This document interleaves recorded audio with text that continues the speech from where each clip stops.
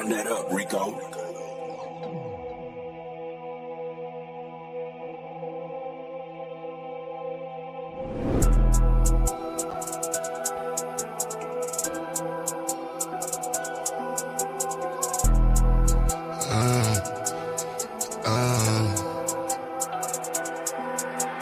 Caution, wait, please do not play with my mind, ayy.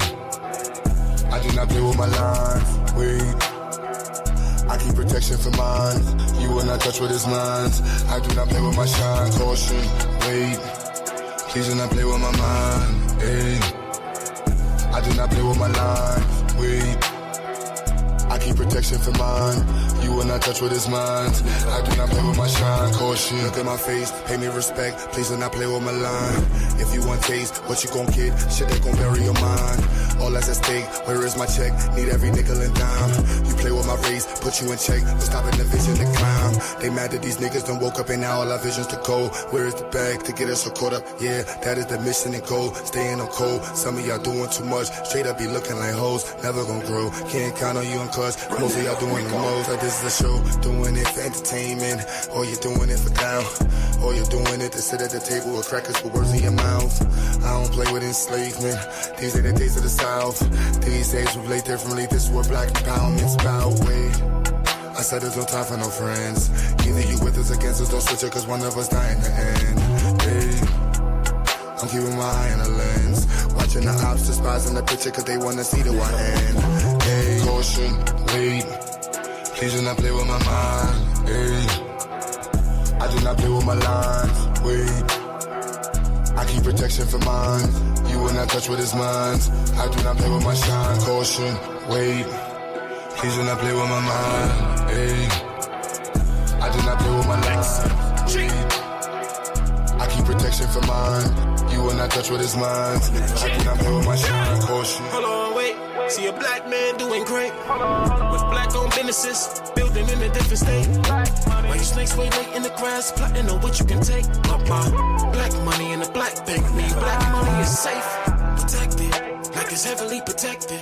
If he ever feels threatened, then he go a lead and knock him off his check this. For the record, he can never be weak. Disrespecting any checking your cheek. Rep your city, reppin' red, black, and green. Never fall, won't quit. There's no limit to what I do for mine. But you so they don't take coming with the anger and hate up all of my ancestors combined. You wanna get one time? I keep it fully loaded, extended in a fully auto, effing to keep you from crossing that gun line. Hit you in violation. I ain't never shot a caveman. Should be the first, I'ma give you this work. You get in the way of my occupation, yeah. Like I'm the boss and I don't like the way that you talking. This is my office, get permission before you walk in. The yellow tape across the door means caution, wait. Please do not play with my mind, ayy. I do not play with my life, wait. I keep protection for mine, you will not touch what is mine. I do not play with my shine, caution, wait. Please do not play with my mind, ayy. I do not play with my life, wait. I keep protection for mine, you will not touch what is mine. I do not play with my shine, caution.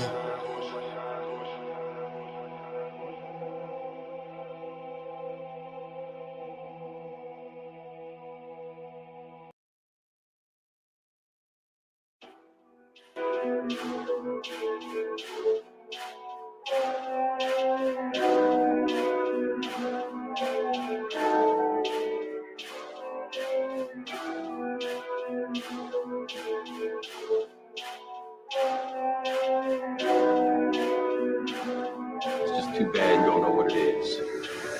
Message to the black man, keep your head up. All the shit we been through, I know you fed up. This constant type of pressure, you ain't led up. This culture should be happy we ain't tear. Message to the black man, keep your head up. All the shit we been through, I know you fed up. This constant type of pressure, you ain't led up. This culture should be happy we ain't tear. It's the truth, y'all. If the sun is gon' hurt, the black man's the king of this earth. The black man did it all first. Analyze, gon' do your research. They gave us all they worst and we did it all against it. 10 toes planted and did it all with no mention. Hard to understand it with all the lies and deception. When you can't stand the image of your own reflection. But time is a blessing, healing all the pain. This message in the bottle, yes, this Henny for your brain.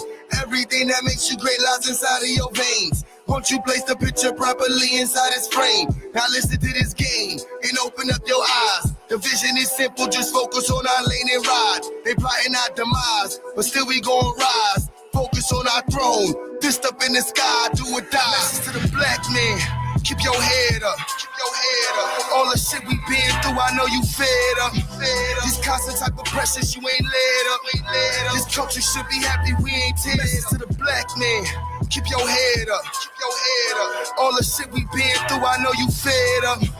These constant type of pressures, you ain't led up. This culture should be happy we ain't teared up. So the true and living, I let them know. It's hard to separate what's fact from fiction. I know they want. You never knew the truth is hitting. I know they don't. You better never let them kill your vision. Don't let it go. I know the world has got you going crazy. Feeling psychotic. Pop a perk and have you feeling wavy. That's the narcotic. They say your masculinity is toxic. You gotta stop it. You want success, you gotta feminize it. But criminalize it. Find your brother going bust his noggin. And then you vomit when you really look, ain't it ironic? How much we love everybody, but we hate our own. Dumb, deaf, and blinded. All we needin' is the proper knowledge, the proper guidance. We got it. See the brick, give them power, society never gave them. See the rulers in his cause, inside him, it's in his nature. See the black man is called, defying all the odds. All praise to the mighty races from the Message dark. to the black man, keep your head up, keep your head up. All the shit we been through, I know you fed up. These constant type of pressures, you ain't led up. This culture should be happy we ain't teared. Message to the black man, keep your head up, keep your head up. All the shit we been through, I know you fed up. These constant type of pressures, you ain't led up. This culture should be happy we ain't teared up. Nobody love us. Let us not pretend. No. Let us gain our independence and let us not depend. They'll never stop us now, they couldn't stop us then. This country lucky that we only want equality and not revenge.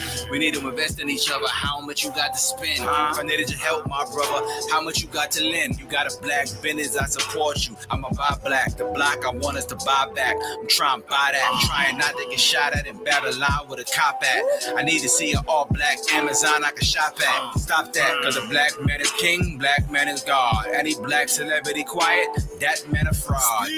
Cause they wanna leave us with no blessings. I seen blacks get beat peacefully protesting, leaving the street bleeding with no weapons, or get COVID treated with no testing. I'm squeezing with no questions. Message to the black man, keep your head up, keep your head up. All the shit we been through, I know you fed up. These constant type of pressures, you ain't led up. This culture should be happy we ain't teared. Message to the black man, keep your head up, keep your head up. All the shit we been through, I know you fed up. These constant type of pressures, you ain't led up. This culture should be happy we ain't teared up.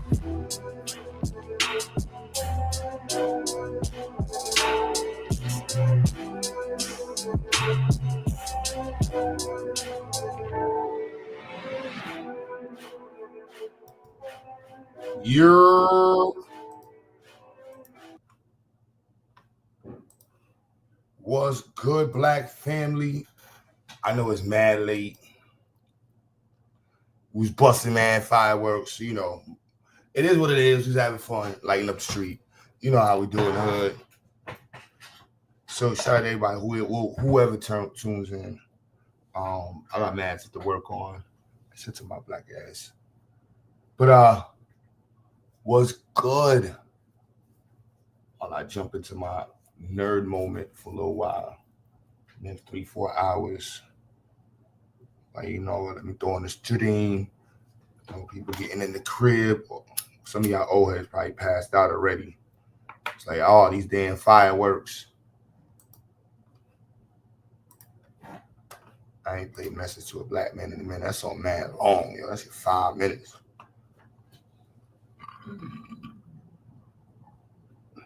That's how we playing that song like that. 5 minutes is a long time in the music world. That is a long ass time.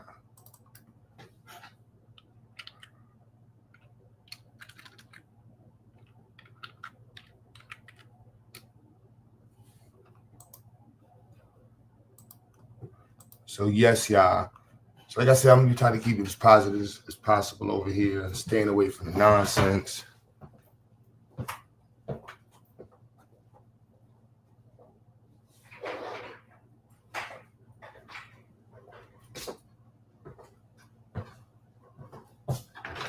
Black powered out. Black powered out, you know what I'm saying?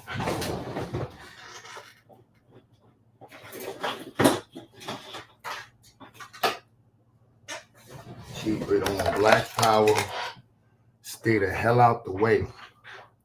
Like, oh, all right, they speeding over there.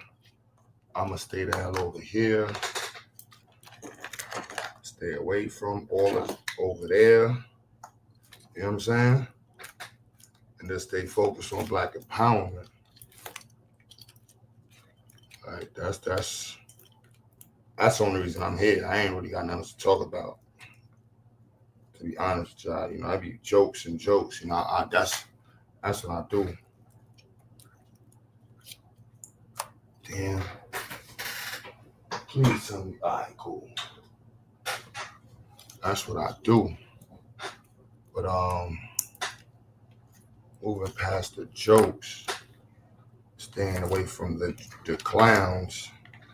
So a lot of them around. A lot of clowns around. But staying away from that conversation. So yeah, man, pushing black empowerment. It's a priority at all times. Pushing the black family forward. Using this platform to connect with black folks that's into science, that's into black liberation. All right. That's really about moving the conversation forward. Moving the community forward. All the other stuff, ain't nobody got time for that.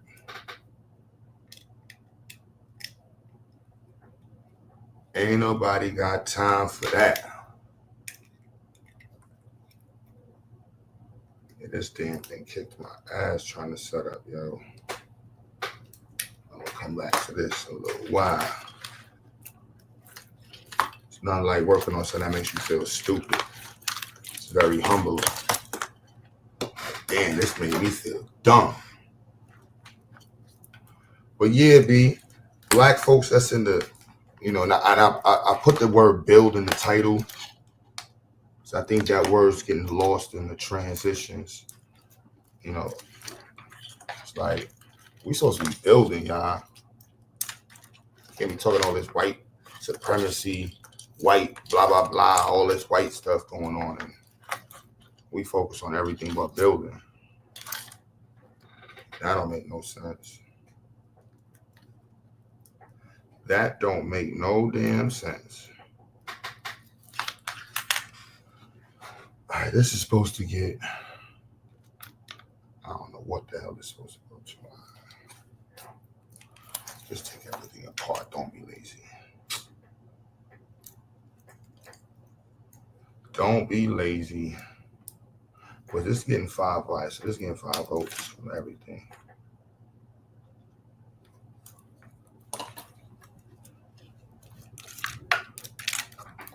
So yeah, B. So breath of fresh air for those who do care. You know what I'm saying? It don't really matter to you. Do you enjoy the nonsense, man? There's so much going on in the world where our opportunities, you know, are going to be held tenfold against us. You know, in this generation, like, we not running with the opportunities that's in front of us. Like, I don't know what we thinking about doing. And if we not pushing the creation of opportunities, I don't know what we talking about.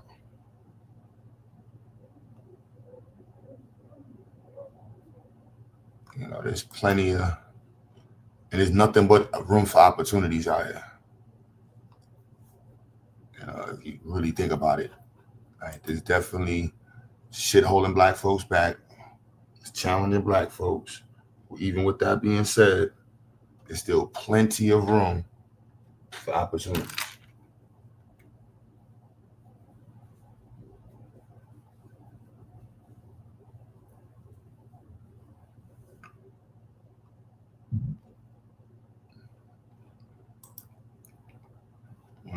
there's new discoveries going on every day. Every day. New applications being created. New methodologies being explored. Like, there's too many avenues for us to be elevating our conversations. So for me, I'm trying to take advantage of those, as many as possible. As many as possible. So looking for Black folks that's in the science. Why? Because, Black folks in the science are extremely smart. They don't get enough light. Not enough celebration of Black scientists, Black doctors, Black, like Black engineers. That should be held at the highest regard in the community.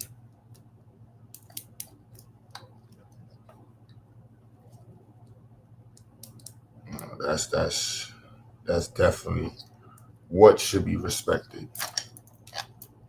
Not the only thing. That's why I ain't say they're the smartest and nothing like that. I'm saying, like, we need to put a lot more respect on the name there.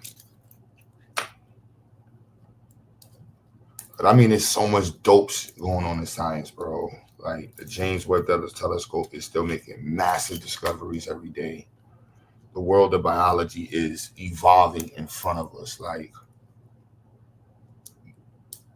I think in most of us old heads or becoming old heads, a lot of the things that plagued us as kids and our old heads when we was kids, the old heads to us, them things gonna be, a lot of those things gonna be, curable, handled with new methods. Like, that's something to be hype about. Like, there's a lot of changes going on. I foresee cancer getting its ass kicked. Humans are gonna finally catch up to kicking cancer ass soon.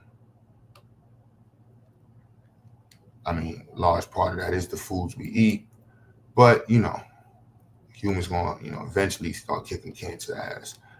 Cancer gonna adapt. Cancer gonna do what it does, but we gonna find a way to get past that.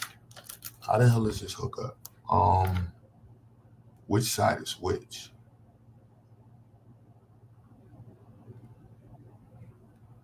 All right, TTL. What the hell is this thing called? Oh yeah. So, and we should be looking forward to these things, especially the Black community, us being involved in the pushing of these conversations. Like, that is dope. Seeing Black folks being involved in the conversation, finding ways for Black folks to get a seat at the table without kissing nobody's ass.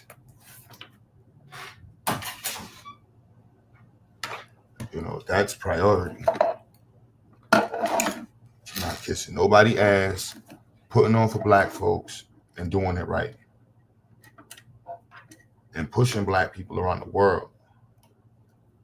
That's how I can't be around all of this xenophobic, retarded shit. Like, there's realities in which that need to be discussed.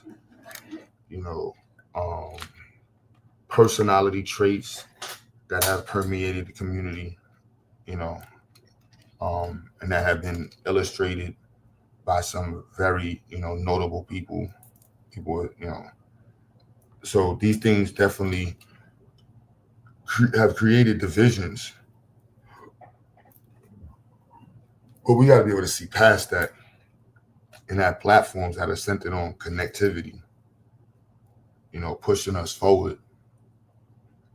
Again, the opportunities is tremendous right now. And if they're not for you, find a way to make it something that is. Find a way to make the opportunities tremendous for yourself.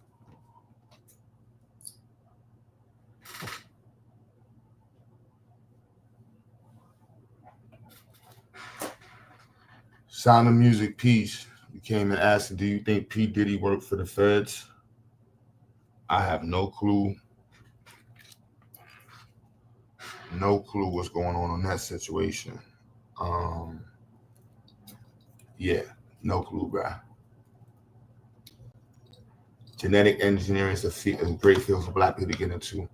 Definitely dope. Any engineering, but biological engineering is definitely, scary for some, but something that we definitely need to be a part of. Especially with the history of it, and how much white folks have tried to use, biological engineering and the combination of pseudo-biological arguments to justify the way in which they organize communities. Damn, how does this work? Is this one? All right, this is SDA and SEO. So this is I2C. All right, cool. This is I2C. Why is this not? Damn, yo. Repetition is the best friend of greatness, y'all. Best friend of being decent. Do shit 2,900 times, and then you like, all right. So starting from the get.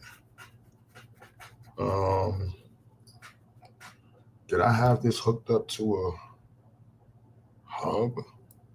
I don't see one on the table. What other I2C devices are there? It's just those two. So hook those two devices up to a hub and hook the hub up to this.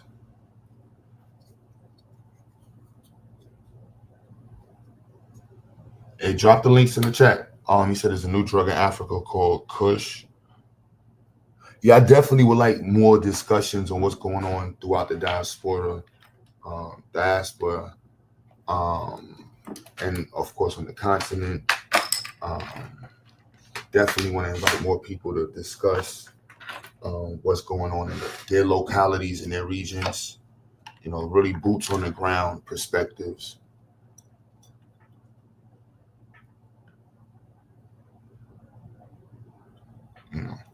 Yeah, definitely.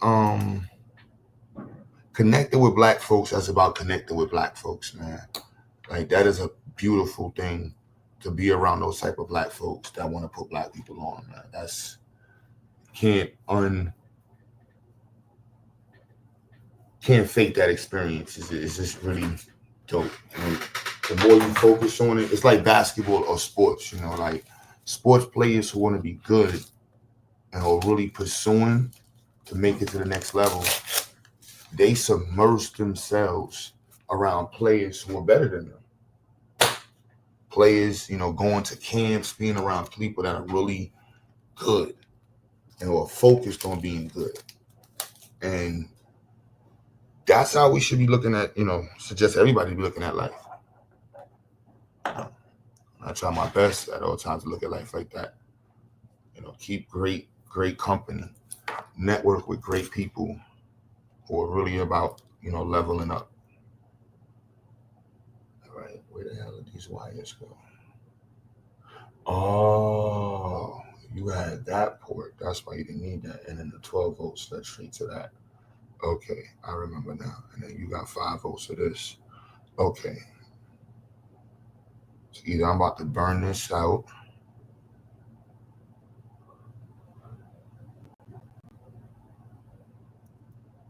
So why the hell does this have 4 wires? When this has VCC, VA ground, and this side has DIDEREAO. I don't know. I'll figure that out in a second. But pushing science, man, and connected it with politics. I know for some folks they're like, that shit don't connect, man. But our output as a community is directly related to our scientific capacity. It's just that. Like that's the world we live in. And to maximize anything that we're quantifying, we're going to take the scientific method approach, or something analogous to the scientific method approach, to get us to that space. We want to analyze, test, see how we can get better results at all times.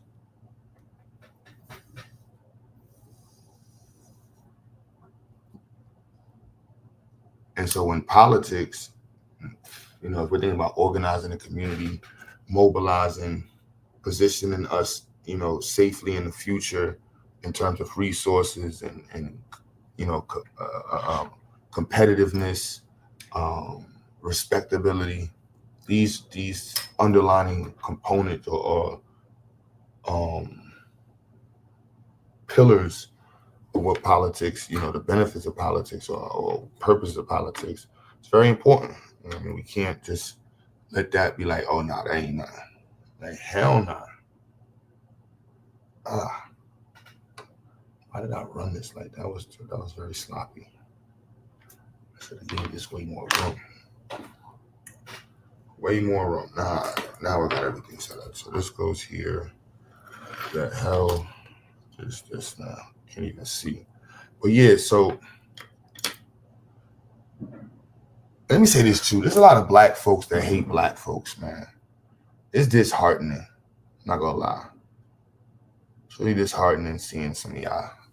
Just have a level of disdain for your own people that's just, I don't know where y'all get it from. I feel sorry for some of y'all. Day in, day out, just angry at your own people. It's just, it's really, that really bothers me sometimes. Like, damn, bro, like how y'all hate y'all people like that? Like, I love my people. Like, I love us. And pushing us to be better. That's love. You know what I mean? Like, that's, and the way people illustrate hate isn't always directly verbal. It's like, just like, self-love. Sometimes people, we say we love ourselves, but then we exhibit behaviors that are everything but, self-love. Myself, I definitely got to include that. Let me go get some water.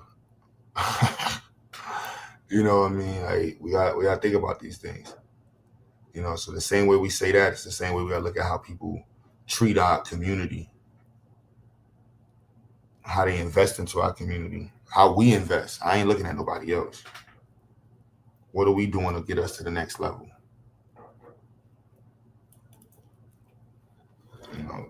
I know somebody was like, yo, I take care of my family. Does that count? And I'm like, that's your responsibility. You made your family.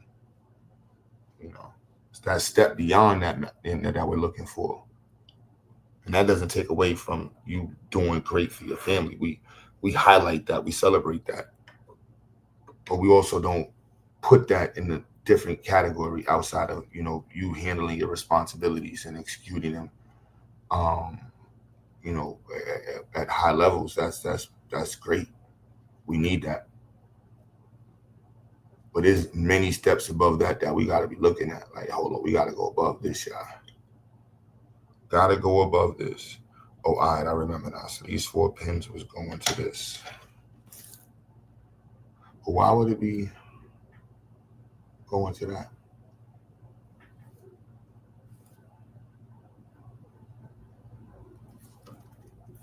Yeah, black folks got to get through the black self-hate. Recognize that's a, tool implemented by white folks to help terrorize our psychological makeup, especially as a group. It's hard being around people that look like you, that hate you because you look like you. You know what I mean? Don't want to work with you because you look like you. And they look like you, but they don't want to work with you because you look like them. And it's like, how you don't want to work with me because I look like you and we look alike? Hold on, how that work, Sway? How does that work, Sway? And why is it working? White man.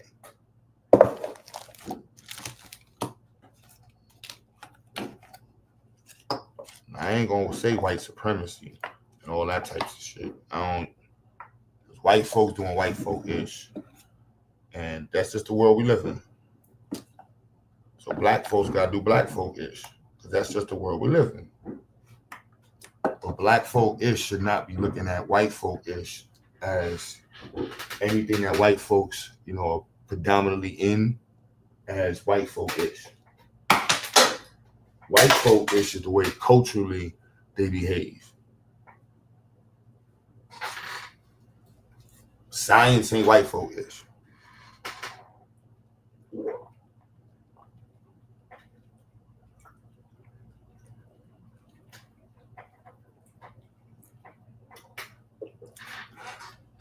Using high quality information ain't white folk-ish. Using sources is not white folk-ish. You know what I'm saying?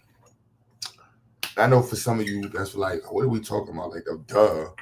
But there are those of us within our community who have unfortunately developed a view that science is white folk stuff. Politics is white folk stuff.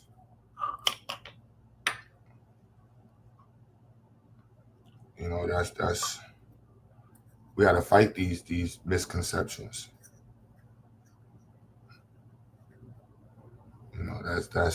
That's part of the reality.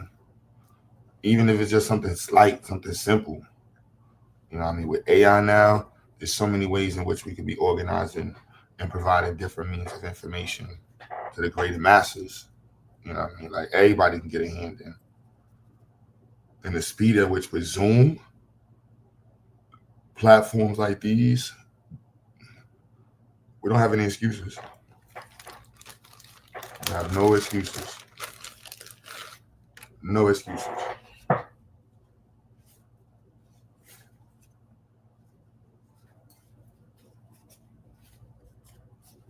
Can't be blaming, anybody in this time. Just got to recognize what it is and move forward. So yeah, science. So, for the love of science. Oh my goodness, man. For the love of science.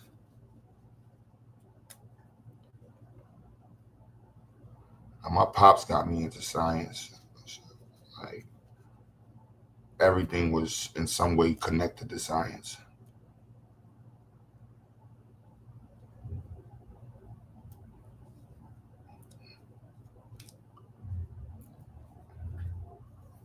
Dropping shit, running, jokes. You always try to find a way to connect those parts. I don't know if it was on purpose. I don't know if it was just what it was, but definitely was dope. So most of you may know, my first major was astronomy. Almost, I got like 100 credits. But Ziax was, Ziax was the dream. But my passion for astronomy never, quelled. It was always focused. But at the same time, I was always nice with my hands. And in high school, my first year was auto mechanics. Well, yeah, you can say that, auto mechanics, which I was really good at. But I was also a little follower, a little badass. So, you know how that go. Well, if you don't know, I graduated in Rikers Island. Let's just say that, But, fast forward, all of those things kind of realigned with the Institute, and people I've been meeting and just having these different levels of focus. Where I'm going to be honest, in this last year, the level of refinement that I've been able to achieve in terms of focus and curriculum design and alignment is, I would say, unparalleled and almost unmatched. Like, it's crazy. It's crazy. I'm not gonna lie. And I know there's people doing way more than me, and that's scary. Not to say it like that, but if we're not on the same side, and I know there's way more white folks that's way more advanced than what I'm doing, way more Asians, I'm like, damn, bro, we gotta step it up. just being how we got to step it up. You know what I mean? Definitely got to step it up. Ain't going to be easy. Ain't going to be easy. But looking for folks that's about pushing that is the goal. So again, keeping the grass low. And keeping the grass low in YouTube streets, for me, it means staying out of the way, doing content that the numbers is not out the roof. And, you know, and that's also because I've allowed myself, or rather I put myself in conversations and audiences for whatever reasons. But sometimes the grass gets too high and can't see everything going on. Now, you know, very, that's always an objective within any, you know, circumstance or situation I'm in, or, you know, situational awareness always requires that you, you know, have a keen understanding of your, you know, what's going on around you. And just being in the mix of bullshit, that's how people get, you know, fucked up. All my young people listening, stay your ass out the mix. You know? And not every car that's driving fast is meant to be raced. Mm-hmm. Not everybody cutting you off is meant to be cursed at.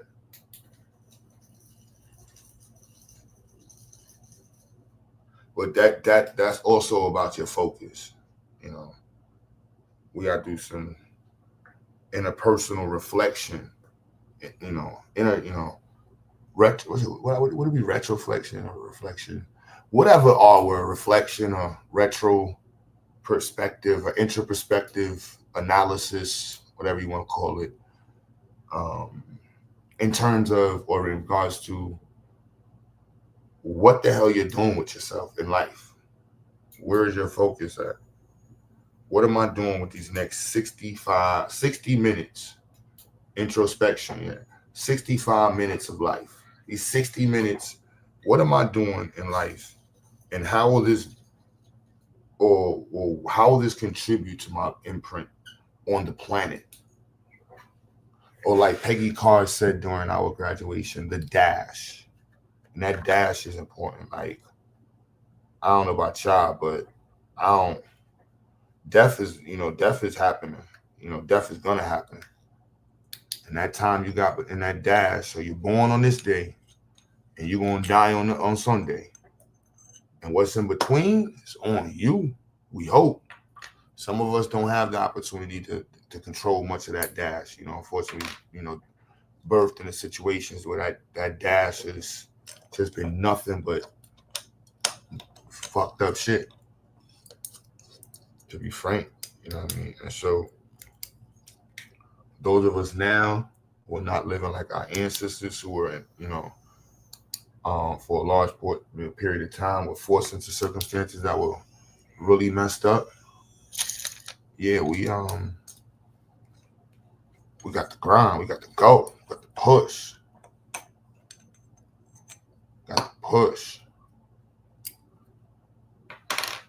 Dudes making YouTube channels just to get online to talk about Black women. You know, just to promote, you know, religion. You know, nothing against the religious folks, but I'm just saying. Black men. But speaking about that versus speaking about real dope ideas is unnecessary. So the ideas that we need to be pushing and aligning ourselves with, you know, it's going to sound boring at first, but we're going to focus on getting more people over here that's interested and aligned with pushing Black people forward in real life and online.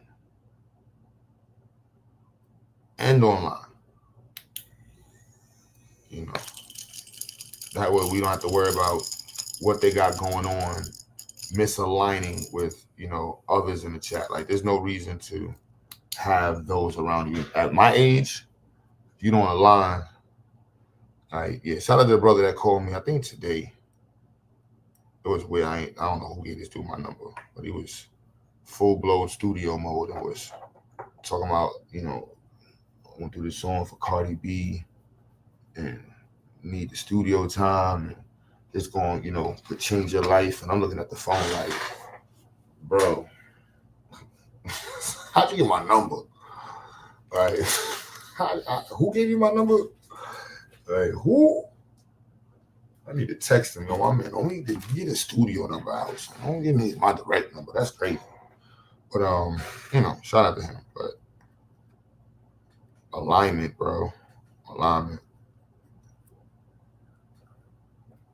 Alignment means a lot. You get a lot of stuff done with people that you align with.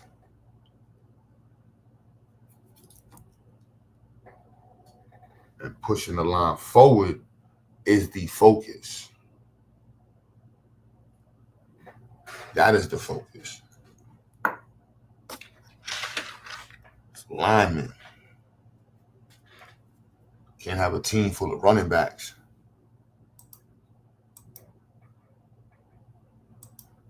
You say everybody want to be a chief. Everybody want to be a chief. All right, how do I have all right, I'm going to be hooking up. Let me pull this up on this website. A lot of Chiefs, man. A lot of Chiefs.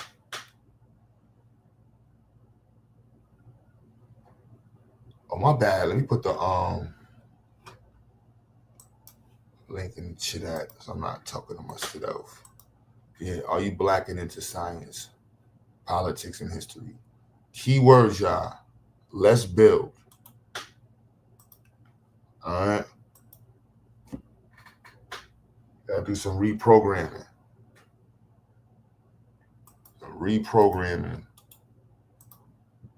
Let's not debate.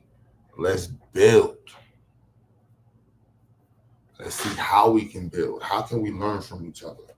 And if not, why are we having a conversation again? See how that works? Why are we talking again? So there's nothing that we can actually build on. So that means there's nothing that I can help you with or you can help me with that we can mutually learn from or build with each other. Nah. Yes, I completely agree. Scientific concepts need to be introduced to children at as young age as possible. And the beauty of that, especially with our institute, tier 2 vocabulary, you know, which is content is, well, tier 2, you have tier 1 and tier 2, tier 3. Tier 2 is common words, very basic words. Tier 2 is academic words that, you know, across all content areas, explorative, qualifications, estimate, you know, words like that, which you'll find in anything. And then you have tier 3 words, which are words that are based off of more Greek morphology words and discipline specific. Carburetor, you know, words like that. That's, you know, specific to the area of or field that you in. So science helps to introduce students to that very early on, especially when they're doing project-based learning and are around people who are in the field, so they can continuously hear the language being used and how it's being used to increase their fluency with the proper usage of the words. So that's definitely a fact.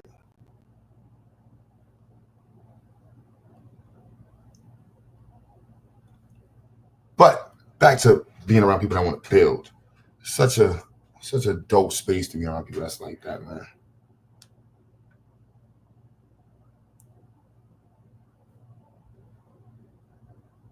And I implore y'all, whomever may be listening,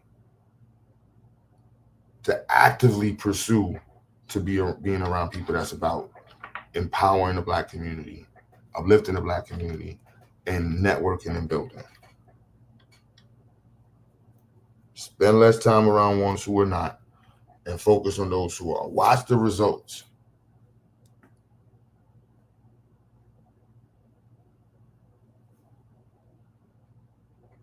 Watch the changes that happen in your life in real time.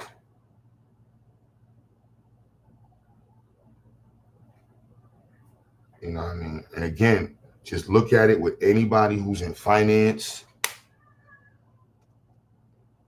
anybody in sports, anybody in religion. The first thing they do when you get into these areas is get around people who are in your area. I'm playing hockey. I'm trying to get good. So I want to be around the best hockey players. I want to go to the best hockey camps. I want to play against the best hockey players.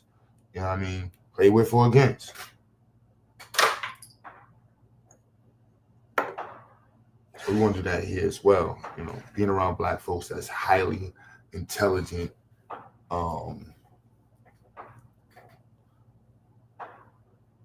is an honor. You know what I'm saying? It's an honor. Like that's not to be like taken lightly.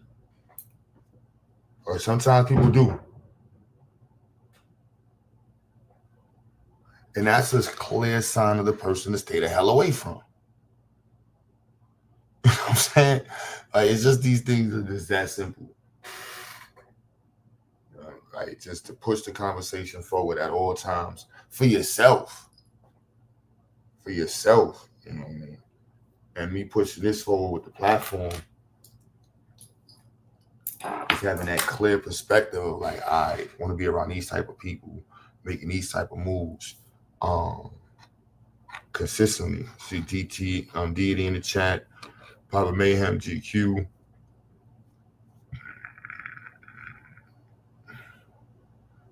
These are, I don't know, it's like people take a lot of things for granted. Especially I've learned that even more on the internet and how people handle these exchanges with people on the line. You know, and I just like, you know, I easily able to say like, you know, this is what it's about over here. It's the summertime, opportunities is what we on. We have North Carolina. And right now we're working with almost 20,000, I would say almost 50,000 square feet of space. Purely through networking. Tomorrow I'll be filming the new videos for the Institute. Had to actually take some real time to organize how I'm what I'm gonna be saying. We're gonna be doing some AI videos too. We're gonna be in mad content this weekend. That's the whole focus. So that way next week we got plenty of stuff to market and reach the goals. Just to throw that out there. So I'm always hype about that. But yeah, B. So pushing Black folks into science and having the conversations on science and making people who want to just listen to nonsense feel like they're derelicts for that. You know what I mean? It's like, bro, like you just want to listen to dumb stuff. Like this stuff ain't gonna work for you. We can stoop down to other levels at time, but it's mad late on a Friday, B. It's America's birthday, right? Some shit. I don't know. But why not be on some super Christian-ish? It's 3 a.m, Friday. Why not pop up online and hear some positive stuff? Knowing that the Black family's pushing forward. And if you're interested in science, there's a place where you can come to. If you discuss Black politics for the purposes of pushing Black people forward, yeah, hit the panel.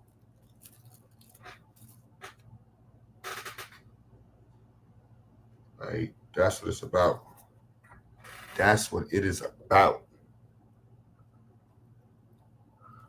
Now I'm getting old. Maybe I'm getting old, that's why. You know what I'm saying? energy different. It's like, look, bro, anybody got time for that? But what we do have time for is listening to black engineers, some black scientists. Now, if it's beyond the scope of your comprehension, that's something we can help you with. But don't act like it's boring. Just act like act like you're not that smart, or act like you want to be smart.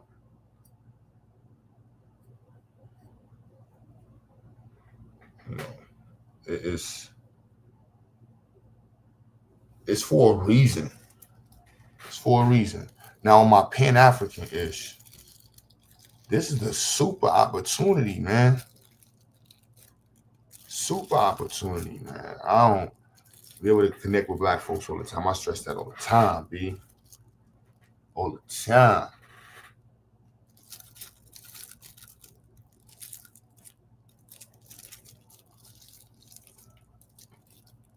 Matter of fact, I can do this live with y'all.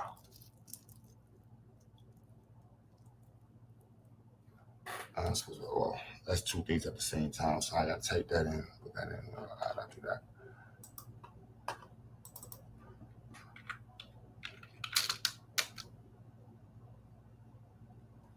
Let's go to North Carolina.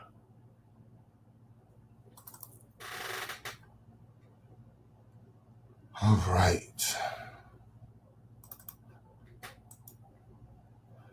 Professor Bay, peace to you, peace to you. Peace to everybody in the chat. Vayasa, what's goody? Pan-African first, man. You already know. Black power, man. Deity, what's goody? Peace, peace, peace. What's goody, man? None but building, me. Nothing but building.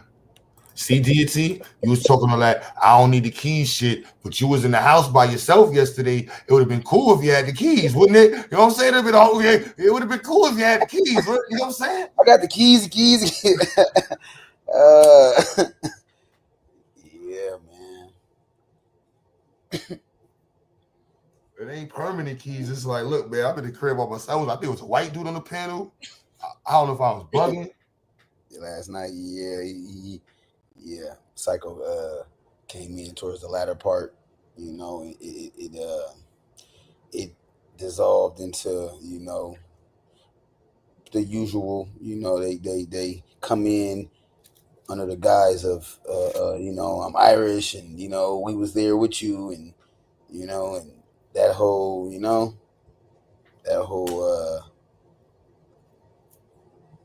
narrative of Irish, because dude was Irish, and he was drunk though too. He was a drunk. Dude was a drunk. You know, came on the pod, on the panel drunk. You know. Yes, it don't align with the objective. That's why. White folks be thinking I'll be like, it's like, bro, I'm here to use the internet to build with my people. There's no. The country's full of white folks. I go anywhere and be forced to have to work with a white person. You know what I mean? That's not how it is with black folks. You know, I'm in Brooklyn. It's different. It's beautiful being in Brooklyn. Black folks on top of, you know, Brooklyn, the most black dense space in the, almost in the world. You know what I'm saying? Brooklyn, black on black, top of black, underneath black, next to black. But it ain't like that everywhere. Yeah. A lot of spots is people may not recognize it, but it's also a privilege to be around black folks. People be talking bad about. I'm like, yo, bro, it's a privilege to be around black folks all the time, man. A lot of black folks don't live around black folks. That's true. Live in areas where they're not dominant, not on top, not thriving. That's all they see is black in poverty. Black people struggling, black people doing bad. Their only perception of the world is black people struggling. Then they look across the line, and everything they see on the white side is good. They got nice lawn on the white people's side. You know, the white girls over there, they nice and look at their cars. Why the American flags be so shiny on that side of the side of the lines, and on our side it look crazy? I'm like, damn. Son. North Carolina, you see that shit. blatantly. But that ain't all the areas of black folk. North Carolina, you said? Yeah. Yeah. I remember I had I forgot the brother's name. I was doing some research on one of the brothers out there. He was a lawyer, and he was one of the largest. I got to look him up now, but he was one of the largest landowners. But they was the local municipality was they was invoking the eminent domain and basically deeming a lot of black neighborhoods as not neighborhoods, but deeming a lot of black homes as inhabitable. And it's another term they would say. It's a term that they would, but just those certain common tactics they would use to uproot us from our land. So yeah, man. I gotta find that brother's name though, because I'm talking about him. I remember doing research on him. Let me see. So North Carolina. North Carolina. Now I gotta find this brother's name.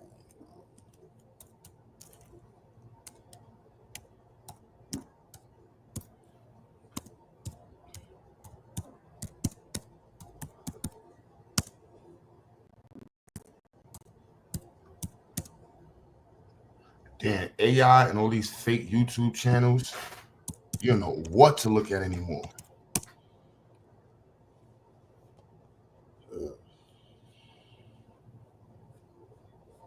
Like, damn, bro, trying to filter through the nonsense. Yeah, as far as trying to decipher, and sift through all the misinformation and disinformation, all that. Yo.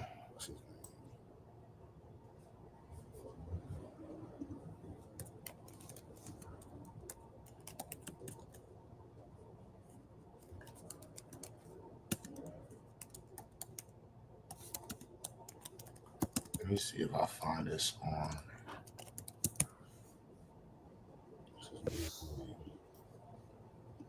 North Carolina.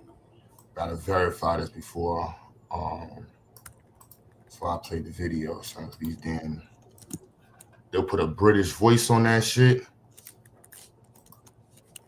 Call it a day. Okay.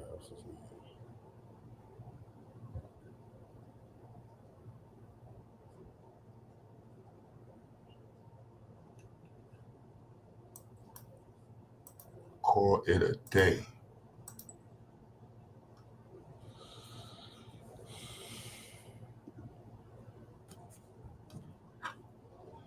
Damn, Woke. How your first comment you come in shooting that dev, Woke? Damn, son. I know it's hot. They ain't the AC not working in the gas station, Woke. How y'all niggas be chilling in the gas station with no heat, son? It's like, walk around your hood, bro. And you be smoking Black and Mild. That's crazy.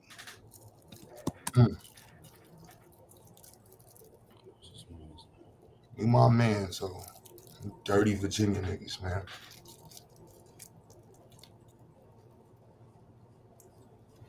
I'm a dirty Brooklyn nigga, son. So I just did. So this is y'all Virginia niggas day. Y'all just different. So Black and Mild at the gas station, hanging out 95 degrees, and just inside there with an Indian dude. Then y'all be having black dudes at the counter, mad angry and shit, serving gas. I hope you're not one of them angry black dudes that work at the gas station that be angry at night. That'd be weird from a New York perspective. Like, yo, they got black people that work at gas stations? Why you so mad? Nigga, just give my motherfucking change, man. Shut up. When you find out you a gas station clerk, well, that would make mad sense. That would make mad sense. That's why you so angry. That's why you don't like Dev, because Dev a truck driver. You be dealing with the truck drivers at night. You know what I'm saying? To be up. So that brother's name was Joseph Askew Sr. And like I said, the article was talking about this city wants to raise RAZE black properties at the cost of generational wealth, which means raise means to destroy. So yeah, this brother right here, I had to find him. But he's an attorney, and he won. He won. Fought the city, won, and yep. So passed away too just recently, but yeah, the brother. That's one thing about black folks. This brother's an attorney, a lawyer, owned a lot of property and land. Like it was very multifaceted as it pertains to his undertakings in life. Or should I say professional undertakings? But yeah. Yeah, man. They out there busting them fireworks still? Out there? Yeah. I know they out there. 2, 3 o'clock in the morning. Yeah.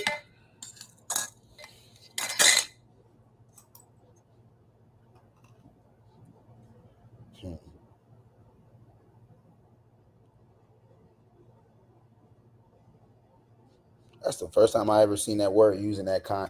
I got I know somebody named Rays, but I had to make sure it didn't say graze. Like that's graze, like animals that that are graze fed. Like nah, it says graze. Like what the hell?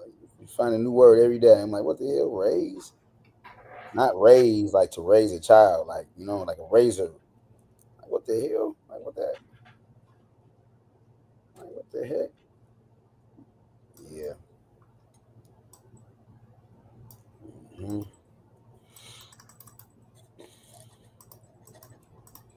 I'm gonna throw this out there front before I start talking about the black wealth gap.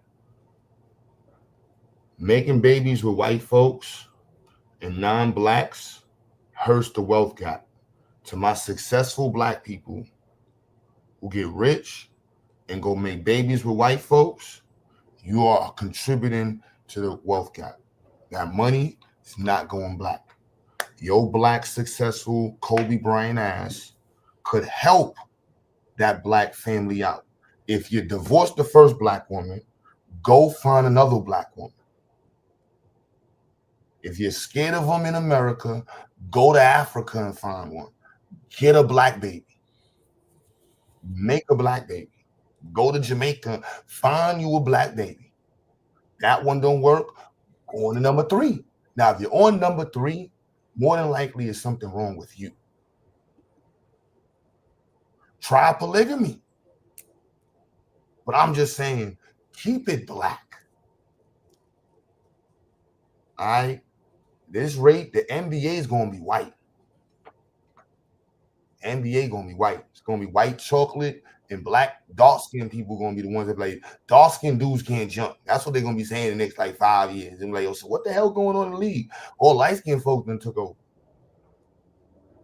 Or the biracials. And half that biracial money is already broken down because it was half the daddy, mommy. Now you're going to go and meet you another white woman. That's out of here. That money gone. That money gone. Money gone. Just want to be clear, man. We need our successful blacks to make babies with black people.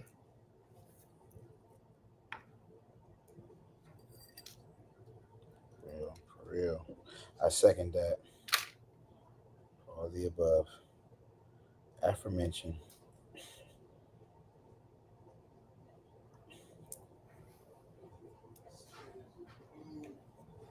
Europe, now having your black people's back.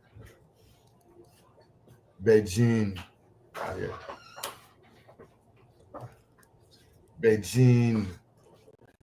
having your black folks back, man. Now you ain't got to jump out the window for Diddy, but your neighbor, your friend's grandmother, your aunt's friend, you know what I mean? A little bit more togetherness, stick togetherness, helping each other out. These things go a long way. Go a long way. You know what I'm saying? Like you straight up and your neighbor's struggling. I'm just saying, help a motherfucker out. You know what I mean? Like, which one is that one? Let me take the other one. Man, Epstein had a whole island. No, we ain't condoning Diddy. We ain't condoning him, but that white man had a whole goddamn island. Let me stop, though. Let me stop. I don't want to go out with it. I want to crash out, but nah, like I said, you know, Diddy wrong for what he wrong. You feel me? But you know, he definitely ain't wrong for no. He definitely ain't do no sex trafficking. You feel me? And we know they convicted him on the Mann Act, which was the same thing they charged Jack Johnson with. You feel me? But yeah, that's a whole nother topic right there. You feel me? But yeah, don't forget that cracker had a whole goddamn island. Shit. Who you said, Epstein? Yeah. I just just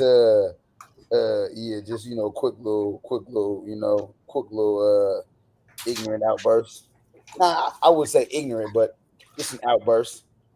You know, as to just, you know, we needed to understand the depths of this, you know, as far as, like I said, that cracker had a whole island, man. He had an island of wickedness, vileness. So, yeah, I can't put Diddy in the box with Epstein. With Epstein. Epstein. He's in his own. Yeah, not to say he's not weird, not to take away from, you know, what he did. You feel me? But don't forget now that you know, there's wicked levels to this. You know, more than shit. But we don't want to get in the space where we always like, you know, what about you? You know, what about you? It's like, look, man, we ain't even worried about you. Like, look, Diddy, I bring up Diddy because Diddy a billionaire. You know what I mean? And we gonna look back at like, what did we build out of what we did? You know what I'm saying? Like them Diddy parties, if you add up the money he spent on them Diddy parties and baby oil, you know what kind of effect that could have had on the black wealth gap? True, Q, but I'm looking at the bigger picture of not doing the dogpiling like everybody, and knowing how we know how the criminal justice system is. We know that black men are the most exonerated group when it comes to being when it comes to false imprisonment. So basically, I'm looking at the whole picture. Like, I ain't gonna just, you know, do what everybody's doing, because I'm looking at everything, the systems in play, you know, the whole everything. You know, just I'm looking at everything. But you're right too, as far as like getting into the whole, well, what about this and what I'm talking about now. For cracker would, you know, get on here, and then that's when I'll just unload on him, not to protect Diddy, but it's to like, hold on, don't get it twisted now, because your people is, you know, is treachery upon treachery. But yeah, but you're right though, as far as, you know, the whole the concept behind, you know, the back and forth, or the not back and forth, but the what about, you know, this, or you know, because it at the end of the day, like, we don't get nowhere. Like, and I could really care less about, you know, the situation. Actually, I'm lying when I say that I could really care less, because I ain't gonna act like I'm not connected to the situation, because I'm a black man. You know, he's a black man, and, you know, et cetera, et cetera, et cetera. And then that whole situation, and just everything. It's just, yeah, it's muddy. That situation is very muddy, you know, and yeah, brother. Yeah, that's. Yeah, I just mean in terms of the wealth gap. You know what I mean? Like Okay, you did mention the wealth gap. You did. Yeah, I'm saying I'm within the perspective of the wealth gap, and us looking at it from the community perspective, because there's a lot of rich black folks. You know what I mean? Like the poor folks, like it's the same difference with white folks. There's way more white folks in the country. And so if you got 100 million, if you got there's way more rich white people by number than all black. You know, and the amount of people who are filthy rich within the white community compared, you know, outnumbers blacks, of course, by far. So, you know, we got that part of the conversation to deal with. Their averages, their average helps out, but there's the vast majority of white folks is not in the box. with the numbers that are in this conversation. You know, the vast majority of white folks ain't got 200,000 in the bank. You know what I mean? And just the same way that there's a vast majority of black folks ain't got 40,000 in the bank. And a lot of people that's making six figures are living paycheck to paycheck. So that's it's, you know, goes back to money, you know, financial literacy, you know, it's not living above your means, the whole, you know, it's as far as not, I ain't saying that to say that attributes to the wealth gap. Hell no. The black, hell no. I'm not saying that. I don't want people to think it. So, you know, I'm talking about as far as just, we have to add in the element of you know, us being intelligent, you know, with our money. You feel me? As far as intelligent use, you know, with our funds, that is an element as far as, you know, when it comes to, you know, us as a people too. You feel me? Like, yeah.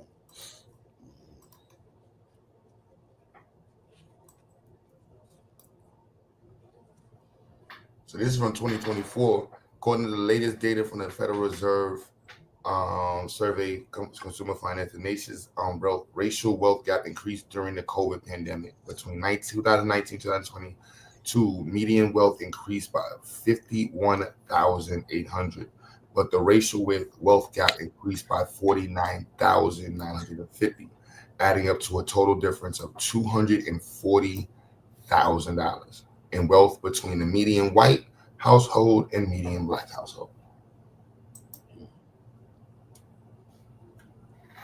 Is this article from AP? This from Brookings. Okay.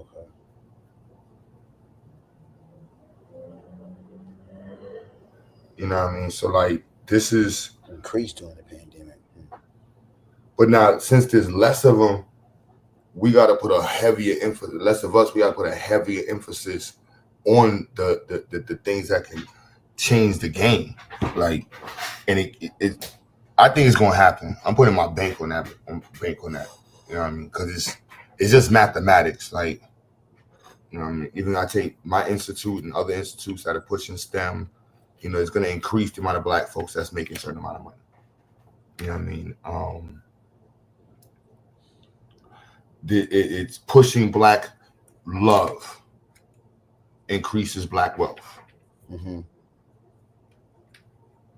Like, let's just be clear. Pushing black love, you know what I mean? Black people in relationships of value increases black wealth. That's just part of the idea. Don't let none of these passport bros tell you the nonsense. Like, don't let none of these weird girls tell you this, I need a six-figure nonsense. It's like you build each other up, and now there's two of you. And there's two families that come together that's stronger. You want to be polygamous or polyamorous, whatever it is, cool. Now you got six families that's coming up together.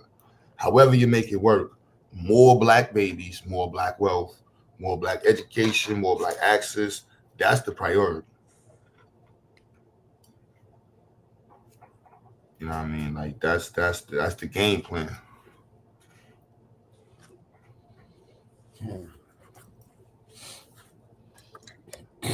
Yeah. So in 2022, for every $100 in wealth held by white households, black households held $15. Yeah, me and Psycho was talking about this last night, but we was talking about Boston, how this, even though this was a few years, like 5 years ago, but talking about how the black household in Boston, median wealth was like $8 or something like that. This was and I was familiar with that study too, but they were talking about black people in Boston, you know, or the black residents in Boston, as far as those abysmal numbers pertaining to, you know, the wealth, not even wealth, because that's like, I don't understand why they even say the lack thereof, you know, in Boston pertaining to black people's social economics. Yeah, $8. It's crazy. But you gotta look at the population density. The same way they play the population density game, we have to understand it through that. Like, a lot of our people have been forced into these economics death zones, and and made mad babies. Section 8, let's make a baby, keep rent low, and with no access to education, it became a challenge. But it's also in the reverse, like it's a straight direct area in which we can focus on developing. It's the people that's doing good that's making the $15. If you got 100,000, how many black folks is in Boston? That's a good question.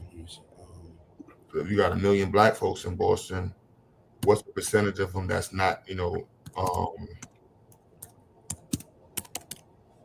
Boston black population is 25.5%. So, but okay, so basically it says the cities. So when including those that's on, so in Boston, the black population is significant and diverse, making about 25.5% of the city's total population. When including those identifying as black alone or as multiracial black or Afro-Latino, this is equivalent to roughly 172,039 people in the city. Greater Boston's black population is even larger, with around 485,000 individuals. And it's one of the most diverse in the country.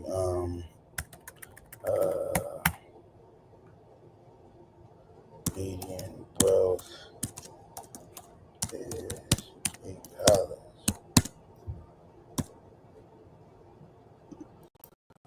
Yep. So yes, yeah, we was right. So I just typed it in Google.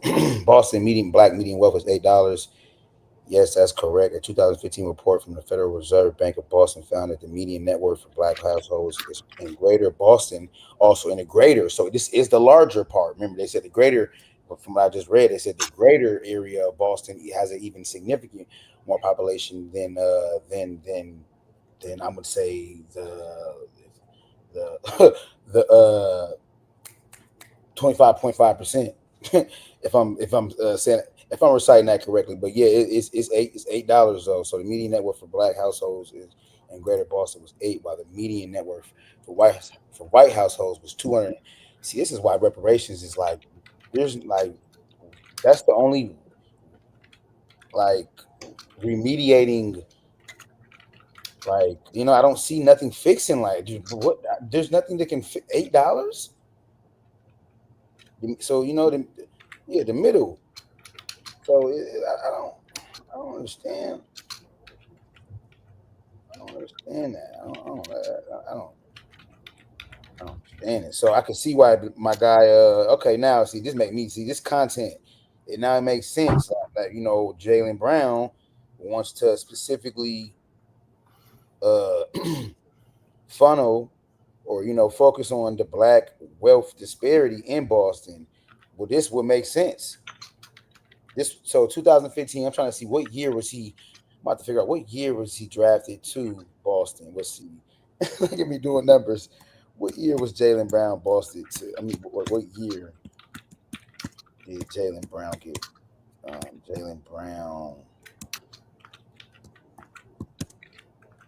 Okay, Jaylen Brown got drafted in 2016.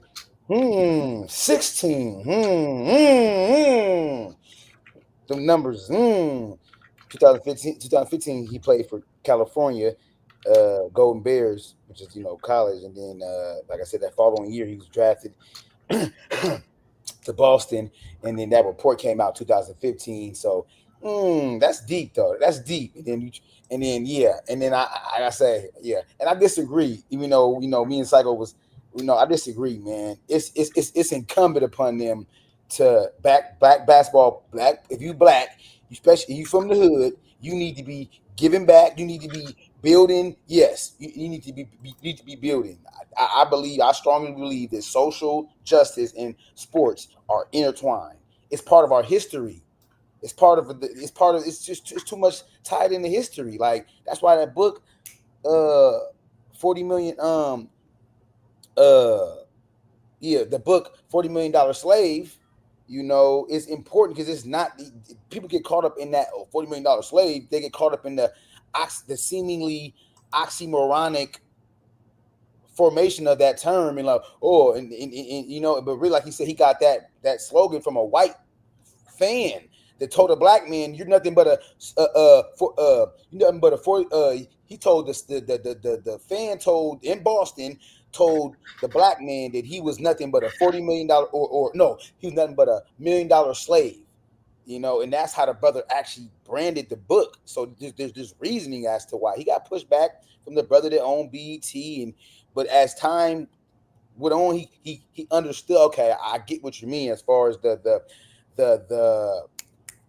blueprint of the NBA is set up like the auction block. The whole, I mean, it's deep. But like I said, that just knowing the history of sports and the black people, like that's important. Like you can't take that away from the black athlete in a minute, bro. That they have a duty to provide, you know, like for real, and speak out, all that. Yeah, we need you to do. Yeah, we need you to stomp hard. We are. Remember, we are in extreme conditions. We ain't got time to be out here. You know, no, we need to be doing everything and everything. But yeah, my bad, bro. I went off on a little tangent, but I find that interesting though. Boston, you know, came out with that report in 2015. This brother was drafted in 2016. And then fast forward to 2020, when the brother signed that $200 million contract, he came out and said he wants to specifically tackle. He didn't say minorities. He said, I want to specifically Black Wall Street. I want to tackle the black-white wealth disparity in Boston. So that's beautiful. You know, that's beautiful though. That's beautiful. In the words of Wale, that's beautiful, man. Yeah, so I had to put that timeline together. Okay, they came out with that report in 2015. So now look at it like this, right? Going back to the percentages. So this is what Boston represents. If I did this right. So we make $40,000, and we know we're gonna see a white folks number. But in Boston, for a black person to have not that dollar amount, but if their value, if their average household, you know, adds up to 40,000 or whatever it is, that represents $20 billion that black people have in Boston alone. And you see that 10% will be making $150,000 a year. 15% is making 80,000. 25% is making 35,000. You know what I'm saying? So like, I understand focus on the white part, but to me, we also got the math of it. We're like, all right, if we can organize this group, help this group, and put mad focus on this group right here. See on the screen? Y'all see these two screens right here? Them two groups? The 43, the 4.38 billion in the one, yeah. But this is 25%, and it's probably even higher than that.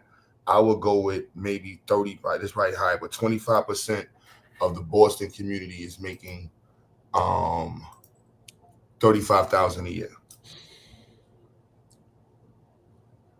Now we could put an increase on that group to get them to the 50,000, get the 80 to 150 before inflation. So we should be looking at this against inflation. Like we need to increase this exponentially faster than the rate of the dollars decrease. But so Q, my question is, so Q, if they're implying that, you know, the median household, you know, wealth is $8, at the median, meaning that, you know, there's 50%, right? Like the middle, like there's a portion of. Oh, that's a comparison by dollars. So for every $100, yeah, for every $100 a white person has in Boston, a black person has $8. And then the average for the country, according to Brookings, was $15. You said every 100 that a white person has, no, see, will have you got $8. $8 in Boston, $15 nationally. What is the what does it say is the average wealth? Because on Brookings it says the average wealth is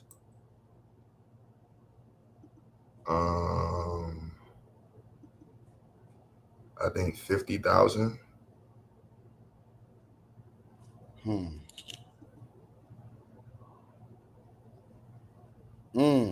So the $8 figure, which was initially published in the Color of Wealth in Boston report, has been widely cited as a symbol of the deep-seated racial inequality in the city. It has spurred conversations and initiatives addressing the racial wealth gap. So pardon me. Yeah, this You see? yeah. This okay, so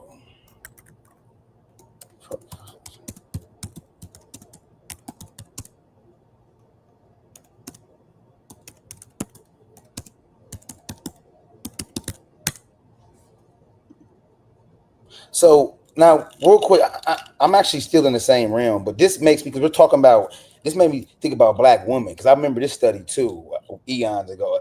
It's 2010. A study in 2010 found the median wealth for single black women ages 36 to 49 to be $5. This means that might be the dollar amount held, but it's what numbers they're making this like. You see this even here? Mm-hmm. We're competing with married households. You see how they don't even have black as a household? Mm-hmm. Median black wealth. You see, median black wealth. I don't even think they refer to it as households in most of this document. Like, we're competing with households. It cannot be black man for himself, black woman for themselves. That's the core. That's the issue right there. The Asian community, you got the husband making 180,000, the wife making 180,000, and they doing that for 10 years straight.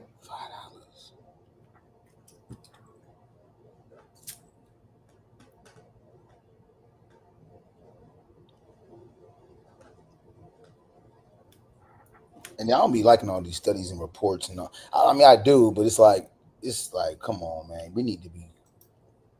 What's the solution? Like, they point out they heavy on the injury, but not.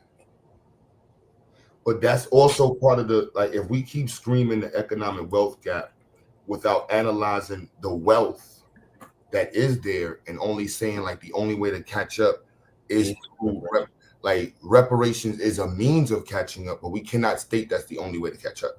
Mm-hmm.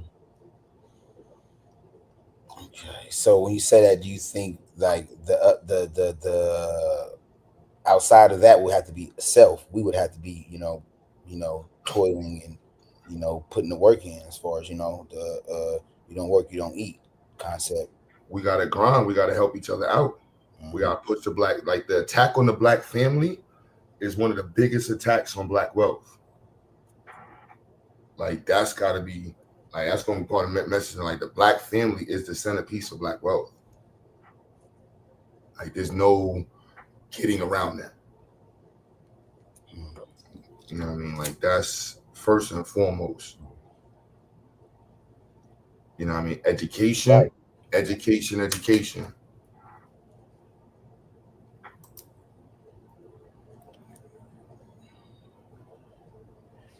You're right about that familyhood.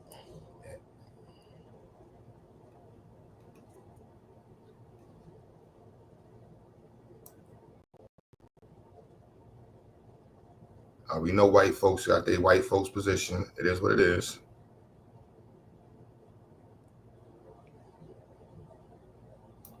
See, from 1989 to 2022, the black-white median wealth gap has averaged for 172,000, rarely dropped below 10%.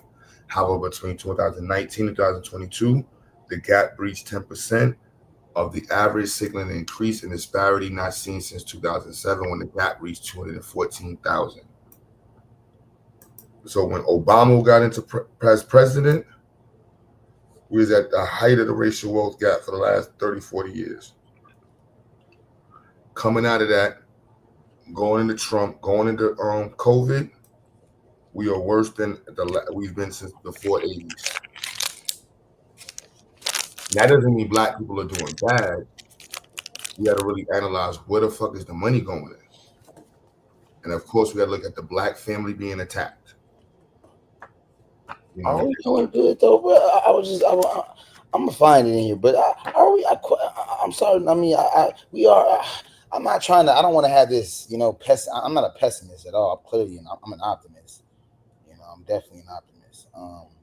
But as far as like being a realist when it comes to like the conditions, you know, we own less than 1% of the wealth in this country. Like, it's like, how good are we doing? You know, I'm trying to. but when we make when they word it like that, Uh-huh. it's purposely worded to make us sound crazy. 1% of like $80 trillion. Let's just talk about what the one. Yeah, we got about $90 billion, $200 billion. Suck my deal. We ain't got a we got 20 billion though. Fuck is you talking about? Yeah, I You know understand what you said. I what I mean? can't. That's what I'm. We talk about percentages of large numbers. Like Yeah. 1% of a billion is. I mean, of Trillion is 100 like billion is what? a lot of Hold money. on, like what are we Yeah, that's talking a lot about? of. Like that's equivalent to that's like damn near what some countries' output is. You know what I'm saying? Yeah, It's like hold on, what are we yeah. talking?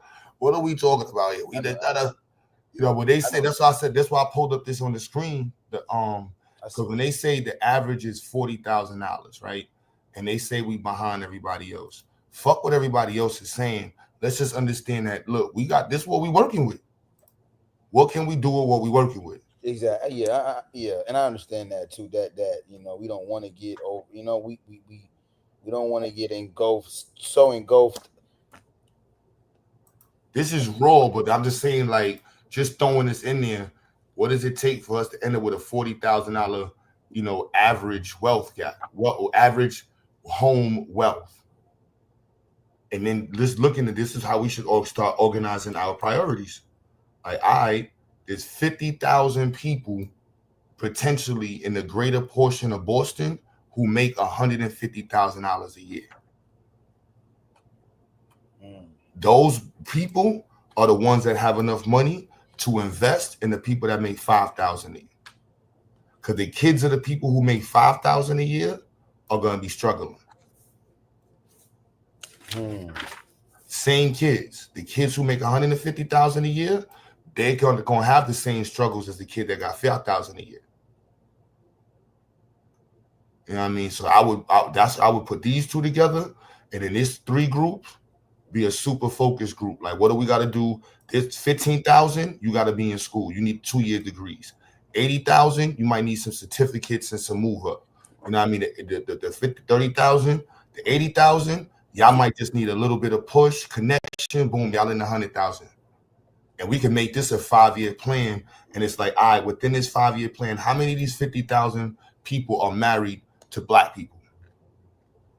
It don't make no sense because now this, you see where this goes, DT? Look, if in our $150,000 group, if 50,000 of them, it makes it that number, and 20,000 is married to some white person, you see the issue? Yeah, it's major dilemma. You see what I'm saying? Like, that's a huge issue for us. And then you put the super rich on top of that. All the basketball players, the NFL players, the sport, whoever's super rich, yo, you marry Black? Nope. Now this is where the money starts coming to issue. So you would have to agree that, brother. I'm gonna find. You would agree that like having a code of conduct is important. You know, like that's important. Like, in order, I would say that I could argue. I feel like that, you not argue, but that you know, we have to have a code established for that to be a reality too. You know, like not every, you know, like as far as like there have to be, and it ain't gotta be everybody, but just what's the word? It's a term. I mean, it could just be it's just this is random. I've never did this, and I haven't seen nobody do this. Have y'all in the chat seen anybody? Like, and I'm not trying to put myself in the thing, but like break down what does it look like by percentage to end up with $40,000 a household. A critical mass, meaning a small number of volume, is needed to maintain the whole. That's the well, is this the average? The average. You got 150,000 people who have an annual income of $5,000. So, for example, in North Carolina, the average income of Kinston I think is $10,000 to $12,000 or under $20,000. You got 30,000 black people who make less than 30,000, 20,000 a year. And the bulk of them is going to be in this box right here.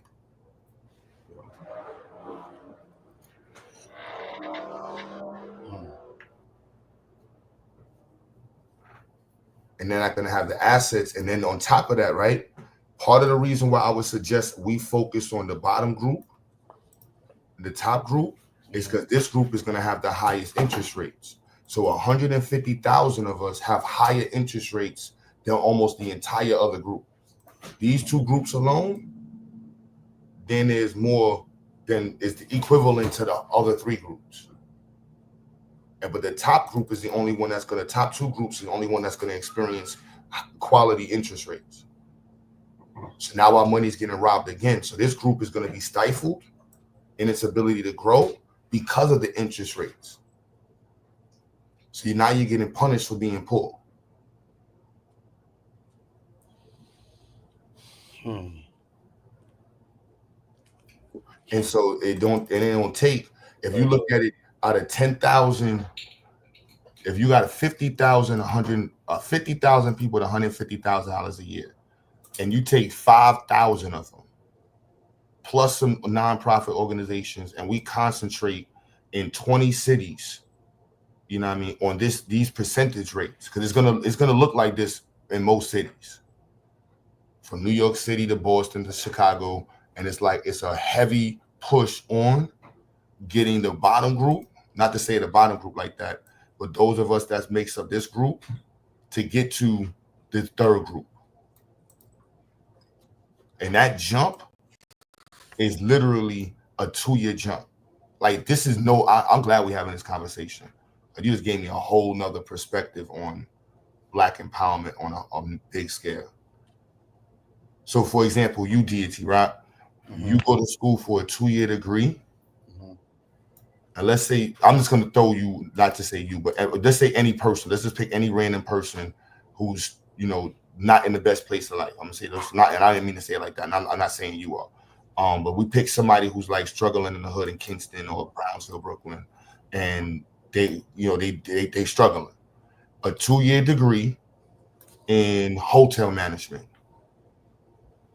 You know what I mean? We force flood this 100,000 people to get into 2-year degrees. 18-month programs. Force flood that. And you see, because that jump, because you got to think about it, the jump with a 2-year degree and less puts them in this glove right here. They jump 3 groups with a 2-year push.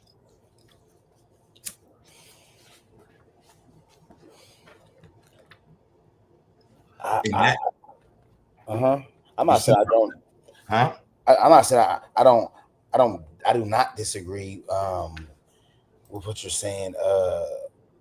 You just you inherently that's like you said, that's us gritting it out, us working, us coming together, and basically not solely like I said, us focusing on making more money, us focusing on building us up. That don't mean white folks don't owe us. Okay. It ain't got nothing to do with that. This just says we're in the game. We got to play ball. Exactly.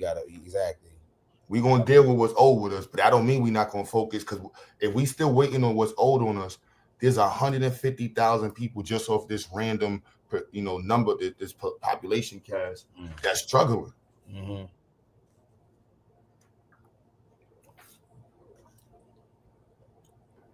Again, using Kingston as a model, that would change this immediately.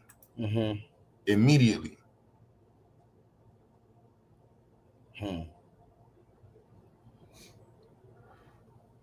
Wayward in 225. Where does this code come from?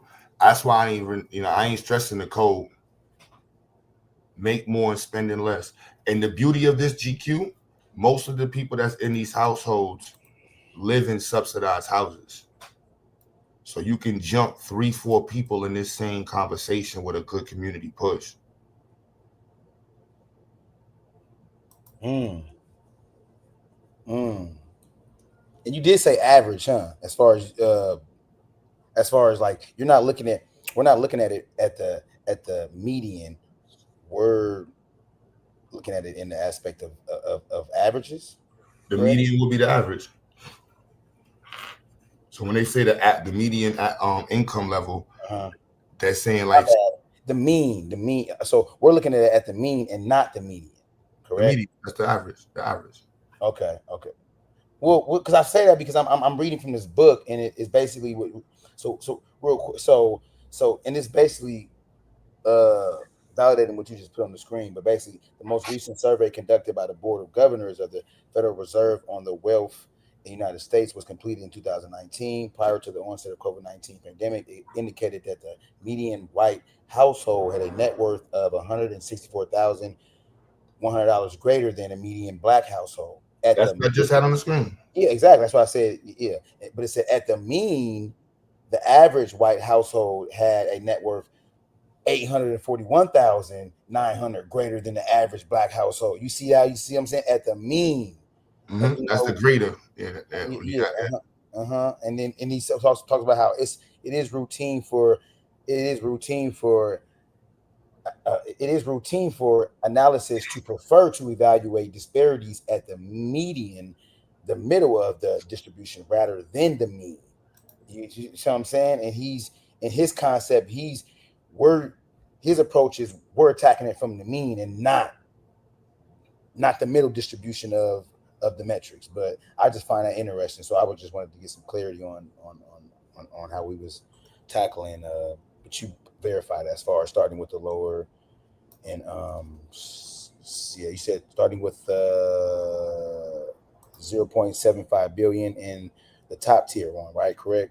As far as aggregating funds hypothetically in this scenario.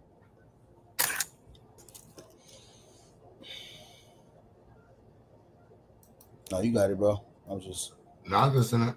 Oh, looking at no, I was just I just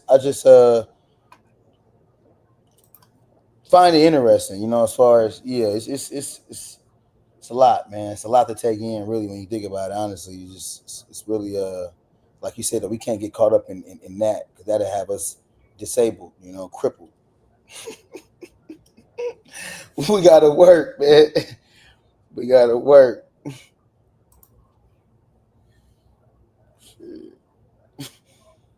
Man, the more you know, the more it's a burden. It's a heavy load, but you gotta keep going.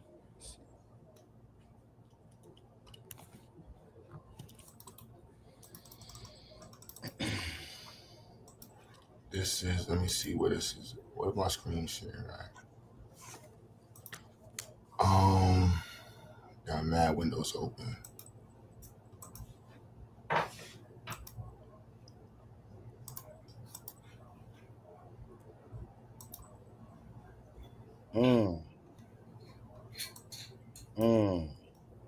I find it. He says,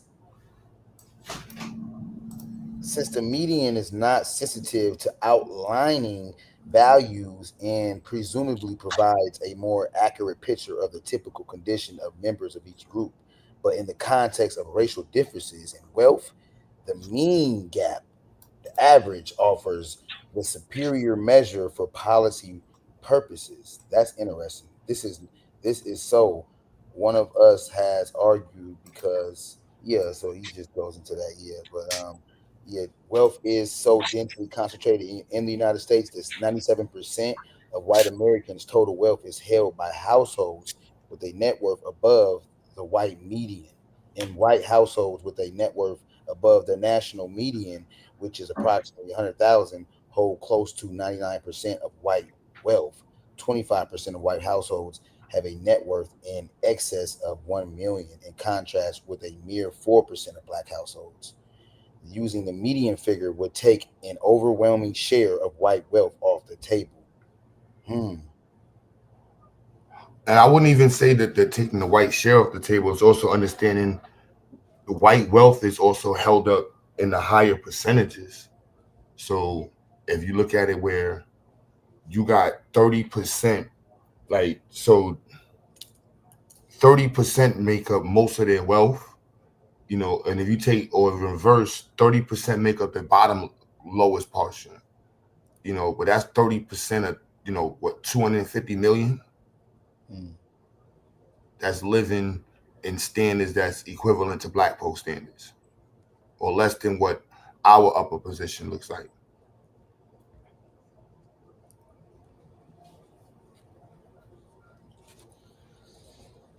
Yeah.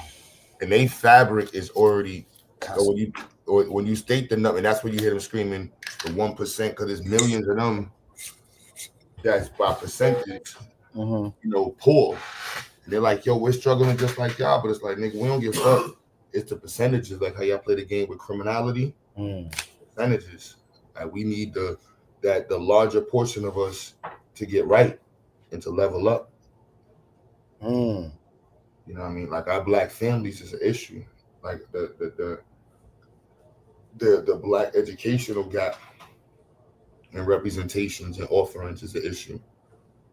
You know what I mean? That's why I'm on this research game. Like, nah, push this research shit like crazy, push these connections like crazy, push them like crazy. I'm like, I look at my students now, like, look, bro, in 2 years after graduating, we do this right, you in the $80,000 to $100,000 club.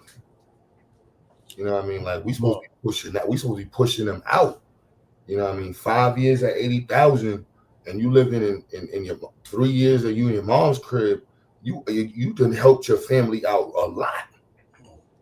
Now Black babies turn back into being something that's an investment versus looking at it like, oh, this is just another bill. Like, no. You educate your child the right way and you do it right. That's an investment. You worrying about a house. Your greatest investment is your children. You got your child to be doing 100,000 at 19 years old. You got 5 kids. Come on, bro. That's your retirement plan. Yeah. You know what I'm saying? Like, what do we? You think you just did the numbers in your head? Like, hold up, I got 5 kids. They doing 100,000 each. Yeah, that's pretty much. And then you show them how to invest right and do right. Yeah. By the time they 25, it's a beautiful retirement plan right there. For real. But that disconnect between the education and the next generation, that got to be filled. Like, nah. You just gave me a marketing plan. Like, look, parents, you're investing in, and when you put your child in Ziax, you're investing in your retirement plan. Woo! Yeah, that's a good one right there. Invest in your retirement plan. Educate your child today. Get them in STEM. Yeah, definitely. Yeah, you're right about that. Cause By 23 to 25 years old, your child will be able to pay for your funeral. You know what I'm saying? No military needed.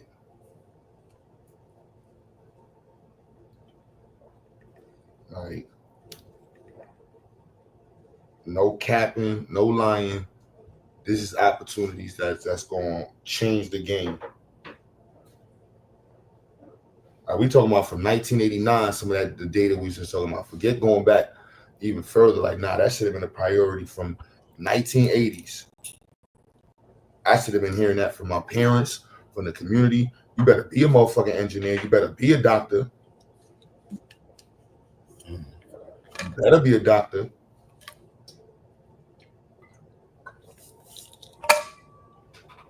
That's why I try to make sure every time I'm outside, I see random kids. I just like, yo, you know you're going to be a doctor, right? You know you're going to be a doctor. Oh, shit. Yo, what up, future engineer? What's that? That's you, boy. Stop playing with me, son. You about to invest some shit in a couple years, man. Black power. They be like, what? Well, let me have some paper on you. Yeah, hold this little couple dollars, man. They give you a little, what you call it, microscope, whatever I got, man. Listen. They be like, wow. They be like, yo, one lady told me, yo, it's crazy. I prayed this morning and somebody was going to give me some direction on my. Man, I don't know. I'm an atheist. I'd be like, yo, I'm an atheist. So you prayed. I don't know if I'm the one that you prayed for.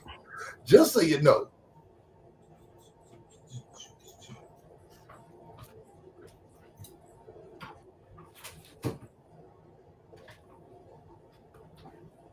just so you know.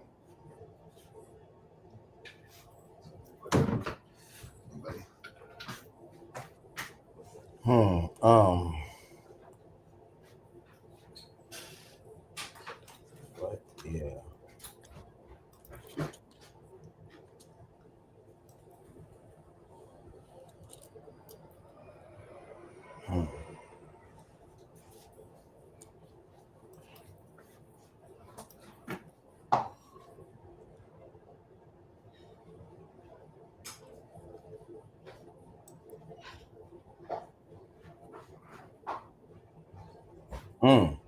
It says there is striking commonality between the Democratic Party of the latter half of the 19th century and the Republican Party in the latter half of the 20th century to the present. Both are parties of the Confederacy. Both are parties that champion minority rule.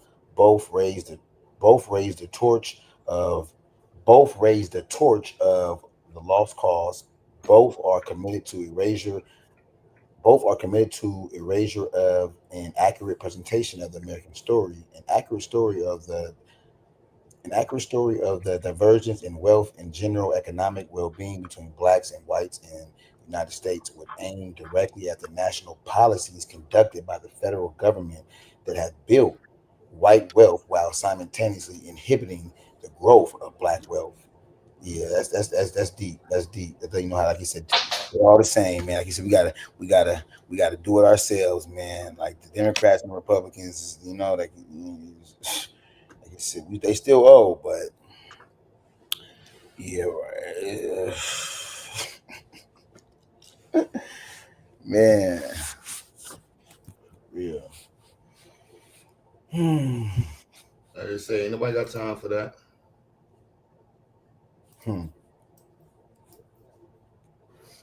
Yeah.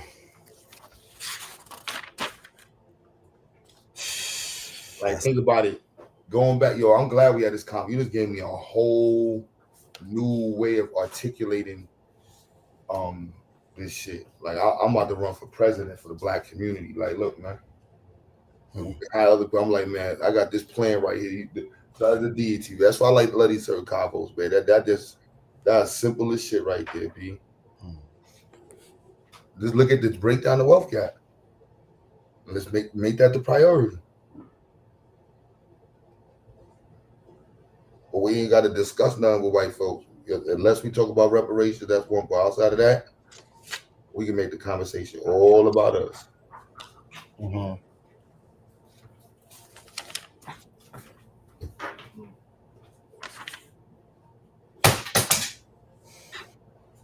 As it should.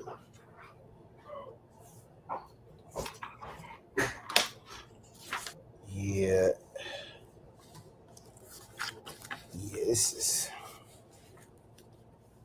Yeah, my mind is. My mind is, you know, in the legal realm right now. Just thinking, you know, yeah, because politics it's a trick bag, man.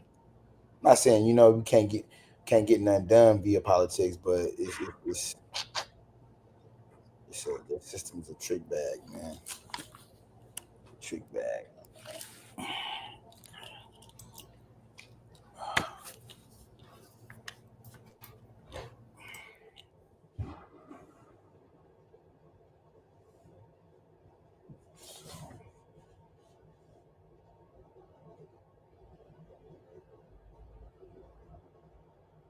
Yeah, this is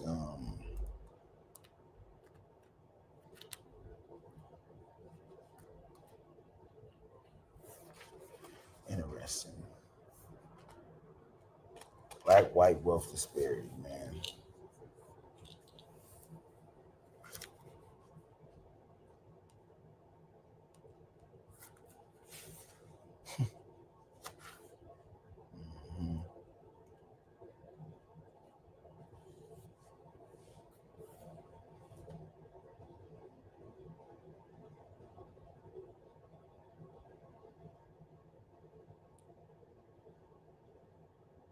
This brother, Professor Darity, was opposed to reparations too. His brother that actually wrote this book, his initial, he was actually opposed to it. He until he did some research and got his mind right. Well, and now he's brother wrote a whole book, and now he's a whole mission and going around speaking. And brother's a historian. He's an economist, very well decorated when it comes to his degrees. So he's definitely that dude though, man. Definitely that dude.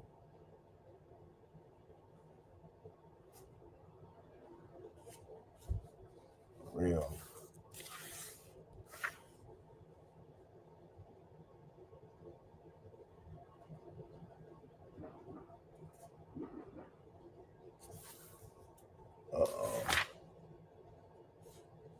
So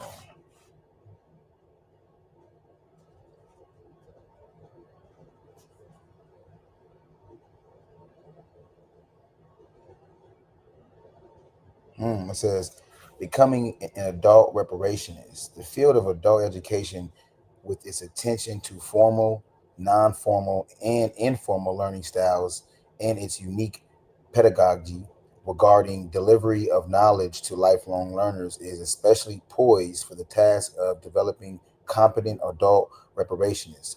To garner support for a federal reparations program, it is crucial to appeal to neighbors, family, associates, and friends in a way that speaks to their capacity to understand, problematize, and engage in praxis activities. Understanding the ways adults think in relation to their ways of making meaning and problem solving can be instructive in efforts to advocate for reparations and build national coalitions. Developing a critical mass, I just said that term, developing a critical mass of citizens who agree to a Black American reparations project in conjunction with a congressional commitment to right the governmental wrongs committed over the three key phases of human atrocities in America will be no easy task. Civic and community engagement requires foundational knowledge about the rights and duties of citizenship, i.e., civics. Being a citizen is not passive; it requires intentional and genuine activism. Interesting, right there. Yeah, man, that brother is so real for real.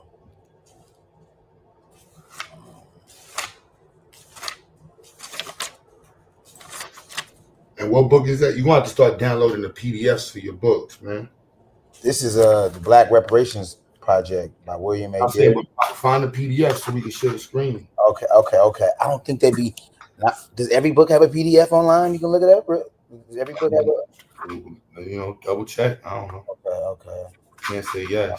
Okay.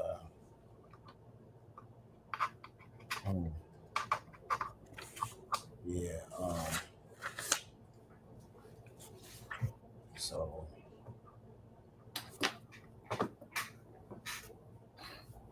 Let me see.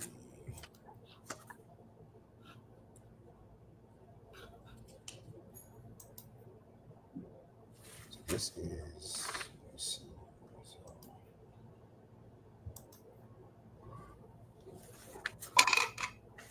see if this works, man.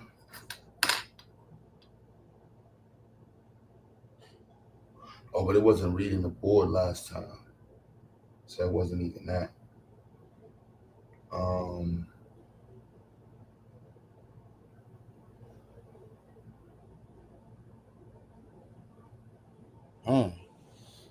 Federal government's role in adult education. Are you trying to show something or say something? No, you good. So, access to education is not reparations, but has been viewed as an asset that could increase Black American prosperity. Historically, some federal actions have been initiated to support progress for Black adults in America through the introduction of adult education and literacy legislation. Such efforts alone fall short of the economic repair and restoration necessary for a reparations plan that would include direct payments to all eligible recipients. It could be argued that the federal government's significant role in adult education began with the expansive social welfare legislation introduced by President Lyndon Johnson's Great Society and the War on Poverty in the early to mid 1960s. Johnson believed that these programs could uplift Black Americans, but they did not close the Black-white wealth gap, nor were they specifically designed as Black reparations. Facts.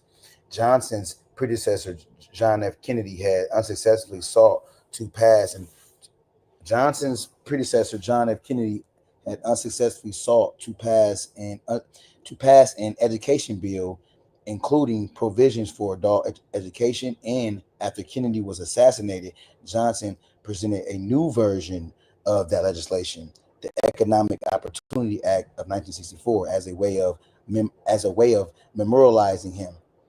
2 years later, the adult education part of the bill was removed from Office of Economic Opportunity Funding and transferred to the Office of Education under the 1966 Adult Education Act, partly because some legislators wanted to ensure that English as a second language, ESL, instruction would be provided even to individuals who were not low income eligible.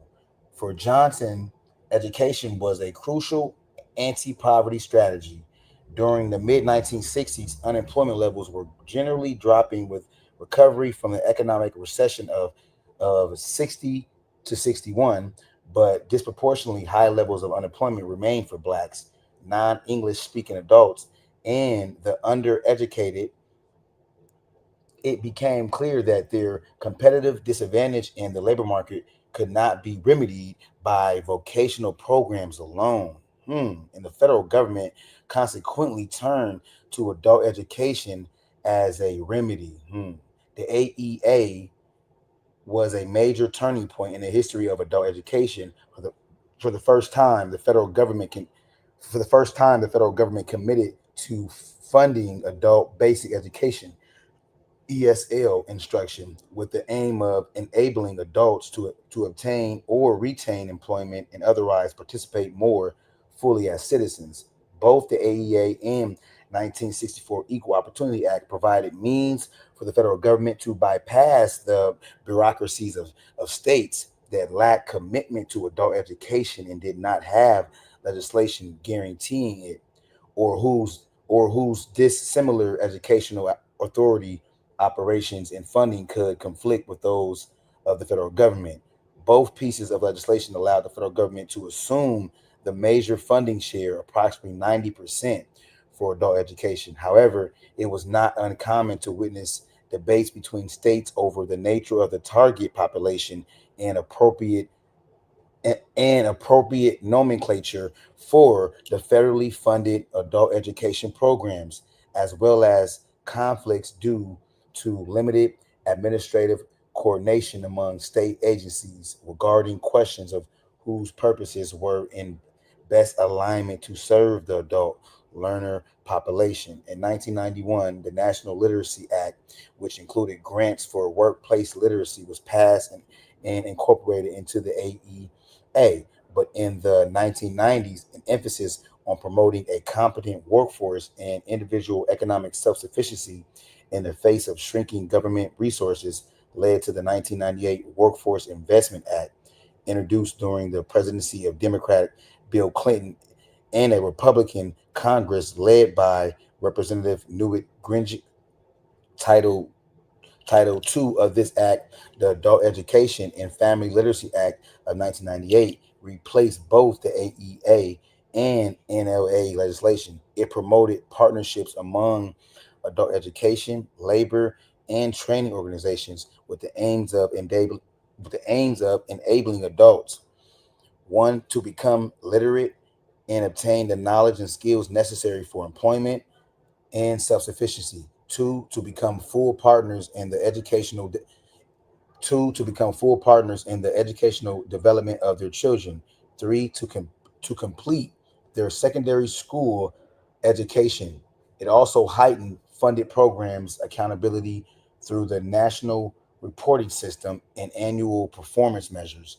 During the early 1990s, the AEA integrated its services with other federal programs that provided special needs services to immigrant populations, the institutionalized and learning disabled adults. Notably, there has been a historical pattern in which explicitly race-targeted federal initiatives and anti-discrimination programs such as affirmative action that were aimed at repairing injustices and providing equality and betterment for Black Americans have encountered resistance from whites. Resentment toward okay, let me slow down because that I'm whew. Okay, so resentment toward race preference programs for resentment towards race preference and it's historically has always been pushed back. Evanston, Illinois lawsuit, you know, anything that centers only Black people. And I actually want to show. I was accusing. I actually want to. I mean, this lawyer. It's all fair use. This lawyer breaks down the 14. He breaks down birthright citizenship, and it's in its antiquity, and not just in its antiquity, but in contemporaneously. You know, like saying contemporarily, but you're saying contemporaneously. You know, or OUS. Contemporaneous is contemporary, but it's not contemporary. But it's the lawyer breaks down that birthright citizenship, man, and it's very interesting. Like he said, it's interesting, man. It's definitely it's cold, man. He breaks it down, and yeah, he's you know, like, yeah, he's like essentially like implying that, you know, that where's that at, man? Like, so I'm everywhere right now, but because that's you know that's my stilo right there. I'm trying to see something. I'm trying to see where's that at? I just want to go to the pool. I sent that to another lawyer. I sent that video to a lawyer. Like, I'm not playing. I be not playing. Let me see. I just want to go to this part in the video, this article.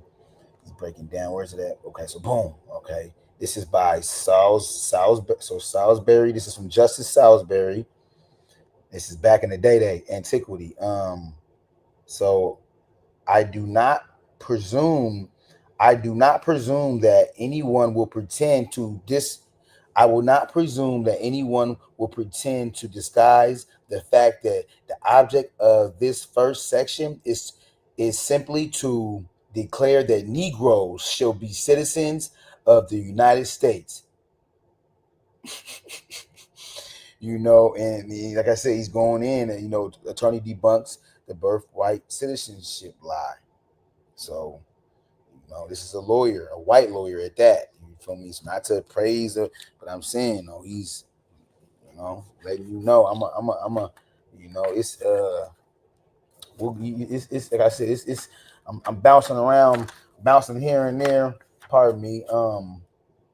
So I want to finish this. Like he said, resentment towards race preference programs for Blacks in the 20th century was pronounced, prominent, rampant, active, constant. You know, it was, It's always like that. Was pronounced, as was resentment toward reparations proposals, even when direct payments to eligible recipients were not included as part of the remedy. Harvard Law Review, 2002. That's why I love this brother, because he go boop, boop, boop. Citation: to assuage white resentment about the active federal, to lessen, to alleviate. So to assuage white resentment about the active federal, to assuage white resentment about the active federal enforcement of to assuage white resentment about the active federal government, to assuage white resentment about the active federal enforcement of race preference affirmative action and expansion of the law occurred to include the concept of equal employment opportunity in the hiring of anti-discrimination specialists by becoming a part of broader equal employment opportunity and affirmative action programs that included non-ABA ethics such as white women and other disadvantaged. And see,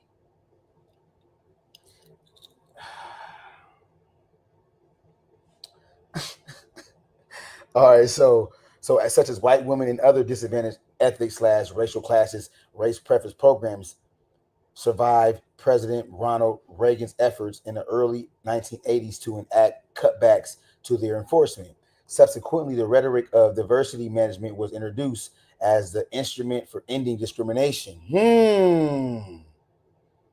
Subsequently, the rhetoric of diversity management was introduced as the instrument for ending discrimination, particularly in the areas of hiring. I just find it, I'm gonna leave it there. I could be bugging. I don't know if I'm probably bugging y'all, right? I just subsequently the rhetoric of diversity management was in the rhetoric of diversity management was introduced as the instrument for ending discrimination, particularly in the areas of hiring. Kelly Dobbin, 1998. So this is a that citation has been within that, it's been circulating for a while. Okay, and higher. Okay, particularly in the areas of hiring and higher education opportunities. However, organizational priorities and equal opportunity / affirmative action goals shifted for the anti-discrimination specialists who began to tout diversity for achieving human resource efficiency and who newly articulated their previous race preference mission as one of increasing profits by expanding diversity in the workforce and customer base.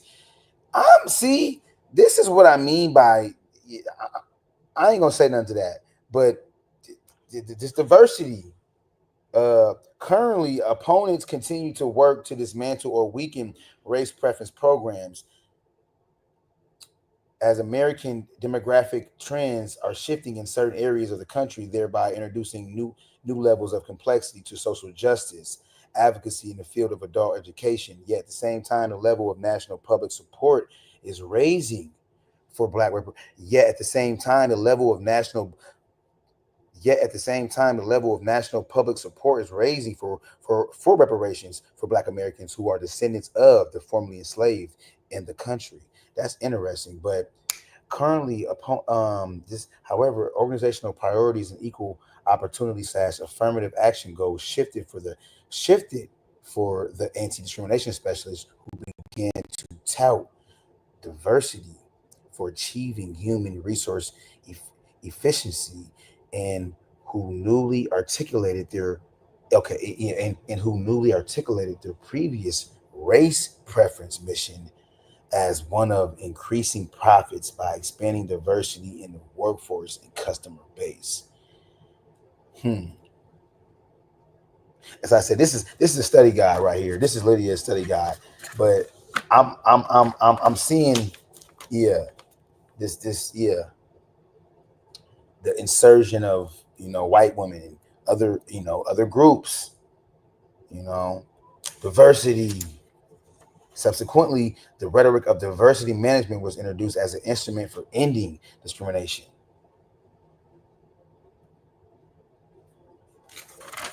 Rhetoric.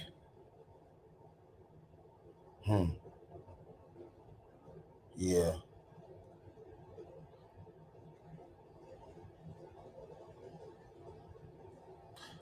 So, he's breaking it down. He's breaking down education. That's.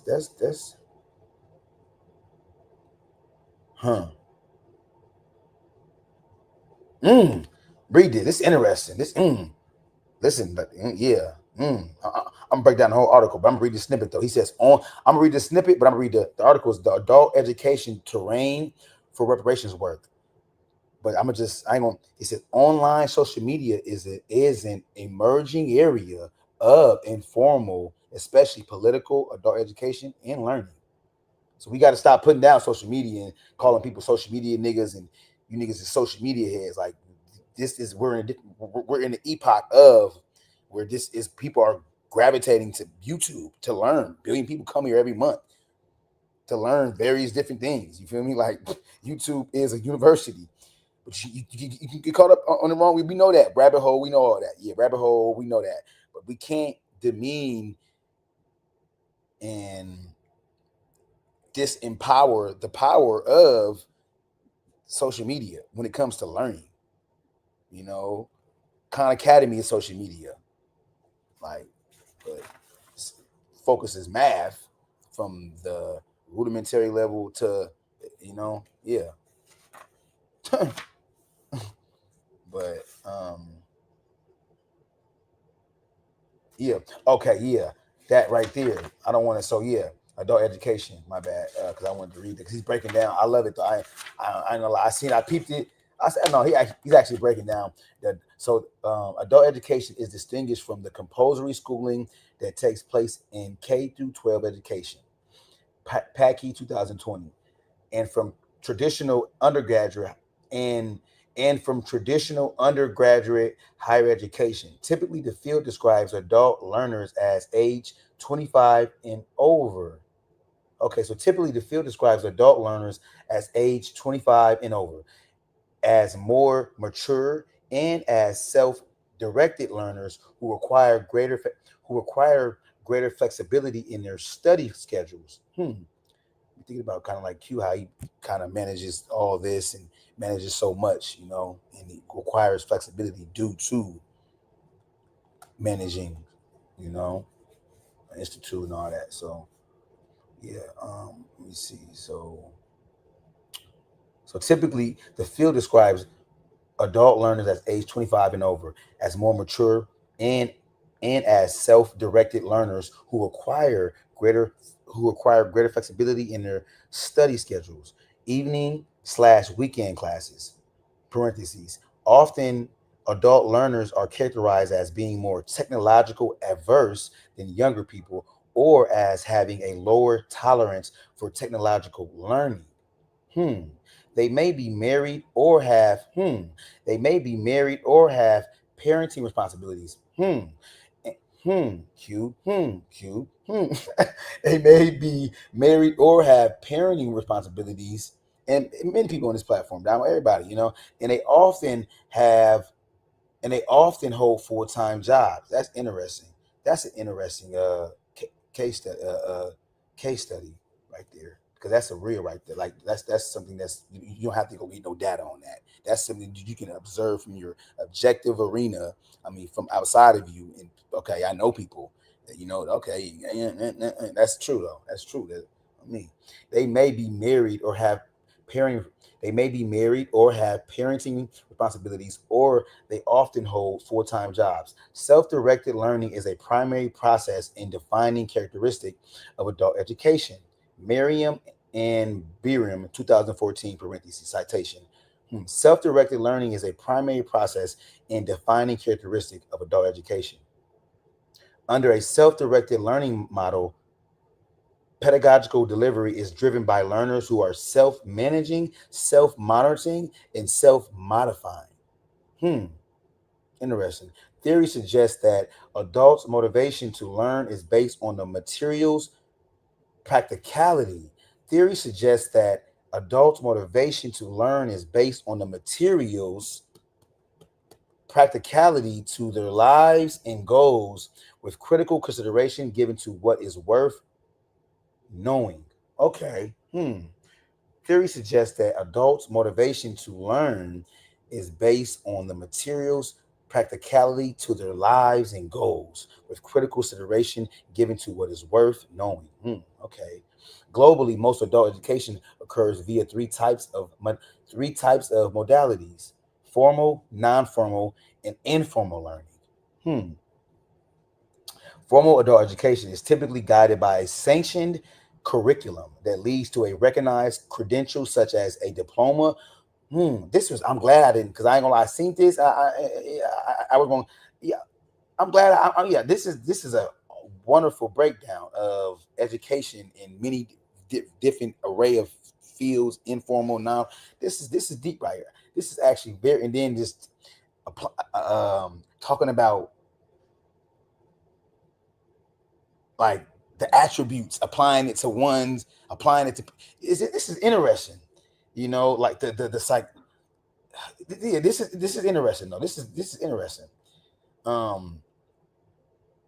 So yeah. Okay, so globally, most adult education occurs via three types of modalities: formal, non-formal, and informal learning. Formal adult education is typically guided by a sanctioned curriculum that leads to a recognized credential, such as a diploma, a certificate, or a degree. Instructors in the context of formal learning are usually trained, hmm, hmm, i.e., that is, expert professionals in pedagogical delivery, service learning curricula, and community engagement projects are types of modalities for delivering formal civics education to undergraduates enrolled at many of the nation's colleges and universities. Okay. Non-formal adult learning may or may not be guided by a formal. Non-formal adult education may or may not be guided by a formal curriculum and is loosely organized. It is typically led by a qualified teacher or by a leader lecturer who possesses more experience. The learning objectives and goals do not result in a formal credential. Non-formal adult learning is highly enriching. Okay, hold on. Okay, so the learning objectives and goals do not result in a formal credential. Non-formal adult learning is highly enriching, builds skills and capacities. Interesting. And is often considered more engaging because adult learners' interest is the driving force behind their participation. Ronco is a citation 2020. Okay, interesting. So non-formal adult learning is highly enriching, builds skills and capacities, and is often considered more engaging because adult learners' interest is the driving force behind their participation. I don't know this word. I seen this word. I gotta look this word up. I don't know what the hell this. Let me see. Hold on. What the hell does this mean? You see, define LYCE. Okay, what's this word mean? A lyceum is a public hall or institution used for lectures, concerts, and educational discussions. Okay. A lyceums. The lyceums of mid 19th century America exemplified this mode. Interesting term. A lyceum, a public hall institution used for lectures. Okay. Okay, so Zion's Institute can be classified as a lyceum because it houses Black youth,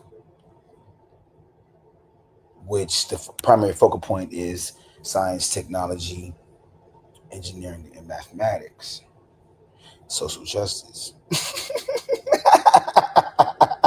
You can't forget that. Hey, that's what I mean. You got get over here. You can't forget social justice. I like keep adding that social justice in there. All right, yeah. Let me see. So, yeah, this is a very. Where's my highlighter at? This is in this. He's breaking down the adult education terrain for reparations work in the form. Okay, yeah, okay, and I see where he's getting ready to go. And I'm going to presume that he's highlighting that all said fields are significant: formal, non-formal, informal. You know, when it comes to learning styles, education, we have to stray away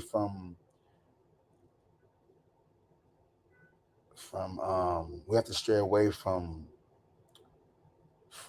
scolding any form of education. It's just, yeah. So basically, like, because I used to be critical, like, well, the person, basically, okay, the brother reading hood books, the reading, at least that brother reading, you feel me? Like, that's basically what like, okay, I used to be like, like, at least he's reading, he's reading so it's just like that concept. Like, okay, like you only read Hebrew hood books or you only read magazines. I mean, it's still engaging in reading. So it's like just let that be the segue into who knows what, But yeah, so so this interesting though. So basically, pardon me. So the learning objectives. So non-formal adult learning is highly enriching, builds skills and capacities, and is often considered more engaging because adult learners' interest is the driving force behind. Pardon me, I read that already. So the Lyceums of mid-19th century America exemplified this mode of learning. The Lyceums of the mid-19th century America exemplified this mode. It made me think about Malcolm and it's all of our greats and how just respecting, like I said, the Lyceums. Okay, interesting. Just the institutions of the mid-19th century America exemplified this mode of learning. Named for a school in classical Athens, conducted by Aristotle. Lyceums were the first form of mass public education for adults in America. They featured lectures. They featured lectures, dramatic performances, and debates. Okay. That moved from town to town. Okay. That's why I say reading is That's why I say reading is essential. It really is. Lyceums.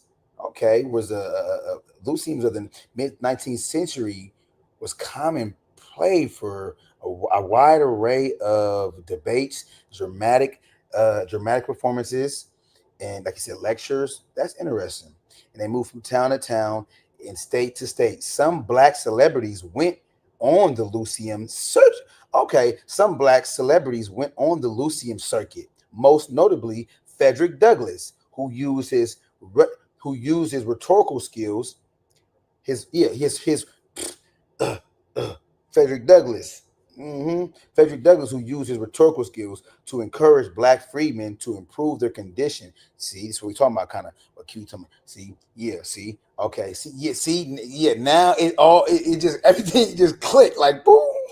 It just clicked now, boom. Okay, because we talking about black white wealth gap.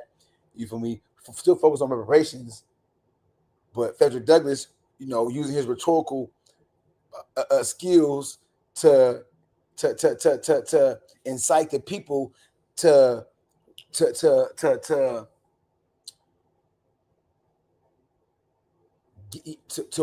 toil, to work. Just calm down. It's okay. Just breathe. You got it. I'm getting excited right now. I'm getting excited because it's clicking now. Like it clicked. Like we was talking about that, and then boom, and then Frederick Douglass, and then basically, the brother using his quote unquote ability, his gift of gab, to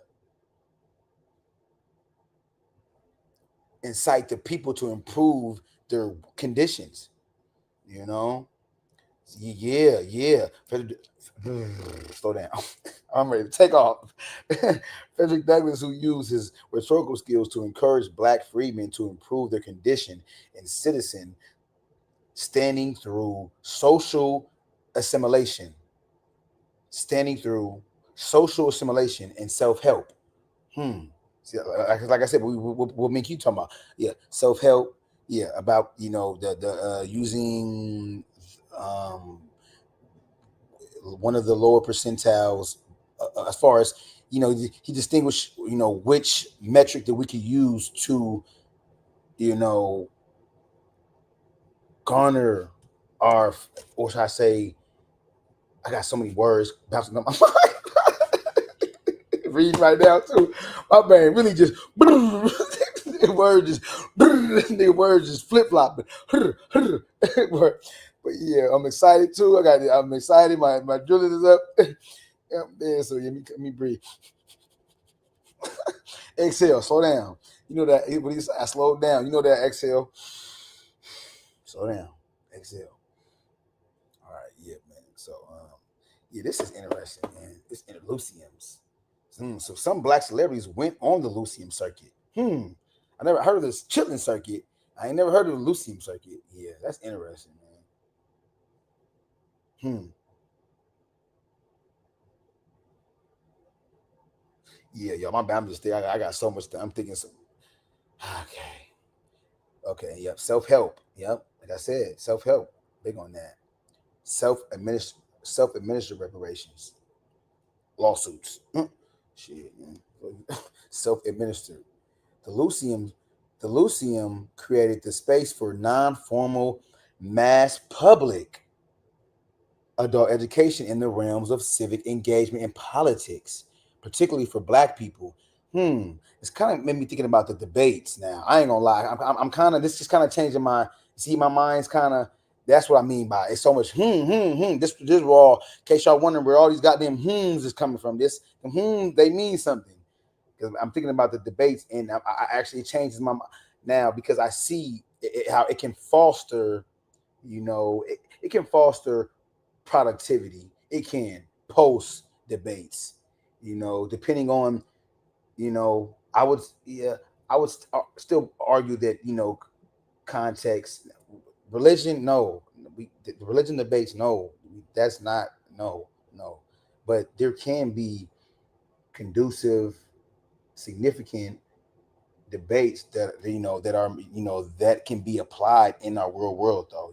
Post, and breeding this right here, and the Luciums created the space for non-formal mass public adult education in the realms of civic engagement and politics, particularly for Black people.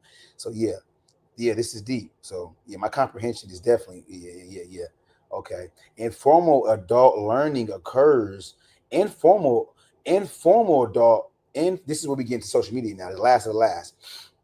Informal adult learning occurs when no sanctioned curriculum is used and no educational credits are earned. Autodidact. Okay. Learning through osmosis. Okay. Filing lawsuits. Okay. It's okay. I get it. There's a credit there, but not a credit pertaining to. I get it now. Yeah, not an actual institution is bestowing me upon, is bestowing all that bestowing. Reading, get that fluency on, man. I love it. But get the brain, get the percolating. Words get the percolating just down. All right. Okay. So informal adult learning occurs when no sanctioned curriculum is used and no educational credits are earned. It also commonly takes place as self-directed learning. Okay, I like that though, because I feel like that's needed. It's important. Interesting how that's this is the last of the segment of the adult education terrain for reparations work, and I find it interesting that the latter part of this is the informal part. I could be overthinking it, but I just find it interesting though. Informal adult learning. Basically, a lot of Black folks in these positions, they need some informal learning. They need to be reading books. They need to be reading stuff outside of formalized, because maybe they may be too caught up in the PWI. You feel me? This ain't no shots to nobody. I'm just talking about anybody. You feel me? Informal adult. I'm gonna go ahead and close this out. Informal adult learning occurs when no sanctioned curriculum is used and no educational credits are earned. It is common. It also commonly takes place as self-directed learning. The knowledge is simply delivered by someone the learner might know, or the knowledge is simply delivered by someone the learner might know on a more personal level, who has more experience than the learner. Informal learning does not necessitate that the adult. Okay, so informal learning does not necessitate that the adult imparting new knowledge possess any level of formal expertise. That is interesting. Informal learning does not necessitate that the adult imparting new knowledge possess any level of formal expertise. Online social media, pardon me, remember reading because that was a period.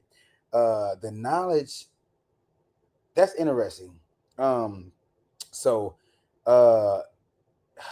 it also commonly takes place as self-directed learning. The knowledge is simply delivered by someone the learner might know on a more personal level, who has more experience than the learner.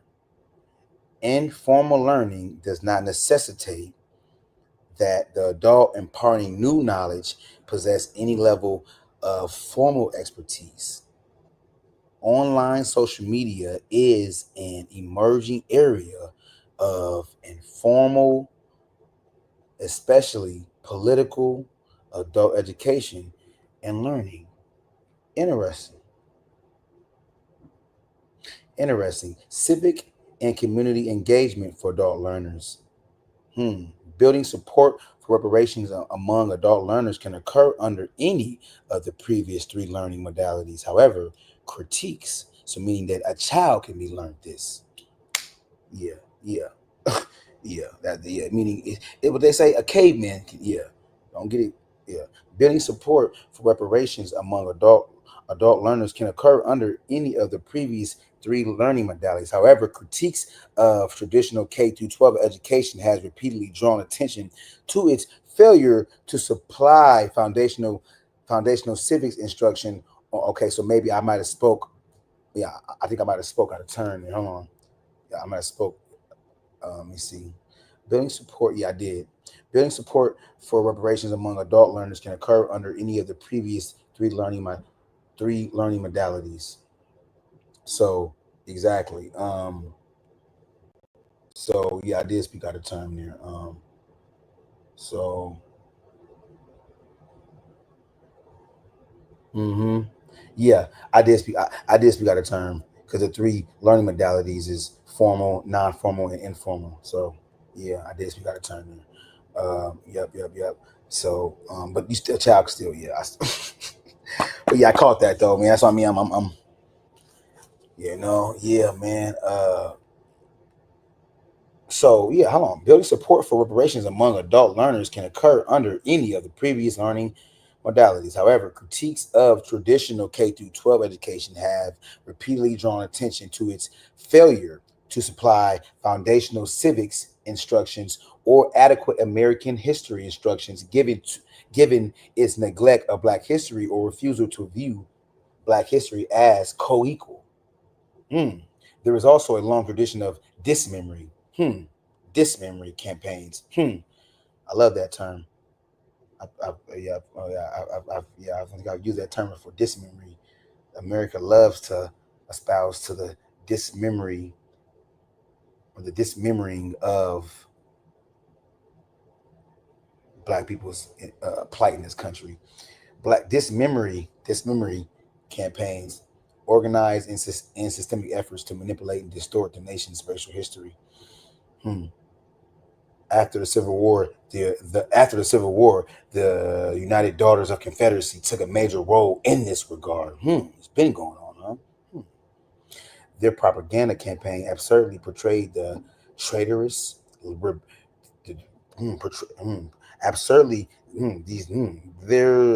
after the Civil War, the United Daughters of the Confederacy took a major role in this regard.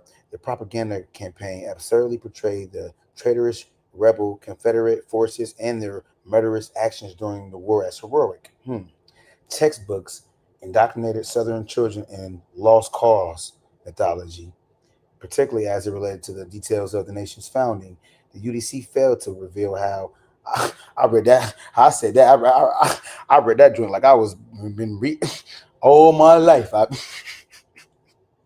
UDC founding. Man, I read that joint like, but that joint came out seamless. School. Okay, so yeah. Okay. Pardon me. the lost cause mythology, particularly as related to the details of the nation's founding. The UDC failed to reveal how the United States amassed its wealth from the exploitation of human chattel, i.e., slavery, and how white mobs orchestrated through violence the failures and sabotaging of black wealth creation before and after Reconstruction. Before and after Reconstruction. Before and after Reconstruction. More specifically, cultural memes are behavioral units of culture that influence adult thinking. Lisa Brown, 2016, page 103 through. Yeah, okay, brother. I cite it, brother. I love it. Numerous memes in American culture can serve to perpetuate false narratives about the realities. Numerous memes in American culture can serve to perpetuate false narratives about the realities of slavery and American history within our traditional pedagogy. Higher education and textbooks, for example, a Texas textbook was challenged as recently as 2015 for describing blacks. Texas describing blacks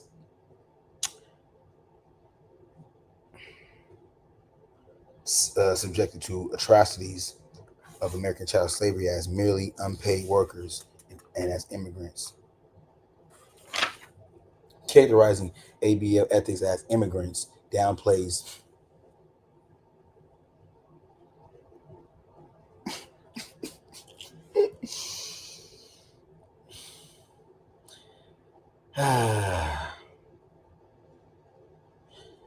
I'll put us in this. So yes, he said, it downplays the cruel treatment inflicted on their enslaved ancestors, and audaciously suggests that people who were bought and sold exercise some degree of agency through volunteering to accept a life of perpetual bondage from themselves and their children. And the most extreme accounts gaslights ABAO ethics in some respects, blaming them for becoming enslaved or for failing to succeed once freed. Such accounts ignore the ways that slavery, massacres of free black people, and seizures of their land and property, and ongoing exclusions of and discrimination toward black Americans have created and perpetuated a black-white wealth gap, in the ways the federal government's immoral policies, political handicapping, and legislative failures have made it complicit with these injustices. During the early to mid-19th century, Dr. Carter G. Woodson and his colleagues established the Association for the Study of Negro Life and History. I was not privy to that. Pretty sure his truth was, though. So during the early to mid-19th century, Dr. Carter G. Woodson and his colleagues established the Association for the Study of Negro Life and History, promoting academic research on Black life and authoring several K-12 Black history textbooks to counter memes and school-based instruction that classify Black people as docile, uncivilized, and lazy. So, notes change. But as Lehman notes, change has come slowly. Textbooks that said Black Southerners were counted to be second-class citizens were in use in Virginia well into the 1980s. And in Mississippi, students were not required to learn about the civil rights movement until 2011. God damn. As a result, for many Black American adults who have little opportunity and limited resources to pursue formal higher education.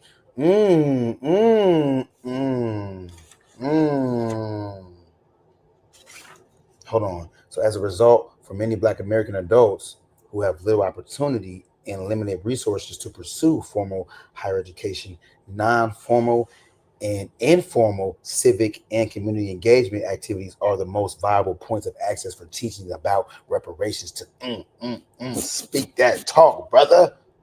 That's deep. I love that was a great.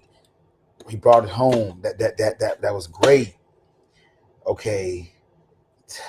As a lack of formal education, so we have to rely on the like he said, as a result, for many Black Americans,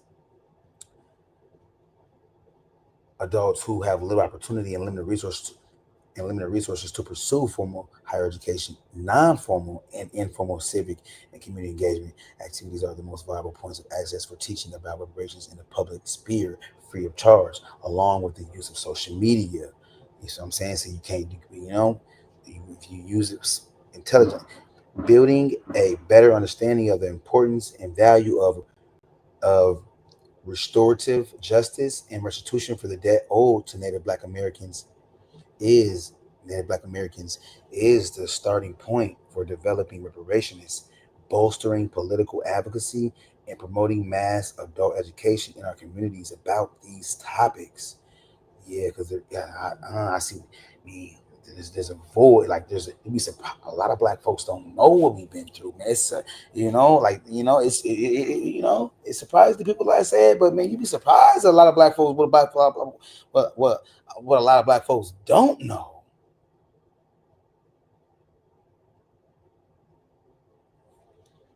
You know, so yeah, huh? But that's deep though. Dr. Carter G. Woodson, study of the Negro life and history. That's deep. Study the Negro life. I ain't laughing like if I'm laughing because it's our people, man. We forward thinking, man. We know her sister's mom, her mom, her daddy was a plumber, and her mom was a practical nurse. Just then Black folks was understanding that these positions, like we were, like even though her dad couldn't even get in the workers' union because he was a Black man, he had to navigate around that. So yeah, man, it's a lot. Whew. Yeah. So it's deep, y'all. This is it's real interesting, man. It's very interesting. So, and like he said, the descendants of the formerly enslaved in America have been racially described by a plethora of names, most of them not self-authored.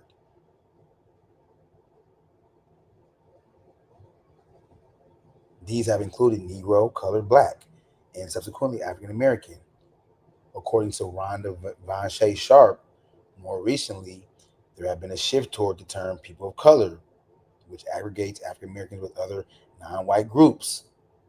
So you go into the 1977, National Women's Conference in Houston Tech, Black women, National Women's Conference, Black women seeing how white women, they wanted to be included, and that dilutes you. So that's what spawned women of color. So it's I don't know, that's what I mean by he's saying most of these names have not been self-authored, and it's true. Negro, color, nothing. So yeah, but it's deep though. It's deep. Most say all. He did say most, not all. But so, and of course we definitely know Negro and color was. But anyway, listen, we're gonna go ahead and it's deep, y'all. Using a constructivist, it's very meticulous, very well thought out. Using a constructivist framework to guide reparations planning. You see what I'm saying? Like, a framework for adult developmental thinking. This ain't just this is very thought out.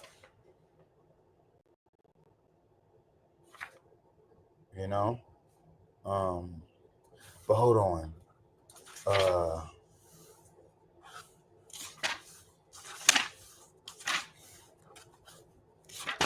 He has a segment in here where he's talking about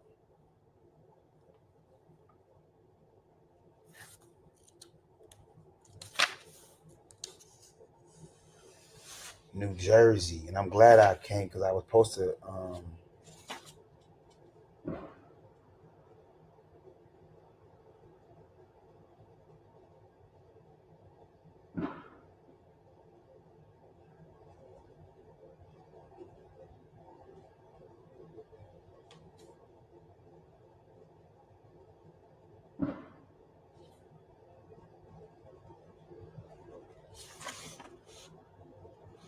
Jersey. I was driving. I seen somebody Jersey play. I was like, dang, you where are you from Jersey, huh? Literally, seen somebody with the Jersey play today. I was like, that's crazy. Universe. I gotta find that because I'm gonna find it because he's something uniquely about New Jersey and slave record and census. I'm gonna find it.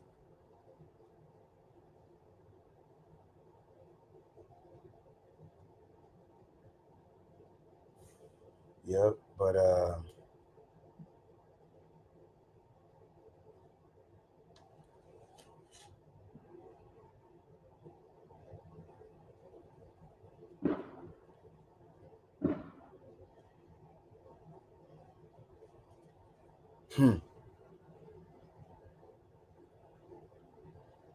so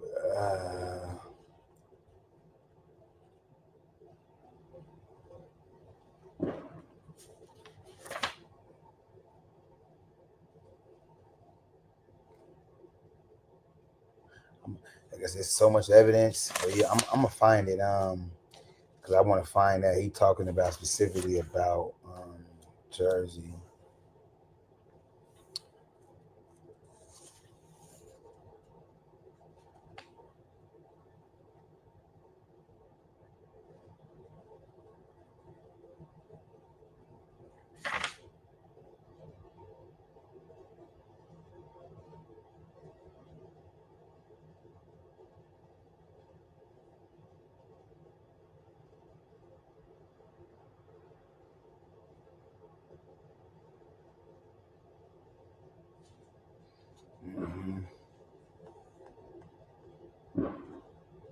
Okay, let me see.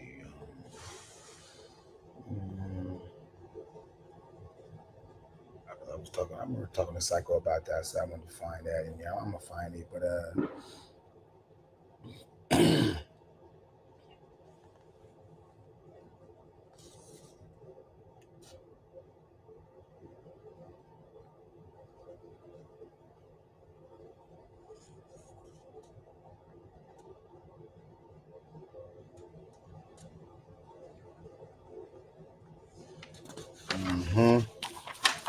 yeah, y'all, this is a stellar read right here, man. Stellar from the man, from the back to from the front.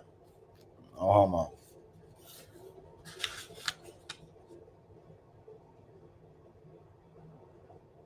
So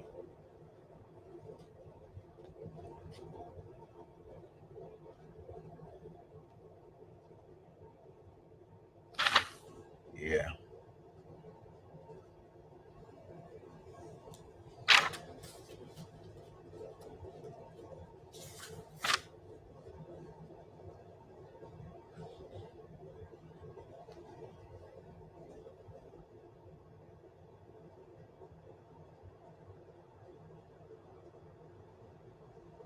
Yeah, so cash payments to Black Americans who are descendants of slaves have reached 16%. So, by 2019, Gallup found that the portion of whites endorsing cash payments to Black Americans who are descendants of slaves had reached 16%. Simultaneously, more than 70% of Black Americans support the same policy. So that's what I mean by we a monolith when it comes to us getting our check. You know, so that need to be our model. That need to be our commonality. Why we come together. I don't care about religion. We come together. You know, in regards to that 70% of us, 70%. Simultaneously, more than 70% of Black Americans support the same. Yeah. So by April 2021, more than a year into COVID-19 pandemic, and after the internal outcry over the police of murder of George Floyd, a University of Massachusetts at Elmhurst national poll found that 28% of white folks supported black reparations, while 86% of Black Americans did. So sharp 2021. So yeah, that's. I mean, so I'm saying, y'all, like we you know.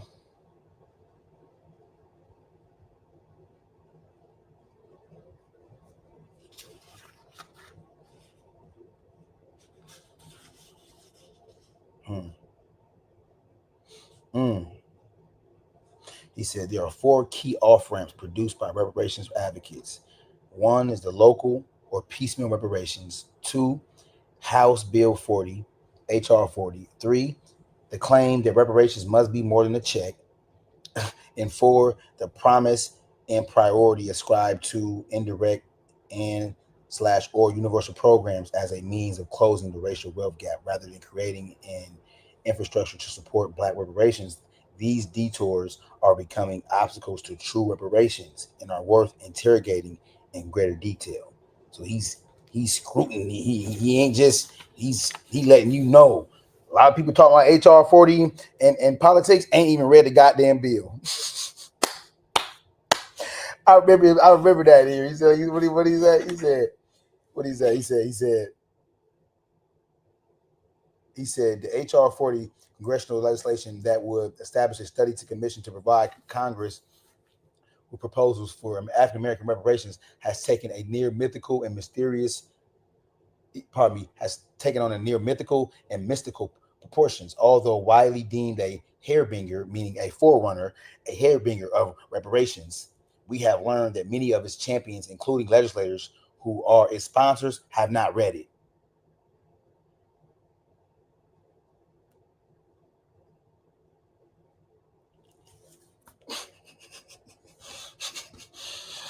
We stress, nigga. Did you read that book?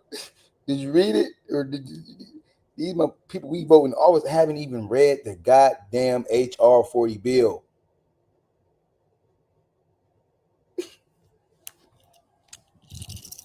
I'm done. Hold on, y'all. Let me change it. Put my shorts on. Gotta put some shorts on. Get comfortable. Take these pants off, son. Take these pants off, B. Yeah, man. Think about that. We stress education and learning and get off the and go read, and these goddamn very people we voted in office have not read. He can get sued for that. He can't, right? You don't think this man is he's the highest academic. He can't write that. He can't put that in the book and don't think there's no validity to that, no truth to that. He said they ain't even read the motherfucking bill, man. That is blasphemous.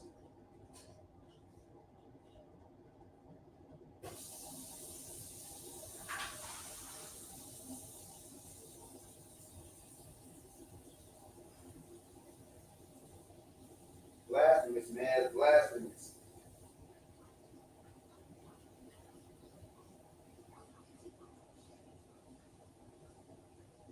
Straight blasphemous. Matter of fact, I'm asking, have you read the bill? Let me run to one of these politicians. Jasmine Crockett, Benny Crump, any of these motherfuckers, Cory Booker. Have you read the bill? Have you read HR 40 innocent? Like, are you privy to it? Are you privy to the fact that it's been changed a multitude of times and not for the better? Shit. Putting political belt to ass around here, man.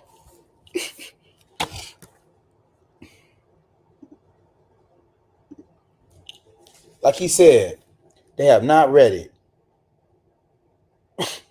He said, although widely deemed a harbinger of reparations, we have learned, which means they did the knowledge.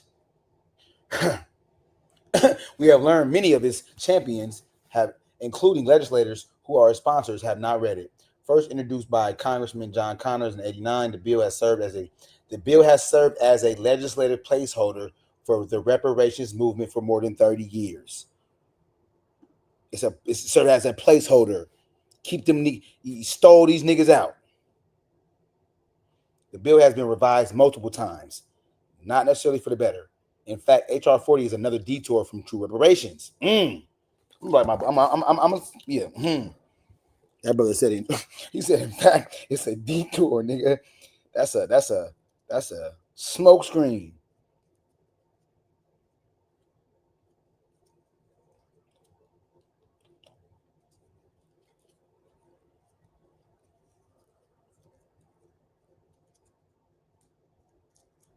No, don't come on here. We ain't bringing no. You know, I think that might be that Alabaster. Which Bagel wrote your book? Bagel, you sound crazy. But I got a book that a Bagel did write. It's called How Blacks Built America. Joe R. Fegan. Hey, they don't say minority. Do you see immigrant right here? I see black, right? You know, we by Black Power. You see that? You see that? Labor, culture, freedom, and democracy. Don't get me yet. Don't get hey now. African Americans have extensively influenced this country's literature, both directly and indirectly. In the 1920s, James Weldon Johnson, a major author and civil rights activist, argued that Black Americans had long proven their artistic powers by creating the only things artistic that have yet sprung from American soil and have been universally acknowledged as distinctive American products. Black writers had the power to suck up the national spirit from the soil and create something artistic and original, an ability with universal appeal, and one signaling a remarkable racial gift and adaptability and transfusive quality. He noted, too, that Europe had great writers of African descent, such as Russia's celebrated poet Alexander Pushkin, France's major novelist Alexander Dumas, in England's classical composer Samuel Coleridge Taylor, even facing the extreme degradation of slavery and Jim Crow for centuries. A remarkable number of African American poets, novelists, and essayists accompanied much in pressing U.S. literature in new directions. Many more have made such substantial achievements to the present day by developing their own distinctive literatures.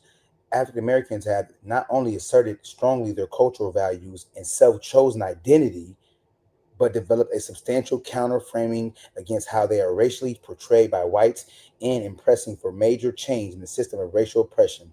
In 1761, the country's first recognized African-American author, Jupiter Hammond, published a significant poem on a broadside poster. Hammond was enslaved in New York, but allowed an education and freedom to write. That's deep. Enslaved in New York, but was allowed an education and freedom to write. In 1787, he published an address to the Negroes in the state. I just love, even though I just love because like I said, there's a history. There's so much to unpack with that word Negro. Like for real.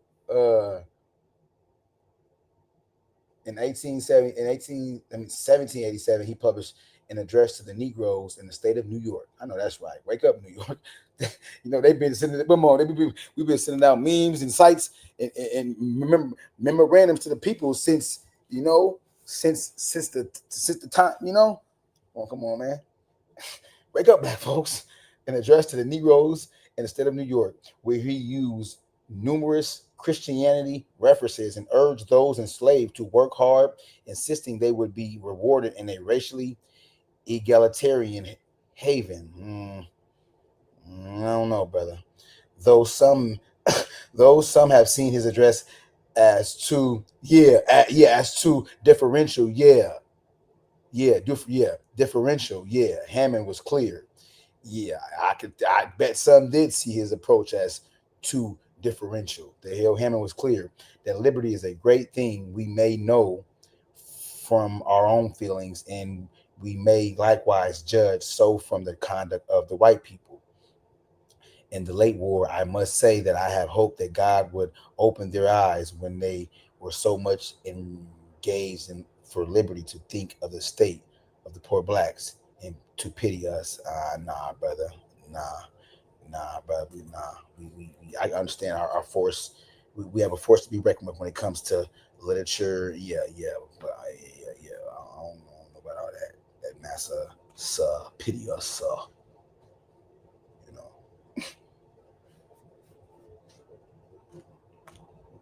said bagels.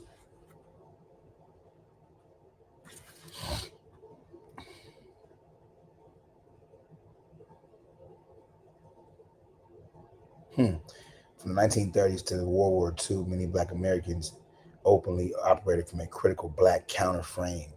Many also had global connections and impacts as their anti-racist efforts in the United States influenced colonized peoples rebellious overseas in their efforts to break down Western colonialism. Yet President Harry Truman and the overwhelmingly white U.S. Congress committed to a Cold War with the Soviet Union in the late 1940s. Most African American leaders moved to a position much less anti-colonial and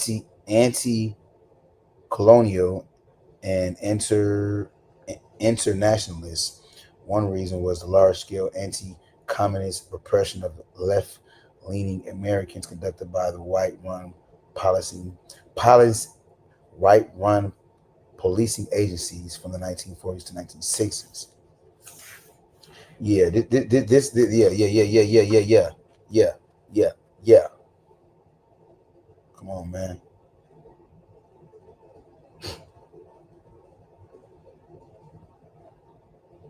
Come on, man. We lead. Today, African Americans often lead the overt battles against. Come on, man. Today, African Americans often lead the overt battles against systemic racism, including that manifested in this government. Backtracking. While 1960s civil rights and Black Power movements had not been followed by similar numerous protest movements in more recent decades, Black communities have continued to be major generators of progressive efforts and organizers. One sees evidence in the activities of thousands of grassroots organizations, community development corporations, churches, and protest groups, some delivering social services, some acting as gadflies. The hell? What the hell is that? Let me see something. Define gadflies. Gadfly means a fly that bites livestock, especially a horsefly, warblefly, or buff. So he said, what did he say? Okay, so some delivering social services, some acting as gadflies to state and local governments, others still working against the odds. Okay, acting as gadflies. Okay.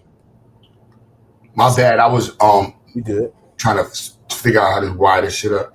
Yo, Shauna Ward says she wrote a historical bio about her great grandfather, John T. Ward, Brown Railroad conductor, farmer granted manumission. Granted manumission. He was freedom. His Yes, freedom. yeah. Founder of the oldest Black-owned business in America. Okay, wow, That's fire. that's dope. Yeah, post a link to the book, or we can promote that. What field of study you went to, sister? My bad. Keep doing what you talking about. You good. Yeah, you straight. I'm about to, put some, you get to reading it. I'm about to just lubricate the, the airways, man. Put some water.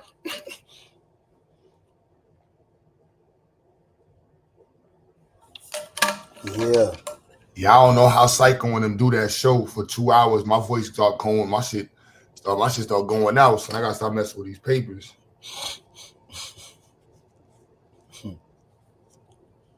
I had it fucking right the first time. I'm a fucking idiot. A lot to unpack. Damn, son. I had it right the fucking first time.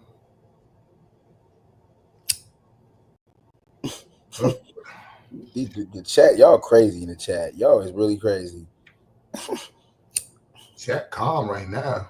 No, I'm talking about what the brother comment. He said the brother be, what some of the what they say, the darnest things. Kids say some of the darnest things.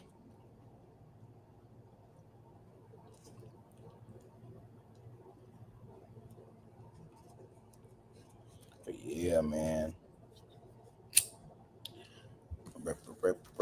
Let me see. It's an HR 40, man. So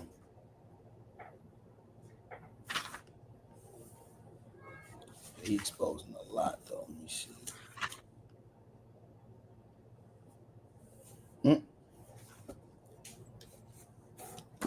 You do hear that a lot. You hear that a lot. People like, it needs to be more than a check. It needs to be more than a check. We know it needs to be more than a check, but hold on now. Let's not let's get the check first. Real.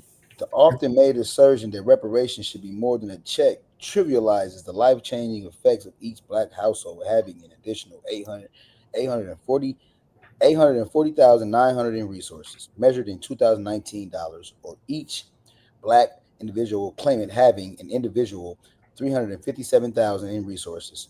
As we have said before, reparations will not solve all problems that confront black Americans.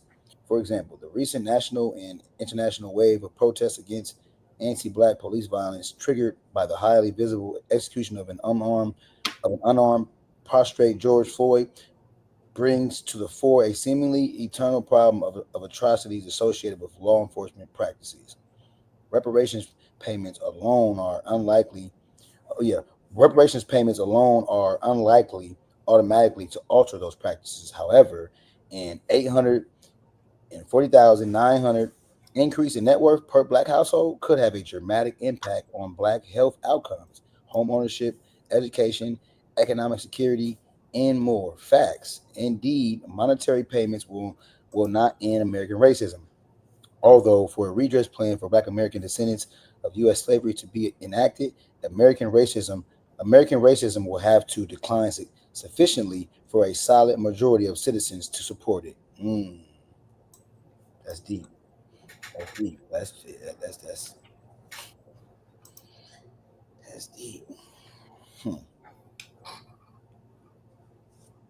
Indeed, okay. So I already read that. Okay. However, substantially greater resources will enable black families to cope more effectively with the manifestation of racism. These coping mechanisms can encompass expanded political participation, leading to the adoption of policies that penalizes discriminators severely and mitigate the effects of anti-black attitudes. A check of this amount per eligible recipient would be powerfully transformative. For real. At last, it will give black Americans with enslaved ancestors in the United States the material conditions for full citizenship. If black reparations were just a check of this order of magnitude, it would greatly alter the American political and social landscape for the better.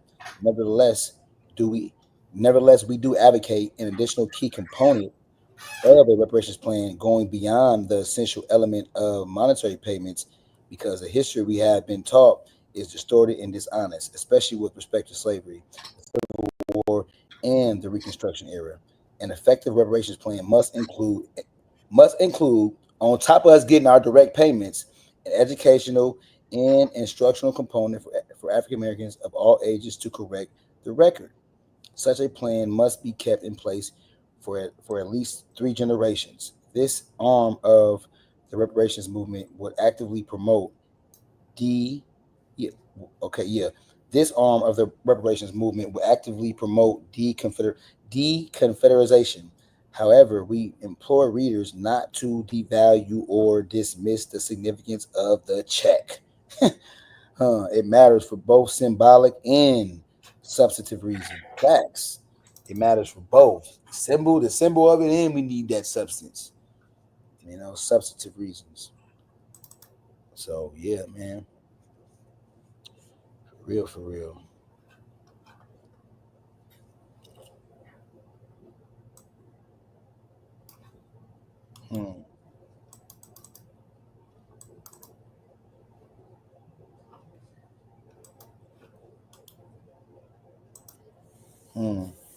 Indirect and universal programs. Some who advocate, that's deep though. Some who advocate elimination of the wealth gap do not share the desire for black specific reparations. Instead, they argue for alternatives that either avoid making direct payments to eligible recipients or avoid providing resources exclusively to black American descendants of slavery. Under both schemes, the nation ducks making the race-specific monetary payments to its black population with a lineage connection to slavery. That's deep. Indirect and universal programs. Yeah, that's deep. That is deep.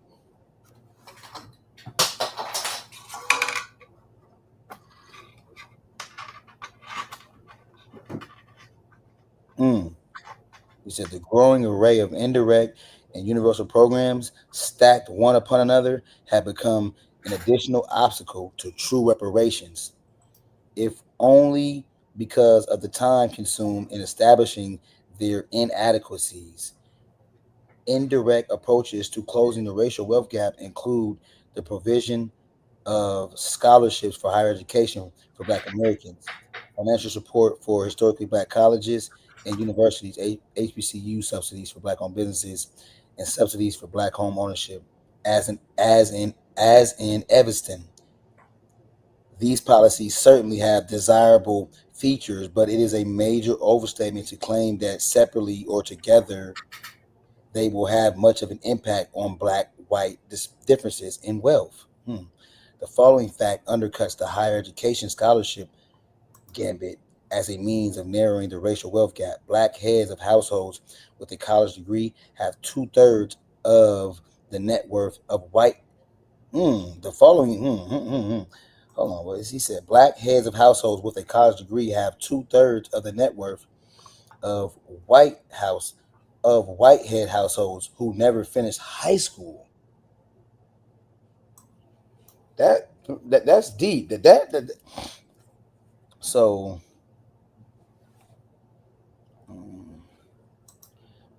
blackhead households.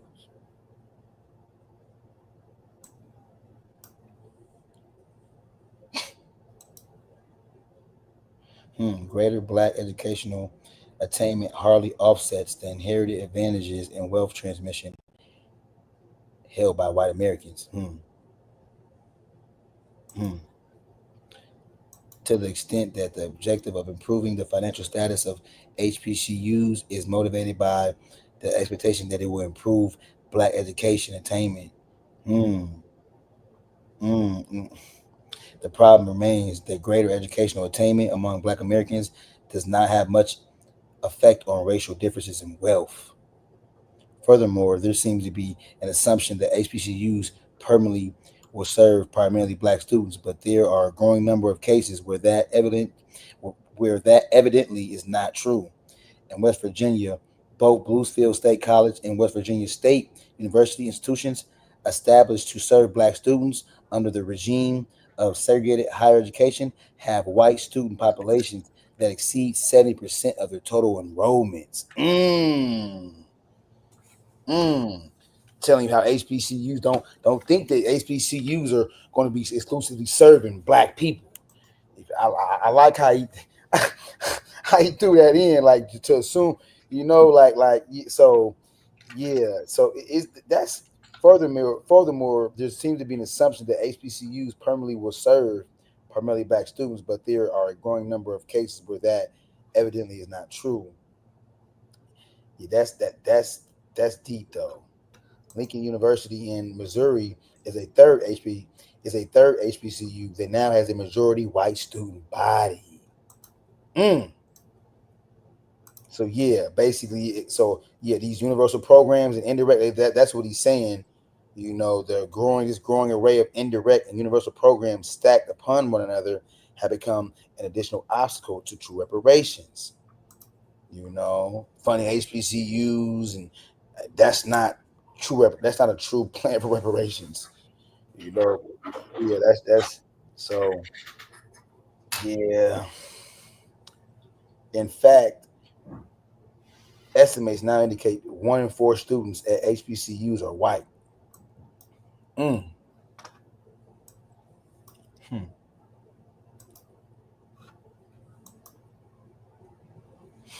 That's deep.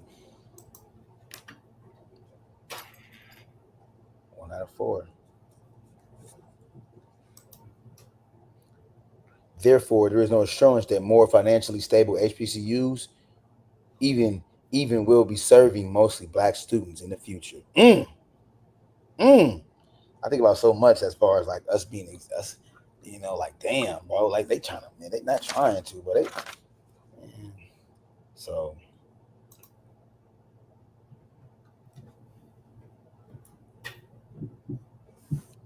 Yeah, brother.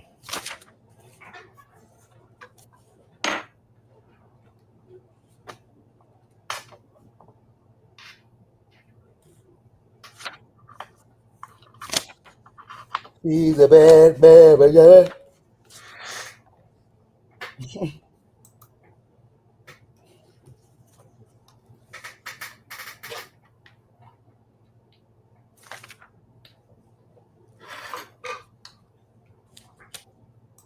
See, I didn't know that either. How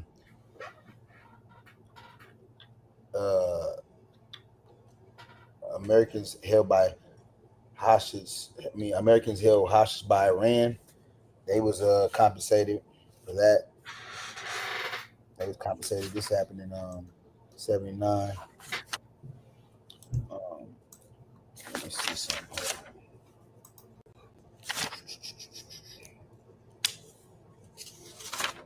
Oh, September 11 victims. They was compensated too.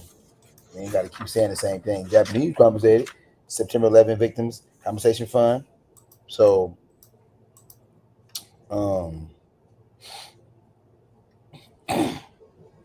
yeah.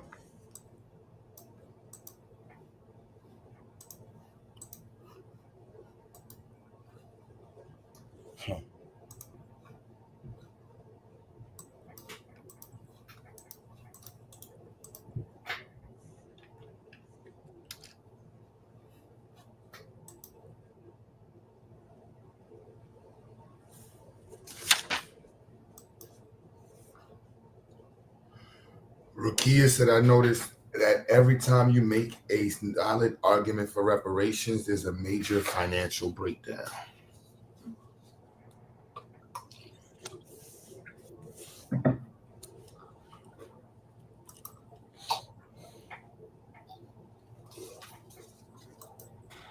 What's your thoughts on that?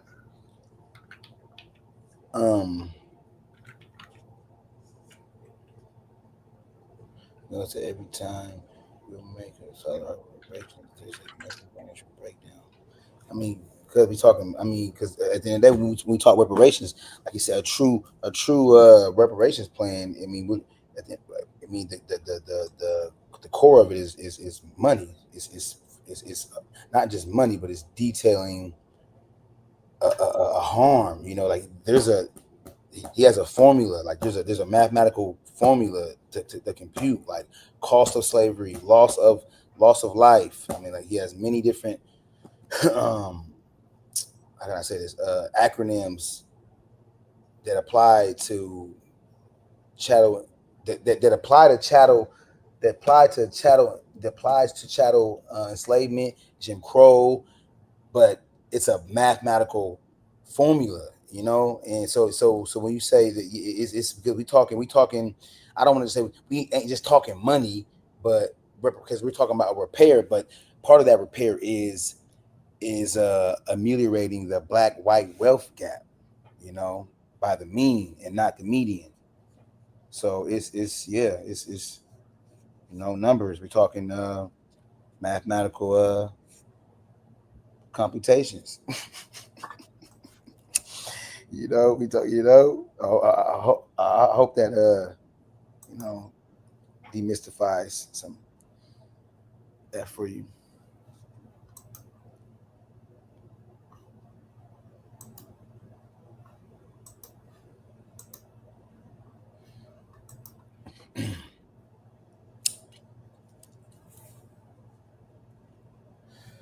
Yeah.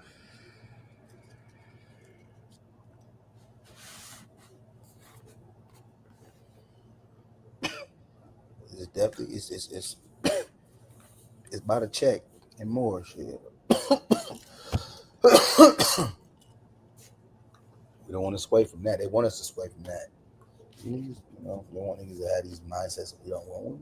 We don't need no money.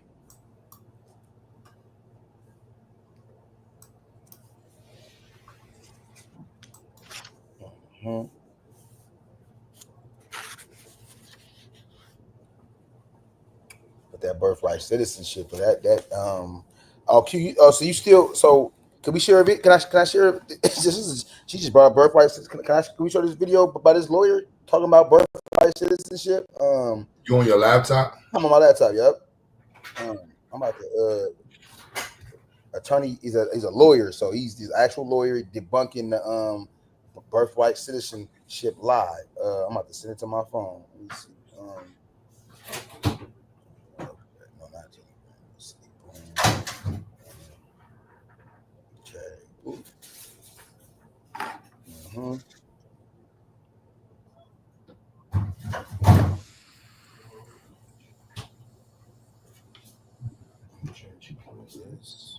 Mm-hmm. Okay. Let's see. Share.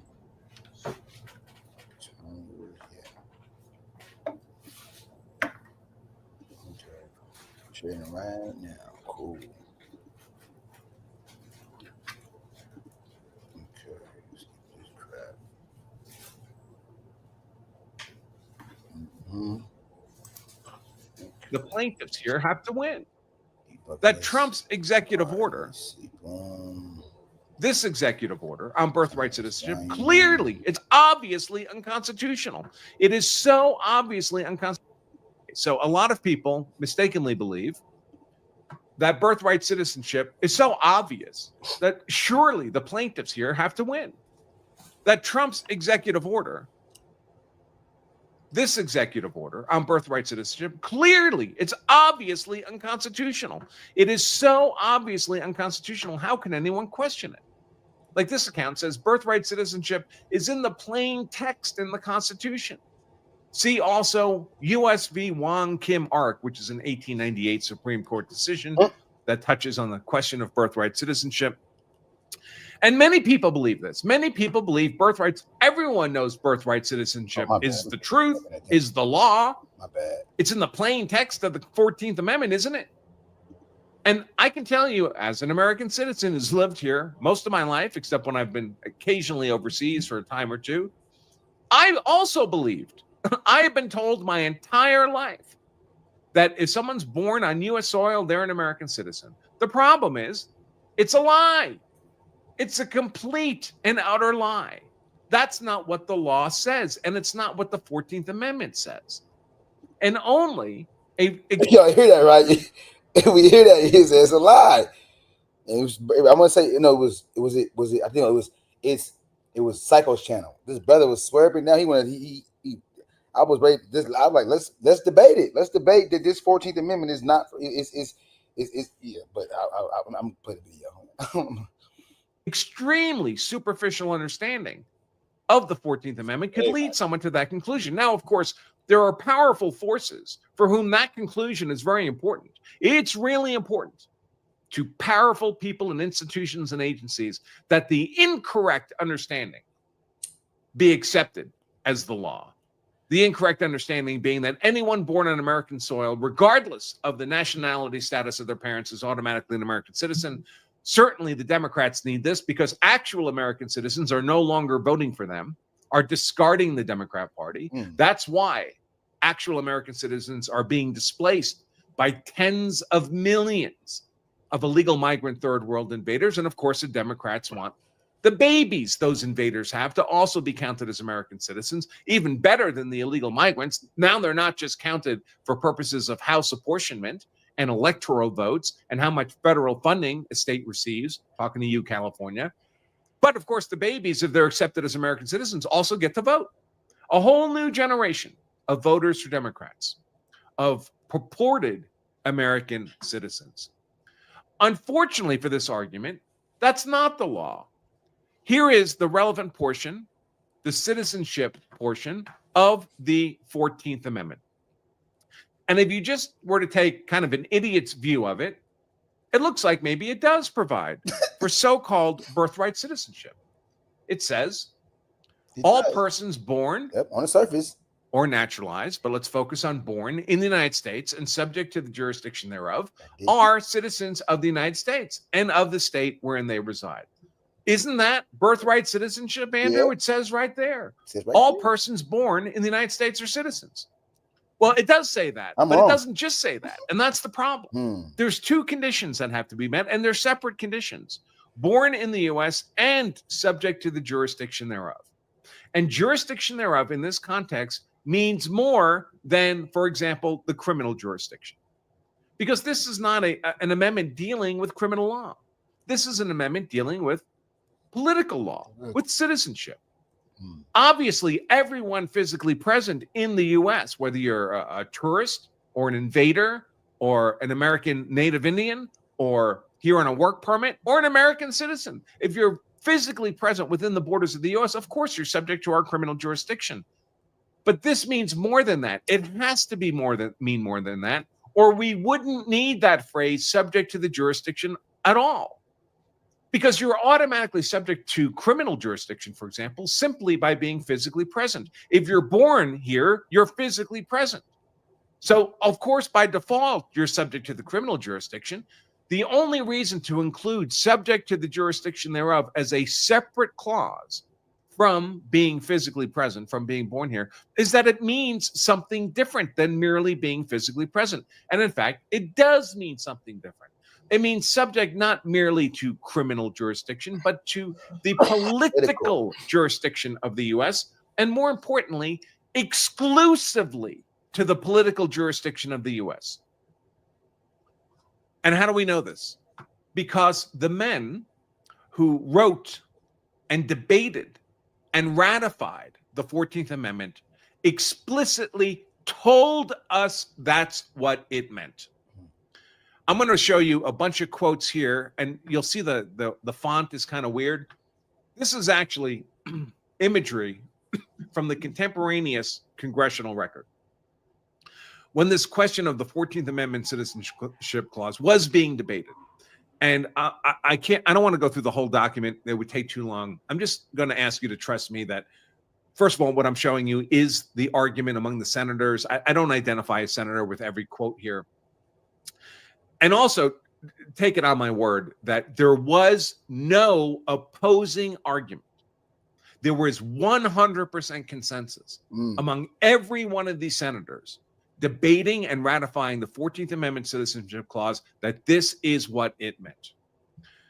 As examples, this senator, I do not presume that anyone will pretend to disguise the fact that the object of this citizenship section is simply to declare that freed black slaves shall be citizens of the United States. Not invaders, not illegal migrants, not people unlawfully present within the U.S. The purpose of the 14th Amendment Citizenship Clause is exclusively to ensure that freed black slaves who would otherwise be stateless. We hear that, right?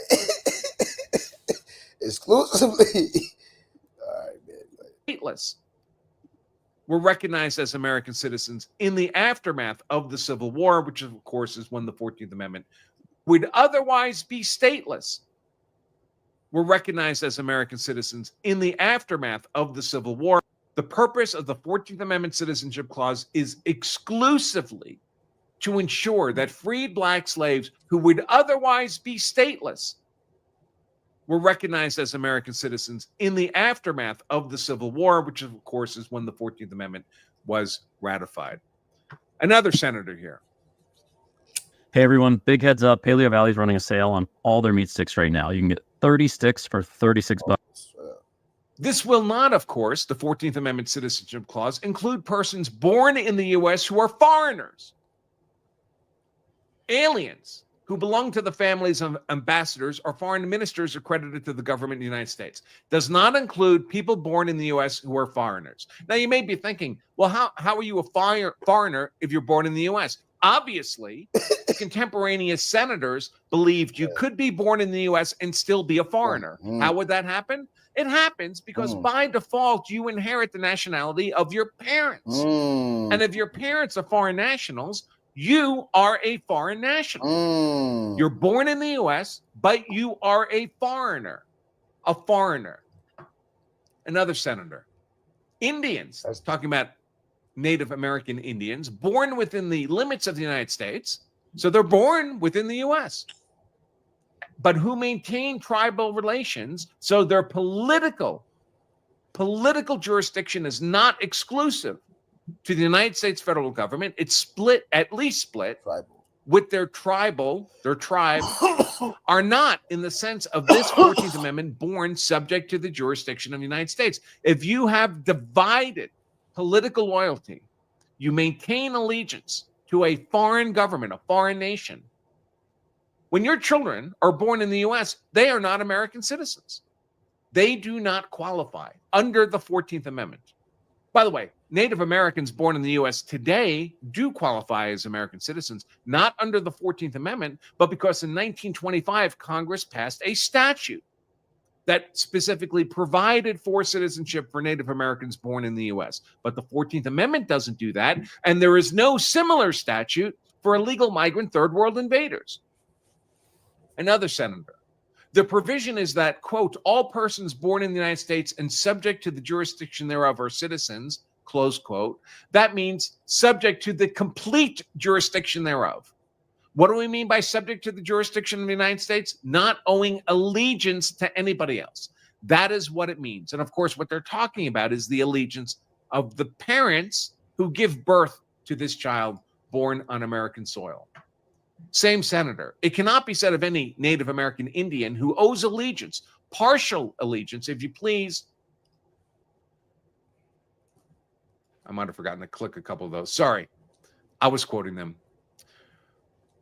Partial allegiance, if you please, to some other government that he is subject to the jurisdiction of the United States. So a partial allegiance is not enough. It is only those persons who come completely within our jurisdiction, meaning political jurisdiction, who are subject to our laws that we think of as making citizens. Another one. I've already replied to the suggestion as to the Native American Indians being subject to our jurisdiction in the context of the 14th Amendment. They are not subject to our jurisdiction in the sense of owing allegiance solely to the United States. Now, all this amendment provides is that all persons born in the United States and not subject to some foreign power, for that, no doubt, is the meaning of the committee who brought the matter before us, shall be considered as citizens of the United States. Another senator. I concur entirely with the honorable senator from Illinois in holding that the word jurisdiction, as here employed, ought to be construed so as to imply a full and complete jurisdiction on the part of the United States. Certainly, gentlemen cannot contend that a Native American Indian belonging to a tribe, although born within the limits of a state, is subject to the full and complete jurisdiction. That question has long been adjudicated so far as the usage of the government is involved. Another, I understand the words here, subject to the jurisdiction of the United States, to mean fully and completely subject to the jurisdiction of the United States. In other words, the parent of the child has no divided loyalties. They are an American citizen. They are not a citizen of a foreign nation. And you might remember this comment says, oh, check out Wong Kim Ark. All right, Wong Kim Ark was a U.S. Supreme Court decision from 1898. It involved a Chinese national. His parents lived in the United States. He was born in the United States. The family took a trip back to China. And on their return to the U.S., his parents were allowed back into the U.S., but he was not.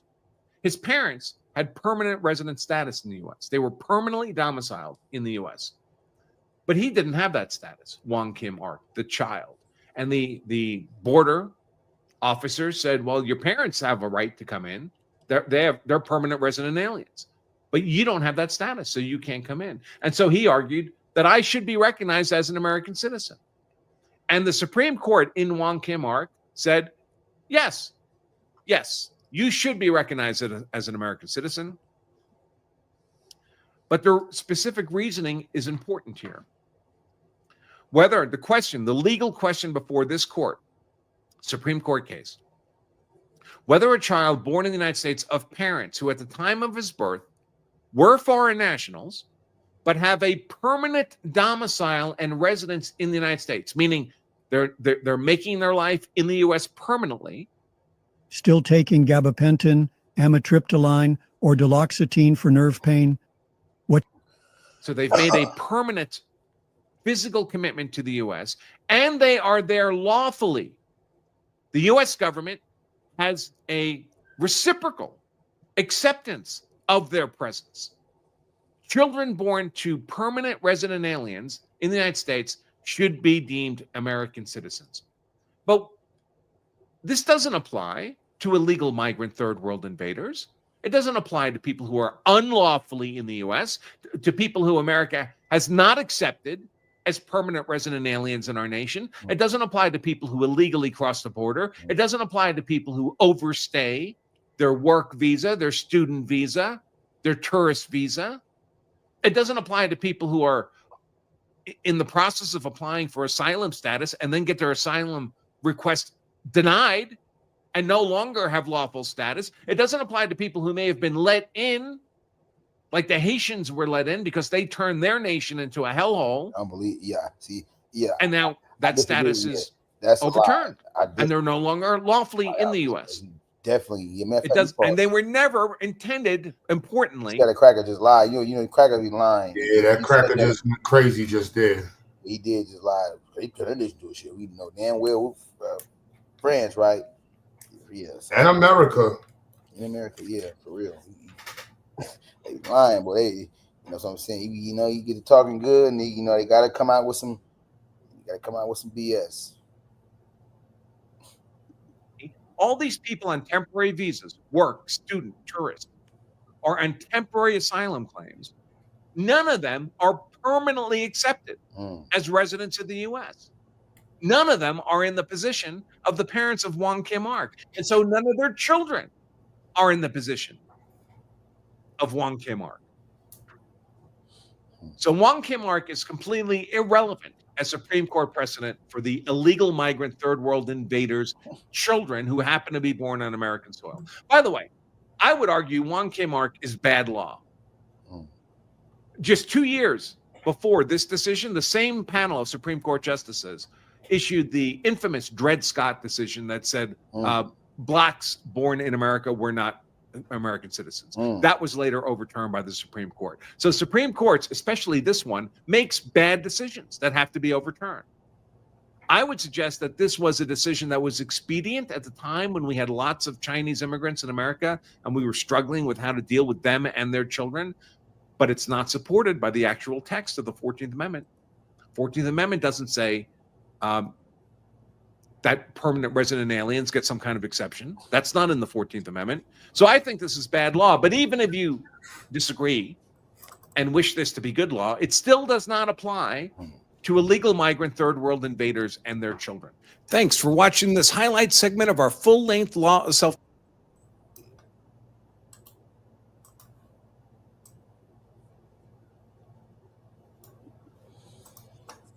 Yeah, that's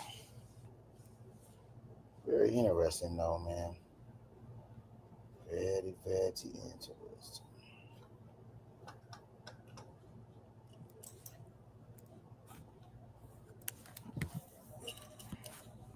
Right.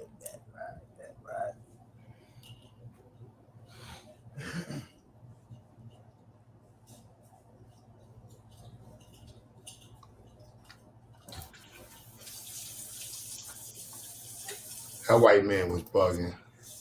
He said, Eddie turned that into a shithole. Hey, he put that in there and got up out of there. You know, he didn't have too much to say after that.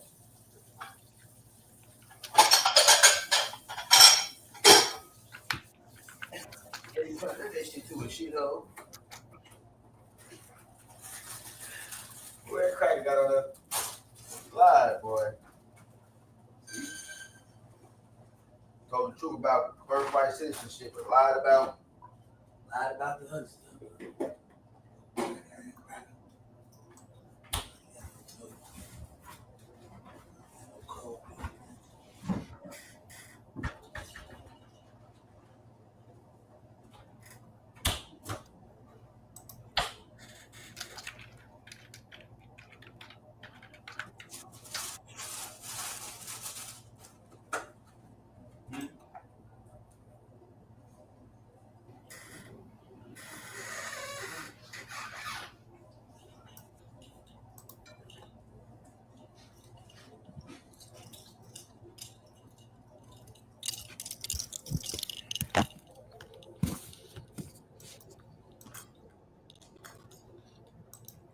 that should bring clarity as to that whole,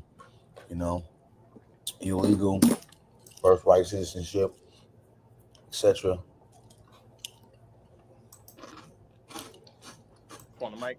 Oh, mic check 1 2 1 2. All right, cool. Make sure everybody can hear me. What's going on, man? Doing all right. Welcome to Knoxville. I'm up here for one purpose. My buddy is a friend of yours. He lives up in White Pine, and he wants me to have this discussion with you because me and him had this discussion this weekend. What are your thoughts about reparations for Black people specifically, and like Black Americans specifically? What is your very much against? Very much against. Can I ask why? Well, first and foremost, I don't believe that we should ever pay monetary damages to people where nothing bad happened to them, just because they are related to a group of people where something bad happened to them. Okay, so because it separates the idea. Let me just finish, and then I'll throw it back to you. Absolutely. Our justice system, when properly understood, is about individuals receiving justice, not tribes or groups receiving justice. So this joint is about reparations. Should Black people state that just because I am a Black man, I do not speak for all Black people. So I'm just I like this guy. You should give it up for him. Just want to state that for the record. I'm speaking for myself. So all right. So definitely hear you on that. And even for me, when it comes to reparations, for me personally, I don't believe that it should be a check. I think that reparations can look like many different things, whether it's like investment in institutions, more like, better schools, hospitals, all that kind of stuff.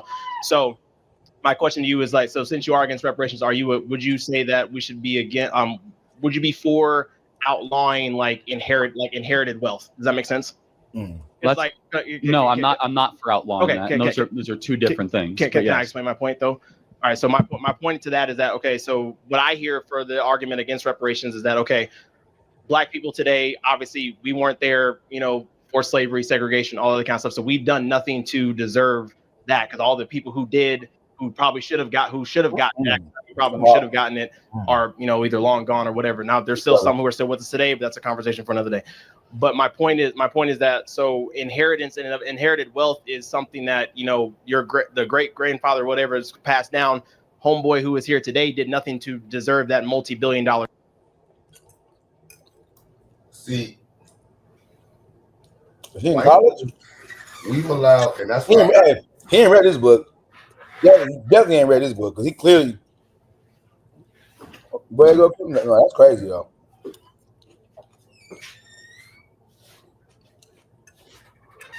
I was just storage before between the arguments right there. Like, hold on, white folks, you think it's just reparations is only centered on slavery? It starts at slavery. Mm-hmm. Keywords. We're gonna begin that slavery. Mm-hmm. They don't end that slavery. That's where he was supposed to start.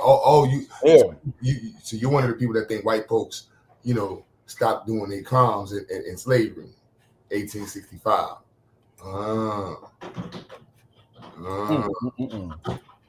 On business, but he gets it because of his bloodline, correct? Is that how it?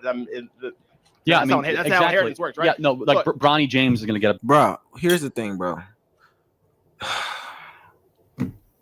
When it comes to an inheritance, that's privately owned money that you earn in your life. Like, for example, if I was to become then that's just called socialism. One, I don't think that. Well, I guess what I'm trying to inherit it. Let's continue. $1 billion. Right? Yeah. Oh, I mean, yeah. Sorry.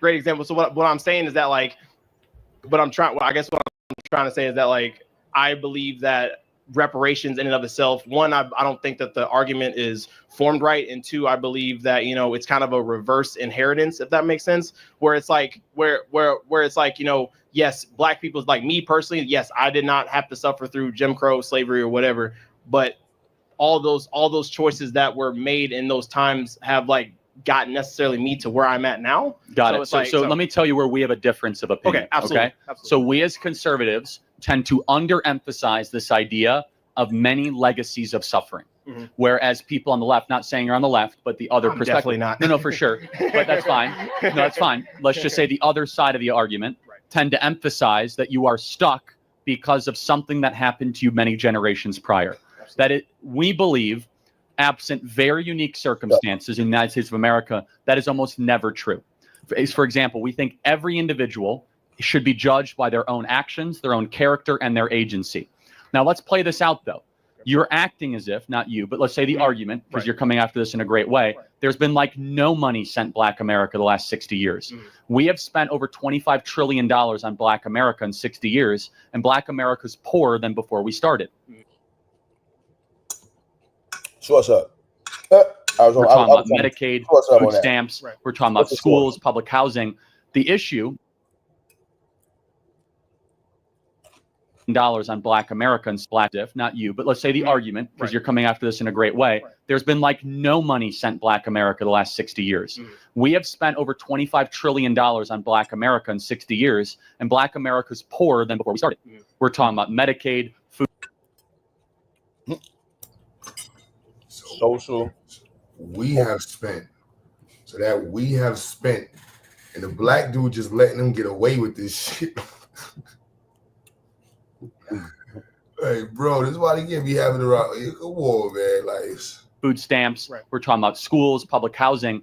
The issue is not schools, public housing. What are we talking about? You spend more on that, all those same things on white people. What are we talking about? Like, that's not explicitly towards the restorative justice and addressing the fact that this is crazy. Oh my goodness. Not the amount of money.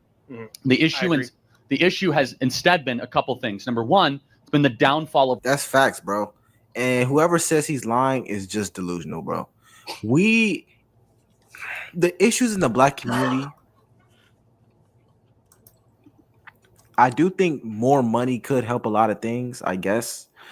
But I don't understand how more money will help low marriage rates, considering all you need to get married is a marriage license. I don't know how more money will help having less children out of wedlock. I don't know. See? Here's why knowing your history is important. The fuck does that got to do? Reparations. Real. Not a goddamn dime. White folks ain't gave black people shit. This is about addressing specific issues that black people went through. What that got to do?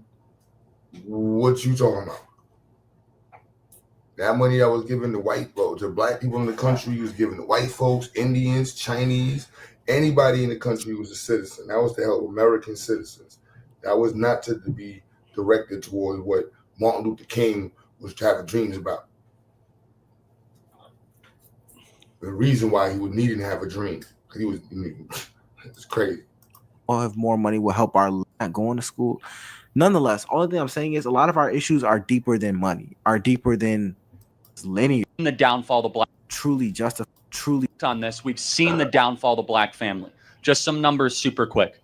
Is that in 1964, right before the passage of the Civil Rights Act, 75% of Black youth had a dad around. Now it's 25%.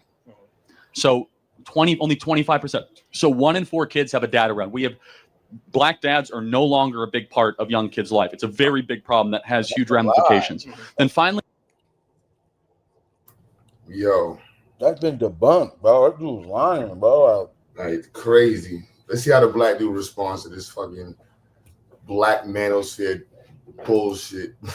on the reparations argument that comes into just more like concrete questions. Where do you draw the line? Who defines it? And also, why would you tax, for example, somebody like me? My ancestors fought on the Union side of the Civil War. So I got to go pay more money, even though my ancestors did the right thing. No offense if you guys fought for the Confederacy. That's not trying to, drum up any, it's all good. We're all Americans now. I'm not.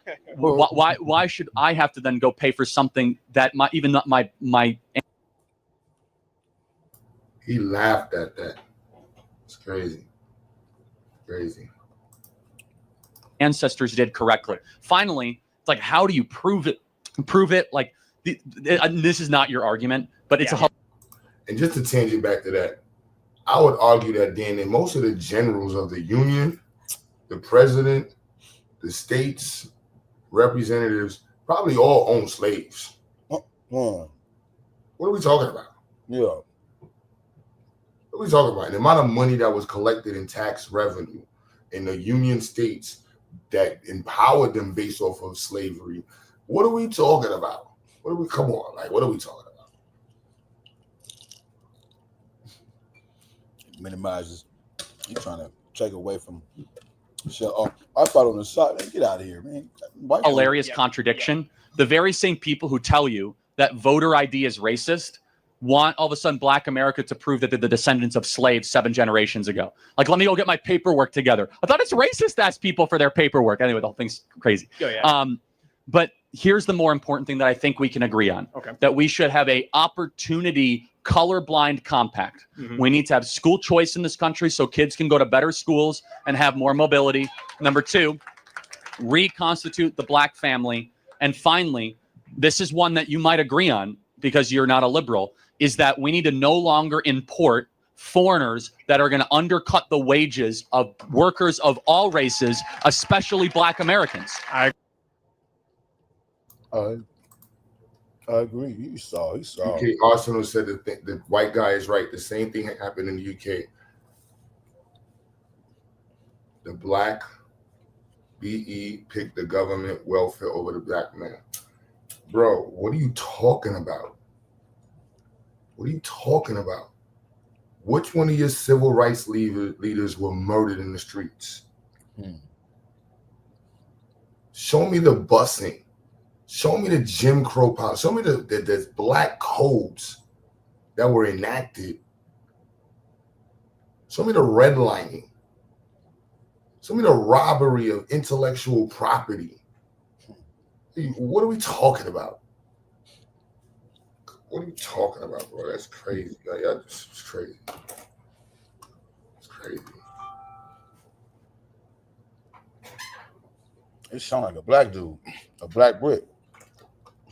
I agree. And so what we've done is we imported Nicaraguans and Guatemalans to come take low-wage labor, and we didn't want to pay our own Americans those jobs. So final thoughts on those points. Also, great points. I would say that I am with you for the idea of a colorblind society. I think that it is. Got him. He got him quick. Got him smiling, laughing. That had nothing to do. No offense if you guys fought for the Confederacy. That's not trying to, drum up any, it's all good. We're all Americans now. I'm not. Why should I have to then go pay for something that my ancestors did correctly? Finally, it's like, how do you prove it? How? See, that's why this book important. That's why your ancestors did correctly. Stand on that. Stand on that. What's his white guy's name again? It's another one too. They be going around debating people. I forgot his name. Let me see. What was his name? Because I was looking at one where this black dude actually stood. He actually it wasn't against him. It was just another white dude. Charlie Kirk.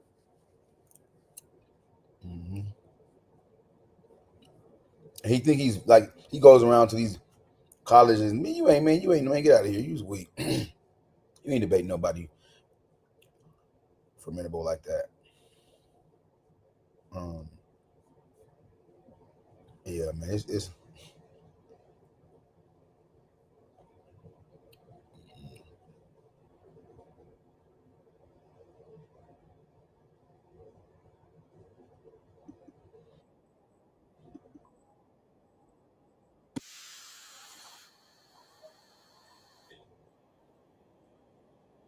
this is not your argument, but it's a hilarious contradiction. The very same people who tell you that voter ID is racist want all of a sudden Black America to prove that they're the descendants of slaves 7 generations ago. Like, let me go get my paperwork together. I thought it's racist to ask people for their paperwork. Anyway, the whole thing's crazy. But here's the more important thing that I think we can agree on. That we should have a opportunity colorblind compact. We need to have school choice in this country so kids can go to better schools and have more mobility. Number 2, reconstitute the Black family. And finally, this is one that you might agree on because you're not a liberal, is that we need to no longer import foreigners that are going to undercut the wages of workers of all races, especially Black Americans. I agree. What? Like, dude, we ain't talking about reparations no more. He got into an all lives care package. And then he tried to throw the blacks against the immigrants. Yeah. You know what I'm saying? Yeah. Like they're the reason why y'all are not getting paid as much, because the Mexicans like, hold on, what? So you're saying they're the reason why we didn't the pay is off? Oh, that's what the reason is. Make that make sense. Crazy right here. Real. I'm disappointed. What colleges is? Do we know what? Shit, man. I don't even know which one it is. Cash Kid, what up? What up? What up, Q? What's good? Peace. What up? Earning? Is it earning? Still earning? Still learning. What up? Still earning. Hey, man. What up? I just hit the link because, I saw, science. Basically, because I saw if you're black and you like science, yeah, but the politics too and the other stuff, just high level stuff, So that's why I'm here, bro. Push it, man. Push science, man. Yes, indeed.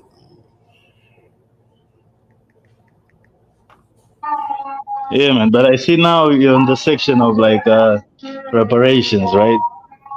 So what is this white boy talking about? What is he saying? Because I remember we've had talks about reparations before. But what is this guy saying? He's against black people getting reparations.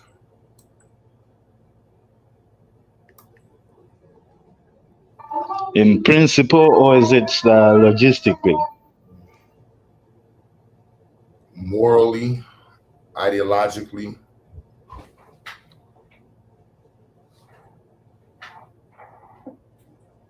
And I'm guessing both of you gentlemen are for reparations in every sense of the word, right?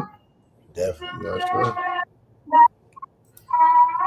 Okay, then, well, I'm not against reparations. I think there's some bigger questions. I just, my view on the whole reparations thing is I don't think reparations is going to fix anything. Again, it comes down to maybe 2 or 3 major problems. One, how do you trace back who is actually owed reparations? There's some black people who claim they are not enslaved at all. There's some people who claim that even black people owned some slaves back then, and there's some people who immigrated and weren't impacted by that. So there's that part, like how do you trace it? So that's a logistical thing. And the second part would be like, if you got reparations, what happens if the next generation down the line comes and claims it? Because that's all. That's like, how can you? But I remember somebody answered that saying, it has to be like continued. And the third is just logistically, in which sense, and do you think even giving people cash money, is that really going to solve anything, or is it just, is it going to go back into the hands of the white people? Because on the third part, I remember the COVID thing, right? There was stimulus checks, and if I remember correctly, most of that money ended up going to Amazon. Like, I'm glad so I don't know. COVID was a good example of the federal government coming together, doling out large sums of money, arbitrarily, So I'm glad you brought that up. So, what I wanted to say was, without having to, but the brother also talks about how the federal government is not tax revenue constrained. So, tax. I gotta find it in the book. We talked about how the federal government is, it's there's ways to where, the federal government is not, it's not tax revenue, tax constrained, not tax revenue constrained, but tax constrained. It's Cash Kid. It's the same question in reverse. Like, what country you from again? Tanzania, bro. East Africa. Tanzania. Do y'all have a reparations? I'm trying to see. Do they? I'm asking an honest question. Like, were they ever like oppressed? Like they ever? No, we haven't. But I mean, that's a good argument, right? Like, why couldn't we, Tanzania and all the colonized country, actually ask for reparations from our colonizers who came here and took all the wealth? So I don't know. Maybe you set the president in the U.S. We can, we can go into a thing. Yeah, you got people that. But no, brother, your question was it was multi-layered. First things first, Oh, the Germans. It's layered, meaning that basically I don't get into the whole black folks don't spend the money, because that I don't think, I know for a fact a lot of us, there's gonna be a large segment of us that's gonna get that money and do right by the money, but every group gonna have somebody, quote unquote squander the money. I mean, that's just normal in every group, but not all of us. But and then to get to the other layer, huh? We can stick to that part, right? Okay, let's start with that part. Again, the COVID thing, the stimulus checks. Look at what happened, and I'm not just talking about black people. Think about it across the board. Think about it the same way. It was $1,200, man. Bro, come on, brother. That's like that comparison is not. I mean, it's only a good comparison to show how the federal government can at the drop of a dime, just boom, dump out trillions. Was it 200? That is a good example. 200 only. Point out how everybody got $1,200 checks, like. Because in actuality, Catch Kid, what we really saying is China. China? Most of the products on Amazon come by way of China. Yes, and? Who's not buying products from China?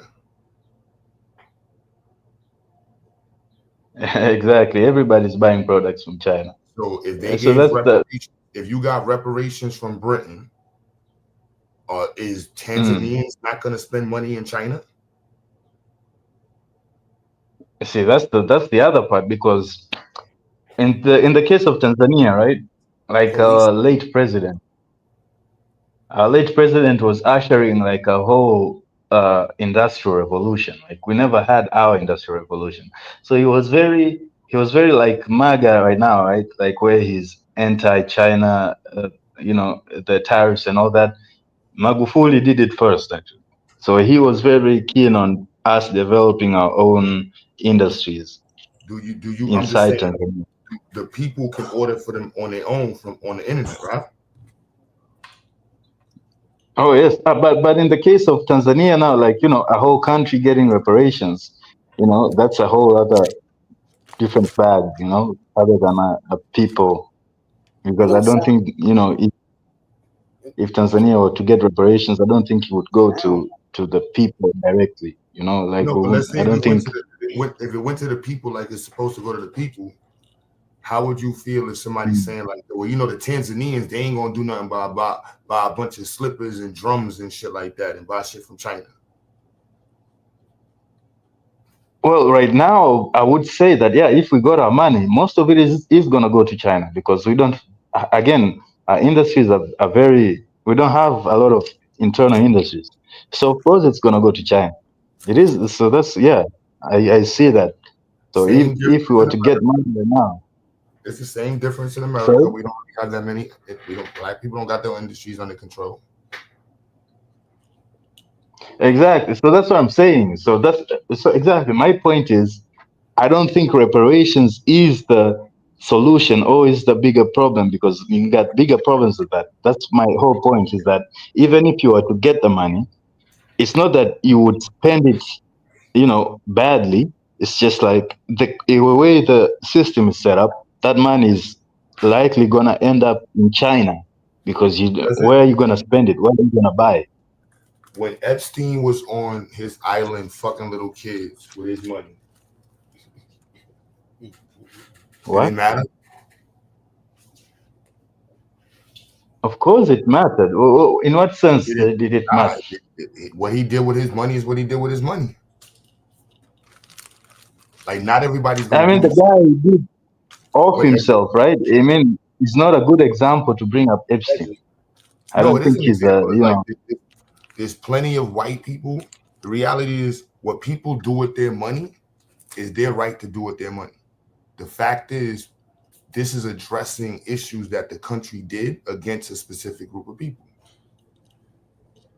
Like, you know, when people No, bring but up no. Wait. The whole point is that like black people. Now, correct me if I'm wrong, right? But the whole argument, as I understand it, for reparations. So let me just land it, right? So the whole argument is white people have stunted the growth of black people with slavery and with other ways, right? And therefore they have to compensate them in order to kick them up, to get them where they're supposed to be. Like, it's not just Yes, it's about making them whole. Yes. That's part of the argument, but making whole that's the part of the legal system. You violated a specific group of people. And then the results of that over time, by not being addressed, now you're dealing with the children of those people. But how can you say legally they violated them when slavery was legal back then?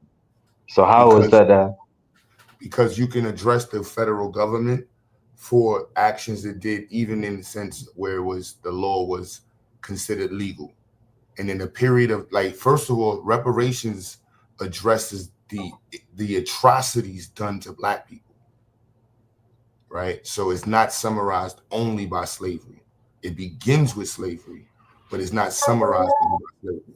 You had black people who got their freedom and were subjugated to harsh treatments in America. Just being black of itself was an issue. You couldn't own the corporation. You couldn't fight the slavery. You couldn't enjoy liberty with your taxes the same way. So we're talking about like Jim Crow and the KKK. All of that is included. You had free blacks in North Carolina. You had, let's just randomly, if there was 100,000 black people, including slaves, enslaved black people, maybe 40,000 might have been free for a long period of time. It's just that they were subjugated to unfair treatment. See, now that just complicates the argument. So there were free people and there were slaves and there were was there also like black people owning other black people? Because I've heard of that. Brother, with all due respect to brother, it sounds like, brother, you need to go do some. I would implore you. That's what we're doing right now. No, you're right. You're right. Because we're talking right now. No, I'm telling you what. If for one black person owning a slave, another enslaved black person, you got thousands and thousands. It's not even a percentage to be even discussed. Okay, I can get that part. I can grant that. And what about the free people, the people who are free men? How is that a negligible percentage, or was it you could say anywhere from 30 to 40%, depending on where you at. And then you had changes in so the North, I think in 1808 or 18 something like that, you had New York and New Jersey abolishing slavery. So you had versions of Jim Crow being enacted in the North way earlier than it hit in the South. And then you got post Jim Crow is just a part of the extension of the entire system. The federal government's allowance and the profiting that it made off of Jim Crow is part of the reparations conversation. In order to get free in America, right, you had to pay the federal government and your state government taxes.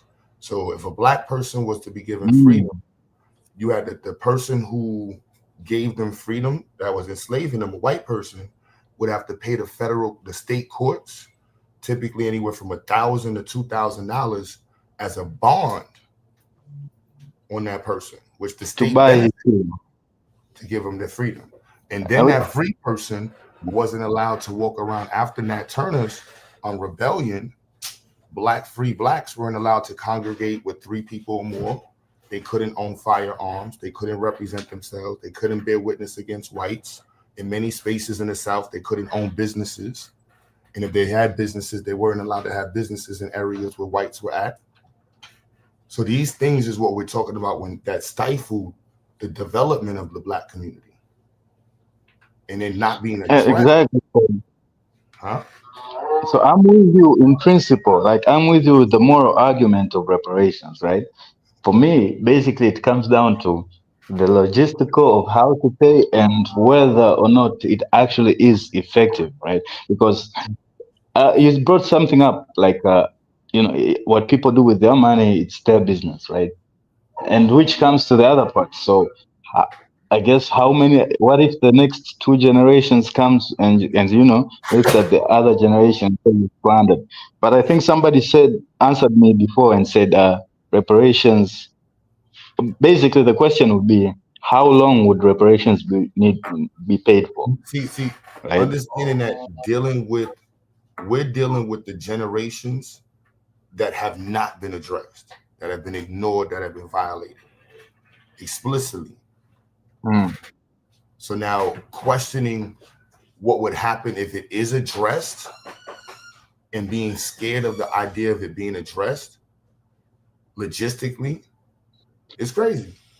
No, I'm asking now, like, because I'm asking, like, if you're asking for reparations, like, what are you asking for exactly? Like a one-time payment, or is it a generational, cross-generational thing?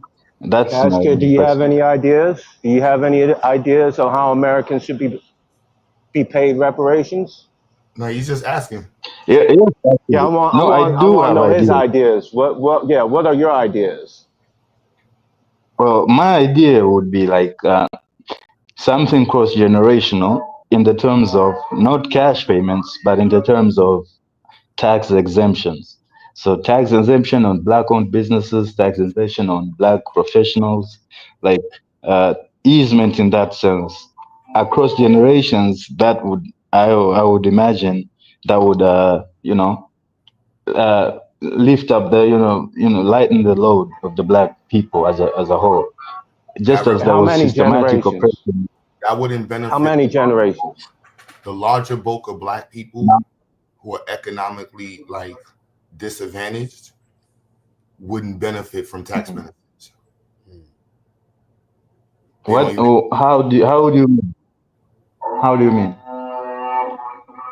Tax benefits coming from making money. The exactly. Yeah, but the large bulk of the community is not in a space where they're making money. We hear people in that what he just said, dealing with people that's living off the system. Yeah, you're making underneath the poverty threshold.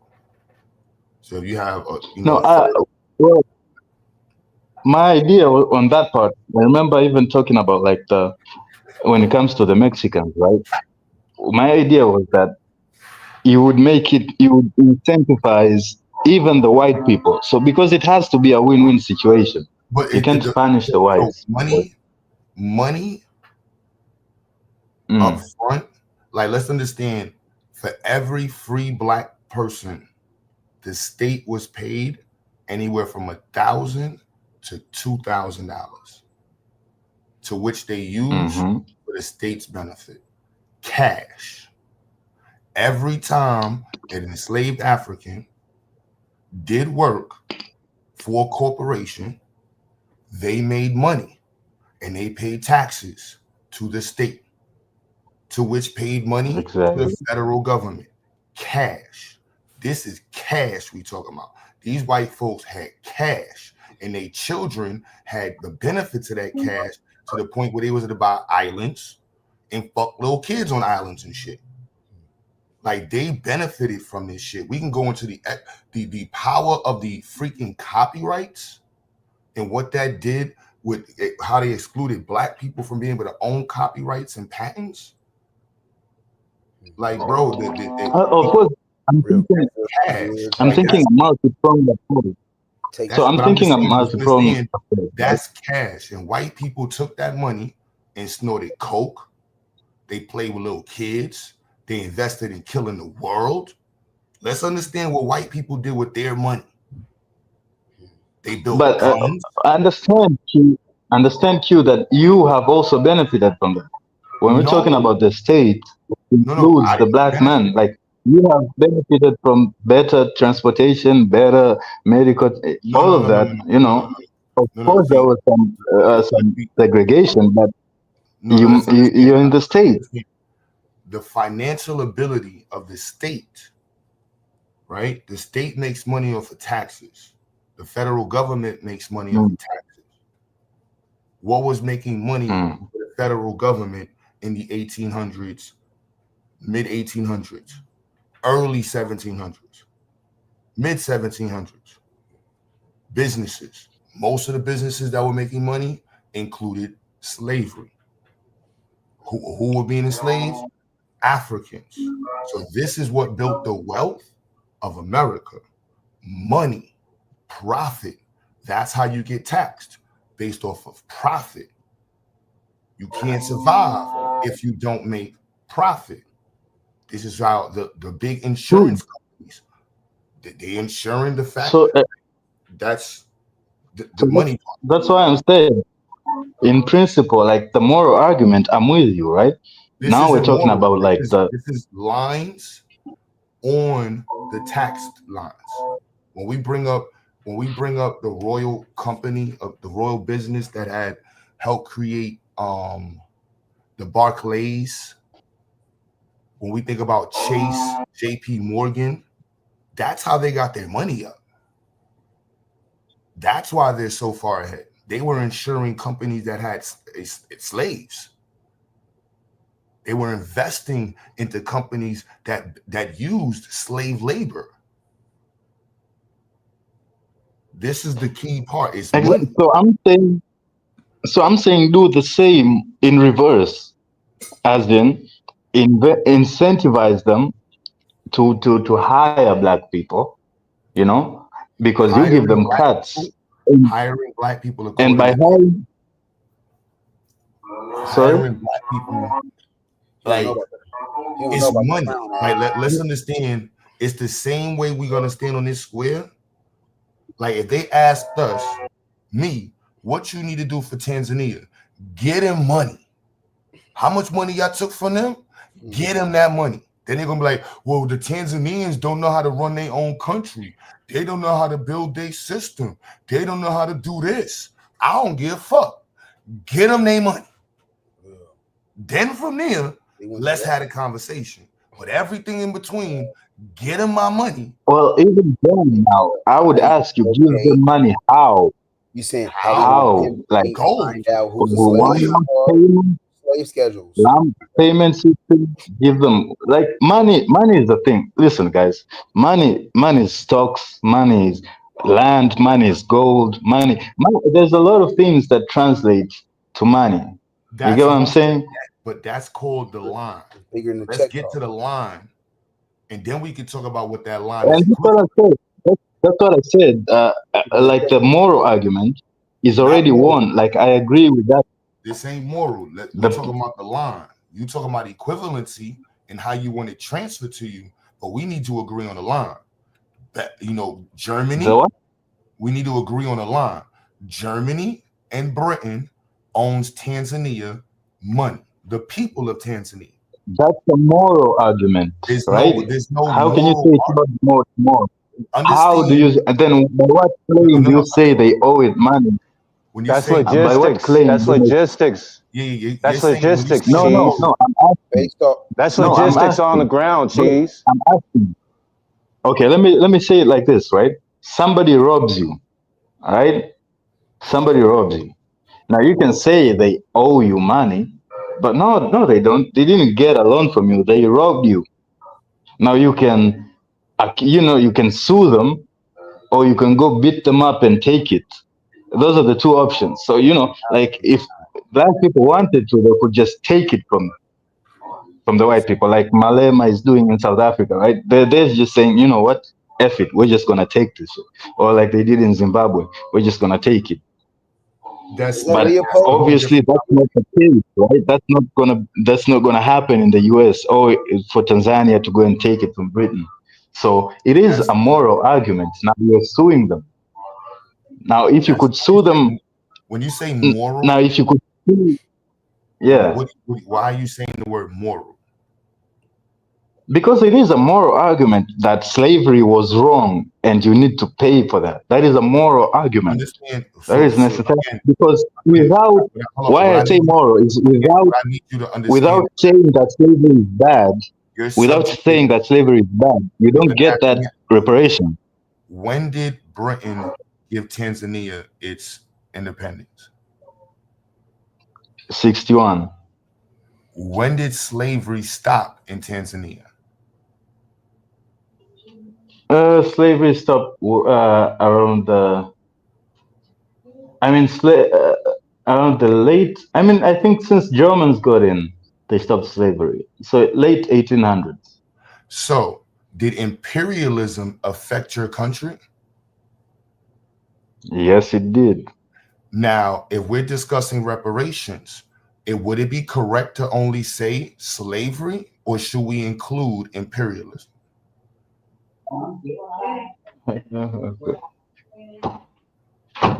Huh? Sorry, you said? Sorry, I didn't get. I said, would reparations for Tanzanians include slavery, or would it also include imperialism? Again, it would be imperialism. Slavery would have to go to the Arabs for that, and it's a whole other thing. I don't think again, the Germans enslaved Tanzanians. They colonized. They didn't. It's colonialism. It's not. It's different, right? Colonialism it includes. All right. So being forced into labor, having your rights removed, being mistreated. How it's done, but that's all considered colonialism. The experiences of Black people during colonialism is one part of the story. That's what you have to be able to. That's what we need all Black people who went through colonialism to be able to articulate that colonialism was wrong. And then post-colonialism. Exactly. That's a moral statement. It's when you're saying that's my point. Now, the moral statement in today's world is a legal statement because of accountability. Because it's a matter of, and so in different parts of the Black world, we have to understand how accountability is executed. So in South Africa, accountability looks different because you have millions of more South Africans than white people there. In Trinidad, it looks totally different. In Haiti, it looks totally different. In America, it looks totally different. But we have to understand that we're all looking for justice. And we got to recognize that the acquisition of justice is not a moral thing. If we want to call it a moral thing, whatever. But understand, in today's economy, in today's world, that is now changed. It's not how it's looked. In America, it's not understood like that. And the world is not understanding it like that. And that's up to us to hold it. Right. You owe us for this. It's just what it is. If you owe us for this. You can. But okay, if that was the case, right? Why I say it's a moral thing, right? Because there isn't exactly a law that says America has to pay the Black people, right? It's not a law, so it's obviously not a legal thing. This is a moral argument which can be turned into law, which can be now formulated and brought into law. But it has to start as a moral argument. The whole slavery is wrong or imperialism is wrong is, of course, a moral argument that we are now more enlightened and we know these things to be wrong. We have to start there. Then we can say, okay, we want justice. And there's a difference, you'd have to agree, Q, between justice and revenge. It's a definition. We were defined. But I'm saying, understand, in American there's law, a difference between justice and revenge. No, it's not. Right? So when you're saying moral, right? So what will we define as that allowed for the treatment? Oh, exactly. So there was a moral justification. You are defined as less than human. No, we were right? legally defined as that. Legally, that's what we were defined as. On paper, that's what Exactly. So, and that's so how they could do all those things legally. that definition, that definition is what allowed the treatment of us. So it's not just a moral thing. Exactly. It's a definition that allowed the treatment. And the treatment was considered inhumane. There's violations of current standards. And so the law has the ability to recognize that mistreatment with in regards to prior government setups in America. That's why I think that's wrong. I think that's wrong. That's the part where you go left, because if it was legal, it's like alcohol, right? It was illegal then. It is legal now. Slavery was legal then. It is illegal now. So I don't think you can now go after people for what they did back then when it was legal. Because their if they did something based off of their moral standard.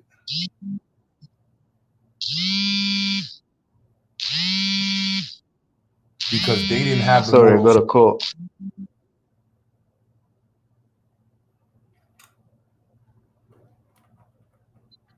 Sorry, I had a call. Based off of their. So you're saying I don't get that part. Because their morals changed, right? Their morals changed. Exactly. So that's what we're saying. So based off of their moral system is what we're basing our compensation off of. I mean, even the law you're trying to go after them with is their law. So what are we talking about? It's not like it's your law. You can't subject them to your own law. There is no law. It's an understanding of what happens to people and what do you do. And so it's a matter of recognizing that if this continues to go unchecked, there's two sides to look at it. If Britain and Germany do not address what they did to Tanzania, your country will never be able to catch up. According to how the way the world is set up, with these drastic things that would have to be done for the Black world to catch up to what was done through colonization. Like it's just like I don't see it that way, but okay, I'll go with you. I don't see it. I don't see it necessarily that. What's the and I'm not going to use the word never. Let me remove the word never. It'll be extremely much more difficult if it's not addressed. And that's according to the thing is, that's according to their standards if it's not addressed. China, yeah, so exactly. So yeah, man, I just don't see it. The way I look at it is, we don't want to be, we don't want to be America. We don't want to be China as it is right now. We don't want to be them. We can see what they are, but we're not. So whenever they call us like the second or the third world, trying to get, because really, if we're looking at it, really, technology is universal right now. Like if I have enough money, personally, I can get the same kind of tech that the Chinese or the American or the German can get. And, it's globalized right now. Everything is globalized. So I don't really look at it as that way. I just see us as having the opportunity to design our own future, and maybe avoid some of the mistakes that have destroyed, that we've seen the West make in their pursuit of excellence or whatever. like the plastics. We don't have that much plastic. We ended that way early, right? So I just see that we get an opportunity to kind of skip some of the greater mistakes that you might have made in the West or the Chinese. So that's maybe beside the point. The thing is, though, it's their law, bro. It's their law that you want to accuse them of. The thing is, with Black Americans, you're trying to accuse. Brother, we're not using law. Brother, it's proof. There's evidence to substantiate the atrocities that we went through. Starting with chattel slavery. But my point is, back then they were legal. So you can't go, you can't go at it that way. You can go with a moral argument that was wrong, and there should be a reparations, some way of reparations. So why are you using the word moral? Like, does it matter if it's moral? Who cares? It does. It does matter. I think that's the thing you have to actually get back to America, like, because without your morals. What if it was morals that made it legal? If it was morals that made it legal for slavery, why does the moral argument matter? And why are you arguing the moral argument? Because again, it was also the morals that ended slavery. Or do you disagree on that? Well, again, it was the same morals that kept imperialism. It was the same morals that kept your country suffering post-imperialism. But Q, you have to understand that even if you go to the law side of it, it was the laws that also made slavery legal. Some of these places, the same law. Some of these places, the laws is what made the government benefit. That's the whole point. So at the end of the day, exactly, you benefited from it. That's the whole key point. You benefited from these wrongs. This isn't going back to 800 years ago with Arabs in biblical times. This is a different, we're going by their rules. They made Haiti pay reparations to France. What are we talking about? Right now, your country is demanding reparations from Germany. And as a Black American, I stand with them. You don't agree with your country? Time for Germany to act. Tanzania presses Berlin. Look, Tanzania presses Berlin on justice for colonial atrocities. I support that. Send the back. Please read it. When is this? You don't even know it. Go ahead. When was this? And can you read the article? I'm curious. I'm curious on the tape. Look, an estimated 250 to 300,000 people were killed as German colonizers destroyed entire villages and farmlands and deliberately induced famine. It is time for Germany to act on an historical injustice perpetuated during its colonial rule. Tanzania Minister of Colonial and Legal Affairs tells Andulu. The Maj Heroes graveyards in Tanzania's southern Lindi region enveloped in an eerie silence, solitude, and darkness may deter most visitors, but for I don't know how to pronounce the name, descendant of Chief Suleiman Mamba, the site holds deep significance. Chief Mamba, leader of the Murawe tribe, met a brutal end at the hands of Germans on February 27th, 1906. As the at the evening call for the prayer echoed through the air, you get the point. Okay, so he's just saying so, right? No, like again, I'm with the whole moral part, because again, at the basic part, it is moral. We're appealing to more. It's a moral argument by saying that this thing was wrong. That is definitely a moral argument, because if we're talking about legally, it was legal. Slavery was legal back then. So you can't say what they did was illegal. Let me ask you something. So is my point. How does that work for your country? So does that mean it is a moral argument? Again, it has to be a moral argument. Even let's understand, right? So in today's world, right? It's a legal one. We are countries, we are people, we're citizens. This isn't a religious perspective where we're like, oh, there was moral. No, your country stole from this sovereign people, and you benefited from what you stole from them. Your laws have nothing to do with the sovereign rights of people. You impose them based off of Okay, let me ask you this. If it is a legal case, right? Okay, let me ask this.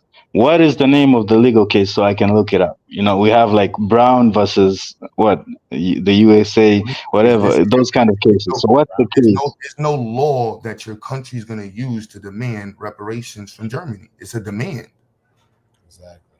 It's the same thing in America. So then how are we saying it's a law? So then why are we talking about it's legal? You're the one that was. If I'm just demanding, but basically I'm saying it's a moral argument. I'm saying it's a moral argument. You're saying it's a legal argument. Then I'm asking you, with what law are they asking this legal argument? And you're saying there's no law. Reparations is restitution based off of treatment, due process. You know, I mean, you can. You know, that's just what So it is. that's what I said. What is the case? What is the case? It's not a matter of the case. black people. Right now, they're canvassing to determine how to understand the damages that were done. It's already understood. We're not at the point of saying law. We're at the point of understanding the damages. That's why I'm like, I don't know where you're caught up at. Like America right now is at the point of figuring out the damages. And then you got people. And again, that's what I said. It's still a moral thing then. When you keep saying moral thing, America right now is at the point of trying to understand the damages to address it. So I don't know why America, around in New York City, California, that's what's going on. Then what the issue in between that point is, we have people who are like in California. We had a Mexican woman say, for the Asians, we don't feel like we should be involved in your reparations. After California, research already found who should get reparations, why they should get reparations, and how the state should deal with it. It was a Latino woman who led the charge against it. That's what I'm saying. I don't know where you're at in this conversation. Like nobody's talking about morals, and like that's not your like. If you're gonna get connected to the conversation right now, where we are in America is canvassing the damages. We're not at I don't know where this moral thing is coming from. That's like, so I don't even make that an argument for your state. If you're looking at America, that's where Tanzania should be at. Because white folks are going to tell you and have this whole argument about morals, which has nothing to do with anything. We're canvassing the damages right now. That's what research is about. Right now, we're researching the damages to understand how to deal with it. Because it's got to be dealt with. But now it's not at the point of how it's already known. It got to be dealt with. And then who's in front of, who's keeping us from dealing with it? Those are the issues right now. So it's not a matter of like more, it's already understood. So it's all about logistics right now, right? It's logistics and it's the moral argument is wrong. Not the logistics. It's in some states, it's the canvas, it's understanding the damages. So in some states, they're still understanding the damages, and then it's going to go to logistics. But then you got the recommendations based off of this. The recommendations speak for themselves. So that you already have state-sanctioned recommendations and committees who are already set up to just understand the depths of the damages done to Black people in this country. So that's we're already past the point of like, the more everybody understands this happened, something needs to be done with it. And the people that's in front of that conversation that's hating is white people. Yeah, which is basically what I said. I said the moral argument, I think everybody is on board. Okay, this was wrong. That's the moral argument. And it needs to be addressed. Incorrect. That's incorrect. 70% of white people are against reparations. And Yeah, but majority rules, if we're taking it to a vote. So if we're taking it to a vote, majority rules. So they, the moral argument is won already. It doesn't matter about the 30%. You like this word moral, you keep throwing it in, but at the end of the day, 70% of white folks is against I don't reparations. know why you're so. I don't know why you're so offended by that word. Oh, why are you so against me using that word? Because if we're talking about this stuff, we have to speak in those terms. It has to be. I'm not saying that's the only terms. I'm not saying that's the only terms. No problem. I'll just source But it I'm up. saying that's the whole basis of the entire argument. It has to be a moral argument that, hey, this thing is wrong. That has to be morally understood across religion, across party, across everything. This is wrong as a human being. That has to be understood. Then we can move on to the logistics. Okay, how now? Okay, what was the damage and how do we attend to it? Right? But without having that base, moral argument, I know it's a trigger word, but it's point. But without having that as a foundation, that hey, what was done here is wrong. If we're not on the same page on that, that's the 30%, which are saying, nah, it's just business. So it's like if some people, if 70% of the people are saying, hey, that's just normal business. That's the demand. That's what makes Burkina Faso stand out. It's like, look, since you white folks aren't gonna address what y'all did to us, fuck you. That's where black folks in America are moving towards right now. It's like, you know what? Damn, bro, like we really gave a lot. Fuck y'all, man. Like really, fuck y'all. We on our own shit. We and they forcing everybody to be on that. They not just pro-blacks and hardcore black. They forcing a lot of black. Like, damn, bro, we gotta really be on our own shit. They forcing that. They're forcing Africa's hand to say, damn, y'all really robbed us and violated, and y'all not gonna address it. You know what? Fuck y'all. Fuck y'all. So white folks gotta understand. That's the call white folks gotta deal with. Like, it's on them. How much do y'all want to deal with here and fuck y'all? Black folks is being nice in America by still taking up the conversation of reparations. But as this conversation gets broken down in these years, it's gonna be a bigger fuck y'all. And white folks can't afford the fuck y'all right now. Now with China lingering around the corner talking about, hey, can I be your friend? Can I be your friend? Russia around the corner, like Black America, we don't got the connection to Russia and China. That shit illegal. But y'all over there in Africa, shit. America like, man, fuck y'all. Exactly. So again, this comes to and that's why, I'm sorry to cut you off. I'm just saying that's why I was like, I'm not so overly concerned about the Germans, right? Because if they don't, we just don't fuck with them, right? We can fuck with other people on our terms. So my question now, it comes to the situation in Black America. What is your response to them? Yeah, what is your fuck y'all? What does that look like? That's what's happening around the country now. It's black people have you see this moral like our relationship to being good and understanding of white people is a gift and is a curse. Like we're very much understanding of our enemy, why he stabbed us in the back, why he chose that angle. Why did he, there's a reason why this white man chose to shoot us with this 45. There's a reason why they chose to exterminate this whole village. We got to understand it. We're very understanding and forgiving people.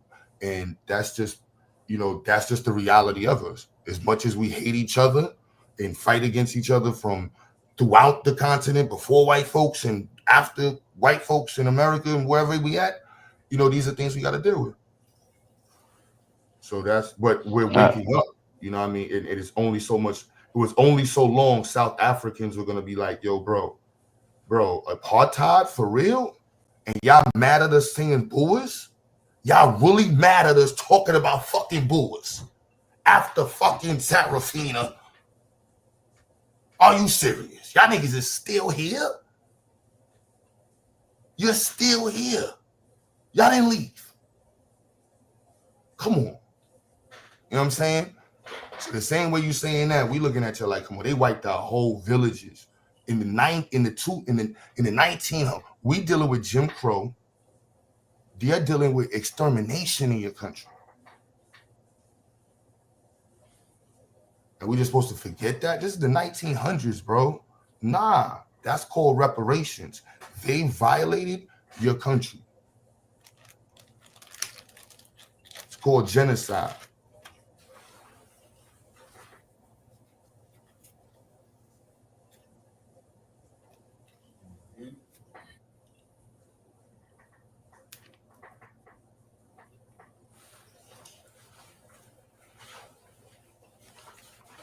Yep. He's not the first person I heard make that I don't know what to call it. But have that perspective. Yeah, I say to have that perspective. It's like, wow. Does it matter?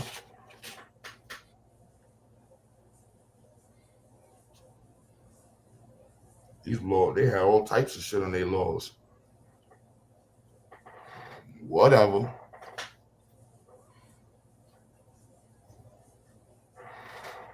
That's great.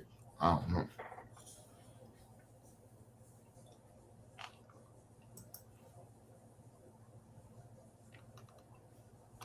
Nah, B.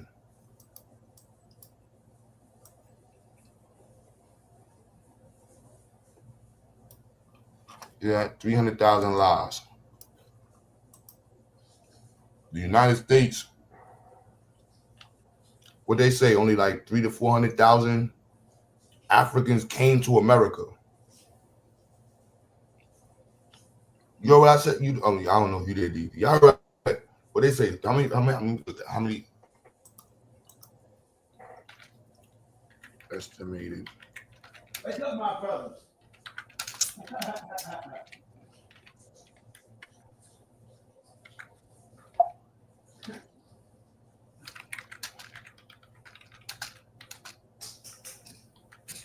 Fight for yourself now.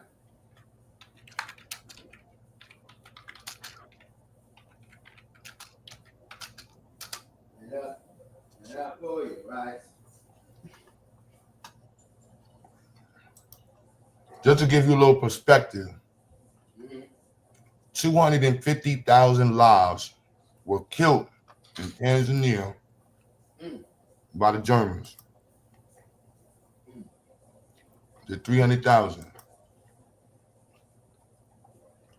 The National Park Department says 388,000 Africans were brought to America over 3 to 400 years. Look at the time period of damage.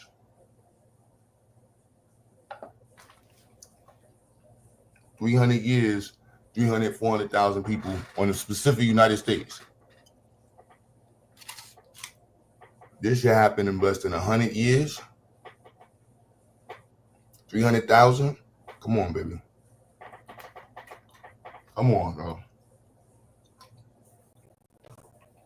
That niggas, it's crazy. You just spooked out or moved out.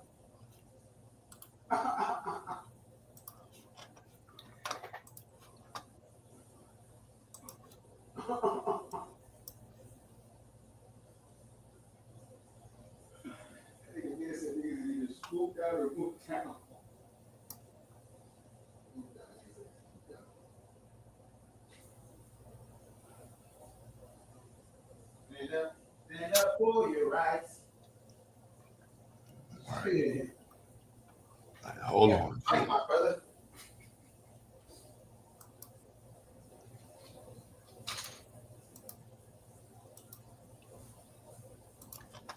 So back to this other white dude going against reparations. Trigger warnings for some of these videos, y'all.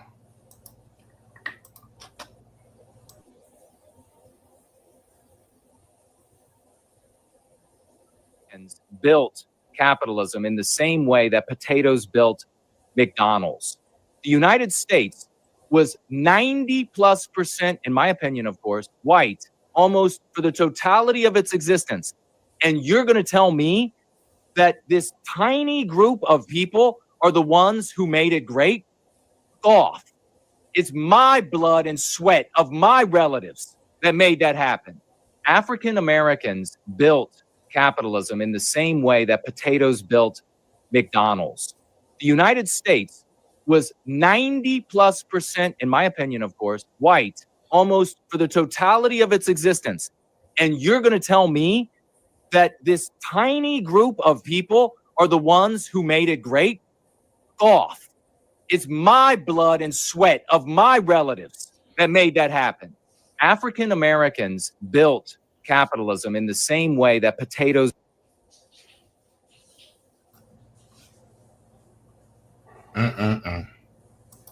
The same way potatoes built and not at McDonald's. Disrespectful, son. Disrespectful. Can't make that shit up.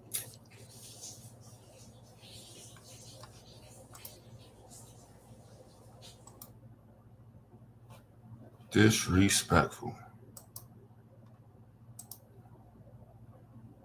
My people built this country.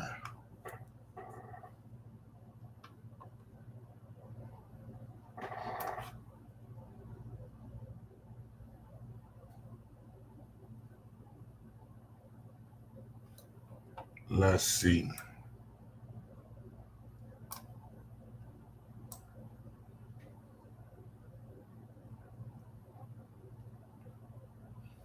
And I forgot to tell him that white people got reparations for slavery.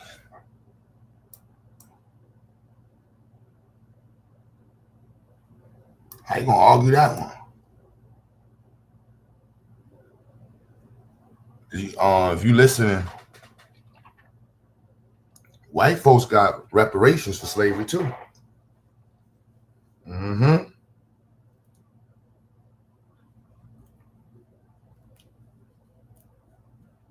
Where's the moral act? Why are we discussing morals? We discussing profits. Now, but I had to go back to the other conversation. I'm like, why are we discussing morals? Like they literally got paid. All right.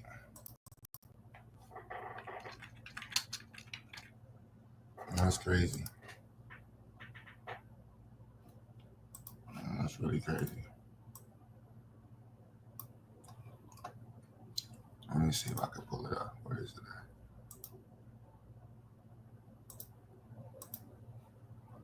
And what I got laying around.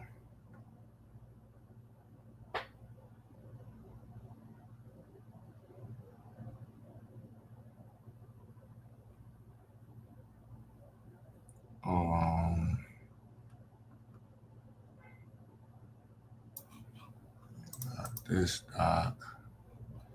Let's see where you at. Should be ending with a GOV.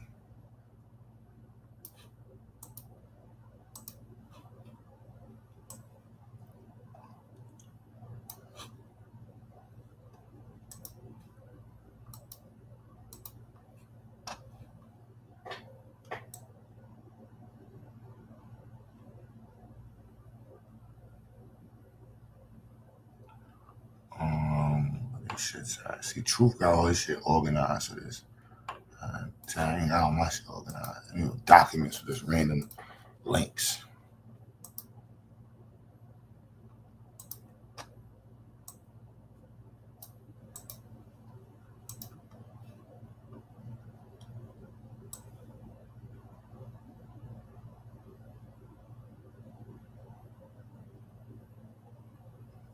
Let's see.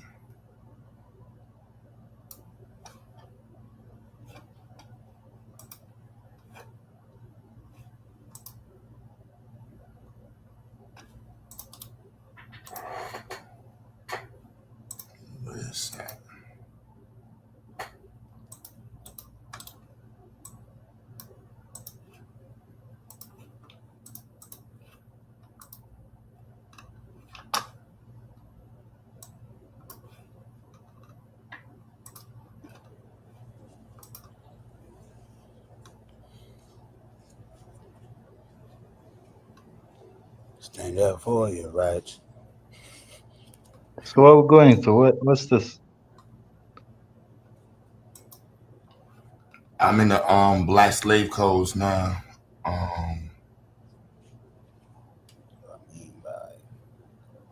So, yeah, I want to show you where the state got paid. compensation based off our degradation. Not even yes. That's apply. Man, yeah, that's why reading is essential because I gotta be ready. They run up on me. You run up on me. Like there's all types of like the angle. This about money. You see the whites right here. No white person shall buy or sell from a slave without a ticket authorizing him to do cotton. Then they would like on week. So you can go in on like literally, it's money. And it just continued. Jim Crow was about money. They want to keep black. It was racism, but they want to keep black folks make money. Vagrancy laws. Mm-hmm. Where's this exact page at? With the price and. I mean, so far, guys, I don't know if maybe you got the wrong impression that I'm against reparations. I'm actually for it. Okay, I'm just looking. I'm more actually concerned with I'm more interested in how to best do it. You know, in a way that positively impact the people. You know, give them that boost that actually changes. You know, actually brings changes, you know, cross-generational change. So that's my main concern is how do you do something like that? Well, it's also understanding the book, you know what I mean, and making sure in this era, people understand the books, right? In the United States, you know how many enslaved Africans came to the United States? Hundreds of thousands, I believe. I'm not sure the exact number. Right. And how many thousands were killed by the Germans in less than a fraction of the same amount of time? In Tanzania. Uh-huh. Yeah, man, it was brutal. I mean, we had a war, right? We had this, it's called Maji Maji War, which is Swahili for water war, right? Because we had chiefs, you know, we had our own tribes. So the Maji Maji is like in Iringa, somewhere in Tanzania. There was this chief Mkwawa, and that guy, he fought them hard. And they, you know, at the end of the day, he actually committed seppuku other than being captured. And they actually even took his skull, right? And they had it in the British Museum. Only very recently I'm not sure about this part, but I think only a few years ago was it returned to Tanzania. So yeah, so I understand the whole, you know, I understand the argument for slavery and for reparations, and I'm for it. I understand the damage. I'm now looking at the damage. How far do you do we really understand the depths of the profit? The damage is attached to the profit. So okay, and now in this part, now saying this might make me a coon in some circles or whatever, but I genuinely believe that colonialism had its own benefits to us. Like right now we have Kiswahili, a singular language which is now actually growing across Africa and across the world, even in China. That's a different. Right now we're discussing damages. So that's the whole point. You gotta stay on point, right? If we're just like, I get that. You know what I'm saying? Like, if it's about, I get you know what I mean? Like, it's literally just understanding. Like us, you gotta recognize how easy us black folks have been programmed to move like this, to put white folks in a safe space and look at us before we look at the elephant in the room. You robbed us. You stole. You violated. Yeah, we need that. For me, right? So how I would go about it, right? Or my position on it is actually, again, I would refer to our late president, like recently late president Magufuli, who died during the COVID era after denying the whole COVID. You know, he called it a scam. He emphasized on us creating our own masks. You know, if you have to have masks, then sew your own masks. And we actually had a lot of Tanzanians making their own masks and selling them. So he was very like Abraham Toure, right? Like Ibrahim Toure, but he wasn't very military. He wasn't a military guy. So he went after the contracts. He looked after all the contracts, the mining contracts, all the gold contracts that have been like there was a South African firm that was literally stealing gold from Tanzania hands over fists, right? And you know, he kind of seized all the operations. So yeah, so in that terms, I was all the way with him. But he also realized that there was a lot of corruption within Tanzania, within the government, you know, within the system that was making that happen. So he was very, you know, he outed them, bro. He outed the government within. So he had enemies abroad and within, because he was really on point. He stood on principle. He even had the people hate him at one point because of the economy, because of how he was running things. He was a tight ship. But I'm saying I don't think most people are ready for those kinds of actions, you know. Because if we're talking about being on point, he was really on point. I'm still not sure. The Tanzanian people are still not sure how this man died. You know, But that has nothing. whether he was. But it's still being. It is because what I'm saying is you have to also. Sorry. That being able to stand on the square of knowing explicitly the damages done to your nation through colonization. You know what I mean? And standing on that, that's needed to be understood. You know what I mean? Like that's in the same way you understand, you see on the screen, this is what the cost of freedom was. That the state, this is one of them. I can show you when it went up. This is 1818. That the state got paid for a black person receiving manumission or Raptors freedom. Then you had to pay a bond. Right, like that's and money.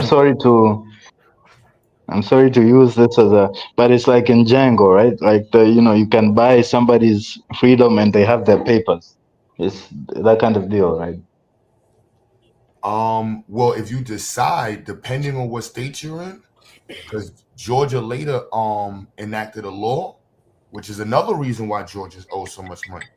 Georgia later in the same one enacted a law that said you cannot free any Negro who was brought through the ports in Georgia. They belong to the state. And North Carolina. To the state. Yeah. Because the state was a corporation that gave permission for corporations to operate within it. Okay. So the state benefit, like it's straight money. There's no detaching the money that in the federal government use their money to get further. Now, let me play the devil's advocate, right?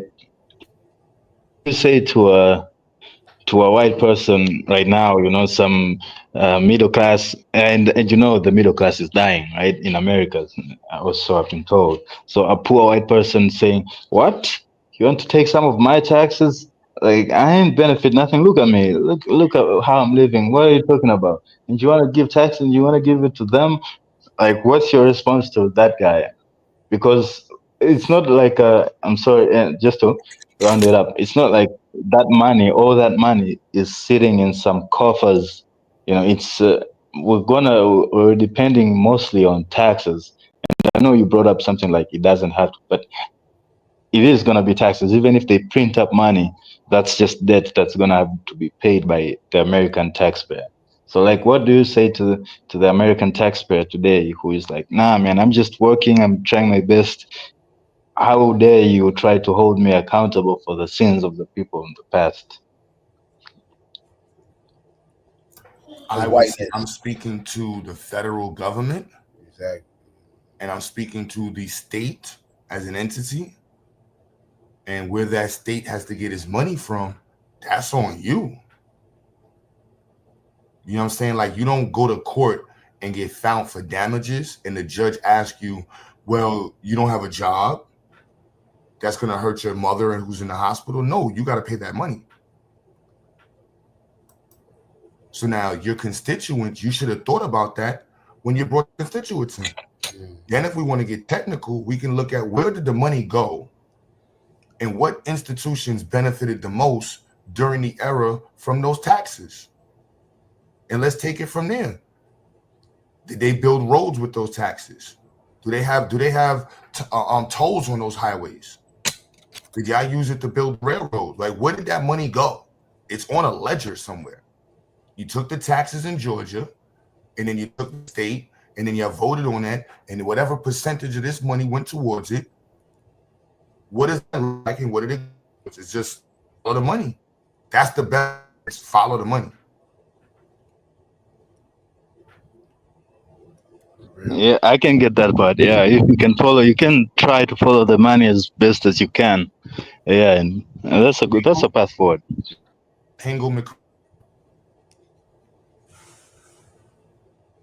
McCringle.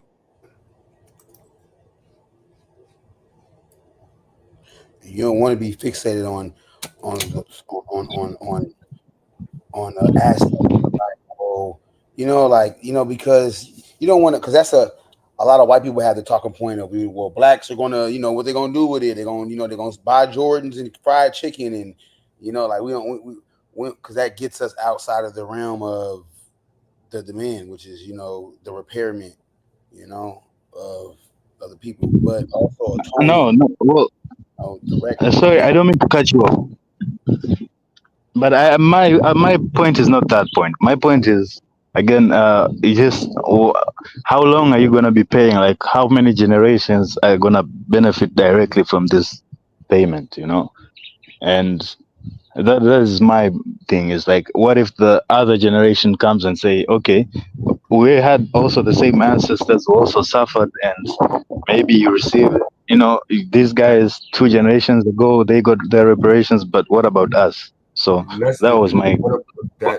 The hypothetical, like, it's the reverse argument that they don't want to hear. What about y'all? Look what y'all did with the money.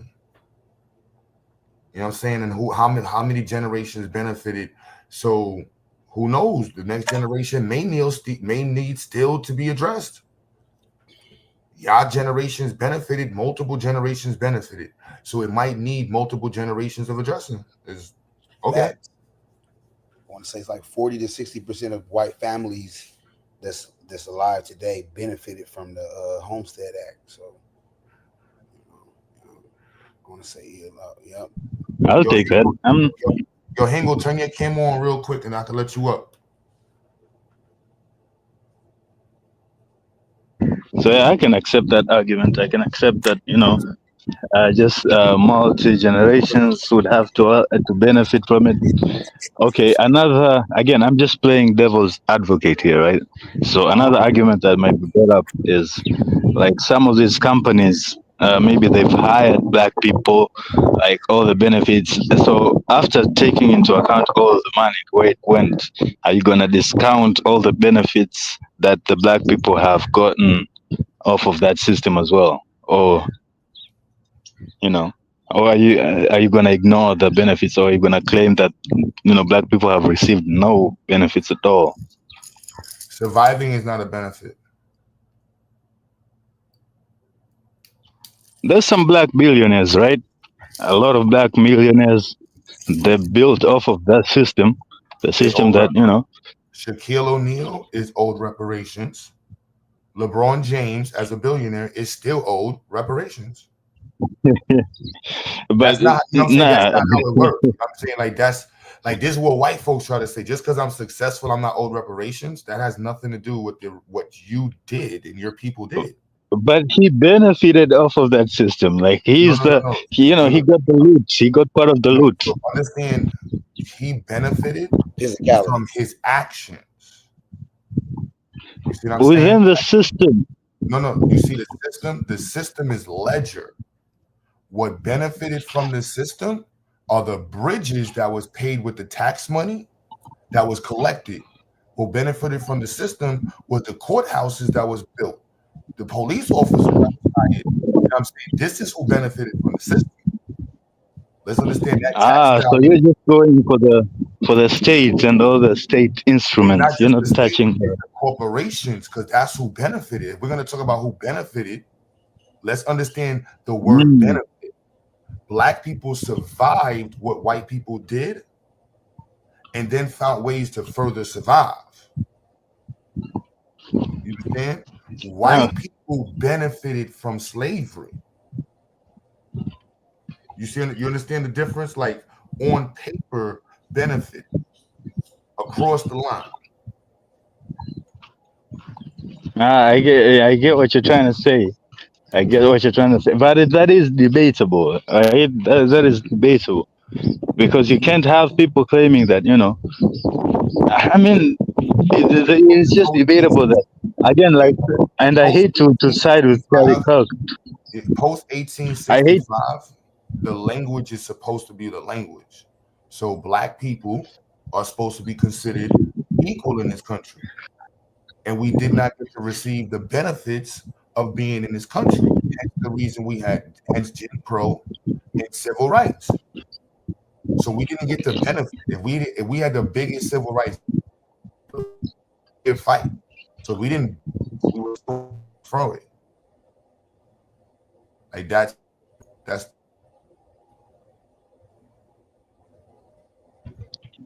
I get that part. Yeah. So I mean, if they were assimilated directly, if you were equally assimilated after slavery, then maybe you could say, but since you still had to fight the civil, we were I'm saying, but we were you were assimilated. We were assimilation is language and culture. Like we assimilate, we were assimilated. Did not allow, did not want us in the system. They didn't want us to compete. You had poor whites arguing for poor white shit against black people.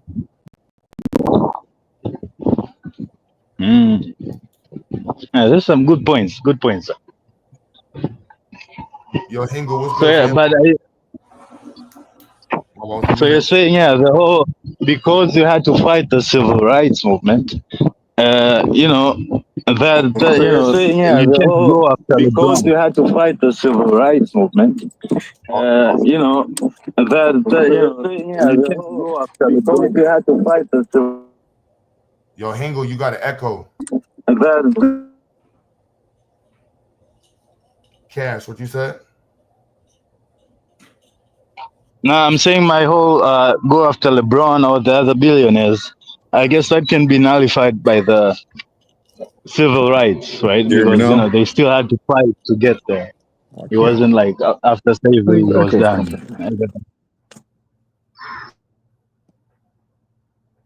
Yeah, what you said, Hingo?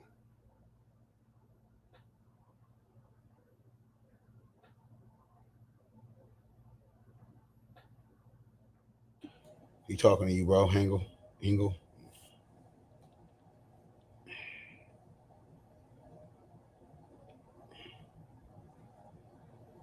Yeah. What'd you say, Cash Kid? No, I was saying, so the whole, black billionaires, that cancels out with the civil rights movement, right? That's your thing. Like after slavery, they still had to have the civil rights movement just to get to fight, to get the same kind of opportunities. So you can't really. We had wealthy black people coming out of slavery. We had wealthy black people in the 1800s, early mid 1800s. It was black people largely that paid for the abolitionist movement. It was a black person who paid for Frederick Douglass education. You know what I'm saying? Like, so It wasn't that we wasn't. It was the entirety of the country wasn't experiencing that for Black people. I'll be back, guys. Let me.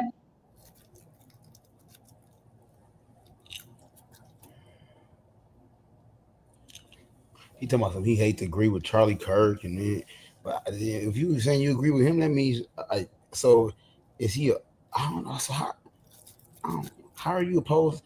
How are you on one hand saying you're not you're for it, but you're saying you agree with that you know the cracker? I don't know. Yo, Hingle, what up? Hey, how's everybody doing? Good morning. Peace to chat, everybody. How y'all doing?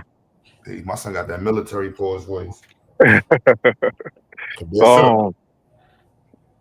Yeah, just listen. I've been listening to the conversation all morning, and I wish he didn't step off real quick. But I was wondering, with the conversation with where y'all just left, does he understand how much cotton production boosted the economy in this country at the time? Even from, I mean, they weren't tracking it all throughout the time that it was happening, but from 1790 to 1865, cotton production boosted. It was the main textile basically in the world, because cotton's exclusive to the United States, and the United States got free labor from that. Am I wrong on that?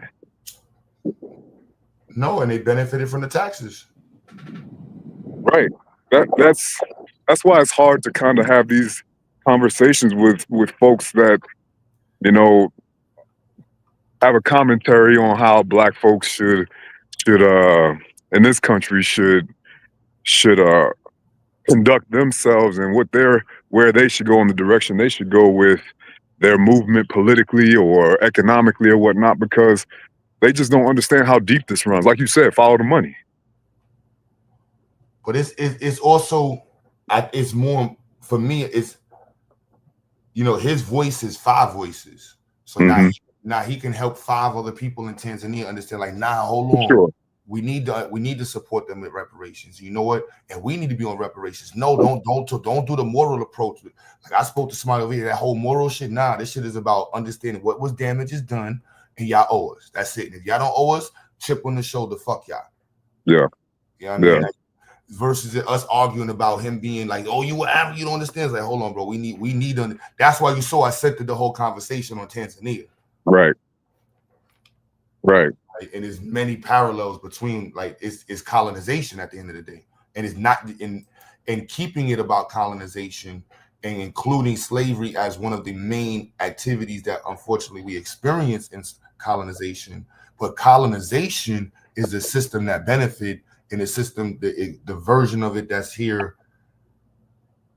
It's very confusing with that. It's residual. And it runs deep. Like the whole slavery portion, like having that conversation, that's still only one act. We still didn't hit Reconstruction. We were a little better, but we still didn't even hit the actions in what happened in Reconstruction, because you still had the terrorism that went on during Reconstruction. So slavery, the terrorism was included, but in Reconstruction, we were supposed to be all free and equal, but there was still that terrorism there. So that still economically stifled us too. Yeah. And the money right there. So I'm like, nah, bro, the money trail don't stop. Nah. And it didn't seem like money. I had put in the chat earlier on, it seemed like money helps everybody except for Black folks. Like, why does it even matter what we do with our money? What we do with our money is still going to move in the economy. So whether they spend it on something material or people invest it, which I honestly think the majority of Black folks in this country would not say invested in something meaningful. I don't think that's up to anybody to really wrap their head around, because nobody asked that for the Italians when they got theirs. Nobody asked that for the Japanese when they got theirs. The Jews in Germany, the Irish were socially boosted in our society. So nobody was asking these questions until it come to us like we're children.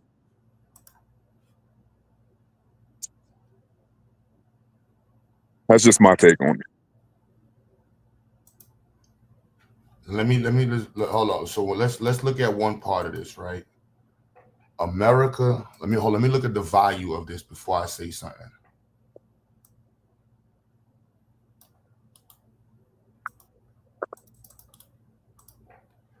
Value.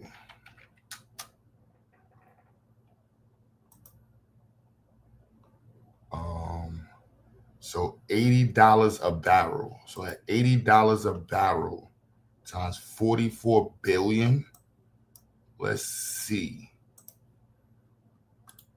$80 a barrel.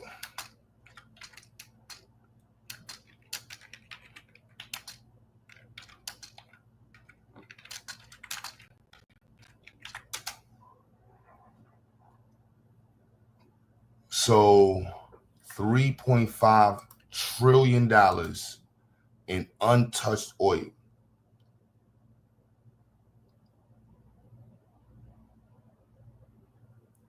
Oil. This is just in the reserve. This ain't all the reserves. This ain't all the reserves, y'all. You know what I'm saying? I'm just saying, I don't know what you're talking about. You know what I'm saying? Sell some of that oil, you know, and it's an investment. Like, I think it would be, personally, I think it would be a smart thing to do, man. You uplift to get the community popping in America. That's going to make the economy popping, bro. That's going to have the whole world fucking with us, man. I'm telling you, that's a good investment. It's a good investment right now. Yeah, that's going to get America popping, baby. You want to make America great again? Give black people reparations.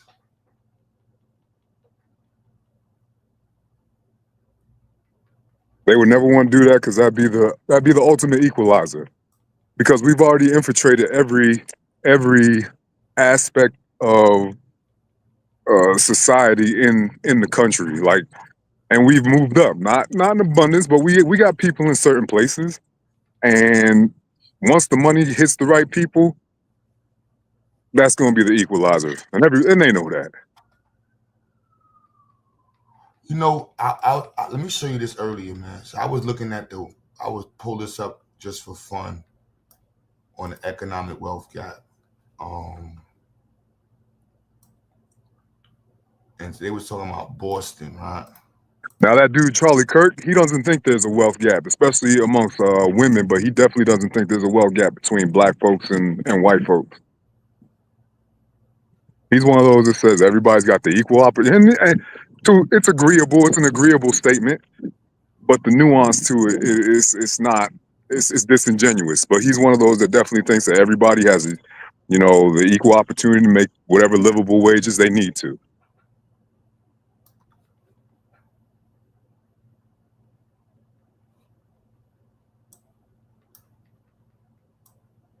Let's see. So yeah, this is random. This is just throwing stuff in there.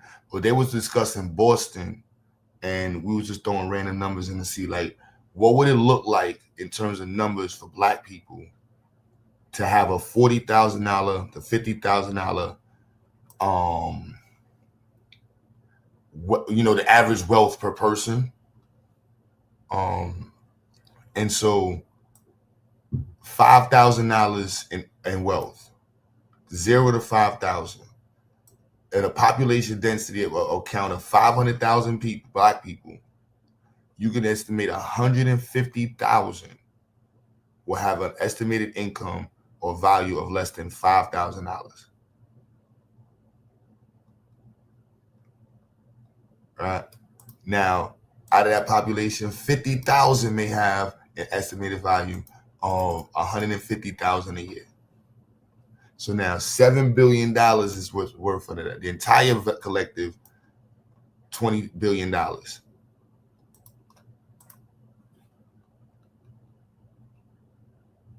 So looking at it, like, this is the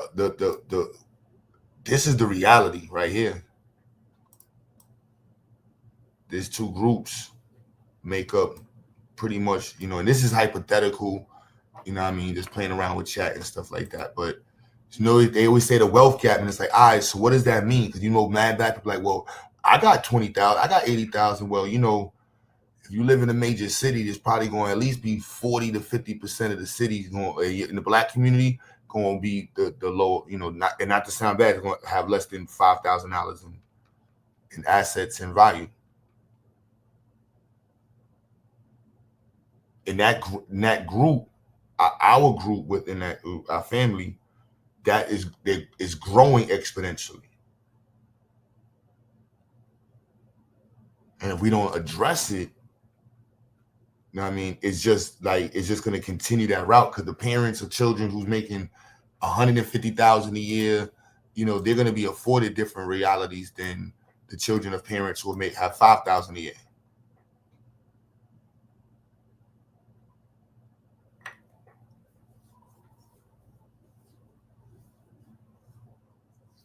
You know what I mean? So it's like, we gotta take this serious, because it's exponential. Poverty is exponential.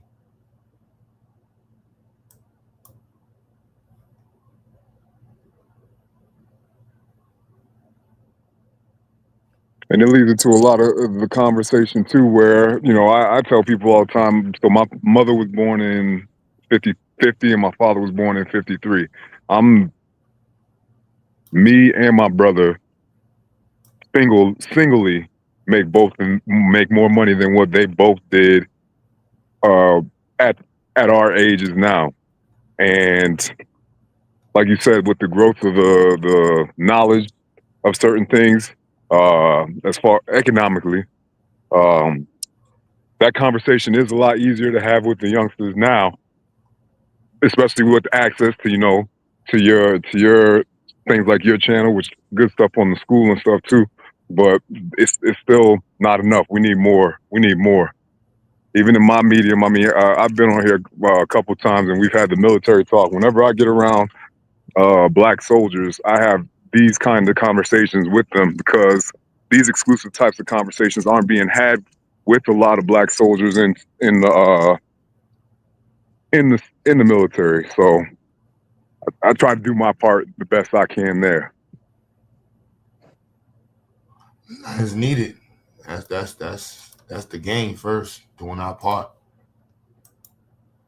However that looks, however it can, do something. Doing nothing ain't gonna work.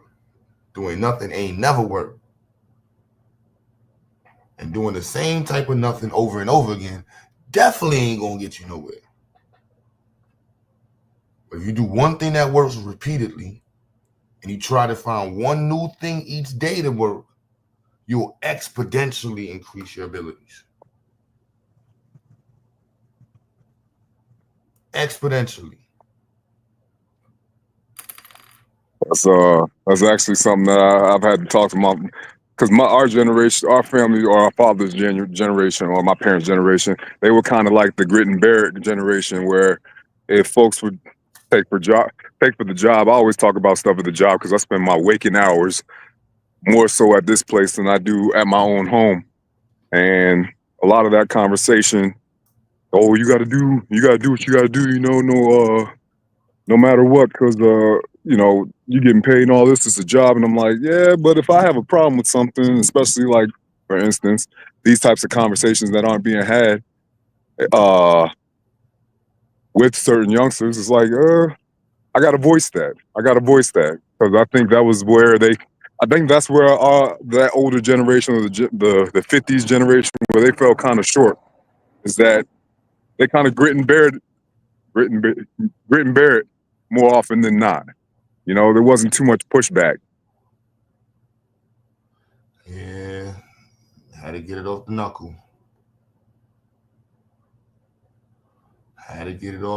Man. But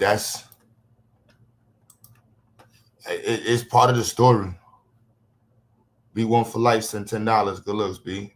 Appreciate you, man. You been from my sponsor. You had the panel one day. You know what I mean? But it defines and you know what I mean? It made you who you are. You know what I mean? It's gonna make your sons who they are, your children who they are. So it's all part of the legacy. So they ain't do it for no reason. You know what I mean? Like that's just the chip that we gotta keep on the shoulder to make keep the story alive. Like, we have to do some extra shit just to get this shit where we at right here. just to get where we at right here. It's like, who going to respect it? We don't need the world to respect it. We need to respect it ourselves. That's the biggest thing. I always that's the entrance to those conversations that I have with them. It's like, hey, nobody should love you more than you. And then expand that. You got to do what you got to do to take care and make sure that your family's in good placement. A lot of things we do in this organization, you know, there's some acceptable disagreements with some things, and some things is like, okay, yeah, you got to go with it. But that's all part of the process, especially as you grow amongst the ranks and whatnot. Those are the types of, I don't want to say freedoms, but those are the types of dismissing that you can do. So it becomes a little easier over time. A lot of these, I hate to call them kids because they're 18 when they come in here, but they grow up in this organization because they find out a lot of them, you know, have never been out of the cities that they come from, and the experience is lacking. And so getting exposure to these types of conversations, this type of education, it helps them out a lot. Appreciate that, man. So we got to keep it clean over here. Y'all can't be wilding over here. Can't be wilding over here. Got a lot of people watching. Don't know who watching. Somebody watching. Somebody important. Somebody important, y'all. They're in the military trying to figure the hell out to do in life. They're like, damn, I done signed up for this ish. Or the organization, rather. Yeah, they done signed up for this shit. I'm here now. What the hell I'm about to do? I always tell them, like, the military ain't gonna make or break their bank, but the package is it's free healthcare. You know you're gonna get paid no matter what's going on in the government, recession, blah blah blah. You know you're gonna get paid, and free healthcare, dental, and access to education. Right now, I'm just finishing up my master's, and I ain't paid not a dime on it. Oh, that's what's up. Hey, that's what's up. More black men with that master's degree. That's what's up. Yeah, hell, master's in what? It's going to be strategic leadership with a concentration in crisis management. I'm trying to get back in education. I worked in education a little bit before I joined the military. And we'll see if you can do an educational endorsement. Educational, yeah. So I'm actually in an instructor position right now, and the hours that I get in this position go towards those endorsements. Oh, that's what's up. Hell yeah. Yeah. But they're doing like instructional. You doing instructional classes? No. Yeah, take some instructional classes. You want to get back into it? Hell yeah. Yeah, I'll be on the lookout for that. And shoot, I wouldn't be opposed to even, because master's program is a lot easier or a lot more, I guess, palatable or tasteful than the undergrad programs, because it's more interesting stuff, better conversations. I wouldn't be opposed to getting another one if the time permitted. I ain't mad at that. Real quick, Bakweesh. Hey, Shalom, Bakwash. Oh, what's up, fam? What's good, fam? I saw with the radio voice. Hell yeah. I got a question for you, brothers, though. Where do you see the future of black people and the future of this country in general? Where do you see it going in its position in the next year and a half? And what proof do you have to substantiate your answer?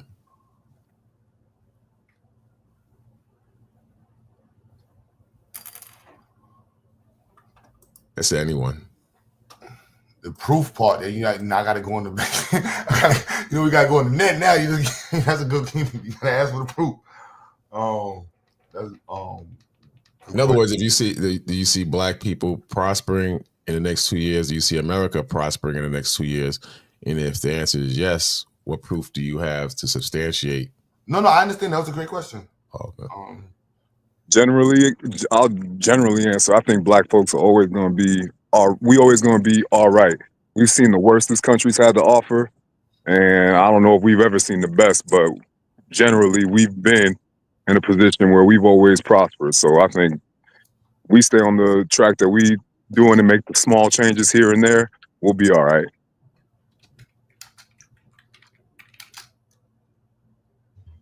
Well, I would have to ask what you consider them, how you consider them to be doing right now. Because let's start with the proof part, right? I know that hundreds of thousands of Black women have lost their jobs, right? In the public sector. I don't know. I see. So that alone, we can talk about that part. Those hundreds of thousands. What are they supposed to be doing in the next 2 years?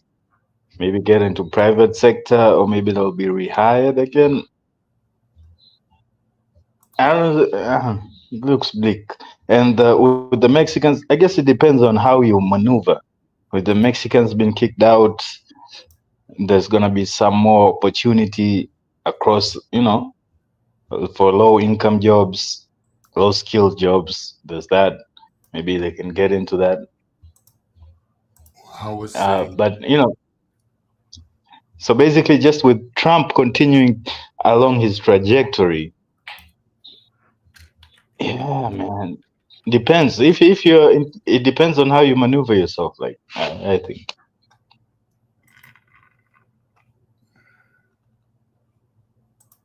Doesn't sound very positive, and it's kind of vague. And, from what I see, I don't. What's happening in the world outside of America alone. I don't see things too great unless you believe in Trump, and Trump is going to save the day with the tariffs, bringing in the money, and Doge finding wasteful spending. The tactics he's using to bring companies back to America, which should generate money. If you believe those things, that's the only thing I see. Hope in that, maybe.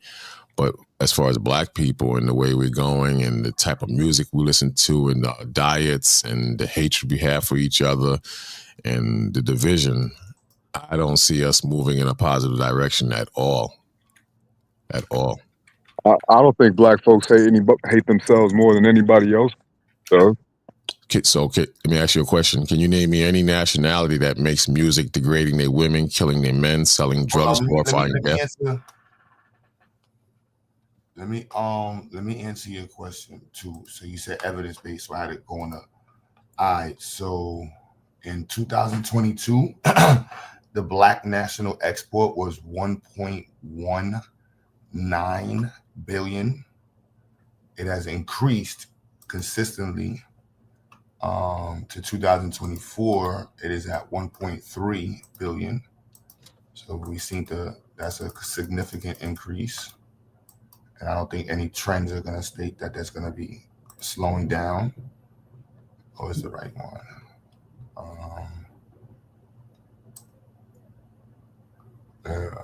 What the hell is the number? I just had it on my other screen. Went to 1.36 billion. I don't know why I just had it on the screen.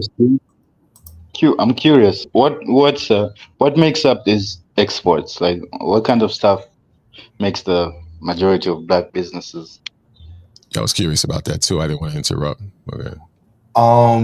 It's whatever. It could be textiles. It could be products. It could be manufactured goods, specialty products. More than likely, it's going to be one of those type of. It's going to be a product, some type of product, specialty product. Of some sort. Small business, huh? I'm assuming this is majority I'm assuming this is like boutique type stuff, right? Like boutique products, like candles, soaps, homemade stuff. It could be manufactured parts. It could be like one of the guys who has the panel. He makes parts for cars. It could be specialty car parts. Mm-hmm. Much respect, my brother. Much respect to that. What you call it? Let's see. What's the other metric I would go into? Black fathers and Black two-family homes have increased dramatically. Not Black marriage, but marriage rates is a whole nother statistic. But two-family home statistics has definitely increased. Black fathers is one of the most significantly group in children's lives. We can see where I expect that to continue. Black business ownership has increased dramatically from 2017 to 2022. We don't expect that to change. The number of Black-owned employer businesses increased by 70,000. So Q, I don't mean to derail, but the whole thing saying we don't expect it to change.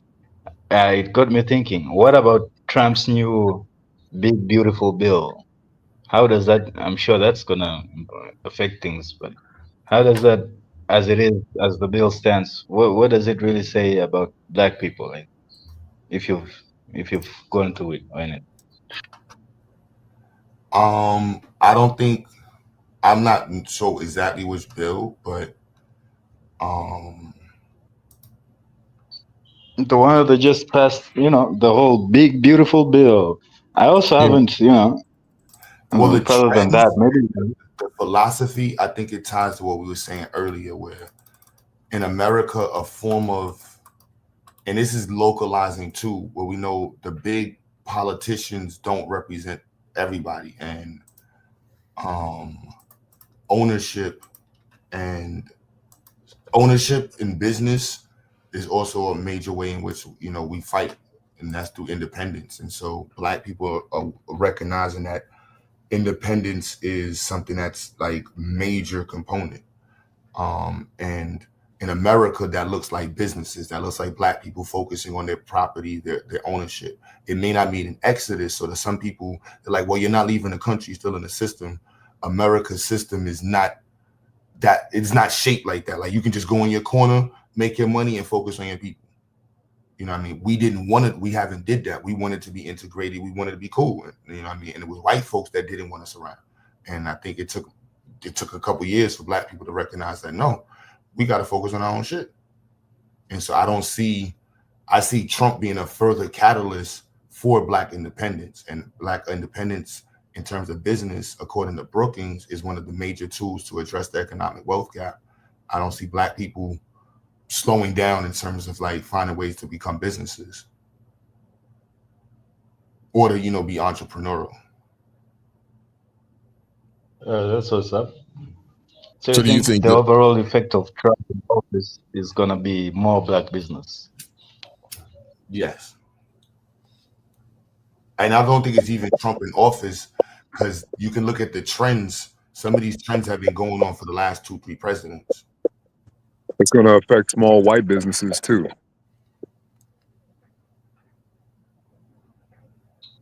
How you mean? We won't be the only ones affected by this. Like the economy is going to get hit, and does it hit us harder? Sure, but again, we've had these times before. This is the most educated Black people have been in this country ever. This is the most access to resources Black people have had in this country ever. This bill, there's a few things that I read in the bill. There's not to say it's a nothing burger, but we're going to be okay. We're going to be all right. So you think the bill's a nothing burger? I said to not say that it's a nothing burger, but I'm sorry.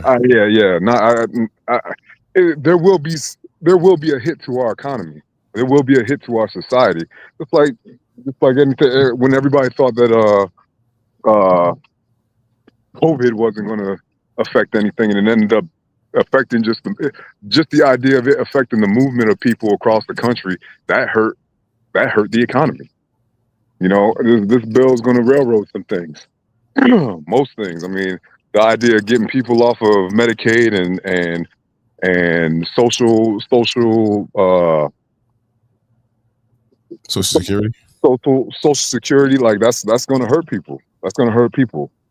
So do you think black people who let's use Section 8 as an example, that have been collecting Section 8 for generations, you think they should continue to collect Section 8 when they can work and the taxpayers should cover their rent, or they should be kicked off of Section 8 and made to work? I think it was, 15 hours? Everybody takes advantage, or take the VA for instance. Everybody takes advantage of the system somehow, some way. But there are people that are in these programs that need these programs. To straight up just cut them off cold turkey, that's not the move. Because there are people that benefit from these programs. I didn't see him saying cut people cold turkey off. Maybe some will fall through the cracks and have to be put back on. But mainly it seems like they're focusing on the people who are just sitting on their asses, excuse my language, and collect them free rent. Yeah, but the problem is with that. Oh, go ahead. My bad. No, mainly it seems like they're going after the waste. Not that innocent people can't get hurt. I'm not saying that because, it's not a perfect system, but definitely that needs to be revamped. When I leave for work, I see people sitting on the stoop, drinking, playing music. When I come back on my lunch break, listening to music, smoking Black and Milds. When I come back from work, they still on the stoop. Clearly they're getting money, and these are able bodies that can work. And I think it's unfair and crazy for me to pay my taxes so they can sit on their asses and complain. Man, if you knew where your taxes go, you wouldn't want to work at all. I agree with that. They're stealing the money, but at the same time, it's not an excuse for them to sit on their asses and collect money. You're right. They are stealing the money. The Doge proved that. Trillions of dollars was found in waste. They pocketing that money. But there's people that make more money than both me and you combined that are doing the same thing and taking advantage of the system. Should that be cut? But they're still able to take advantage of it. But should that be cut? Should it be cut? Yes. Folks are finding loopholes and problems in these. If the verbiage, if the small print was a bit more effective, where the cut was a universal cut where nobody could find a loophole in, then I'd say, okay. But people are taking advantage of these systems. So if these systems aren't in the best place that they need to be, take them, because they'll take advantage of you.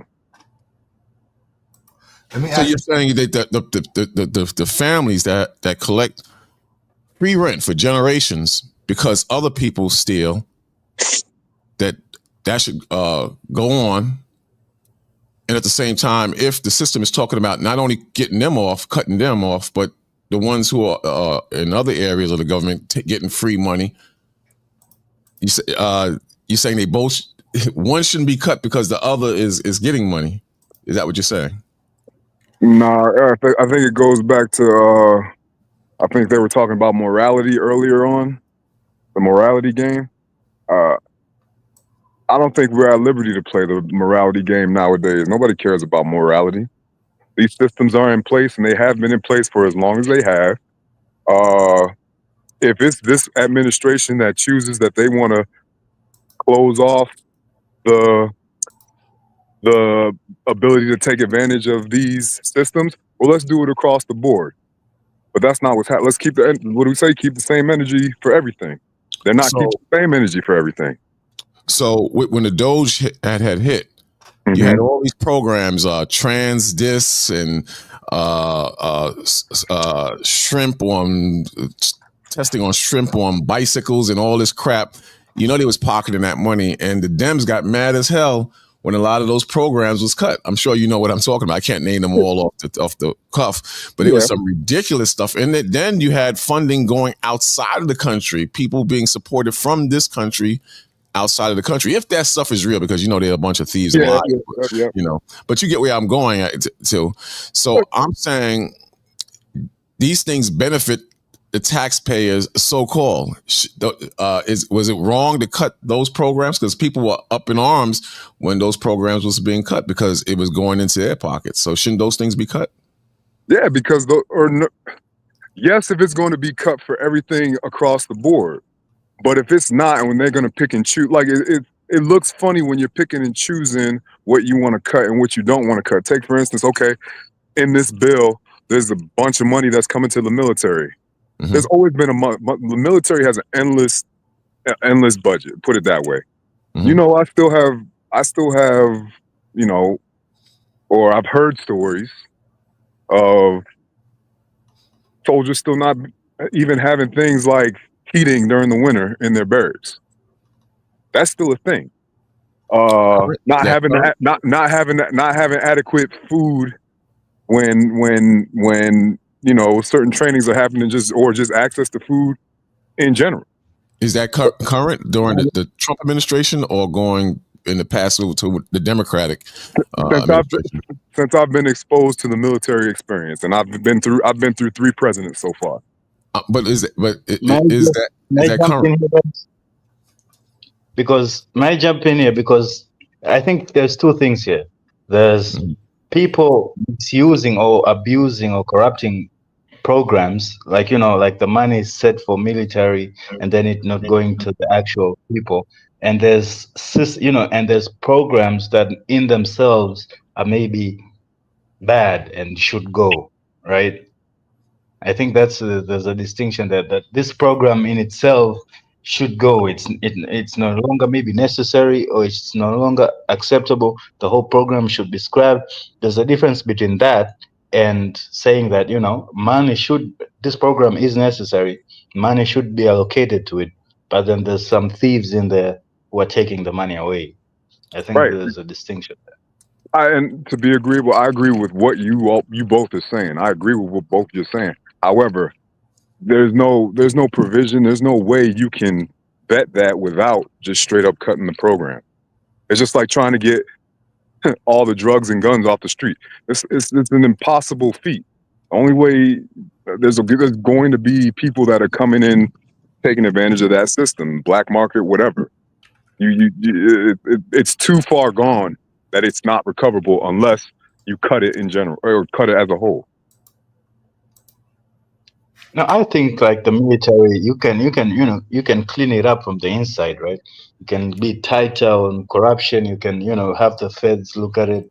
I think there's ways of limiting. You can limit the corruption. I'm sure maybe, you're not gonna do it 100%, but I'm saying you can attack that. And then there's programs that you can say maybe Section 8. You can Section 8. You can look at Section 8 and maybe make an argument like the whole thing shouldn't exist because it's a socialism thing. That is not really an American thing. Those are socialist principles. We have socialism sprinkled all within our society already. You can't have a military without socialism or a socialistic idea. You can't have an ambulance or AmCare. You can't have firefighters, police officers. That's all socialism. I don't know about that one. Socialism historically is known to fail. The Democrats, if you believe in that stuff, is trying to push more of a socialist system. You understand? You can't have your taxes pay police officers. That's socialism. No, because you have to have police officers. How are they going to get paid?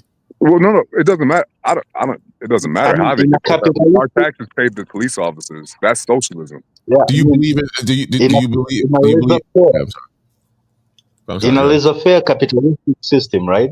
In an actual free capitalist society, these institutions like the police and whatnot, they would be paid by voluntary donations and whatnot, just like the church. If people actually see value in it, they donate. If they don't see the value in it, they wouldn't. But having that taxes, that is socialism. That's socialism. I don't got no kids. I pay school taxes and they are heavy. Well, let me ask the brother who was just speaking. Let's go to some numbers real quick, right? So the welfare program in America, all of its welfare programs is 18% of its overarching budget, right? 18%. And then we have it's a huge one. Right here. We'll go to this next document. So, and everybody talks about the taxes for it. So let's understand what the IRS says. But that's almost a fifth, right? That's not little. Right? So where does the IRS get its money from? Individual tax, individual income tax. See that color? That little blue I'm right kind of there? colorblind. How much is that? Do they say? Right, that's little blue. I just want to be clear. So when everybody's screaming the income tax, I want to be clear. America runs in a deficit. Let me ask you a question on that. Let me go through the rest of it. Where does the IRS get most of its money from? Social insurance and retirement fees. Where does it spend most of its money? But that's not income tax. Social Security. Let's understand, like it's supposed to be like this. You know what I mean? It's supposed to benefit. It's not. But let me ask a question. I mean, in the sense is the numbers are supposed to even be. It's supposed to be for the benefit of the people. You understand? Like that's written into the tax code. So when he said social, I'm like, no, the taxes are for the benefit of the constituents. How they benefit the constituents is voted upon, but social services is a key component to how that's understood, just like education is. Let me ask you a question on that. I didn't know this, but it was revealed to me that at one point the U.S. citizens didn't pay taxes. I think it was prior to 1913, and that the country ran off of the tariffs. In other words, the country was making so much money at one point that taxes wasn't required.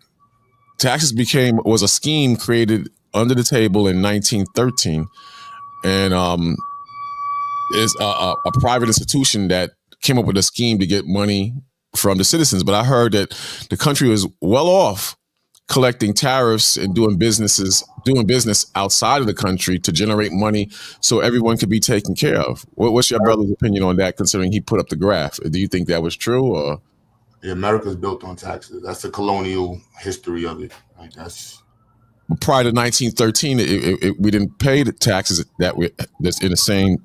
We didn't have the same system of paying taxes. No, corporate tax prior to 1913. Is that the individual taxes is something different, but corporate tax is corporate tax. Like most of America's money, well, not going to say most, but we go to the other part, corporate tax. See right here, corporate tax is way bigger than individual income tax. But that's the argument, that individual income tax and the corporate tax, that's what's needed and is still running in deficits. But Social Security really is income tax, right? I mean, Social Security comes from. But when you hear them complain about it, it's like, hold on, how are y'all complaining when the bulk of your money comes from that? So now let's understand. No, I'm saying. You see, the bulk of the money comes from this is the IRS document. This is the IRS explaining to you, why do I have to pay taxes? Is them explaining to you how the money's spent. And then you turn around and go to the federal government, and then they're telling you that 18% of it is spent on social services, all of it. Then if you add the school in there, I'm not going to say school is included in that, but I'm going to say school is way smaller than social services.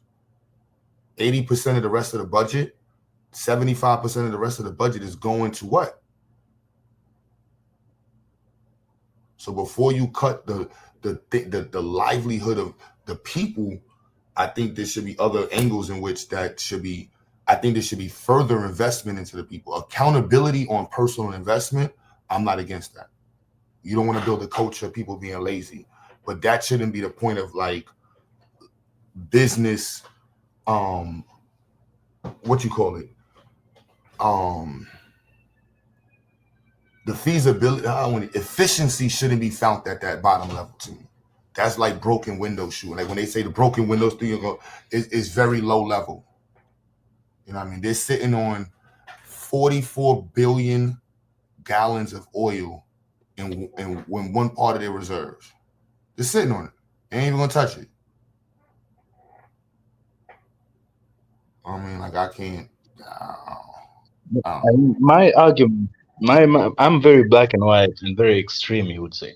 My thing is cut all taxes, get the Congress out of the business, let people do business freely. And that's my whole thing. And That's cap. have an executive branch, have a court that people can pay if they want, the services of the court.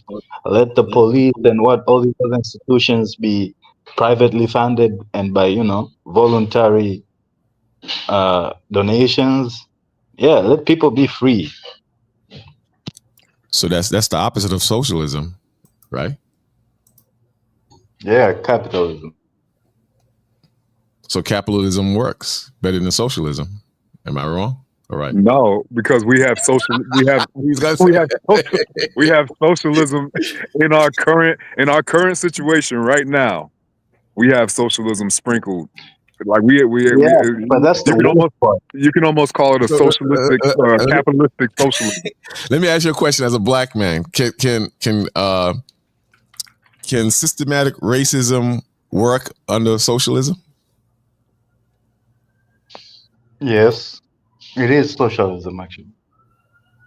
Wait, y'all got me confused now. You're saying systematic racism is socialism, whereas the brother is saying that socialism works. Racism can work racism has worked in every form of economic in around the world. Or you could take can systematic racism work under the guise of socialism? Yes. Can you give me an example?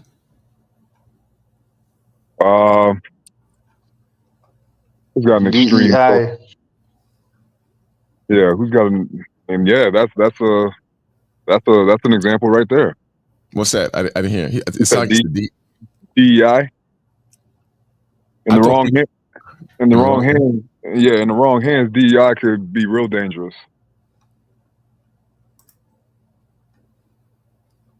So you're against DEI? Sure. You say it again? You're against it? Sure. I think sure? I think in our situation, I can only speak for the United States. I've been to other countries, but I live in the United States. I think the idea behind on paper was a good, just like anything. Socialism's a good idea on paper. Communism's a good idea on paper. Capitalism's a good idea on paper, but it's how it's practiced. DEI, I think, was a good idea on paper, was poorly executed. Now let me go back to this right quick, y'all. I don't bust so y'all just saw where most of the money for IRS comes from, right? Mm-hmm. So let's understand that's for the who? That's for the people. The people's putting right for the people. Mm-hmm. When we clear, like we agree on this. All right. So the what is the government supposed to do with the Social Security money? Redistribute it. Well, no, wait a second, guys. Redistribute the social programming or social programs. You saying that Social Security should go to social programs? Is that what you just said? What do they technically have to do with it? Give it to the retirees. No. Yeah. No. So saying no, it doesn't, or you saying it shouldn't? Which one are you saying? Not Social Security. Social Security is primarily funded. The Social Security Trust Fund, which holds the collected taxes, are legally required to invest in the U.S. Treasury, which are essentially loans to the federal government. Yeah, but the returns are supposed to go to the people. They got the taxes that fund the federal government. The federal government runs in a deficit. That means them niggas is just printing money. It's running in a deficit. You know what I'm saying? Like, you see what the IRS, forget what Donald Trump told you. Let's look at what the IRS is saying in their books. That right there, deficit. All that right there, deficit. So you're saying they're using the Social Security money for other things pertaining to the government, but at the same time, it's supposed to go to the citizens, like the other brother and me is saying. It's supposed to go to the citizens. And then you have you complaining about poor people getting help when they're using your money to do all other types of shit. But we got people that's paying the middle class people complaining about other poor people getting help, and that's just. No, I'm complaining about people who are able to work sitting on their asses with the latest iPhones, the latest Jordans, and not working. Whereas I go to work, and the same money you're talking about that comes out my check not only is being misused, but it's also covering their rent. They can work just like me. You can look at it this way too. The boss that you work under is sitting on a boat somewhere, chilling. Like the workers, they're not doing work either. You're right, but I still have to work. And when I leave the crib at 3 o'clock in the morning, and I come and I'm driving around on my lunch break, and I'm saying, "Yo, how are these cats all hanging out and not working? How are they surviving?" Because they're getting it from the government, and these are young, able bodies that can work. I'm twice their age. But if we're gonna be about the accounting, they don't have a greater effect. They don't what? Like, their effect. They shouldn't have any effect. They shouldn't be there. Is my point. It's like, why are you using? Like that's yeah. To solve that issue is going to take some type of social services. But the monetary spending issue is not social services, and it's supposed to be for like this is look where their money comes from. So social insurance and retirement. This is on the IRS. So income, social insurance, and retirement tax. Yeah, but by that logic, it's unfair to the people who really need the service of Section 8 and assistance. From what I'm hearing is that a lot of people can't get on is because it's so overcrowded. And technically, it's only supposed to be for 2 years. Section 8 is supposed to be for 2 years, so you get off, get yourself situated. Say it again? Section 8 is not the issue. And I'm not saying there's not room for efficiency to be found in different programs. But if we're talking about funding issues and over expenditures, social welfare should be the last thing to be looked at. Oh, so you're saying it's too small to be focused on, and whereas there's other things to focus on. That's way bigger, that you can apply the percentages and get way more reductions in the expenses. Looking at like, bro, like there's huge budgets. Well, how much? Yeah, I'm sorry. No, go ahead, bro. No, I was going to ask how much waste is spent on Section 8. Because I see the graph that you have here, but I'm just curious because you're saying it's so small. That in Medicaid and Medicare, how much waste, if you combine all three of those things together, how much waste is spent on those things compared to what you're talking about now? That's what I'm curious about. Look at it in terms of the statement. Your budget is mostly made up of people's money. And the tax constitutional statement says that the money is supposed to benefit the people. Your money is mostly going to other things than the people. The only thing in that how they articulate that statement in the Constitution is social welfare and education. That's how people will benefit from the government. You get social welfare and education. Outside of that, what else are you benefiting from? You pay for the roads in a different tax. Like this, like these taxes are broken up totally differently than when you were saying, like, because if you're talking about the federal government, you're not talking about, you be talking about the highways. So we talk about the highway budget. Okay, but then how many times do we see wasting time on the highway cleaning up? They take 9 years to fix a highway. 9 years to fix one highway. we're gonna talk about wasting funding. Huh? That's a hustle. It's a hustle. So is Section 8. What do you mean? So Q, what you're saying? So Q, let me get. And I'm saying, if I'm getting what you're saying, Q, is that really taxes, as per the Constitution, was only supposed to go to social welfare and education, right? No, it's and as it is right now. No, it doesn't say Sorry? social welfare education. If I'm not, I'll pull up the Constitution. It says to the benefit of the people or some shit like that. It doesn't Yeah, say but you said, but the people, as it is defined, you added a statement that in constitutional terms that translates to social welfare and education. Yes. Right. But that's So what you got and people that argue against it too in America. That's where they be like, no, this isn't. This is what they. This is not what they meant. So you got people that argue against that shit. okay, so and due to that argument, then they got the chance. Oh, you know, there was this. They branched out and started spending the money on a bunch of other things. Like, so are you saying, example, the military wasn't covered, or is that part of social welfare? The military got its own expense. You know, the military gonna be there. Oh, so that wasn't. That's not part of the tax. That's part of the expenses.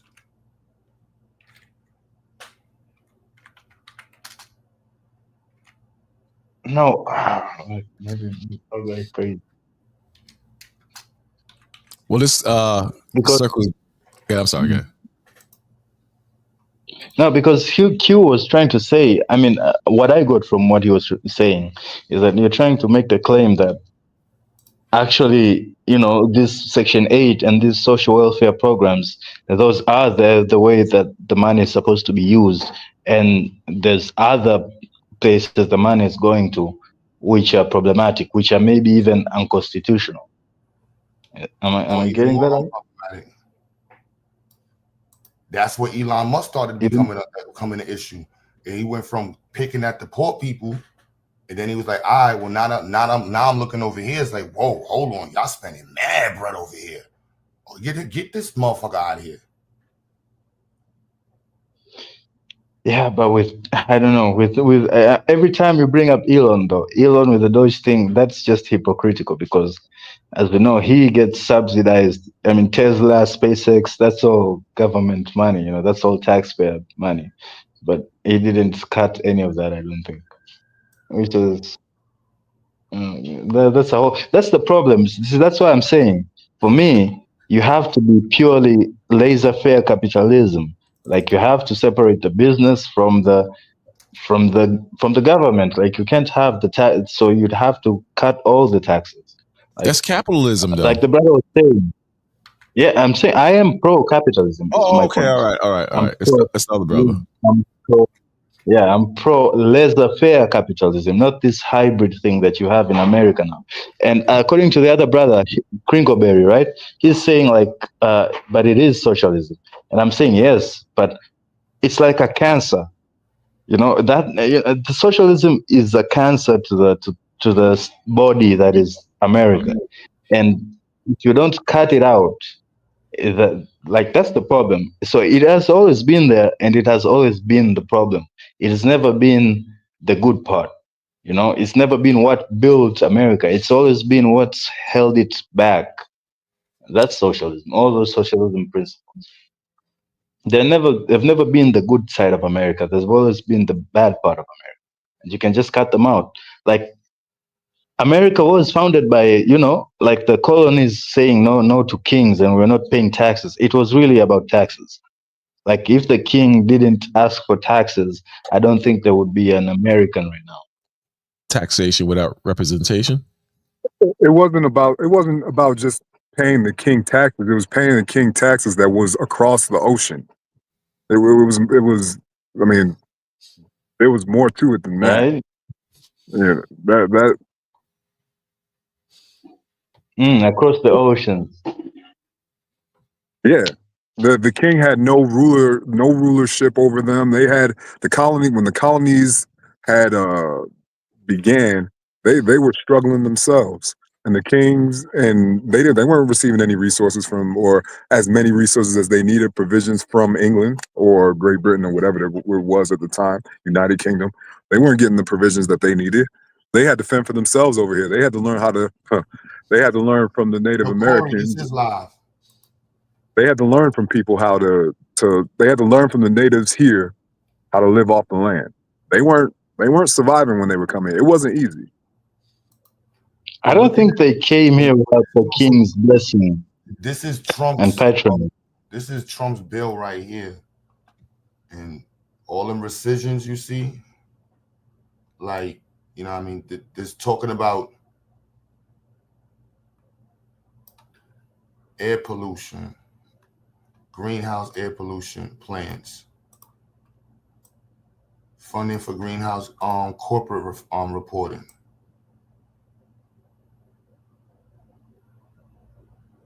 Let's see what he extended. Oh, let me go from the top. I'm sorry. So are those taken out, right? Yeah, they either said that they can. It's going to be canceled up to whatever they didn't spend, some shit like that. Neighborhood Access and Equity Grant. This right here gave thousands of dollars in the hood. Funding for federal building assistance. Like, this isn't just Section 8, bro.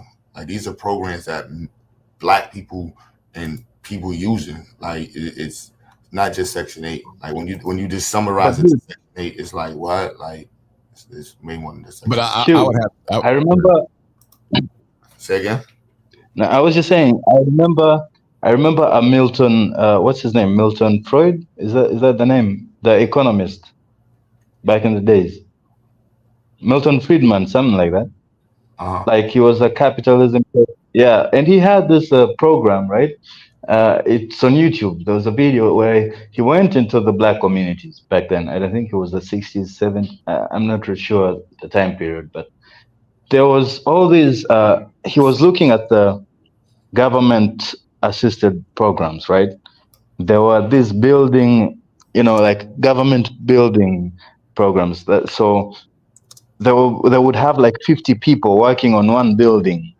They're not really doing anything. And he was showing the difference between that. And there was a group of entrepreneurial Black people in the hood that they were just doing it themselves. They weren't relying on the government. And he was showing them they were more effective than the government assistance program. So that's what I'm saying. So all of that you're trying to say, this is helping, I would disagree. I'm saying all those programs do more harm than good.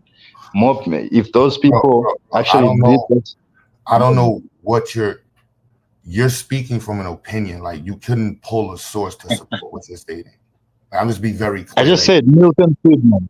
You can check out. There was a video on YouTube. So looking at the lines on the data, right?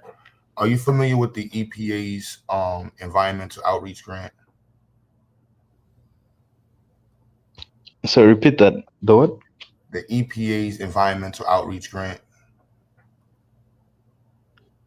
No, I don't. I'm not familiar with it. What does it do? So this is what some of these things fund, how our communities operate. The 21st Century Grant. You familiar with the 21st Century Fund, Title I funding? No, I'm saying, what exactly does it do, though? That's what I'm saying. If these are to discuss what will affect people, you got to know what's on the table. You know what I mean? And that's like to understand socialism, just to speak blatantly about socialism when millions of white people are the ones who benefit from socialism. Going to college. Exactly. There's that too. Going to college. If you think about the visas that are afforded to immigrants from Africa to go to college on scholarships, or people who come here first generation who are still in poverty, whose children go to college, like whose children go to hospitals. Like, are you really rationalizing, what it looks like to be in court and not afford an attorney? Like, so it's not socialism. This is just being smart. Like, you have to take care of your people. If you don't take care of your people, your constituents are going to die. That's part of the history of the parliamentary history in England. When the development of the parliament in England and the increase of people's representation, which developed to the Congress in America, was the fact that people must be represented. So it's not just saying socialism. America is a representative system for the people. So the people's voice and struggles have to be represented in the objectives of the country, of the leadership. So let's keep throwing around socialism.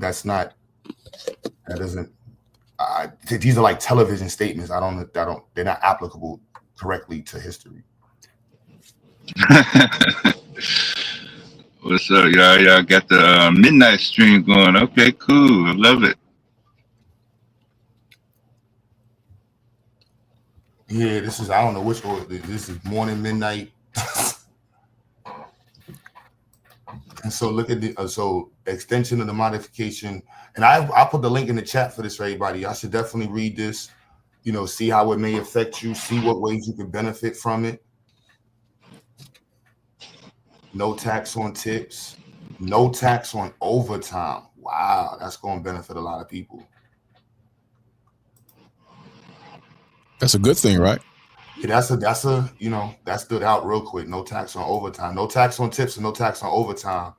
Police, I'm gonna lie, the police is like, man, listen, Trump, them cops get they eat on over. Them cops were like, what? Man, I don't know anything else today. I just know I did 70,000 in overtime, bro. What? You ain't gonna be seeing me. I'm gonna be doing a lot of overtime if when that drops. So what? They were like, what? All they're gonna hear is what? You know how much more money I made on that? Yeah, there's a provision. There's a provision on that. I think it's up to like 20K. Oh, really? Yeah. Oh wow. Okay, I didn't know that. I'm not surprised though. But I'm surprised, but I shouldn't be surprised.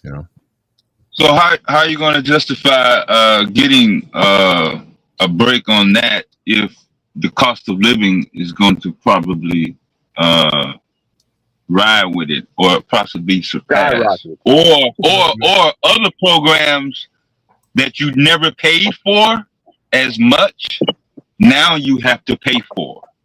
Well, this is why we got to read to see what lines can we take advantage of. Exactly. You know what I'm saying? What we got to be mindful for? You know what I'm saying? And also how's the fight gonna look on the city level?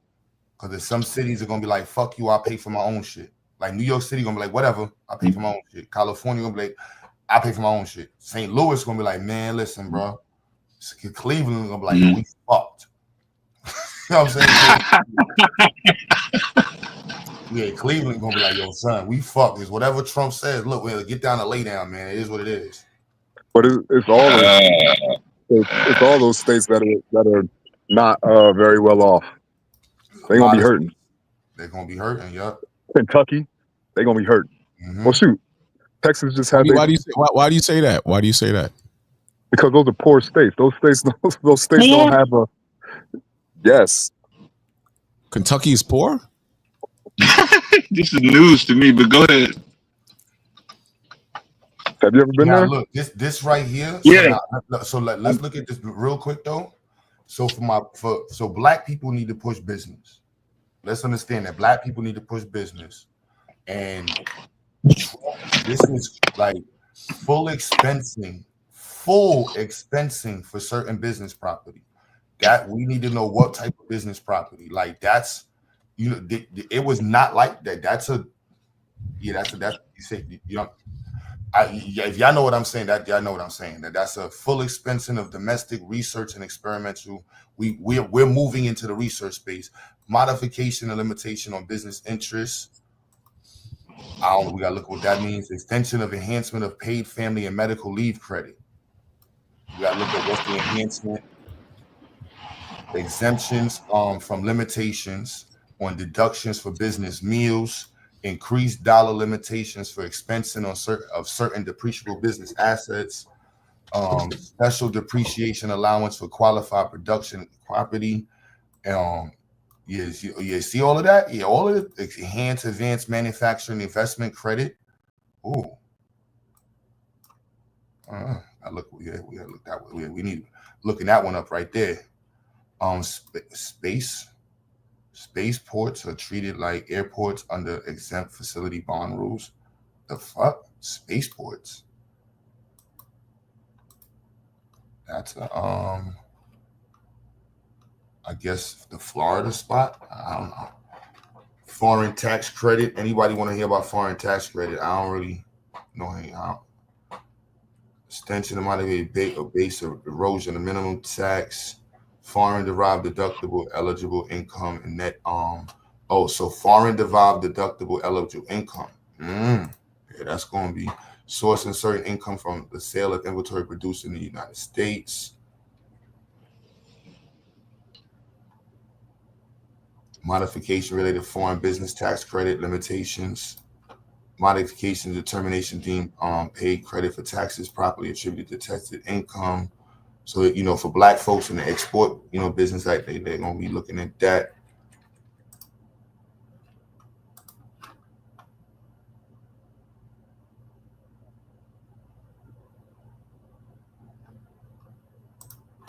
Yeah, the other tax reform, permanent extension of the look-through rule for related control foreign capital. I don't know what that means.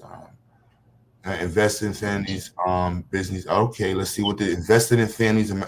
That's what let's see what that looks like. So you see that right there? Is that socialism?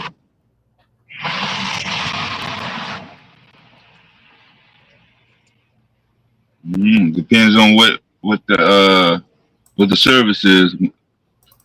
The word socialism and that other word get bumped around. Yeah, it is. It is. That's why I said. Because who makes those decisions? America's both of those things. That's why I said it's not applicable, because you have to invest. See, the key word that changes in America. So investing is business. So how they look at investing, health is an investment. You can work longer. You can have the potential to make more money. Education is an investment. You got the potential to make more money. So investing into the people that's the whole point. But why take the money from the people to just invest it back to them? I mean, even in any efficient machine, you're still gonna have friction loss. You're never gonna, think about what you said. Make better. Think about what you said. Why take the money and invest it back into the people? Yeah, why take it from them just to say that you're gonna give it back to them and invest in them? They could have invested in themselves by themselves. Well, that's the whole thing. The government, I showed you, the government has to invest the tax money collected. But that's the problem there, as I see it. That's the problem in America. Well, the problem is the expenditures and how they're spending the money on shit. And it's not social services, it's not welfare, it's other shit. Okay, so Q, that's right there. So you don't see you don't think it's a problem in the fact that they're actually collecting the money from people. So if they were spending it better, you think that justifies it? I know y'all might not like me for this one, but paying taxes is investing. I know some people don't like that, but it's like you want your streets to look good, you want your lights to be on, you want your water to be all right. Like that's what you're paying for. You want your schools to be good. And so when people say like you're paying for other people, it's like the country makes money off of other people. So the idea that the country is investing in other people so more people can make more money is the reality. Because as much as y'all talk about the ones who take advantage of welfare, there's people who take advantage of welfare to actually make more money. There's thousands of educators who grew up in public housing and systems. There's thousands of blue collar people who grew up in homes that was impoverished, who had brick cheese, whose moms who got WIC. What are you talking about? So let me ask you a question. That's exactly what I was trying to point out before you pulled up that graph, Q. So Q, let me ask you a question since you said that. If you had the opportunity to live in a neighborhood that required a higher tax bracket that you can get in, but other black folks couldn't get in, you had a decent neighborhood and the taxes, like you said, it went to the infrastructure of the neighborhood, the lawn, the sidewalks, and you had other brothers and sisters who saw you living in that tax bracket because you could afford it, and they were hating on you and coming at you a little sideways. What would be your response to them same brothers and sisters that are hating on you and looking at you a certain way, that chose to stay on Section 8 and chose to stay in low-income neighborhoods because the federal government was taking care of them? What would be your response to those brothers and sisters? I'm not trying to troll or put you on the spot. I wouldn't be in that mental space. Like, I would still be in the hood. So you would so you wouldn't take advantage of the tax bracket that you could afford. You would stay in the hood, you saying? Because it's about investment. You see what I'm saying? Yeah, Like, he creates like a home construction company that creates like homes to, or builds homes or employs people in his community to build new homes and new rentals, stuff however like that. you look, it's that's your people. You know what I mean? So it's your community, and that's part of the thing I was showing on the screen, where some of the challenges we have with the economic wealth gap, and I'll pull this back up, is that the money is organized weird. So if all of the people who make $150,000 a year move to white neighborhoods, you're just pouring the money out of the community. And then you turn around and saying those people over there are the reason why we don't have any money. And it's like, no, your community doesn't have any money because y'all are not collectively investing into each other. That's just But that's wild. I mean, that's just wild to me, because taxes, first of all, taxes are not voluntary. It's You not can't about choose. But if we're discussing the economic wealth gap, right? We're But talking about investing, you're talking about investing. You're saying it's an investment, but there's no such thing as, forced investment. That's just a lie. You can say It's that supply side. It's supply side economics, though. It's supply side economics. Yeah, that's just how it works. Our whole economy is based off of the fact that people can invest in the United States, and the United States can provide whatever you name thing. I just told you that the obligation for taxes and the bulk of taxes has to be invested into the IRS tax trust, and that tax trust has to be and is loaned to the federal government. That's their words. That's what they do with the money. They got to put it inside of a trust, and they got to invest it, and that's what's supposed to back up your money, so that way when you retire, you can say, you know what, I have money to fall back on, because America was using my Social Security money to make quality investments, and now they turn around and saying, oh, we don't have enough money because we're paying for Section 8. It's like, hold on, 80% of the budget to 90% of the budget has nothing to do with social services. How could you justifiably make that the first argument? Like, it's just math.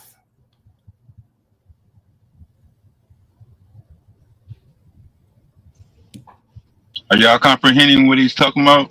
When y'all make y'all arguments about somebody on Section 8 is hurting either yourself or the masses of people to an extent. Yeah, like somebody chilling on Section 8, like, they get a beer or they smoking weed or they just chilling on the stoop, like you said. I just having trouble trying to see how's that coming out your pocket, like. It's coming out of everybody's pockets, but I understand what you're saying. He's saying it's small compared to the waste in other areas. And Section 8, Medicaid, and Medicare combined, I would like to see how much is wasted on those three areas within itself. I would like to see the total numbers in that. It probably won't compare to what Q put up on the screen, but at the same time, it is a serious problem. You understand? And the other 80% is not a problem. You don't see nothing wrong. I'm saying it is, but I would, but at the same time, I would like to see the comparison in numbers of what's spent with Section 8 and Medicaid and Medicare, just to see just how much money is being wasted there. And I said, I'm sure it's going to be smaller compared to what he had up on the screen earlier. But at the same time, it is a serious problem. It's a problem where it weakens Black people because they get comfortable and they pass this down from generation to generation. Again, this is not exclusively a Black issue, though. There's tons of white folks that there's more white folks in this country than us. They take advantage of this way more than we do. You're right, but the subject came up as far as Black people. So I threw it out as far as Black people, because my initial question was, where do you see the country and Black people at in the next year and a half, 2 years? I think I use those time periods. Where do you see them? And that's how we got to where we got to. And then we went into the budget and Black people. But you're right, there are more white people on welfare than Black people. And I think Q kind of elaborated on it.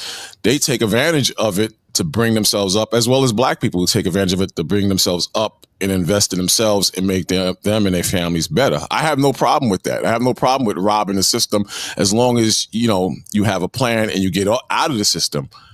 I have a problem when you stay in the system and the system destroys your mind. It destroys your moral compass, and it destroys us as a people. That's the problem I have. I'll rob the system, but I won't stay and become dependent on the system and let my mind get eroded within the system. If all that stuff ain't broke white folks yet, it ain't gonna break us. We are broke. Are you kidding me? We're looking at two different dynamics. Like if you're talking about people who are segregated to a region with low resources, the outcomes is pretty much, predictable. You know what I mean? Like in some areas, Section 8 to the cost of living and to the opportunities. Like if you don't know about opportunities and presented with opportunities, and you're looking for somebody to become something without being introduced to it or being around anyone who even knows what any type of engineer is. They don't know anybody who's in any field of science. So that just those two things alone remove your entire community. What if they don't want those things? Say again? What if they don't want those things that you're talking about? You see how you're saying, what if they don't want? Well, yes. That's a hypothetical. The fact is, they're not exposed. So that's the fact in our community. Being exposed to it is an issue. And so that's why the exposure component in major cities is being pushed, because they realize that you have communities who have segregated, and that's the system's reality. And so you got and are you saying Section 8 policy affects families negatively, sir? Is that what you're saying? I believe it does affect the majority, not all, but the majority of Black people in a negative way, because you're not only dependent on a system, you get accustomed to not working. You get accustomed of receiving handouts. You understand? Like I was about to ask you about hard work to achieve goals and to make yourself better. It requires hard work and knowledge. And if you're on a system for generation after generation and for decades, it's extremely hard to motivate yourself to want to work hard. The majority of people who have become successful in the system work hard. And you have hard-working Black people that work hard and they turn away from that element, Section 8. It's to the point where Black people don't even want to rent when they get property, a two-family house. That might be a hustle. They don't want to rent to Section 8 people because they're going to tear down the place. I'm not saying that applies to everybody in Section 8, because I know our people are extremely emotional when you criticize them. But you got the elderly and the disabled, yes. They deserve it. So. I saw a video recently where people have a hard time getting on Section 8 or a certain level of Section 8 because you have it filled with people who shouldn't be on Section 8. What about those people? I'm trying to understand if your priority is helping Black people acquire employment, and if you feel that Black people have employment issues, which lead to a culture where they're taking advantage of the system, what does that have to do with government expenses? Any form. Initially, we started. Yeah, somebody wants to. Initially, we started off. Okay. But if you believe that, just to tie it back to what we're talking about, if you believe that about black people, what do you think is going to happen when they start getting reparations, if they should get reparations? What do you think is going to happen across generations of people just getting checks and not having to work for them? See, y'all throwing around multiple things, because I can address that one, because we can go along with white folks. You know, we can play the white folk game on that one right there. The lack of work, least amount of work that gets done. The cheating culture, like we can play that game on what's going on. The nepotism, right? But now going back to Section 8 culture and making that attached to, right, government spending. That's television shit. Like I'm just saying, on paper, you can't show black people's welfare being the issue. By squad, if you don't mind, what part of the country you represent, yo? You mean where I live? Yeah, I live in New Jersey, originally from Brooklyn. Okay. Northeast corner. Okay, shout out. But what I have seen in Jersey and Brooklyn is that when I'm driving at 1 o'clock in the afternoon, you see thousands of black people in the streets. And now me, I work early in the morning. I come home when it's getting dark, and I make decent money, but I'm struggling to keep the roof over my head. So how are these so-called Negroes walking around and surviving? And even if what Q said was true, I doubt it highly that more than 80% is going to take the chance and put in that hard work and work to get off of Section 8 or whatever means of handouts the government gives them. I know black people. You can say the same thing about brownstone. You can say the same thing about brownstone babies. I don't. What's a brownstone baby? My grandmother owns the house. I ain't got to work for it. Okay, that's good. That's a good thing. The Jews do that. They hand down their property to they keep their property. They hand out a section of property. It's the same rationale. Like if you didn't work for it, like did you go to Queens? How many people I've seen who was just waiting for their moms to pass? Like, yeah, when my mom's passed, you ain't putting work in is a reality that we should have in the black community. Access to work, connection to work. Like, let's look at those variables to see where is black people. Like, has the black community systemized introducing employment to black people? Has that been a policy from black leadership? Have you heard a stated goal by the black philosophical community centered on black employment, introduction to employment, and creating pipelines to employment? Because I haven't. You haven't, but at the same time, you have to get the bag to keep the roof over your head. No, and I'm just saying, if that has not been a stated goal. No, that's what I'm saying. Then whether an expectation. No, you're right. But overall, you still have to get the bag to have the proper living conditions. It's a community, bro. Like as a community, there's realities that our community faces. And the reality is that we are a dead people. Not all of us, but collectively, we are a dead people. The music alone. I don't know. Like, so going back to Brooklyn. Right? So going back to Brooklyn, you have on one block alone in Brownsville, maybe almost $250 million worth of property owned by black people. Thousands of houses owned by black people. Professionals. Like the large bulk, we can look at it from both perspectives, and that's why I pulled this up. So when you say black people are dead, after I just showed you statistics, I mean, you couldn't source your opinion. You remember I said not all though. I always follow up with not all. Remember how you started the question with me? Which one? The initial. About the tax bracket or the one when you was like, so where do you see black people going and right. provide evidence? Provide evidence with your statements. Because when you're saying these things, like you should give a reason to show like where is, because I can show you, I just showed you black fathers are increasing, black businesses increasing, black business exports are increasing. You're saying you said black fathers are increasing 50%. I could pull it up, but I'm sure everybody knows this. 50% of households with women with children don't have fathers in them. And it's young black men are prone to the single mother argument. I'm just making a point on. I'm not changing the narrative. I'm just.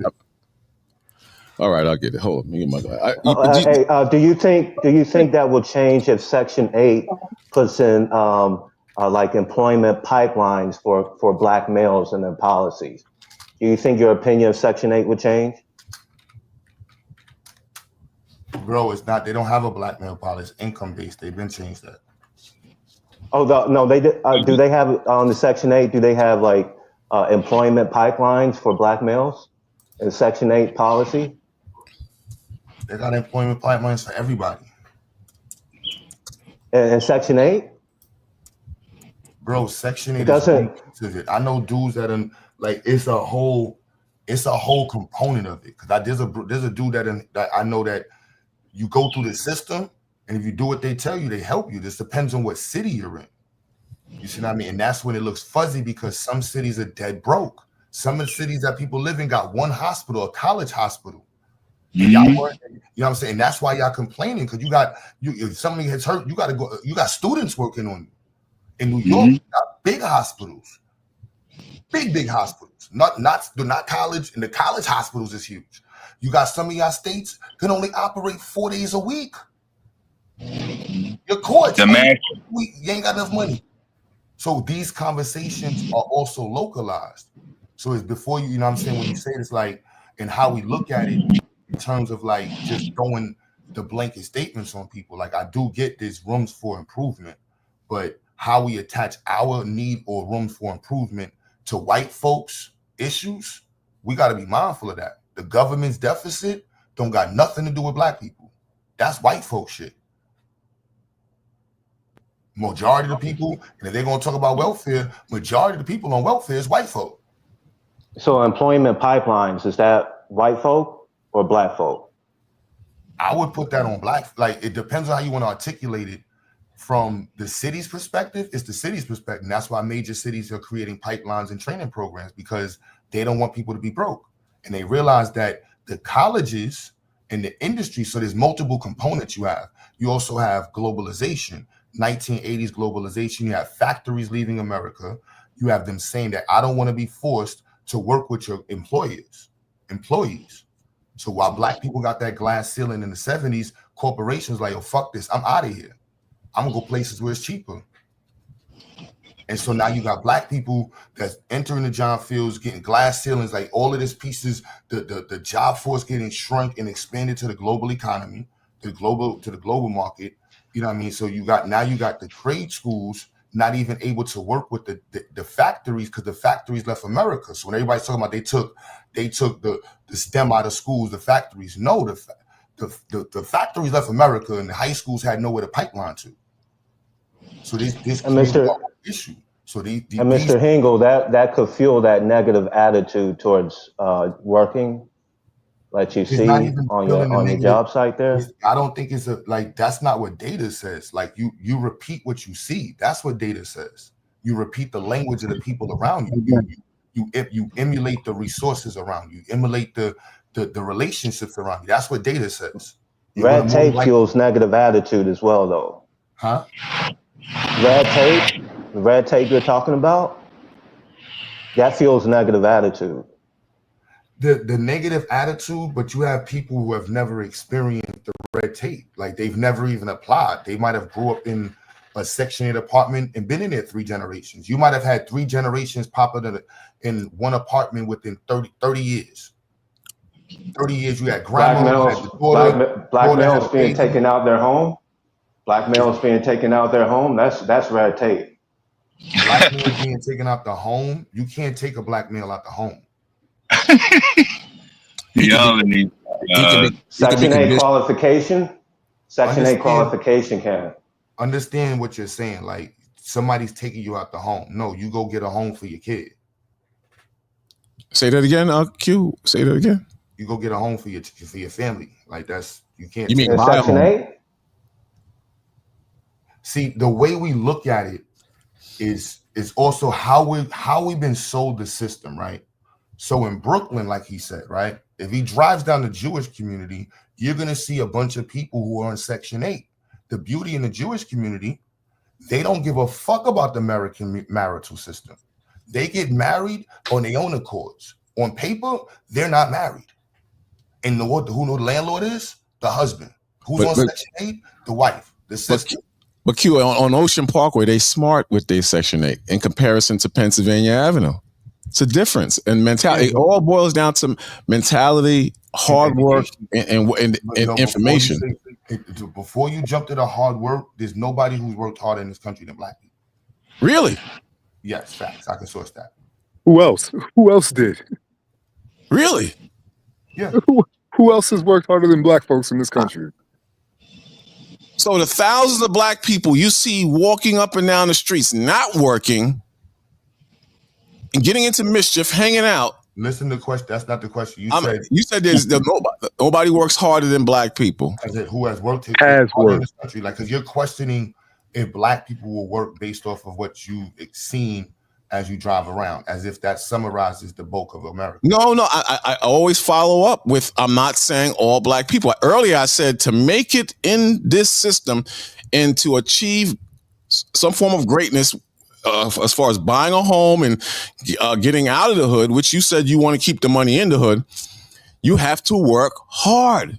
You have to put, I watched a video with a dude, he said, if you want to make it, man, you got to work 60 hours, go home, eat, sleep, take a dump, go back to work for a certain amount of time. Nobody's saying like if it's either you want to understand the variables and fix it, or you're just talking about it. I'm confused. Well, that goes back to my initial question, why I asked the question about where do you see black people in America in the next 2 years? I believe you already see them as dead. So no, not all of them. Not all of them. I always follow them. But the majority are dead. But if you listen to rap, majority of black people on this panel are not dead. Majority. I agree. But what about the ones on TikTok twerking and killing each other? Are they dead? Let's look at this. So sometimes I feel that, and this is a challenge for us black folks, right? How we see us is how we understand us. You know what I'm saying? And if you see the worst of us, that's for you to fix. There's nobody else like gonna understand you seeing your people look like shit and you left your community and went and lived with a bunch of white people. No, I didn't say. I'm not saying. I'm just saying. Okay. I would never live with just predominantly just white people. I would take my chance in a mixed neighborhood, in opposed to the Atlantic Towers or Brownsville houses. I take my chance in a mixed neighborhood, especially if I have beautiful daughters. If I have beautiful daughters and I'm busting my behind trying to put them through college or give them a better life, because I grew up on the corners drinking 40s and blunts, and nothing good comes out there for the most part.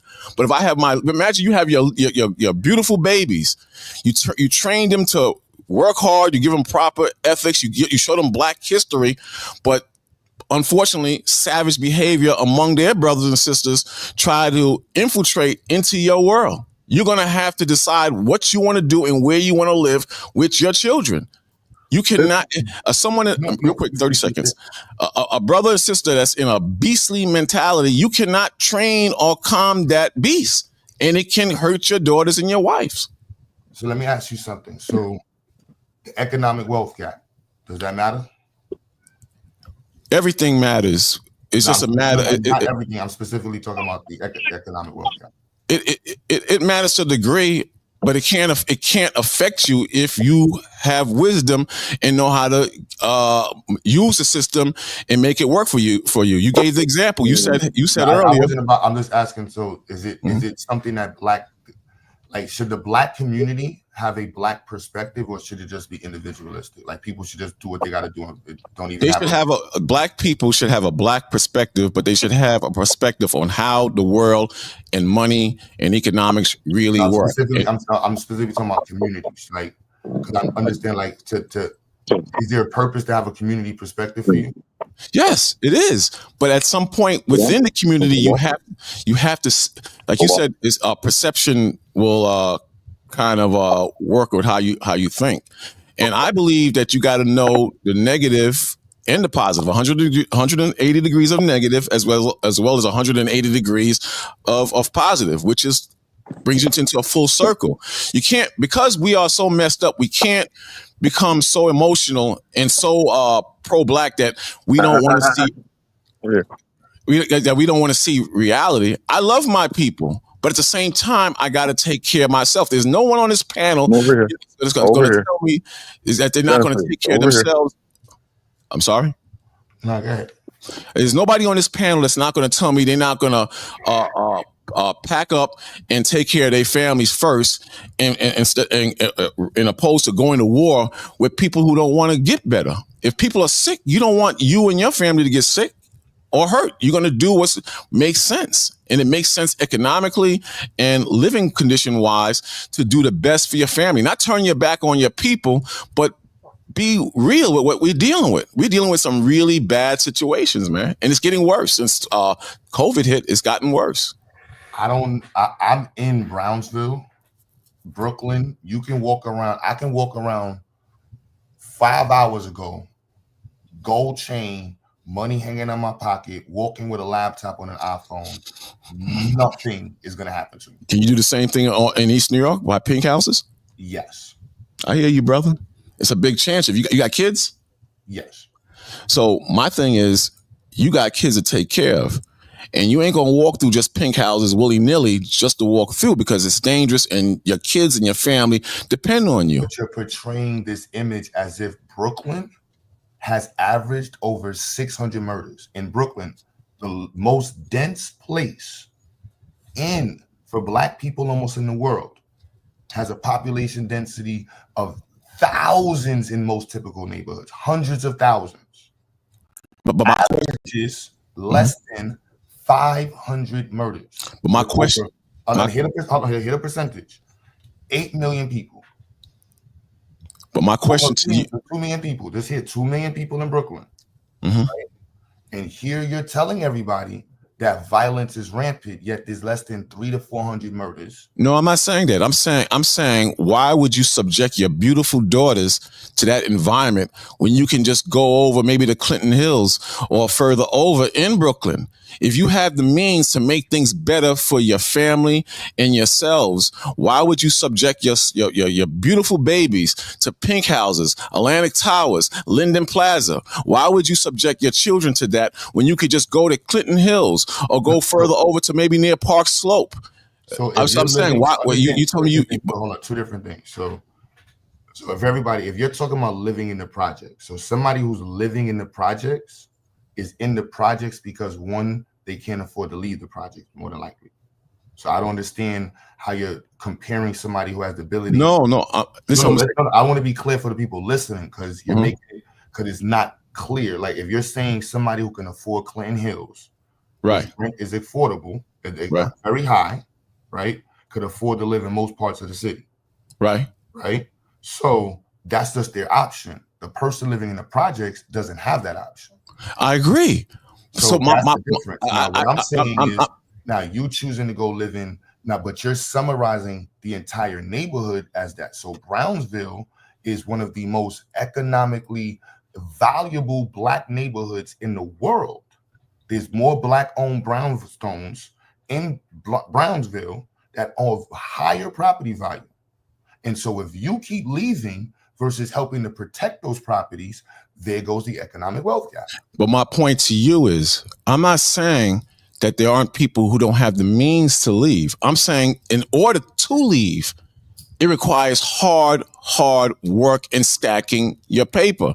That's what I'm saying. So I'm saying, but that has nothing to do with the government spending. This is what I'm saying. As an individual, as an individual, or anybody on this panel as individuals, if you want better, you have to work hard for it. Nobody disagrees with Okay, that. so let me move on. Let me move to the next. Issue with black people who you feel like they're Let me move to the next step. Do something to help them. You can't help all black people. Have you tried to? Yes, help? Listen, I have.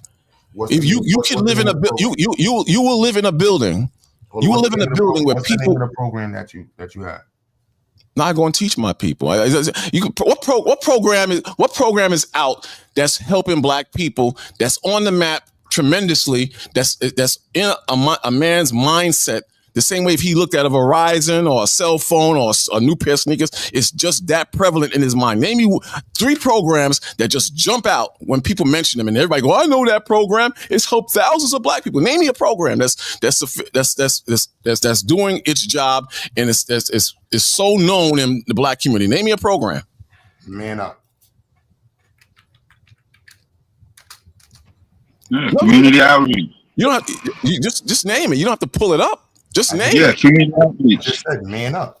Man Up. I never heard of Man Up. And the reason why you haven't heard of it because it's not in your community. Brother, lock it. So let's. We've heard of Malcolm X. I'm not gonna. So these trapping. This is unnecessary. The point is, you said you were helping people in the community. So I just asked you about what type of program you created. Now I don't have a program. So I don't have a program. That's all you had to say. Okay, but what I also want to say is that the condition of the black man. How are you helping black people? I'm an Israelite. I teach on the street. Israelite. So I want to be clear. So what does that have to do? So you see black people who need a job, and you go give them religion. I don't give them religion. I give them wisdom, and I show them the state they're in, and I show them to be clear. You don't want me to answer you? No, but that's religion. You give them. That's not real. I don't. Let me explain. Religion is created by man. The scriptures is created by God. There's a difference. Religion destroys man. Religion is the opposite of God. That's what in my beliefs. I believe. I'm just being everything you set up to here. You were very down to straight earth, from a space of look, this is just what it is. So I'm just being the same way with you. That's religion. If the issue is jobs in the community and you got the time to be talking about religion, you got the time to be offering people jobs. No, I'm just gonna say it once. You just however you want to take it. I just got to make sure it's heard. That's 100. You want to talk about the Bible? I don't want to talk. I don't want to talk about the Bible. That's since I've been on. That's if that's the form of help that you give. I'm just saying that's cool. Okay, granted. I don't have a program in this religion. But what you do is not. I'm not taking away from the statement. It's just it's a category. It's okay. I'll rock with that. It's not I'll rock with the issue. So if this issue, because you spoke about people being on Section 8 for most of the time, and so that is such a prevalent issue for you. I would expect you to say that, you know what, you got programs to get people off of Section 8. You got, and you got programs to get people jobs. You got programs to show people how to get employment because you know what, this is a real issue for you. Section 8, Section 8, in my opinion, is a prison for most black people. Section 8 was never designed. Whatever you know what I mean? What are you doing to help people get off of it? Okay, but then what is everybody doing to help people get off of it? If that's the case, what are you doing? Because you have a program. Let me make my point. Because you have a program that's not getting people off of Section 8. People will never want to quantify. If anything, quantify it though. You see what I'm saying? So if you have a program. And if somebody gets a certificate, right? If somebody we help somebody get an OSHA 30, a flagger, and in this thing here, and now a year later, because they're making this much money and because of these resources, now they're able to move here. That's quantifiable. You can't do that with the Bible. Okay, fine. I'm agreeing with you. Okay, fine. If that's what you see, I can't dispute that. If that's what you see, fine. But going back to what's happening in reality, that's going back to that. The black community is destroyed. You cannot get around that. I'm not saying everybody is destroyed. It's a shame I got to keep following up. I got to follow up with that. It's a shame I got to follow up with that. What I am telling you for individual. What I'm saying for as far what I'm saying as far as individuals, even within us, to make your lives better, it requires hard work, which you all agree on. It requires hard work. But I'm saying as far as black people in a whole, the majority of black people are unwilling to work hard to get out of that situation. It's not because they That's a false statement, yo. That's always been false. I didn't finish the statement though. Let me finish the statement. It's not because they are evil in all cases. It's because of a lack of knowledge, like you all are saying. And not everybody wants to work. Not only does everyone doesn't want to work hard, a lot of people, they don't want the knowledge to get out of their condition, and the government has their foot on their necks. So what I'm saying is that you who have beautiful babies, it would be insane to try to make me believe that you would want to raise your beautiful daughters in some of the worst environments. Is all Brownsville bad? No, it's not. All Brownsville is not bad. All East New York is not bad.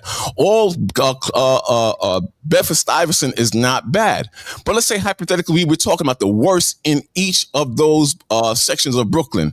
You would not want to raise your beautiful babies in those environments, because your environment affects how you think, what you will become, and what it is to a certain degree, to a large degree. So I'm just simply saying it's no sin. It's nothing crazy. There's nothing wrong with trying to do better for yourselves. That's all I'm saying. I'm not downing the brothers and sisters in the hood. I love the brothers and sisters in the hood, but we got to admit certain behavior is beastly and animal, and you don't want that among yourselves and your families. That's all I'm saying.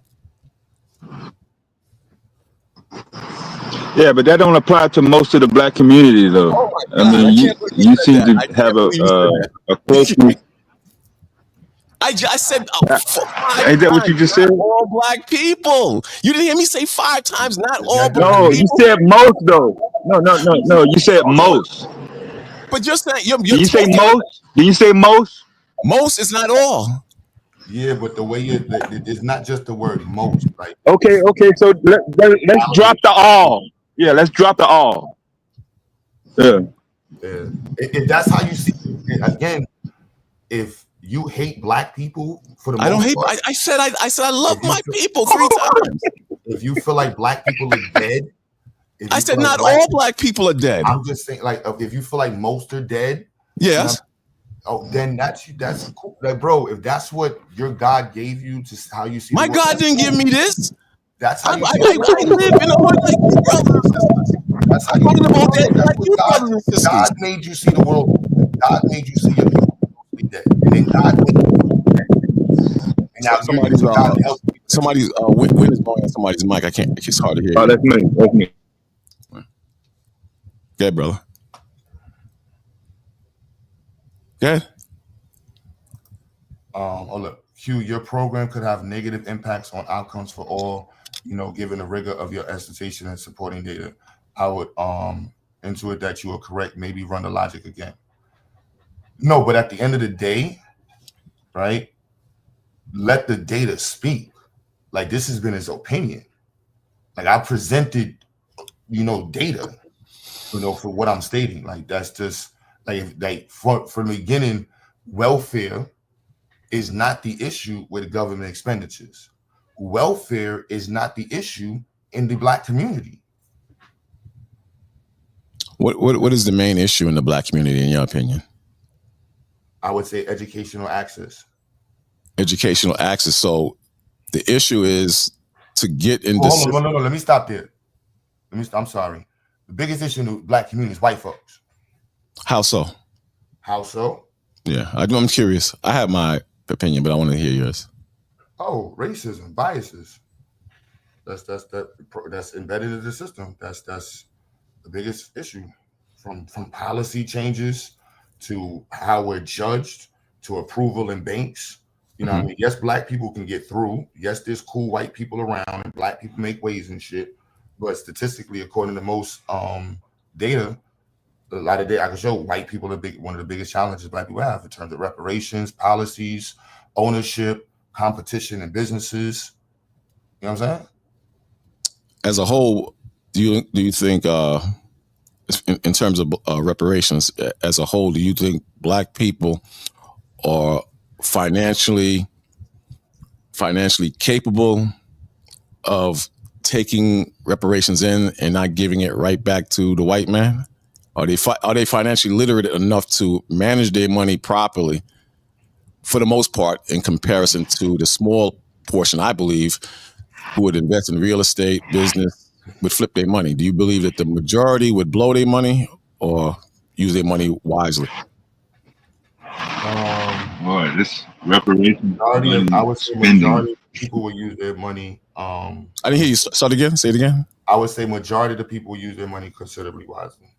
Okay. Because they by percentages, like our group is set. Like this, what I had earlier.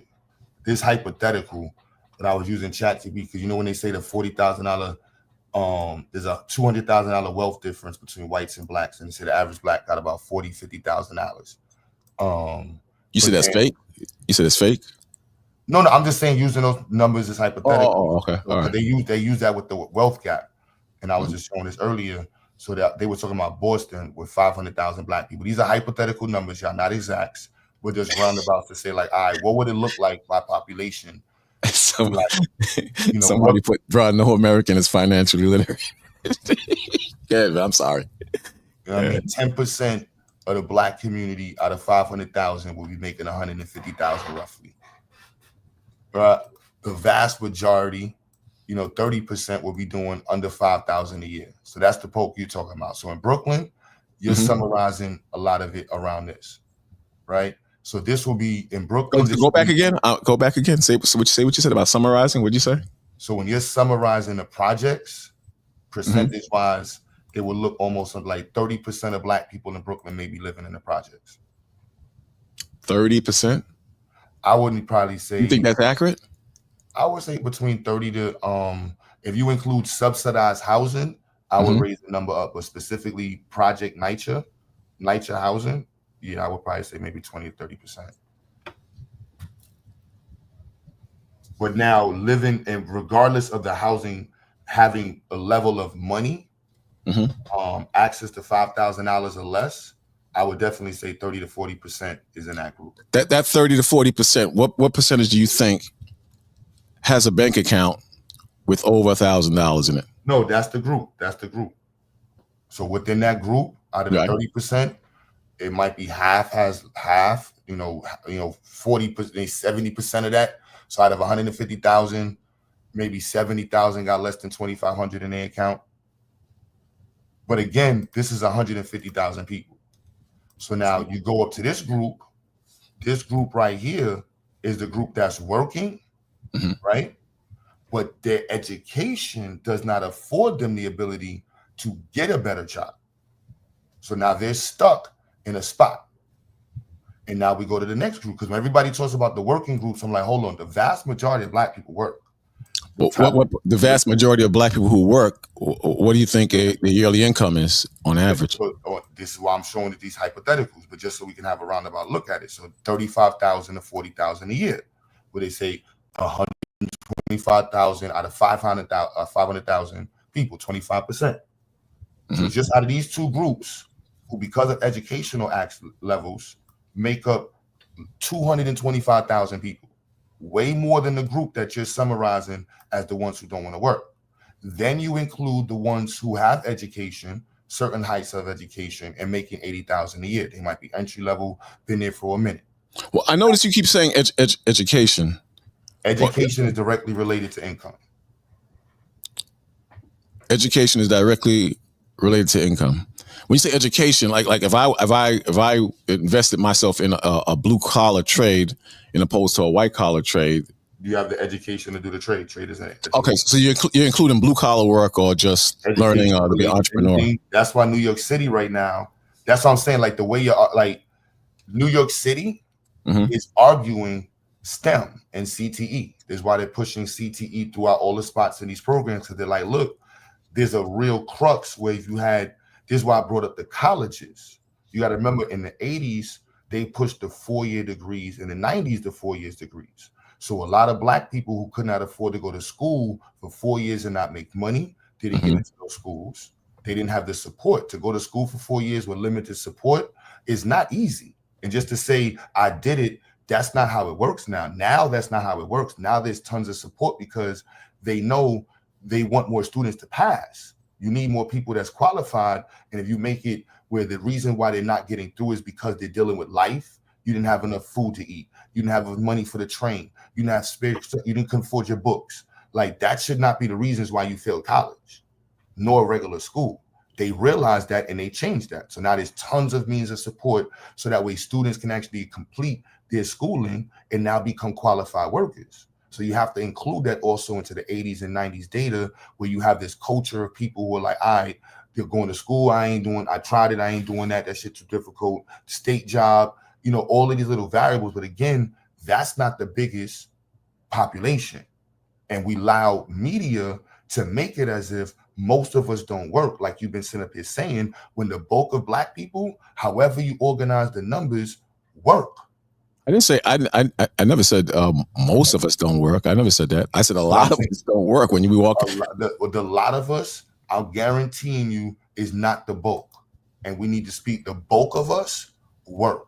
Let's see, but that's why I have a problem at. You know, 15 years ago, 20 years ago, you know, we only focus on the positive of black people, and if anyone talked against the negative of black people, people were offended. You're a coon, you're Uncle Tom.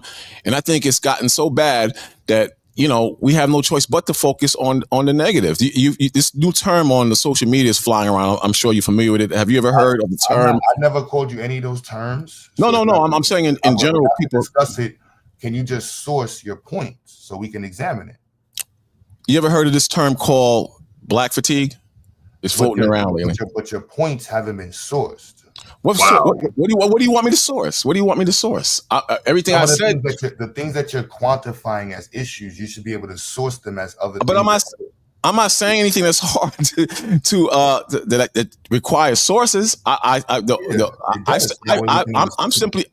simply said that we should strive to work hard to be in better conditions. There's no reason to source that. Nobody's saying that, but that's not. But to say that that's not something that black people are doing.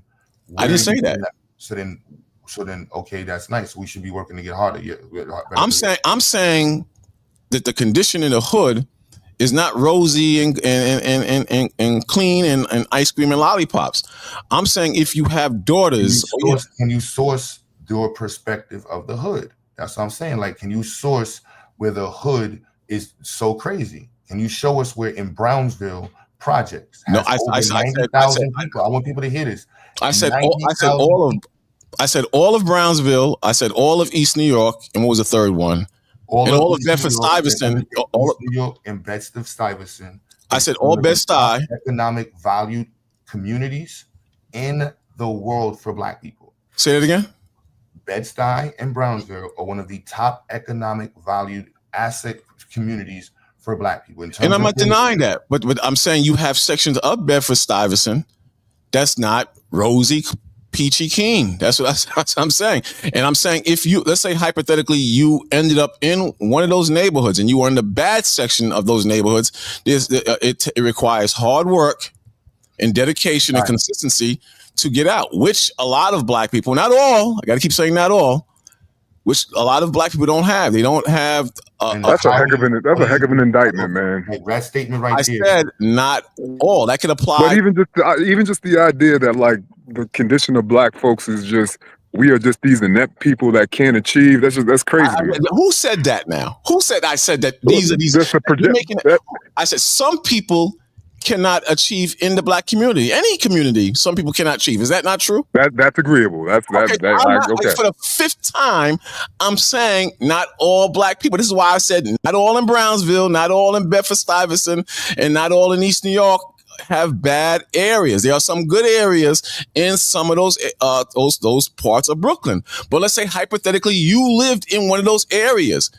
It would be foolish to say, I'm pro-black and I'm going to stay with the gunshots and such in that particular part of that area where it's bad in comparison to moving you and your beautiful babies your beautiful wife somewhere safe where you can build yourselves up and your families up and go back to the hood and try to fix up the hood. I'm not even saying abandon the hood. That's my whole point. I don't have to pull up a source on that. That's common sense, right? That's not what was being. That's definitely not your. That hasn't been your message up until this point. Come on, so it's been kind of confusing. Are you kidding me? That's all I've been saying. No, but that's not how you introduced it. So you introduced it and embodied it in. Say it again. You introduced it and embodied it in Black people being on welfare. The biggest issue is Black people being on welfare. The community's dead. Not everybody, but the community's dead. Welfare. Welfare is the issue. When I drive around, people walking around during the daytime, welfare. No, all right, brother. No, I said the people walking. How is it me working 40 hours plus is struggling to keep the roof over my head? And how is it these people are walking around with no jobs and they're not feeling that burn? But that's it's gotta be. It's gotta be. I'm just trying to see what part of Brooklyn do you go through where that's all you see is. No, I didn't say Q. I'm not saying. But that's all man, your brothers. How you brothers are very. Listen, man. And the intelligence we have makes us recognize the undertones within a statement, and your undertones. There's no. I'm being. It's it's like you hate Black people. That's what it sounds like. Oh, come on. See, and didn't I say earlier, you said you didn't call me a coon. And I said I'm not saying. It sounds like. I'm not saying you are. But it isn't that. I believe, listen to me. I'm going to get a little. I believe the white man is the devil, man. And I believe he is the problem for our people. It's. I can go listen to me. Listen to me. In which you provide your message. Listen to me. You still have a parallel statement. So you're saying I could say one thing, but really be in another world parallel. My other world parallel is the weak side against. I'm not saying you are. I'm saying what it sounds like. You know, I'm just saying what it sounded like. You know what though? I'll accept that. I'll accept that because the same way I said that you can educate some Black people to get out of a devilish mentality, and some you can't help all Black people. So I'll take that. Maybe my message is going to fall on some deaf ears, and then some people will understand what I'm talking about. But there's a lot of people. When you're having conversations, sometimes there's implications. There's things that are implied in the words mean things. There's messages that are implied when you say certain things. So that's all. I don't know how much lower. It's like don't be offended. I don't know how much easier I can make you understand what I'm trying to say without sounding like I hate Black folks. And it's not a matter of comprehension. Nobody said we don't understand. You said it sounds like. No, what it sounds like, and that's why I said is the usage of your rhetoric. Okay, so isn't that a form of comprehending? So comprehension and rhetoric is two different things. The words you're choosing to make your point, have undertones. You see what I mean? It's like it's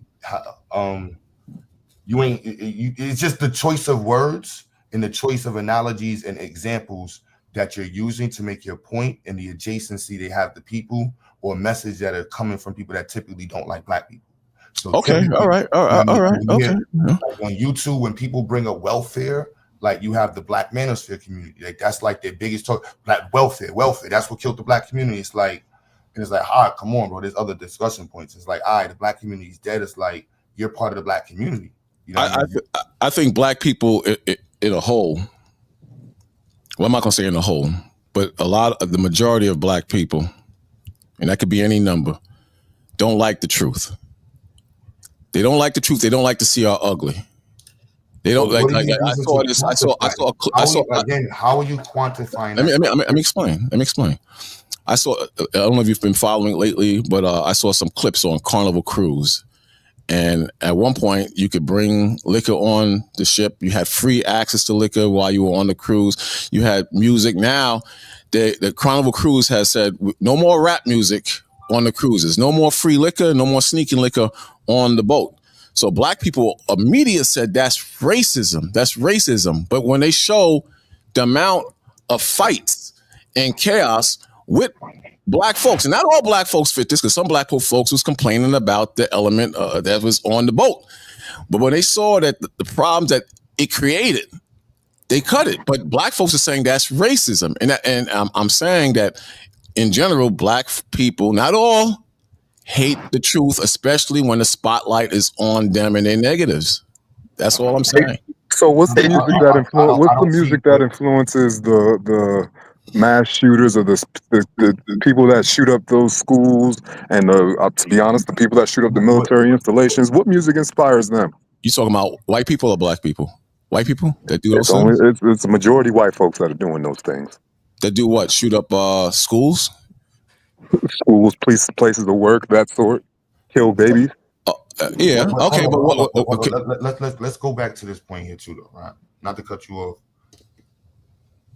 You're going to be met with somebody like me who's going to present you with your talking point as a goal and objective, and ask you, why aren't you doing anything about it? So if it's such an issue, you shouldn't be on the corner preaching the Bible. You should be creating employment programs. If not, me don't care. So me not creating. That's the truth. No, that's the truth. Like you said, black people don't like the truth. I'm asking you a question. You make a lot of money, like you said, and I don't make a lot of money. You said I don't make a lot. I don't make a lot of money. I thought you said you make decent. What? I said I make decent money. Decent money is to keep the roof over my head and keep food in my stomach. You know, I got a car. If that's, I got a lot of money. You're a working person. So with that being said, you take your extra time to promote the Bible. But that's the no. I take the time to work hard to try to figure out. In terms of the issue that you can see as let me addressing the issue. Let me expound on what you just said. When you're saying the truth, when you're saying people don't like the truth, but you're not doing anything that you feel is an issue. But regardless if I'm not doing what you're A, B, and C, like you said, I should be doing. The truth is the truth of the matter. But how are you quantifying the truth? Let's say I'm not changing the truth or making things better. Let's say I'm not doing that. No, I'm just saying, how are you quantifying where you're I'm not doing that. I told you earlier, I said, you got it. Checkmate, you got it. Let's say that's the truth, all right? Let's say it's 100% the truth.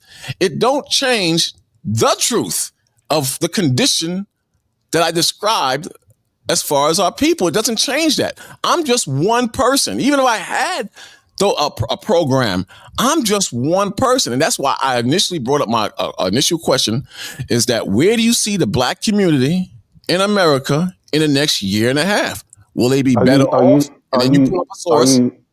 Are you supporting any local representatives in Bedford-Stuyvesant? I don't believe in politics. I believe that politics are nothing. Politicians are nothing but sellouts that work for the system. I believe the system. I didn't finish my answer. You want me to finish? You don't want my whole answer? I believe the system is designed to keep us down and to destroy us. But I do believe there are loopholes and ways to take advantage of the system. And like Q said, if you're knowledgeable and educated on how the system works, how money works, how real estate works, how programs work, how to get grants from the system to better yourself and your people, you can jump on those things and make things better to a certain extent for your people. I don't believe in the system. I believe we have enemies. I believe the white man is our enemy. But it's too like it's if we have if you're looking at black people who are living situations based off of policies that governments enacted, government legislation, things that black people are experiencing, and it's an issue.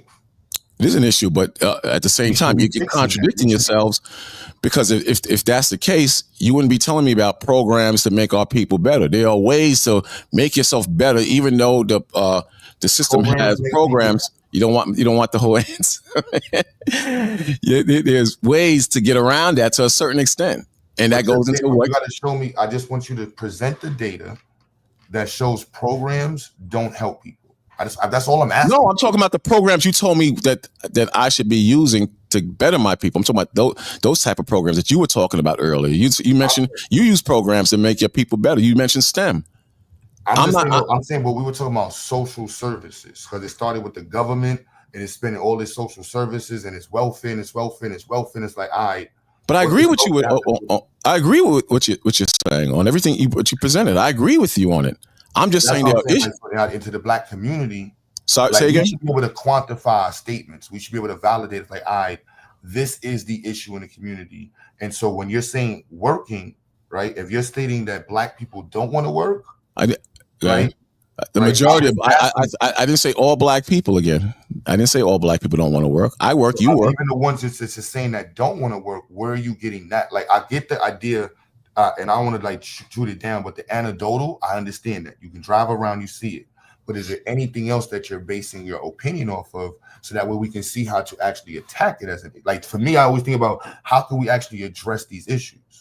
You see what I mean? Like, these are real social issues. Well. For example, right? Not to cut you, right? I'm pushing 2-year degrees. I'm pushing 18. What does that mean? 2 years? What? Explain. I don't know what you mean. What's 2 years degrees?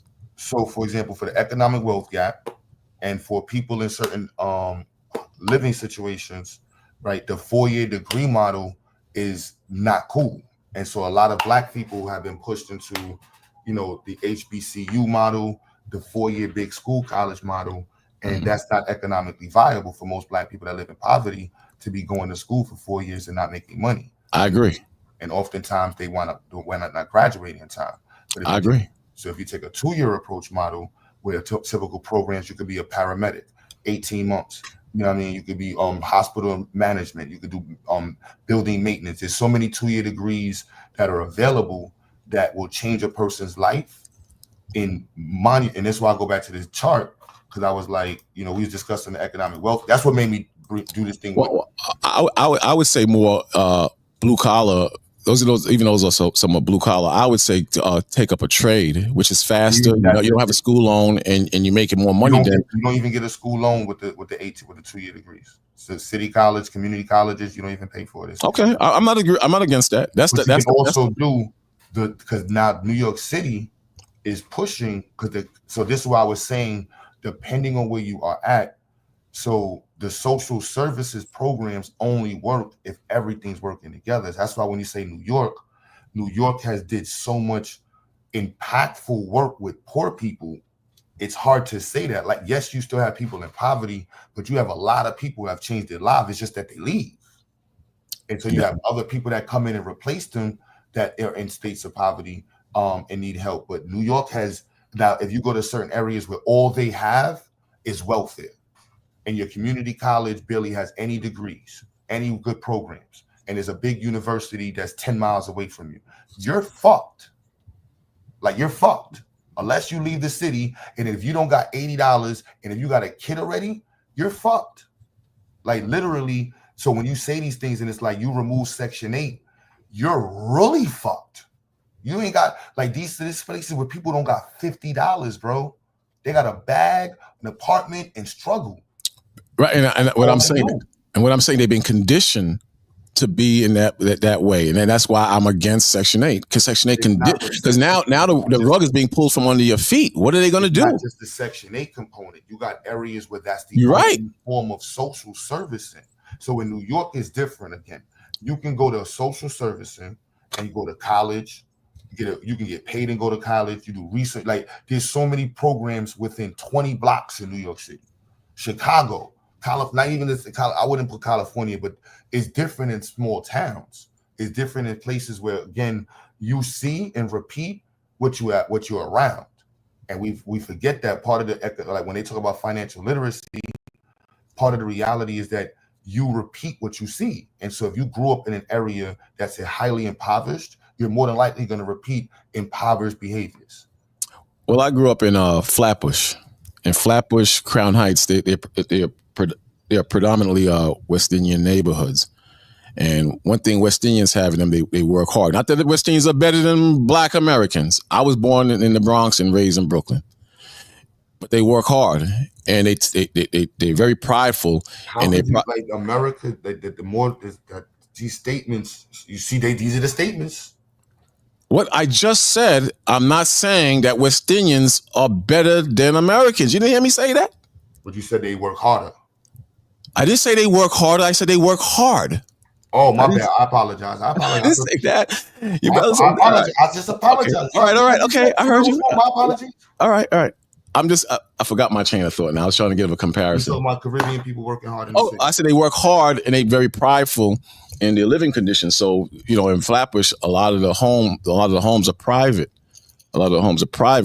So I'm just showing a case in point where hard work, you know, makes things better for you. It doesn't make you above the system or the white man still can't come down on you. I'm just saying that people who are the opposite, who might live in really poor work conditions, like you gave an example, people that only have $50 to their name, when the rug is pulled from under their feet, that's going to be very difficult to get yourself in a better position. And this is why I'm against Section 8, unless you want it for 2 years and you're about getting yourself together, because it destroys families if the programs are cut. But show me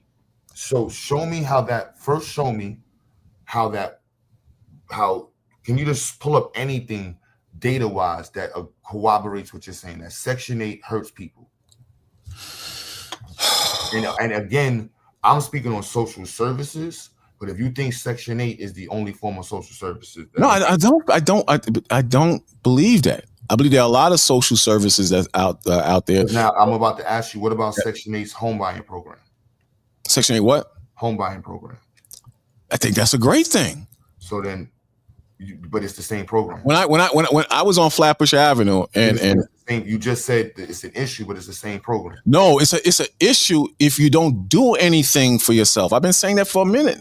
If you want Section 8, you just click. That's what I'm saying. Now, doing things for yourself, I argue that it's access and education. That's true. But what about the people who are not taking advantage of those things? You said yourself you can walk 20 minutes or walk 20 blocks, something like that, and there are tons and tons of programs in Brooklyn that people can sign up for. What if a person chooses not to sign up for those programs? Then it's the interest of the community to find out why. Oh, come on, Q. You know that's it. You're not in the real world, Q. Your people. Q, come on, man.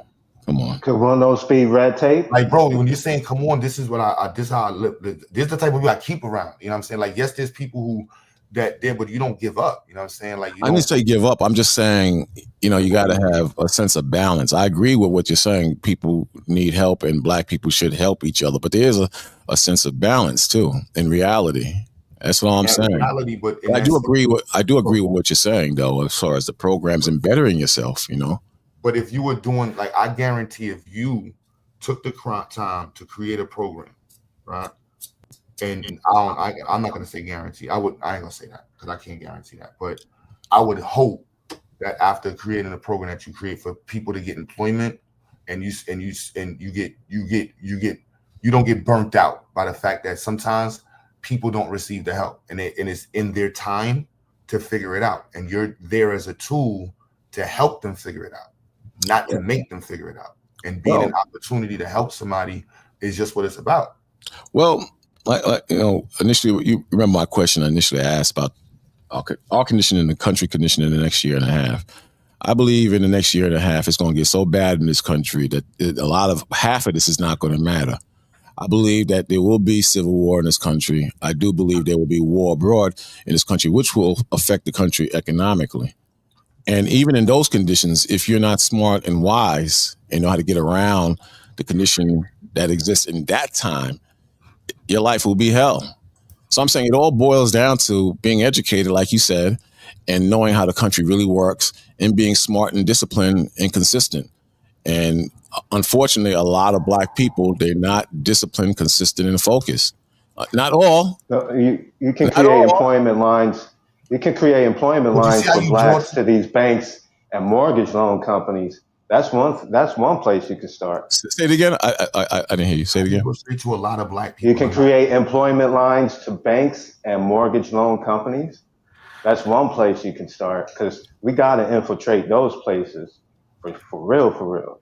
But even with that, look, just about 4 years ago, your mortgage was your monthly payment on a mortgage was like $1,000 or something like that. Sometimes $8,000.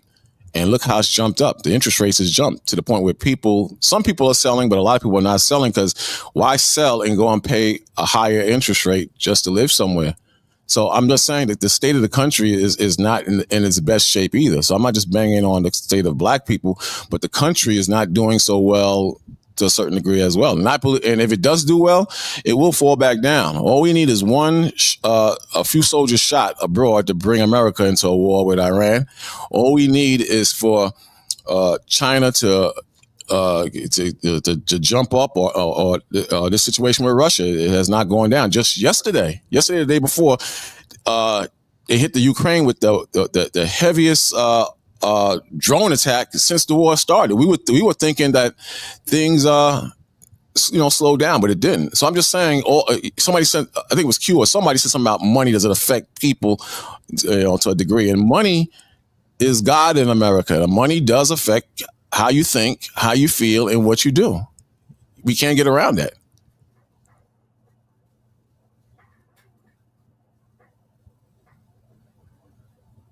Can you hear me? Yeah, you still going, bro. Kind of all over the place, man. I don't think I'm all over the place. I'm talking about money. Yeah, you're definitely all over the place, bro. All right, I guess I am then. Maybe I am. I'm just gonna agree with you, brothers. If that's what you want, maybe I am over the place. We're not asking you to agree. Well, at least I'm not. All over the place. I'm all over the place. Then I'm all over the place. If that's what it is, But I don't hate you, brothers. Yeah, your main all over the place is that black people are gonna be. I mean, you saying 1 or 2 years. I'm trying to go back over time. Like you can even go back to 95 or even 2005. So the places where I worked, I was in contact with people all across the country, from California to New York. So I have a pretty good pulse into where you live? Community wellness, the ability to have access to various resources, and for the most part, I'm in the Chicago area. Been in the Chicago area for 30 years. In the Chicago area for 30 years. Can I ask you a question in Chicago? All right. Those people protesting against the mayor. Real quick, bro. Real quick, bro. Let me just finish this off. Go ahead. So in 1995, also in 2005, black communities were not at a level in terms of economic and community welfare, access to different programs and opportunities as they are, I would say, post 2020. So that's a 20-year window, 20 to 30-year window, where we have seen younger people with higher incomes, people that were not given access to certain types of industries, new industries created, and you can just go down the list. But this destruction of the black community, I mean, it seems like you're just taking a scope of the same block. Like you going.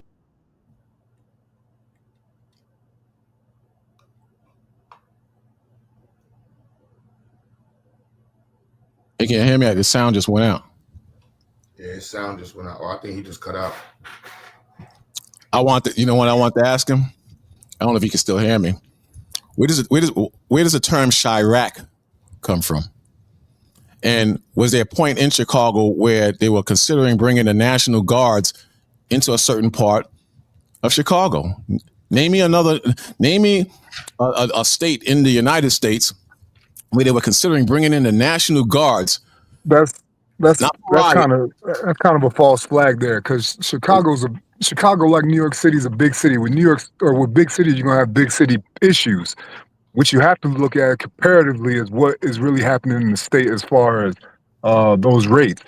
Chicago has no different of a murder rate than Texas, for instance, or cities in Texas. Killeen, Texas is crazy.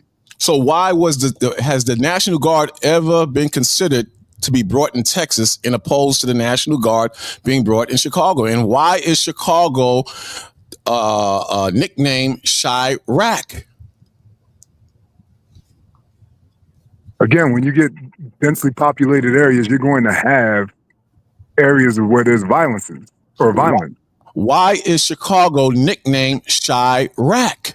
Because violence happens there. Because that's what one person decided to name it, and people just ran with it. Right. But why was it labeled that? And people ran with it? Because of the music and because they was doing drill music. What year was that around you till they came out of that? Was the reason? Yeah. Yeah, I think it was like 14 it or had 15, nothing to do 14 with, or 15. It had nothing to do with gang violence and comparing it with Iraq and war. It had nothing to do with that. It just was based on drill music. Is that it? Yes, that's it. Okay. All right. Chicago has always been associated with gang violence. Ever since the beginning of the 20th century. I can't wait to look at the news and see how many people were laid down because of the stupid holiday. And then I'll show you the news reports of all other major cities as well. But you can see all the violence that was. When you say gang violence, are you saying the gang violence exclusive to black people or the gang violence exclusive to the Italians, to the Irish? Now you're changing the narrative. It's not changing because gang violence is gang violence. Okay, we all know that, but what city considered put on the table and considered bringing in the National Guards because gang violence was so severe and bad? The FBI pursued all the Italian mobsters in Chicago. All right, I'm done. Up to a point. Didn't Camden, New Jersey shut down their entire police department in 2011? 100% they did. But was the National Guard was the National Guard ever considered being brought into Camden, New Jersey? I've been to Camden, New Jersey twice. I guess the National Guard was called into Alabama to escort a little girl into a school. What are you saying? It doesn't mean anything. It's not a metric for anything. And this is where I said black people get very emotional when the truth. Who's emotional? I know on us because you're not answering my question. You're a black man getting emotional. So you've proven it on this panel. Didn't answer my question. Has there ever been a state in the United States or they're in California, a black city or a black area where the National Guards were considered being brought into that area because of violence other than Chicago? Alabama. All right, so this is why television is important, right? So let's also talk about what's going on. So the same period you're talking about, right? This is in 2019 when Chirac got his name, 2014. So over the past 5 years, the black male graduation rate has gone up 18 percentage points compared to 14 points for all other students. Have you heard about that? And this affects the majority of the black boys in Chicago are not involved in gang violence. So let's discuss the numbers. Like, you know what I'm saying? So like literally, this is what I choose to focus. See, you think that I'm being negative by just focusing on the positive and not looking at the truth, but this is just the numbers right here. The truth is we need to increase that number higher, but that's reality right there. Then we can go into 2022. Chicago students have higher high school graduation and on college enrollment rates. This is still increasing. Chicago Public Schools class of 2023 had a high graduation rate of 85%, up from 65%. They're not talking about this. The same white folks that you were talking about, that's what they want you to think, that black people are the devil, that we're dumb. This is the reality on the screen. There's more black children graduating than ever before. There's not a bunch of crack dealers coming out of the hood. No. That's over with. The prison to school pipeline, gone. 90%, 92 percentile in some districts, 97 percentile graduation rates in Chicago. Name a district. Let's play the game. Let's see how poverty has held these people down. Because they come from housing districts, low housing public districts. Let's follow how the education is changing their lives.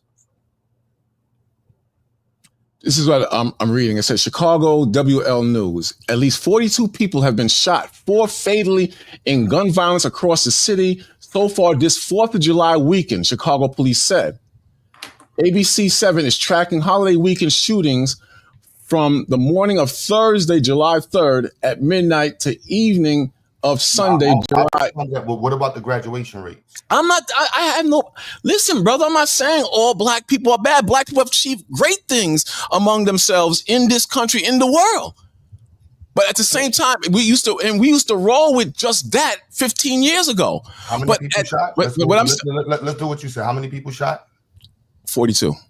But they said that they're not going to stop the count until the whole weekend is over. It used to be worse. How many total black people in Chicago? How many black people you think were celebrating in Chicago? Yep. What does that have to do with 40 people shot? Because black people celebrated the holiday, the ones who had a good time and didn't get shot, we should just disannul or look away from the 42 that was shot. And that's low compared to what it was 5 and 10 years ago. Every year the people focus on Chicago on the holidays. So I'm simply saying, my question earlier was, can you name a city that didn't request or put on the table? I'm not going to even say they requested it because I don't know the whole facts, but they didn't put on the table to bring in the National Guard because of black violence. Look at the migrant situation. You got good black people. Now, this is a good example of what I'm talking about. So the graduation rate in the same period is not more important. Say it again? Because you're making it seem as though Chicago is summarized by Chirac. No, I just asked, where did the term come from and what does it mean? You guys said it's based on just drill music alone. The reference to it was, again, it seemed like you were just trying to display or illustrate that black cities and black people are just doing dumb shit no matter where you look at it. And it's like, no, that's not the summary. Brother, I just said black people in this country all over the world do great things. I'm proud of black people who do great things, but I'm just saying we can't turn our eyes away from the negative of black people too, because it affects the good. How many stories? Do you have any? I'm saying let's address it with programs. Yeah. Do you have any community-based services? Do you have any examples of positive community-based services in your neighborhood? You asking me or Q that? No, yes, you, B. There are thousands and thousands of community services in the black community, in my community. You understand? If you could create one, what would it look like? If I could create a program, first of all, the program would be on a positive history and image of our people to get the negative out of them. The second part would be, I'm sorry? I said, that's dope. The second part would be on how this country works and how it financially destroyed us from slavery to current. The third thing would be and it would be a hard one, to turn our people away from rap music. Rap music does nothing but promote evil, the degradation of our women, gun violence, bling bling, shine. I would get rid of that, and I would show them at the top of those labels. They're ran by the small hats, the JEW people. I don't want to get a flag on your channel, so I'm gonna say it like that. The JEW people, and they have no love or no interest in building our people. They're a major part of the problem that we suffer from. So I would let them see that, and then from that point on, I would bring in experts on how to buy real estate as first-time homeowners because you get a discount on that. I'd bring in experts on how to flip homes. I would bring in experts to educate them on how to be better men, women, and children. But I would often instill in them that they have enemies and they have to worry about the enemies. And at some point, this country is going to make it very difficult for them to prosper. I would encourage the women to be more like women and the men to be more like men. We don't have that today. You understand? I would bring back our culture and I would bring back a way for us to see reality and what's really happening. That's what I would do.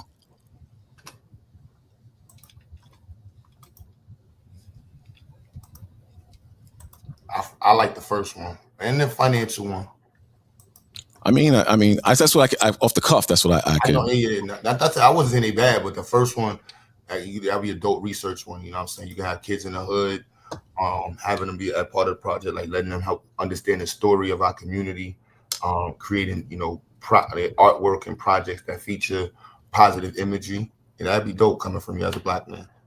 then you can have the Israelite brothers help you do that, and that'll be even stronger. Then they can see black men coming together to help tell the story of black people, and that's going to be powerful because you know how the Israelites be looking when y'all come outside with the, you know, with the black shoes on, the black boots on, and shit. Like, all right, we here, read, and you like, all right, the fuck is happening? Like, hold on, they got us taking pictures of old people and cleaning up the neighborhood and shit. What the fuck going on out here? What the? I don't even want to curse. They I must say shalom.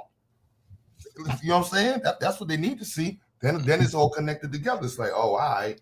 Then you're gonna have young black kids saying, like, yo, bro, I ain't gonna lie. As a kid, I was in this program, and these Israelite brothers had me, you know, learning about black history and reading and doing some work on how to promote black power and black empowerment and learning financial literacy. And that changed my life. Yeah, I was in the projects, but this one dude, he got me an internship, and then my life changed since then. I got my family out the hood. Like, you're one step away from that story. I agree with Q, man. I bought a condominium. It's not all that. It's just in the hood, but it's not all that. I bought a condominium years ago in Jersey. But prior to that, I went down Flatbush Avenue. I went to a realtor, and I said I wanted to buy a co-op on Flatbush Avenue. And he said, how much money you had? I had $500. He laughed at me. He laughed at me because he's seen I didn't know jack about real estate and what to buy. So he signed me up for this course a little bit down from Juniors on Flatbush Avenue.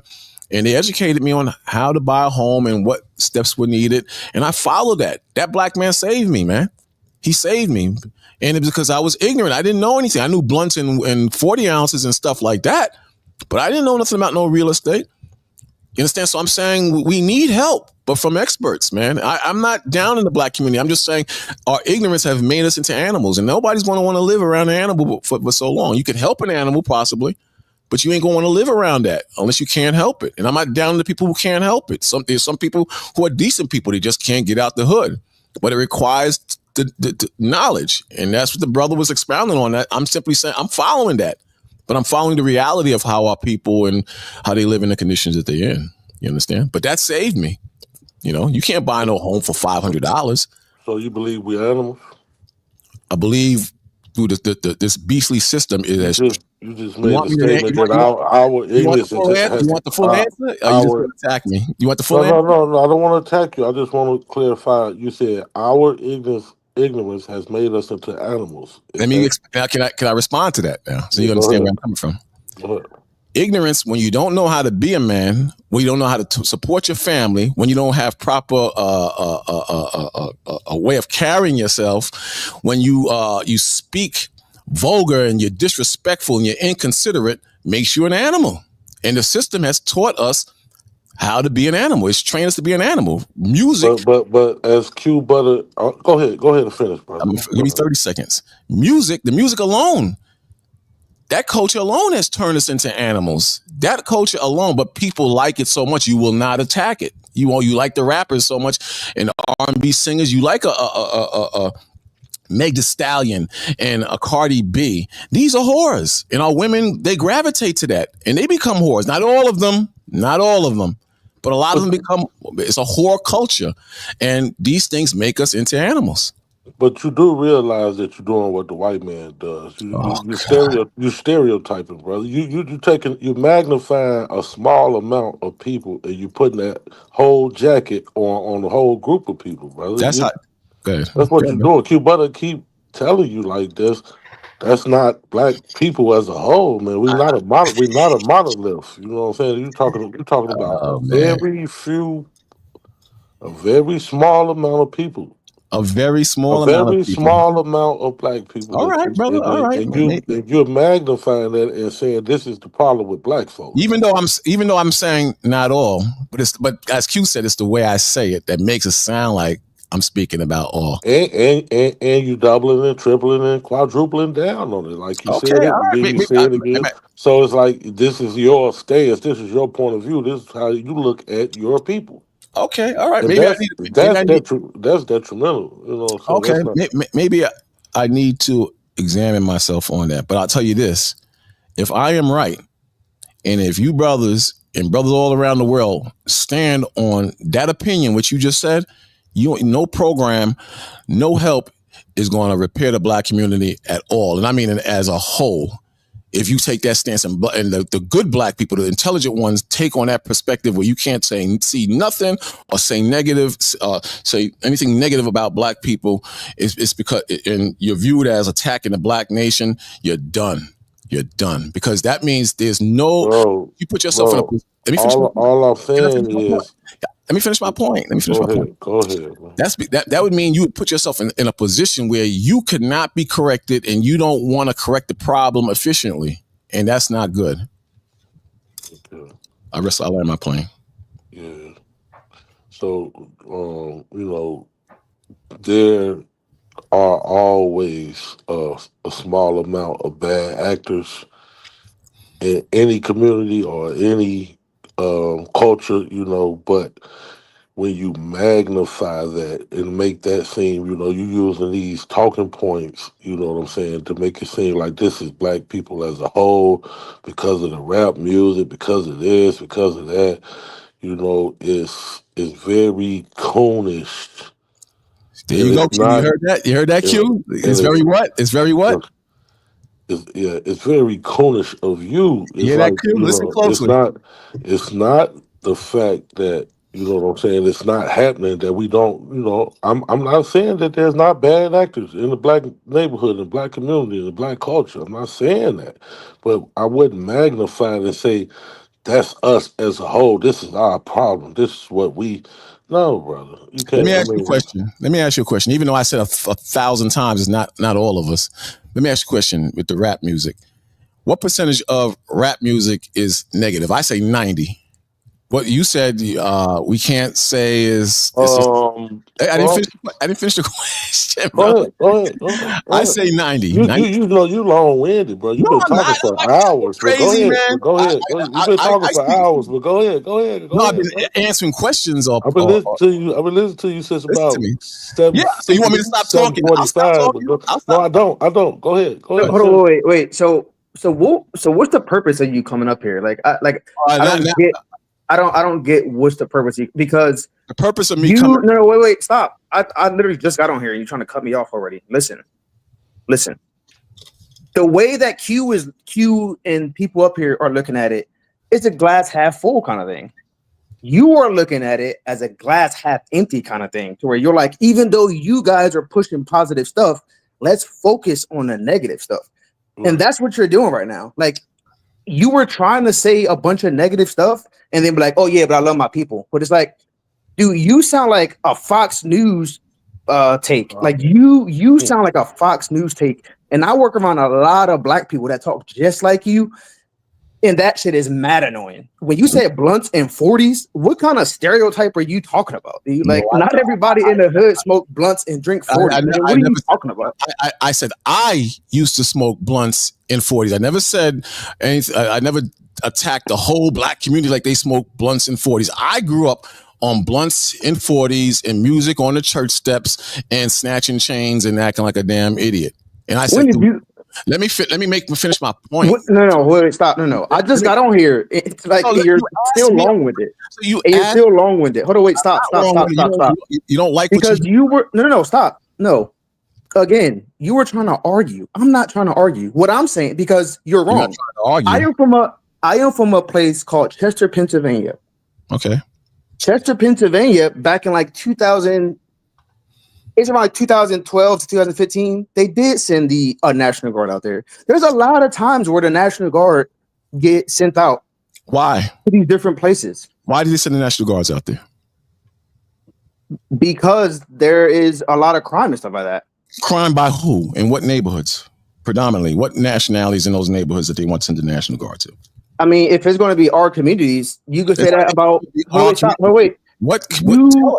question. Your critical thinking skills is not on par. Listen, this is not. Wait. So, hold on. Wait. We know what communities they're in. Because you came up here pushing other people's culture, and sometimes people do that about like white people. Stop. That's not true. Just stop talking. Just let me talk. You've been up here for like a long time. You're not going to let me talk. Wait, stop. Why was the National Guard called? You said you live in Pennsylvania. Why was the National Guard called to Pennsylvania? And that wasn't your original point. Your original point was where was there a stop talking, man. God damn. Your original point was other city where there was another city that happened, and I gave you one. And now you're moving the goalpost to something else. Why are the National Guard in California right now? Again, hold on, wait, stop. California. Because this dude's critical thinking skills is like a third grader.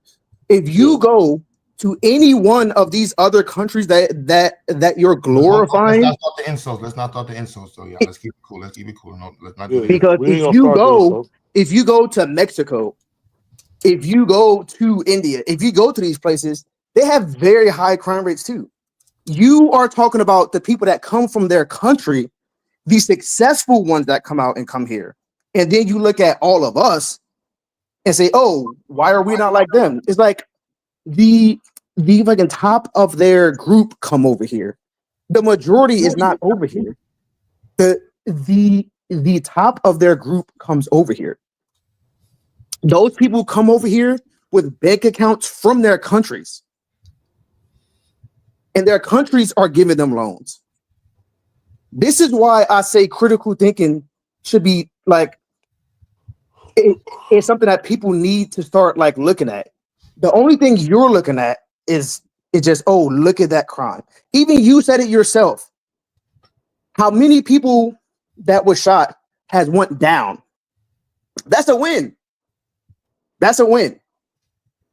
You are only looking at people shooting each other, people doing this. Q-Bud is up here pushing people coming together and unity. And then you're like, if you don't want to look at the crime, then you're not going to solve that problem. Like, what are you talking about? Let me read this. It says the Pennsylvania National Guard has been called up several times in the recent, both for domestic and international missions. In June of 2025, a contingent was deployed on Washington, D.C. to assist with traffic and crowd control during a military parade. It's nothing compared to Chicago. Nothing like that. It says around no National Guard. Your critical thinking skills is not good. But no National You Guard said when was there another time the National Guard has went there? I'll just leave if we're not going to have bro. No, because what you're doing is you're being difficult. No, you said you're going to leave if you cannot control the conversation. In adult conversation, dude, what are you talking about? Like I said earlier, I know we don't even come up here talking like this, but you sound crazy. Like you sound like an idiot. Like and I know that they don't want to say names, but you sound crazy. So how you prove I sound like an idiot is just cutting me off and talking over me when we could talk like men. I hear you for a minute, you hear me for a minute. I hear you for 2 minutes, you hear me for 2 minutes. Yeah. We can't do that. Listen. Can we do that? Can we do that? Can we do that? We can definitely do that. Listen. Let me ask you a question. If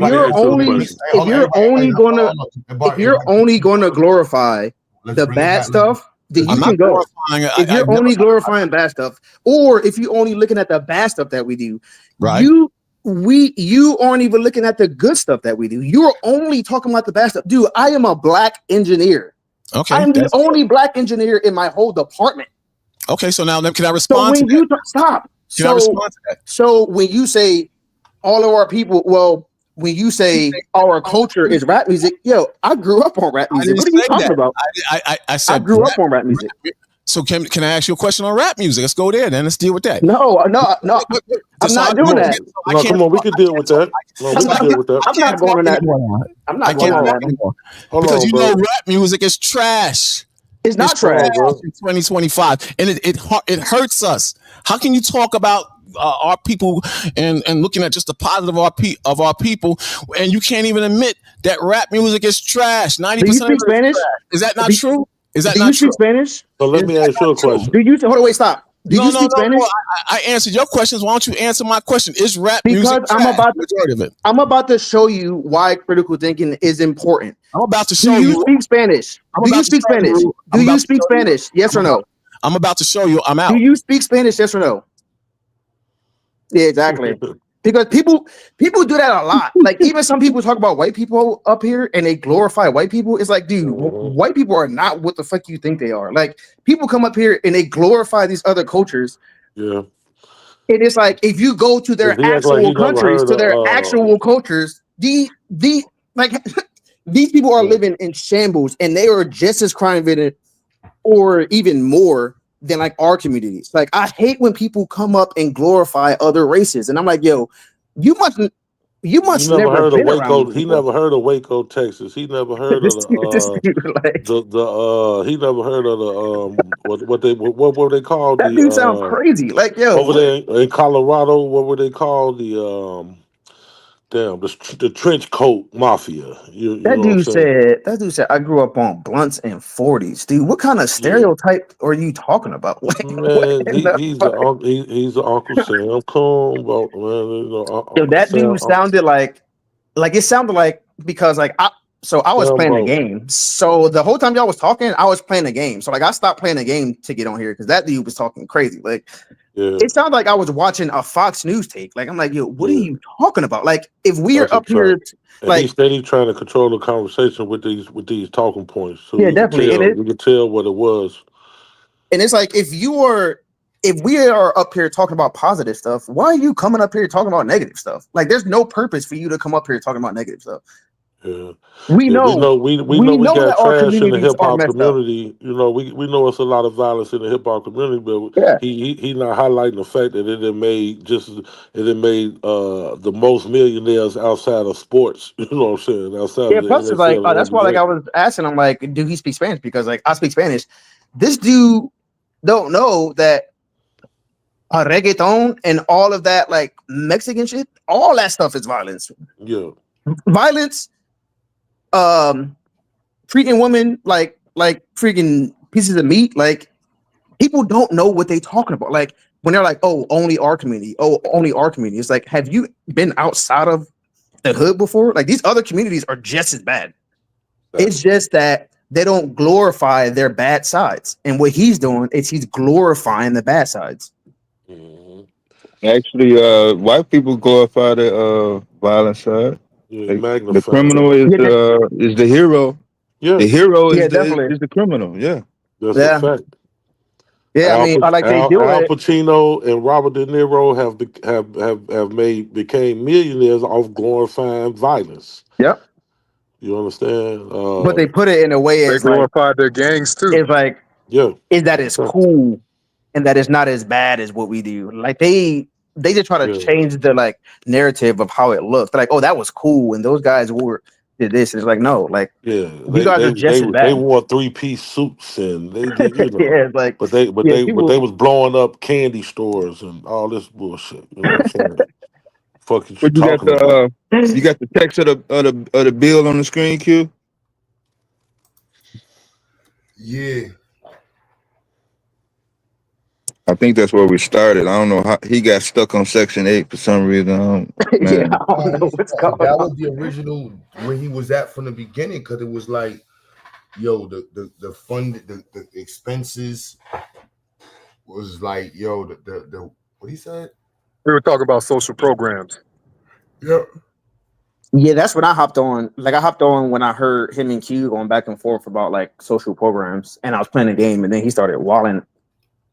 Like, dude, what is he talking about? Yeah. When he said the blunts and 40s, I damn near fell out my gaming chair. Like, I was like, what? What in the world, man? This dude said I want snatching chains and smoking blunts and drinking 40s. Like, all right, He full of shit. He never did that.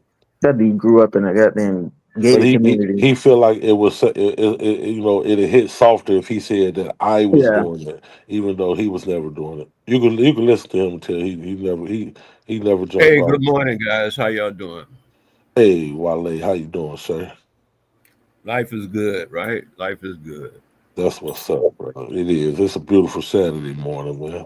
Tell you guys, I'm about to hop off. I just wanted to kind of get Yeah, on. I and appreciate deal with you, him. brother. No, you did good, man. I appreciate you, man. Cause he need to been checked. I mean, for some reason he wasn't hearing Q Butter and Dev. I don't understand what the fuck. Yeah, that's because Q Butter is a little more.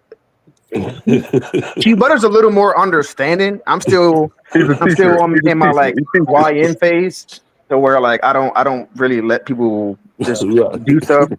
Q Butter's more like understanding and can like brush stuff off. I'm not. Well, at Q that Butter age was yet. Q Butter was telling them provide the sources for what you're Yeah, saying. You definitely. know what I'm Yeah. saying? Go ahead with this. But we can say fuck your short. Then you get the fuck on, nigga. Yeah, you up here acting a fool. But all right, guys, have a good stream. I'm about to hop All off. right. Yep. Uh, Bye. All right, man. Yeah, it's been a while since he's been up here. This ain't his first time up here. I think he came up here around the polite situation. That's the last time I heard him. Yeah, he was straight clowning, man. What I want to mention though, what this dude bashing thing. What I wanted to mention though is that he's not alone, and not only that, in that he's not even extreme. There are extreme cases going around now in the thousands. So when I say he's not alone, that dude, no, it's thousands of them.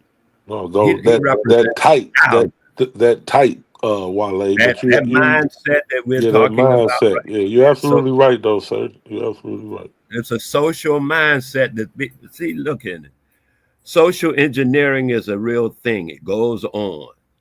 Whether you're going to be an engineer or be engineered is up to you. I'm into the engineer thing. Like I say, I'd rather be pissed off than to be pissed on. Some people, they wait to get pissed on. I ain't going to do that. So I say, okay, we engineer the concepts, but you have to go through like what Q Butter does. You have to go through it step by step because, okay, what if there was 10 people who totally agree with that man listening? When you go through it step by step, 4 or 5 of them going to get a place and they're going to say, oh, I see what Q is saying. 4 or 5, you see what I'm saying as it moves along. But if you keep saying, oh, you crazy, you don't know what you're talking about. Them other 10 people, they're going to hold with him and they're going to all be adamantly holding on to whatever their tenuous imaginary concept of reality is. They will not relinquish it. You're right. But when you take them through, like Q said, he want the sound bite because that's what you use because he's into social engineering. Maybe he doesn't see it that way like I do because I'm focused on what I'm on that side of what's going on. But that's when you have a school and you're teaching children a certain kind of curriculum. That is social engineering. They're biased. Just biased.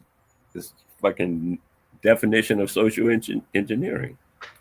You're right, Wale, with what you're saying, but I think he had gave us like a plethora of sound bites this morning, man. He like I say, he was doubling and tripling down, regardless of the pushback, and he was pretty much saying the same thing and blaming the same entities, the rap music, well, I guess he was kind of pushing that more than anything, but No, go ahead and say it. He said Section 8 is killing black folks. yeah, Section 8, yes.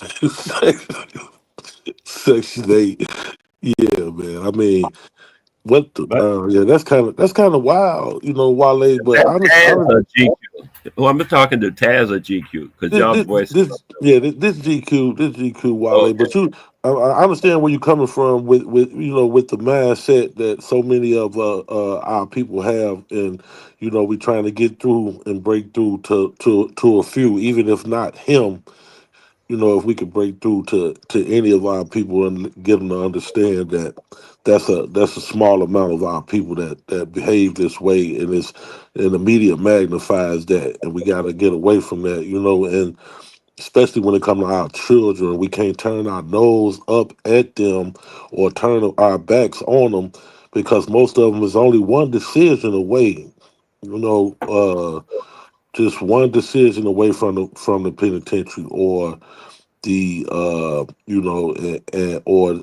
the graveyard. You know what I'm saying? But they do need us and need our help to guide them in the right direction. Instead of just it's hopeless for them because they listen to rap music. They don't stand a chance.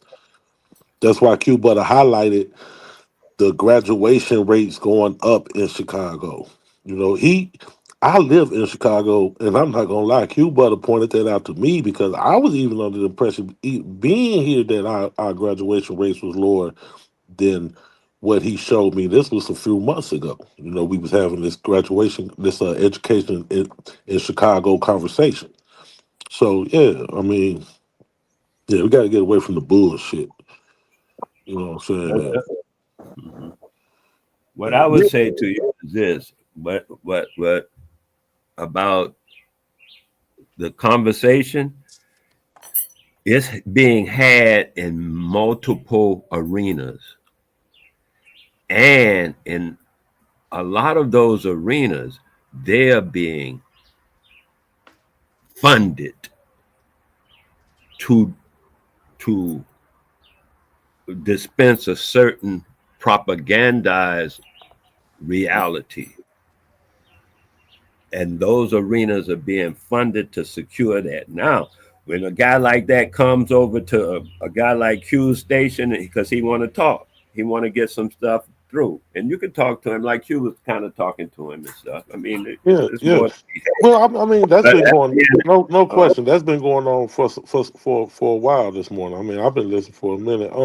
And let me reiterate what I was saying that about our children being one decision away from the penitentiary or the graveyard. That same child is only one decision away from greatness also. So let me just make sure that I point that out, what I was meaning when I say that. You know, it's a decision to be made to go either, in either direction. You know what I'm saying? So, Now, for those on the panel, how much does that relate to like the sense of the image of a nuclear family? Because a lot of black males are yearning for that type of that concept, if you will. Mm-hmm. And do you see rap music get in the way of at least that, where people can go to that sort of extreme to get their message out, if you will? Because I mean, there's not a lot of nuclear families in the black community. Rap music. That's another talking point. But go ahead. Are you one of the nuclear families? Are you one of the nuclear families? In my sense, I know of a person. I ask you a point blank question, cousin. That's a yes or no question. Why you start going around? What bushes you chasing? Oh yeah, I'm one of those people that yearn for a nuclear family. But No. I used to be of a saying, are nuclear you one of family. those Yes, people who have a? Oh, okay. So I that's did have one, but my parents divorced. No, I ain't Does that talking answer about your question? parents. I'm talking how about old you. are you? How old are you? Oh, I'm 47. So do you have a nuclear Asking family? about you, not your parents, cousin. No, I So do you not do have not have a one. nuclear family. Oh, well, what are you talking about here? I'm at a loss. Yeah. You say we need to have more nuclear families, and you're not even number one. How you gonna more? You don't think I tried? You don't think I tried? I'm at that same loss. I'm at that same loss. Okay. So we have some commonality. How about you, Wale? Have you tried? No, I'm at the same loss as Wale. When he say he's at a loss, I'm at a loss too. I don't understand where you. 47 Oh, you guys have years nuclear old. families? Yes, You I guys do. have nuclear families? Yes, I do. Yes, I do. Oh, you're married. Yes, that's why I'm talking low now because my wife is in her sleep. Okay. Yeah. Hey, how old are you, sir? Married with children. My daughter has a nuclear family. She's married with children. I mean, so I don't, I'm at a loss. If you don't, I'm 49. But I've been married for 20 years. But if you don't have a nuclear family, how can you point the finger, brother? And you're 47 years old. No, I tried to replicate what my parents attempted and my grandparents attempted, but I failed. And it was for certain reasons. Did rap music influence that? Oh, yeah, it did. Rap music Yes, it did. made you not have a nuclear family. God damn. No, I'm talking about circumstances. It's complicated, brother. Love is complicated. Come on, man. So I'm married and I've been listening to rap music for I don't know how long, and I cannot say that has influenced my marriage one bit. I'm not gonna. Me and my wife both enjoy rap music, and Yeah, that's that. Yeah, and then there's that too. She loves it too. I don't understand where you coming from with that, brother. That's crazy to say that rap music has it's created a circumstance where you, a 47-year-old man, cannot have a nuclear family. Can you? Oh no. I'm not saying that I'm still attempting. There's still a chance. But in terms of my experiences, I can say that. Do you have any children? There was times where I attempted, but there were miscarriages. So okay, all right.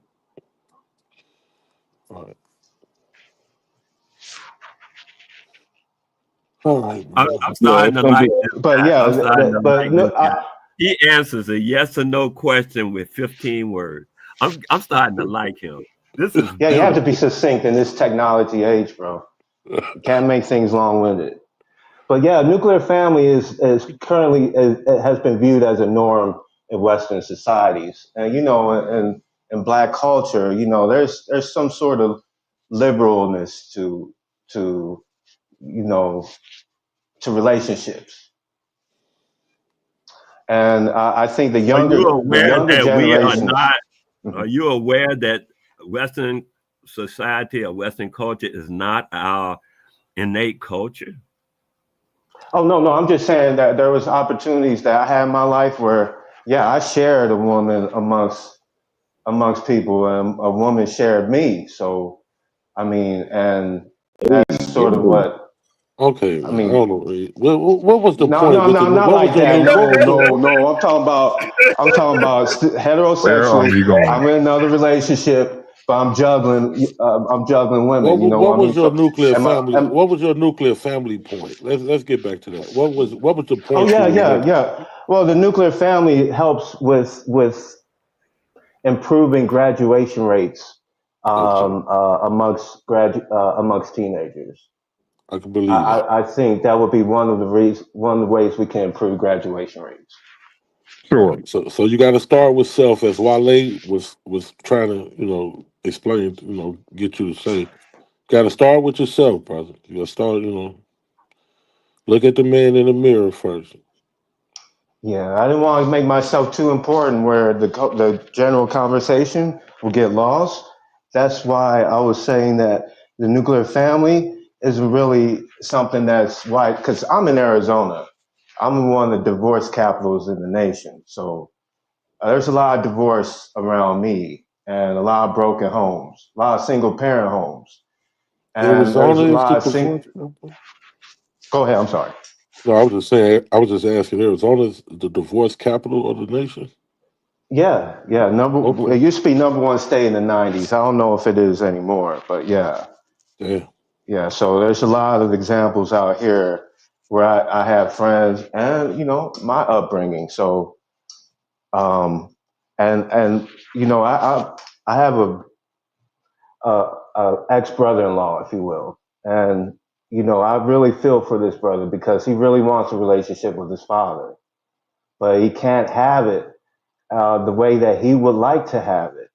And it's because the father is, involved with another person, another family, and there's certain limitations with communication, and that has affected him in high school to a point where he's in and out of jail, and he's going on about 33 now, 34. I really feel for the brother, but I just feel like if he had that communication with his father, that type of example, his story would have been a lot different. And that's a common story. I like to bring him up, but he's a micro of the macro, if you will. That's why I brought that up. Nuclear families are very important in terms of. Well, there's a lot of things that's important, brother. And if you really feel nuclear family is so important, you really should work harder on having one. But what in the meantime, while you do not have a wife or children, have you considered mentoring any black boys or? Oh yes, I do. Yes, I do consider expanding it to yes, where I can even help with the Ziax movement. Yeah, I would like to one day get involved in that real heavy. So yeah, sure, that is definitely in my plans. Yeah, I'm sure there's a lot of black boys around Arizona that you could help. Yeah, but family dynamics What was up? one of What those up, things though? that Q brought up at the beginning of the conversation, you know? So I think that's probably why the brother had to chime in and take that rap music angle, because, you know, that is something that affects family dynamics. And we can't get away from that. Yeah, I'm trying to see how did we get away from giving the same amount of smoke to the positive things that have already been laid out, which applies to a larger number in terms of overall numbers and percentages. So overall numbers as a whole and percentages of families, black people in general, kind of fit what's being not promoted or has not been promoted by that guy. And then, you know, it sounds like it's, you know, still trying to creep back up. Yeah. I mean, this black folks are in this peril, I mean, spiral down the hill. I mean, I'm not sure the perspectives in terms of what are y'all around? I mean, are y'all around negative people? Because as a whole, clearly examples can be given from different regions when it comes to black people advancing in education, advancing in the political structure, advancing in careers, asset attainment in terms of home ownership. I mean, across the board, it's been Can they like a advance in steady. social engineering? When you say social engineering, how? Social engineering, I mean, in terms of improving society to accept reparations. Well, that's been a constant struggle since, 19th century, 18th century. Reparations talk has been, that's been a long, long process.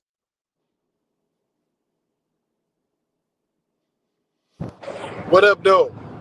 Will, what's up with it? Hey, What's up, Mr. Daniels? what's going on? Let me chime in on this rap issue that I'm listening about, and how we keep trying to erase the fact that it's not truly the music plays a part, but if the parents aren't paying attention to the kids when the kids are making that transition of who they want to be and who they want to follow and how they want to carry themselves, if the parents aren't there to stop it, how do we blame it on everything else other than the parents? Because you got to blame them for everything else they go along with, but besides rap music. Like rap music is like on a long list, probably will include 100 other things that may be negatively contributing to the progress of the children and the environment around them. So the only reason why rap music probably got highlighted is because it got caught in their search engine, and that's what pops up every day. Like the first thing they do when they open their eyes is not get out of bed and plan their day. Just grab their phone, get it off awake, and see what went down while they were asleep. And then if 80 to 90% of that is rap music is killing the black community, then how is somebody else supposed to have any other type of perspective other than that? That's the first and most what they consume their brain with. That's all I'm saying.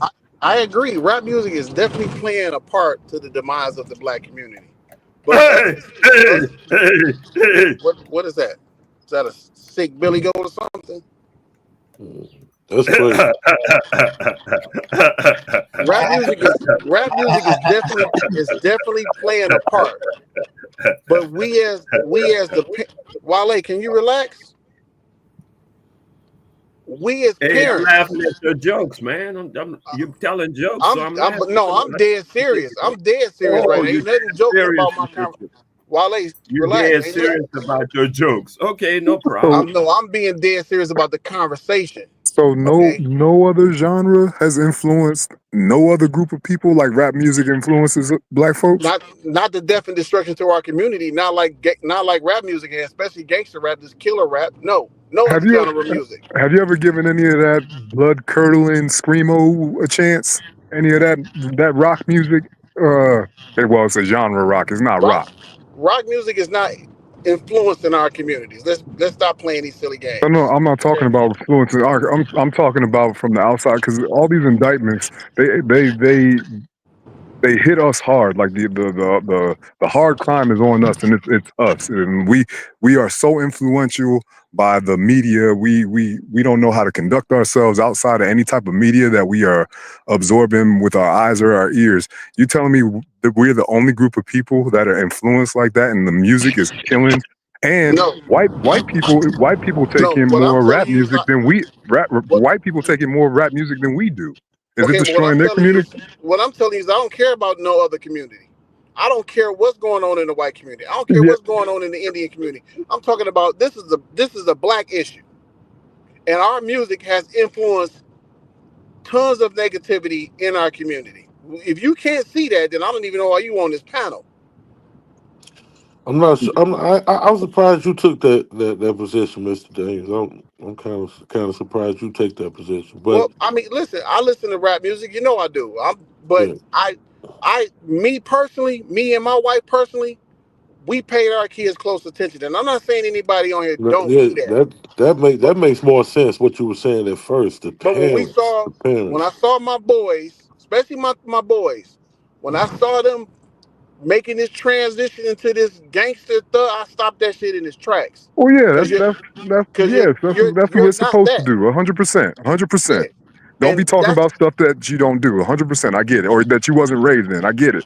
I get that. No, I'm raised in. I'm listening. Don't get it. No, he's talking about your child. He's talking about your child. I'm raised in the rap culture. I'm back. Mr. James, I'm talking about your child. I'm talking about your kids. He's saying the way you stopped your child from diving into something that was against the way you raised them. Right. I got that, GQ. But then that's why I said earlier it falls back on the parents. Right. Because if the parents aren't paying attention, the kids show you over and over and over again when they're transitioning or when they done ran across something that's influencing their personalities. If we ignore it, it grows into a monster. That's a fact. fact. If we nip it in the bud right when we see it and try to change. Now, I'm not saying it works with every child, but you got to put the effort in and try to alter the direction that they're trying to go, because obviously they don't know where they're going. You get what I'm saying? Got you. Yeah, I agree. If we can just keep it on the parent, like you said, I think that'll go over well. Other than trying to isolate it on this one thing that's being dispersed against multiple types of people. Mm-hmm. That's all. That's all we're saying.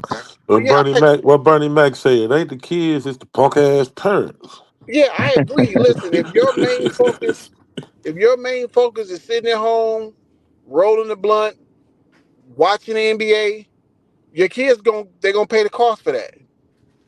If you got kids, they're gonna pay the cost for that because you're not connected to them. You're connected to the things that you like to do and you want to do, and fuck the kids. And then we have this explosion of these kids coming out here with no empathy, no nothing, and they just murdering each other. This is what part of what we're dealing with right now in our communities. A lot of the parents don't know shit. They don't even have the love to really care for their children. They think that, hey, when you turn 18, you're on your own. Well, that's a fucking lie. That's not even remotely close to the truth. That's the fact. So they're not the kids. The parents are still kids, and they're still they grown, but they're operating in a solo mindset Well, I'm gonna do what the fuck I want to do. You find your own way through here. My job is to just to provide a roof, food, clothes. Well, that shit might have worked in the 1850s, but it ain't working today. Well, that's why I said we probably need to get the same amount of smoke on making that transition or trying to present alternative options or options that may not get as publicized as much. Yeah, and all So these I'm not different, going to sit here and say, forms yeah, of media, all these different forms of media. You know, you got the Grand Theft Autos and all this yeah. different shit with the video game. You got all the different movies. You know what I'm saying? That glorify all the violence. You know, we can't just, we have to, like you said, we got to keep an eye on our children. You know, then you got all this over sexualized shit going on outside of hip hop. You know what I'm saying? Just on the internet, period. You know what I'm saying? In the movies and so yeah, it's a lot. It's a lot for a parent to fight against, but they got to stay active, like you said. Willie, can't. We ain't gonna just drop it on hip hop. We can't do that, man. Well, GQ, I agree. But see, for me, I never took that away from the kids. And I'm just speaking from a personal experience, not a general experience. Right. I let the kids play Call of Duty. Play it. Long as y'all got y'all grades together, play it. But understand this is a game. Exactly. When you turn this game off, you ain't going out here in Detroit trying to act like somebody on Call of Duty. Because that's not reality. This is virtual And these reality. strip clubs playing rap music too, brother. Huh? I said these strip clubs are playing rap music. Well, we talking about the Can't kids. doubt that. The kids ain't in the strip club. What? Oh, okay. Right. So, for me, I took this approach because I was more concerned about my boys than my girls. This is entertainment only. This is not reality. Even these guys that's making these songs and saying this and saying that, can you validate that they actually live that life? You can't. So why would you mimic that?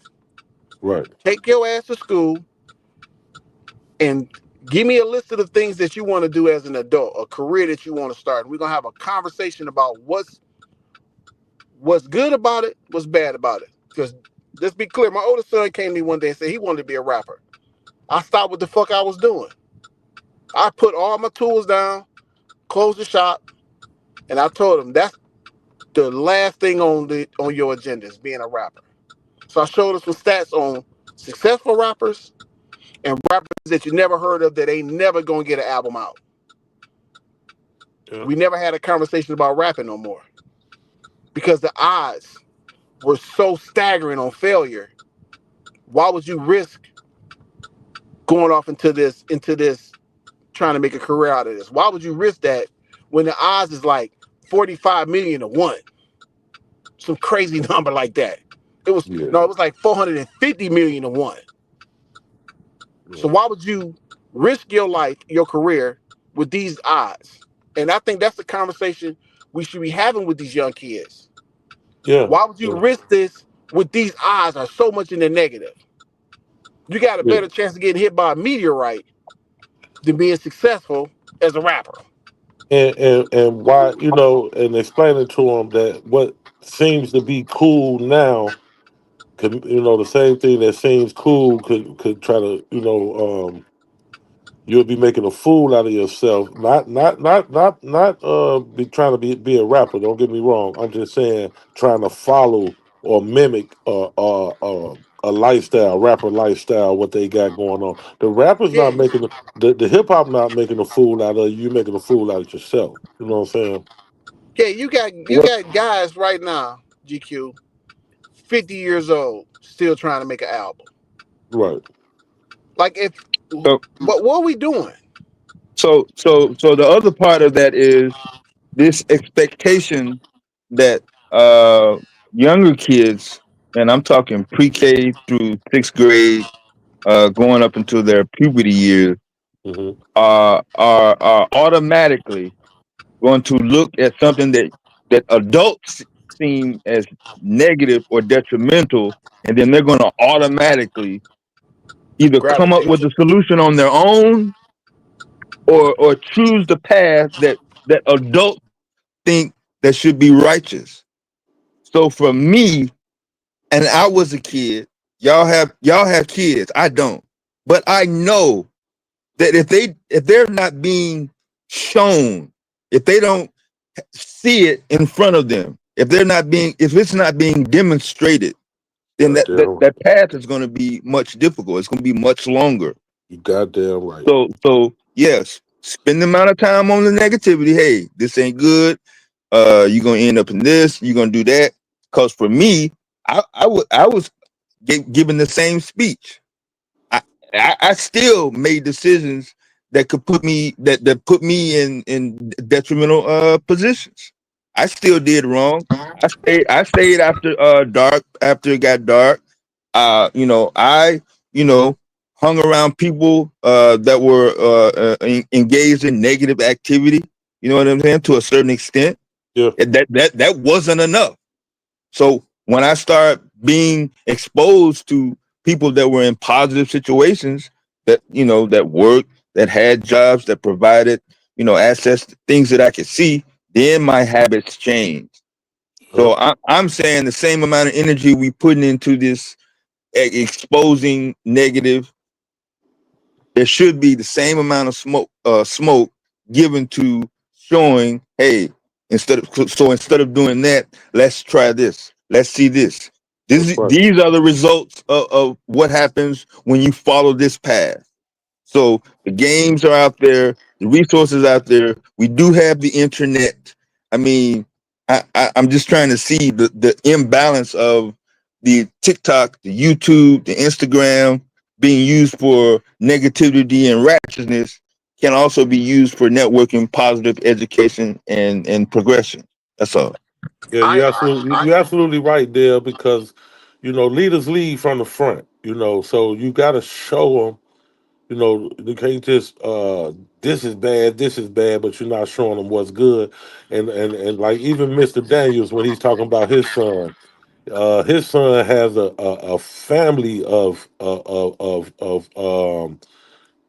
his son has a family of people who are doing positive things with the mechanics and motorcycle racing, and they got something going on. So he got positive role models to look at, starting with his dad and his uncles and his whole family. You know what I'm saying? So just like for example, a guy who somebody said the other day, my parents used to whoop my ass for getting bad grades, but never helped me with my homework. So that's exactly what you're speaking to, Dev. Like we gotta don't just whoop your kids for getting bad grades, but you won't show them. You won't even help them with their homework. You know what I'm saying? And show them the right thing.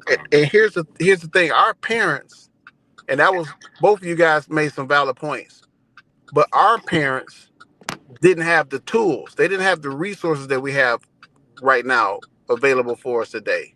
They was doing it off the hip because they was mimicking what their parents did to them. Today, we don't have to follow that direction. We can lay out options and show our kids or show our nieces and nephews, because it ain't just about your kids. You got nieces and nephews, cousins. We got a whole host of people that need help. But if we show them other options and why these options might be a better choice than this choice, now we start to try to sway their decisions on a different choice. Don't get it twisted, GQ. My family ain't perfect. I got some nieces and nephews that I had the same talk with them before my kids was born, and they all out here doing the wildest shit ever. No, I know that. I know nobody's perfect, but you guys do have positive things going on that they could look to. They're Right. not just seeing ratchet shit going on. They seeing good shit, good positive things going on. You know what I'm saying? Well, I look at it like this: everybody got negative and positive going on. Right. It's what you decide to subscribe to. Right. And a lot of times we got, and this ain't no diss at the black woman, but the black woman, when she puts that agenda that she can do it on her own, she causes a lot of damage with these boys and these young girls, because They don't understand what's going on. They cause a lot of damage. Then we have to come and try to clean that shit up. Mm-hmm. You know. And before I get off real quick, because I'm getting off right now in 1 minute, I'm going to say this to you, Dev. The push against the negativity in our community should be 1,000,000 times harder than this push that we pushed against Target. Mm-hmm. We shut Target down, but we still got the shit going on in our community that we won't come together to push that shit. We should have been boycotting the music stations. We should have been boycotting the sales of marijuana in our community, the sales of guns and all. We should have been pushing hard against that. Yeah, Mr. Daniel. But to Dale's point, I would say if the push was equal of the positive things or the things that you were striving to, then there would not be a need to have so much ammunition and smoke for the negativity. Why? Because the children would already be involved. They'll already be interested in STEM. They'll already be interested in politics. They'll already be in advanced education. So there will be no need to have so much smoke for what we got now. So that's all I was saying. It's a balance. So I disagree on in terms of your how much percentage wise you're saying give more smoke to exposing the negative and then not as much smoke to the positive. I think that leads to negative progression, stagnant. yeah. And when you were telling them how bad they could do in hip hop, you supposed to be handing them that wrench and showing them, look, this is the success rate of mechanics. You know what I'm saying? Yeah, they would have instead of having their cell phone in their hand, they would have a wrench or a tool in their hand. Yep. Then at the end of the day, when it's time for dinner, instead of that child's brain or that kid's brain being soaked up with what they was taking in on their cell phone and social media, they will be thinking about, damn, what do I got to do for tomorrow? How much progress can I meet my goals further than what I did today?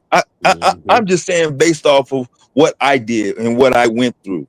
I'm not trying to be hypothetical or just to be argumentative. I'm just saying human behavior.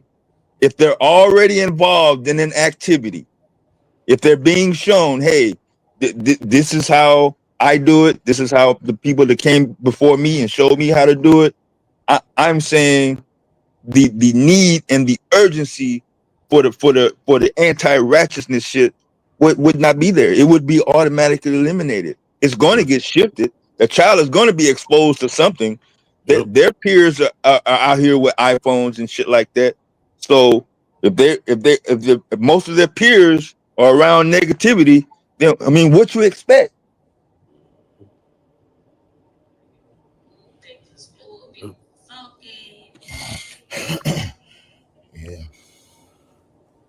Yeah, got to push the positive, man.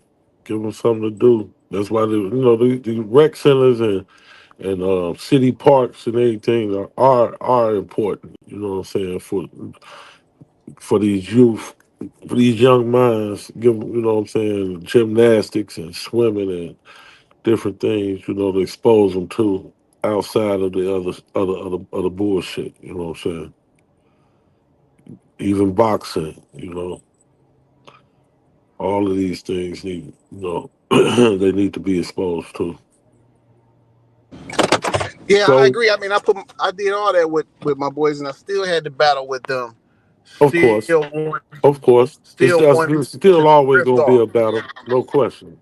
Because Mr. Daniel, we was young. You know how it was with us. So Oh, no doubt. that other shit is so fucking cool.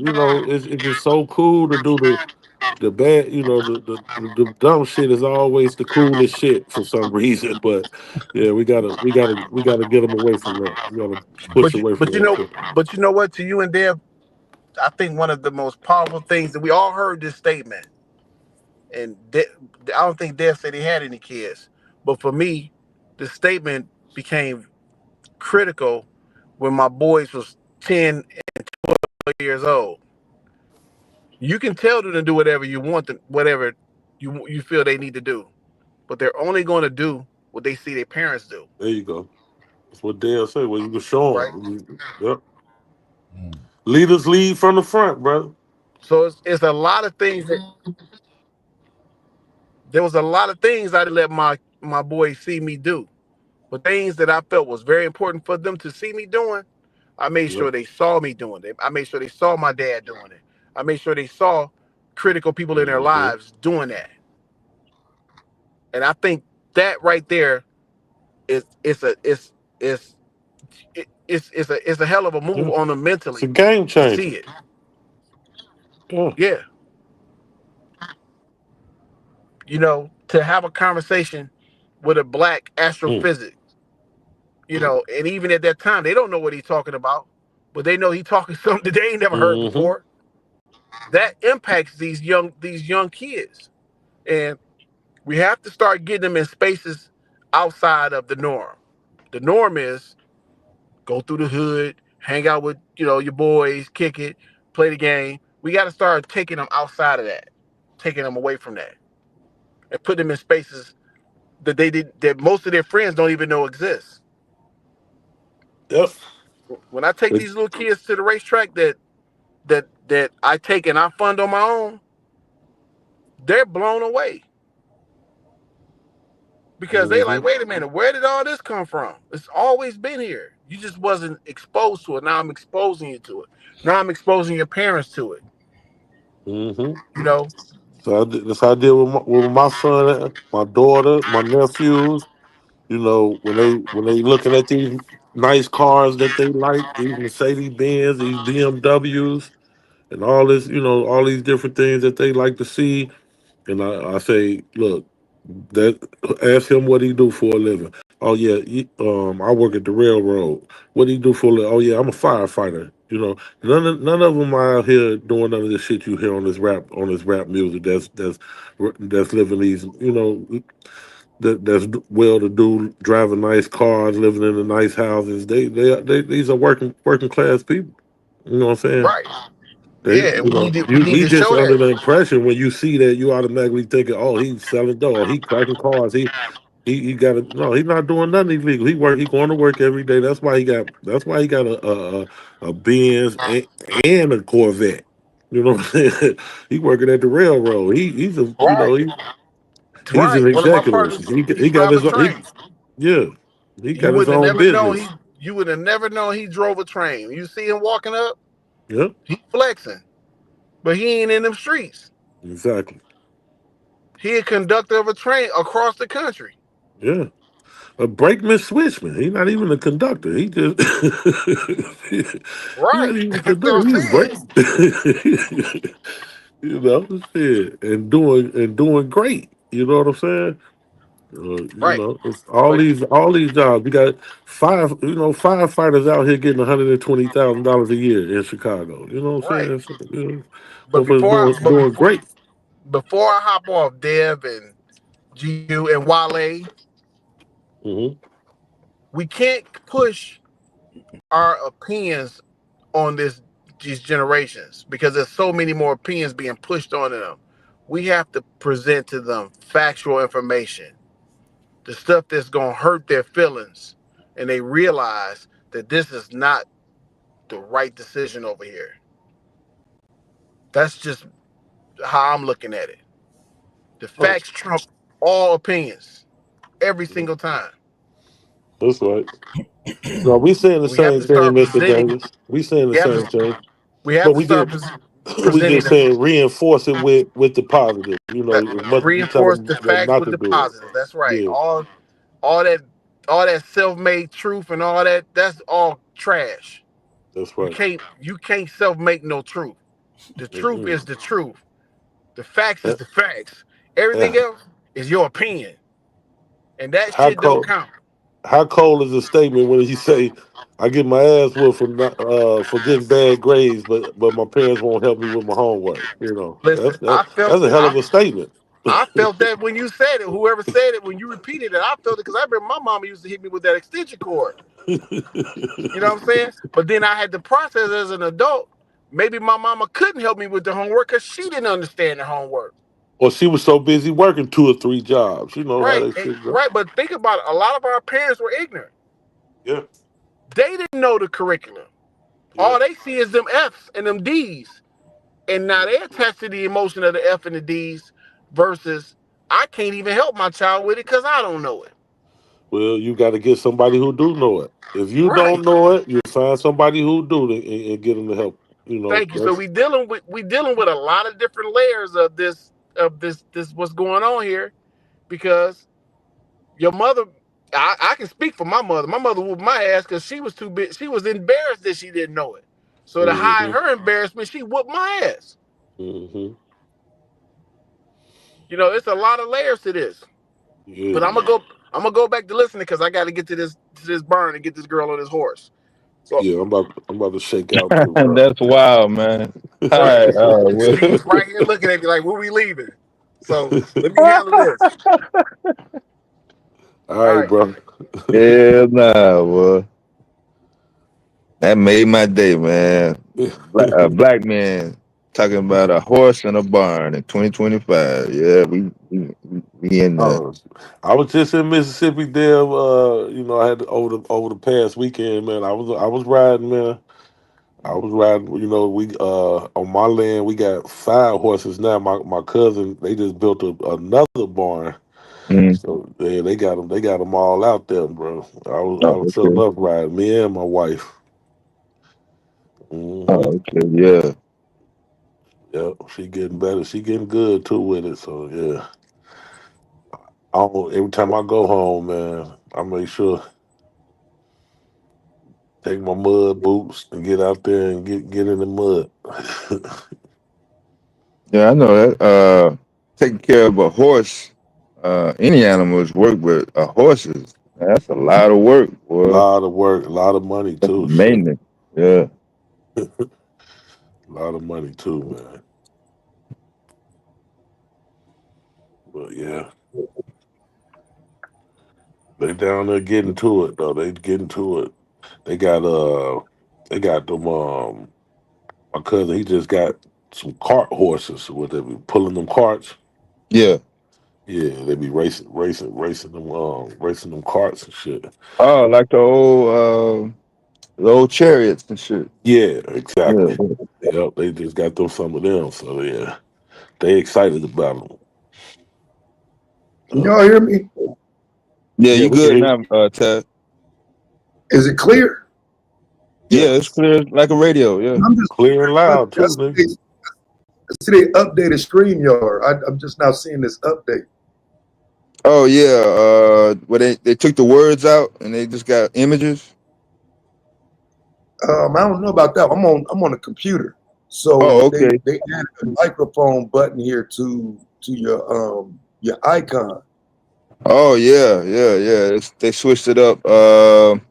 They said some of it they're having problems with those third-party filters. You may not be able to use it, maybe because of this new update. But yeah, it may be glitchy over the weekend. I don't know. Maybe they'll straighten it out by Monday or so. Yeah, they got like a little indicator bar to show you how loud your volume is here now. Oh, okay. Yeah, that works out even better. They been need that. Instead of motherfuckers telling me, "Hey, you too loud." Yeah, right. She jumping off the meter. Yeah. I ain't no shit though. Just tapping in, seeing what's going on. Oh yeah. I think Q got the bill on the screen. We was trying to have a social topic, and then one of the guys, when we got to Section 8 and Medicaid, it went left after that. It said Section 8 is killing the black community. We ain't never came back from that. Yeah.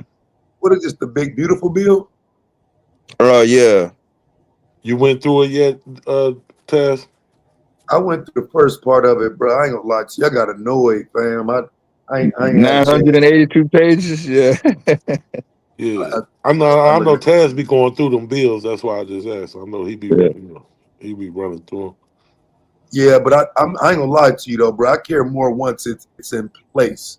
You know what I'm saying? Cause the shit gets shot down, and I read all that shit for nothing. I ain't the one voting on it. You know what I'm saying? So I don't need to read the proposal. I want to see what made it. You know what I'm saying? Mm-hmm. Yeah, they got it. So yeah, I still got a little reading to do.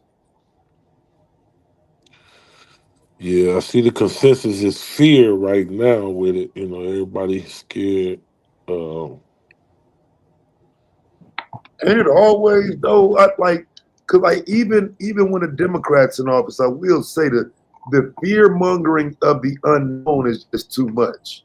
You know what I'm saying? It's like no matter what politician is in office, no matter what side they're on, the fear mongering is used. You know what I'm saying? That shit, it works too much in America. Like we gotta stop letting these motherfuckers put us in positions where, you know, the end of the world is coming in 5 years.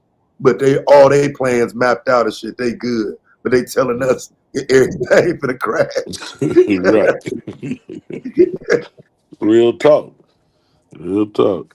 It's about to be a crash. The market gonna crash. Everything's crashing. Headed into recession. For the last 10 years, we've been headed in a recession. I mean, I think shit, we actually been in recession. Shit. Motherfuckers buying new cars and they still flexing on social media. Still, all the videos still coming out at an even faster rate now. Mm-hmm.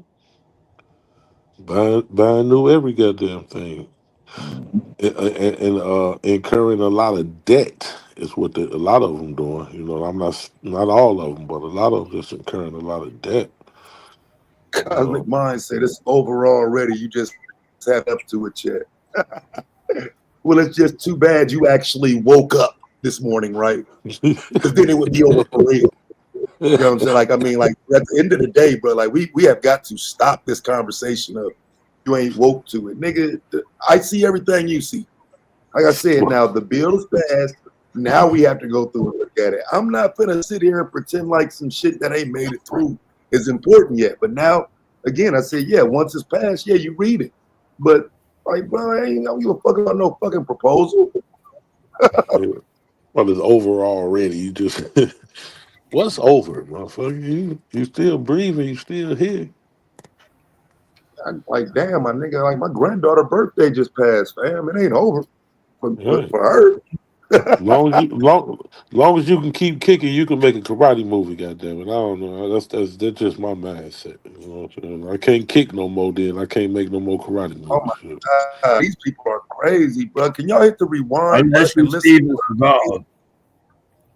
I didn't say it didn't pass. I didn't say it won't pass. I said you don't need to read it until it passes. What the hell is wrong with people? God damn.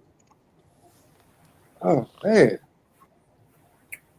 And Taz, the government has been controlling the masses through fear for the longest. The biggest fear in America today is niggas might get reparations. Check it out. Do a survey. I guarantee you. I bet money on that. I bet a lot on that. That's where the conversation had ventured from this morning. The biggest fear in America. I was talking about across that. The largest fear in America across the country is niggas might get reparations. Start putting out a thing. Okay, go. Now, I said I came across a study that said 70% of whites are against it and 46% of Latinos. That's pretty high, fam. I know. That's where it's supposed to be. That's what I'm saying now. That they are afraid of niggas coming up. The biggest fear in the world is of niggas coming up. So niggas come up, everybody start coming up. Look like they coming up. Everybody start going to war except China. I ain't see them go to war over it yet. But the Latinos, well, they all European. They all they Western culturalists. They say Latino, but it's still Western culturalist. Whether you speak English or Latino, it's still Western culture. So they all in the Western culture supremacy. That's what I'm saying. I don't care where they get, la-di-da, but that's how they play in the game. And as soon as they see niggas coming up in any kind of form of fashion, even in their own, you start dancing and shit, they gonna try to outdance you doing the dance that you do. Because they don't want to see niggas who is Eminem? Who is Eminem? Who is Eminem? The biggest rap seller on the planet. Yeah, you see? As soon as niggas start doing something and start coming up, they come in. They can't have niggas coming up, man. They'll take it over first, make it theirs, anything. What's this new thing they taking over? Somebody just said it. Section 8. Yeah, they say we on Section 8. They blame us for Section 8, but most of the Section 8 money goes to crackers and Latinos. And what else? Most of the Section 8, no, hell no. Most of Section 8 goes to the elderly. Most Section 8 goes to the elderly.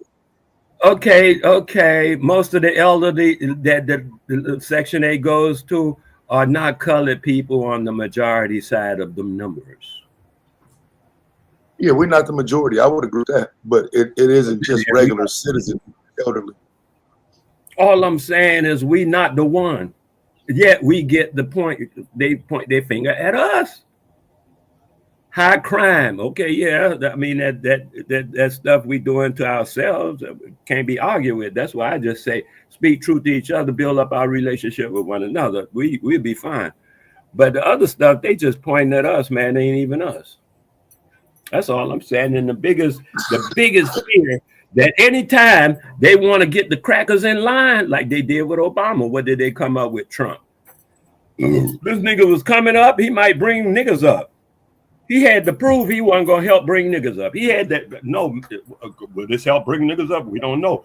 The man wore a tan suit and it took the news for 2 weeks. They don't want to see a nigga come up. That's the biggest fear in the world. According to Judge Taney of the Dred Scott decision, and according to Napoleon, of the French whatever he was with the French people, he said nowhere on this planet can niggas run their own country. That they cannot let that happen. That's why he was willing to sacrifice all of France to defeat Haiti. He sold Louisiana and anything to try to beat Haiti, to get enough whatever he need to beat them niggas. No nigga nowhere, he said. 30% of Black Americans rely on Medicaid, and Black Americans represent 14% of the population. 1 in 5 Black families rely on SNAP. 2 cuts to the big beautiful bill. How many white families rely on SNAP?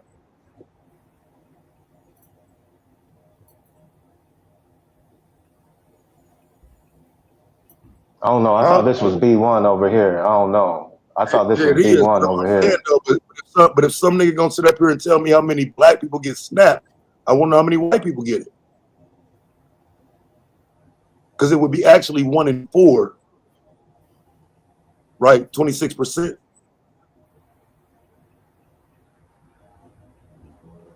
Yeah, you have the tabs. I don't know. White. Just for the record, next time somebody asks you that, it's 37% are white,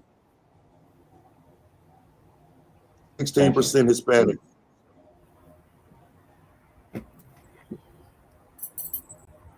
Yeah, I think it's important to know all the data so we can use it to benefit ourselves. We don't just throw around things that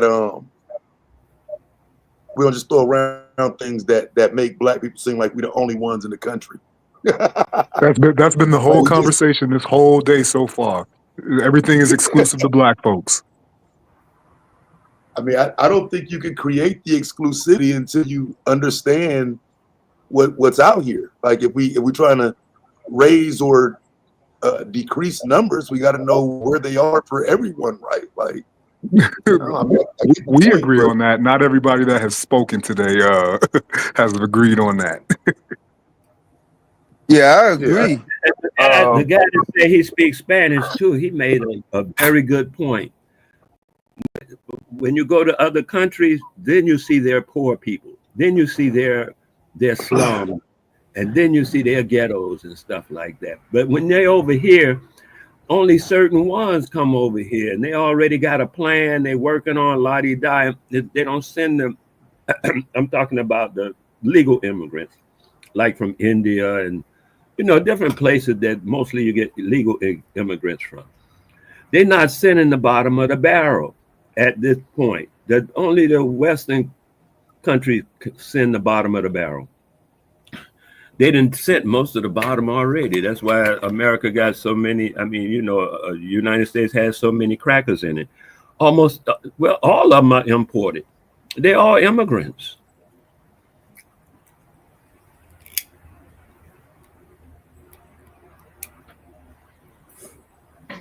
So let me see, can I name some of the positive stuff that's been mentioned in the last 30 minutes based on what's wrong with niggas conversation. What's wrong with niggas? Oh no. some of the things I heard positive. I heard people, heard Willie talking about putting the kids in different shit and whatnot. But yeah, not really a lot. No. Yeah, even if the numbers. Oh, go ahead. Go ahead. Go ahead, Dad. No, I was just saying, even if the numbers are not there, that still is not I would say a motivating factor to not push it. Like if it's not there, what are some of the ways that we can help push it up to grab more attention, to do more highlight? Because like I said, it doesn't really take a lot, very little effort, and it seems like more people. I mean, by default, what's wrong with niggas? I mean, like I don't know. Is there like a degree for that? I mean, is pointing that out going to automatically turn niggas around? Hey, look at all the dumb shit that niggas do. So if someone is looking at that, then why aren't they automatically turning around and engaging in something positive? That, I mean, for me, I just been seeing it multiple cycle after cycle.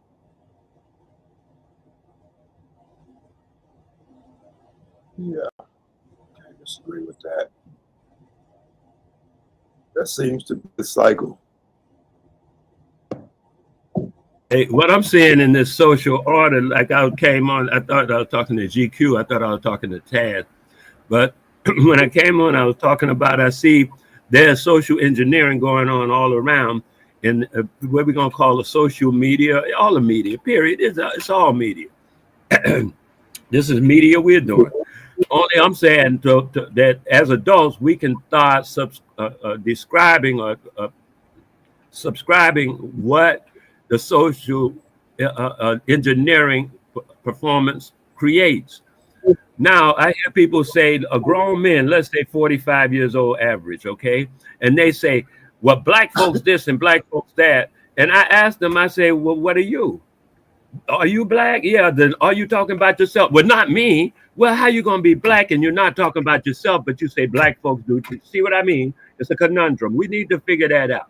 Because people want to stand to the side, point their finger at black people, yet say they black, yet they want to stand and point their finger at black people without fixing whatever they say that's a problem, because it's our problem. Instead of saying it as our problem when they say they black and point their finger at black people, instead of saying, hey, this is our problem, let's work on it.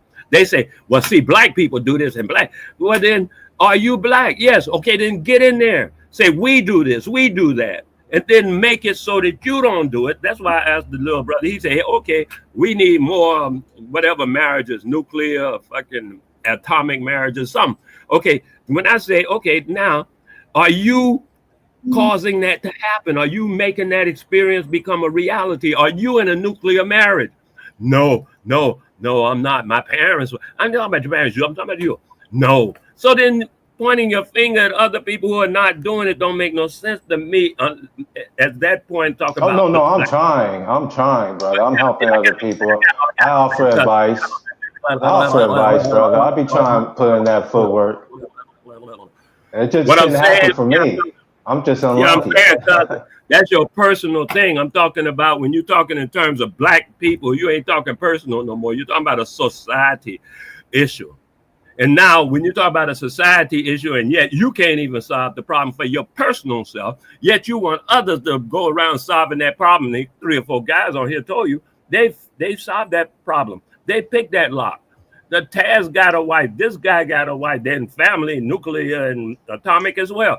So I'm just saying to you, meanwhile, I'm seeing this happen all over the place, not just you, cuz, and I ain't just talking about you. I'm just saying failed marriage is widespread amongst the black community. Okay, failed marriages is widespread amongst the black community. You can't say that's not. But that's actual fact. That's a national phenomenon. That's not just exclusive to black people. Black people are getting married. Black people are getting married to other black people. Families. It's happening. One of those reasons failed families are detrimental is median household income. How much has rap music? How much has rap music contributed to the consumerism in black communities?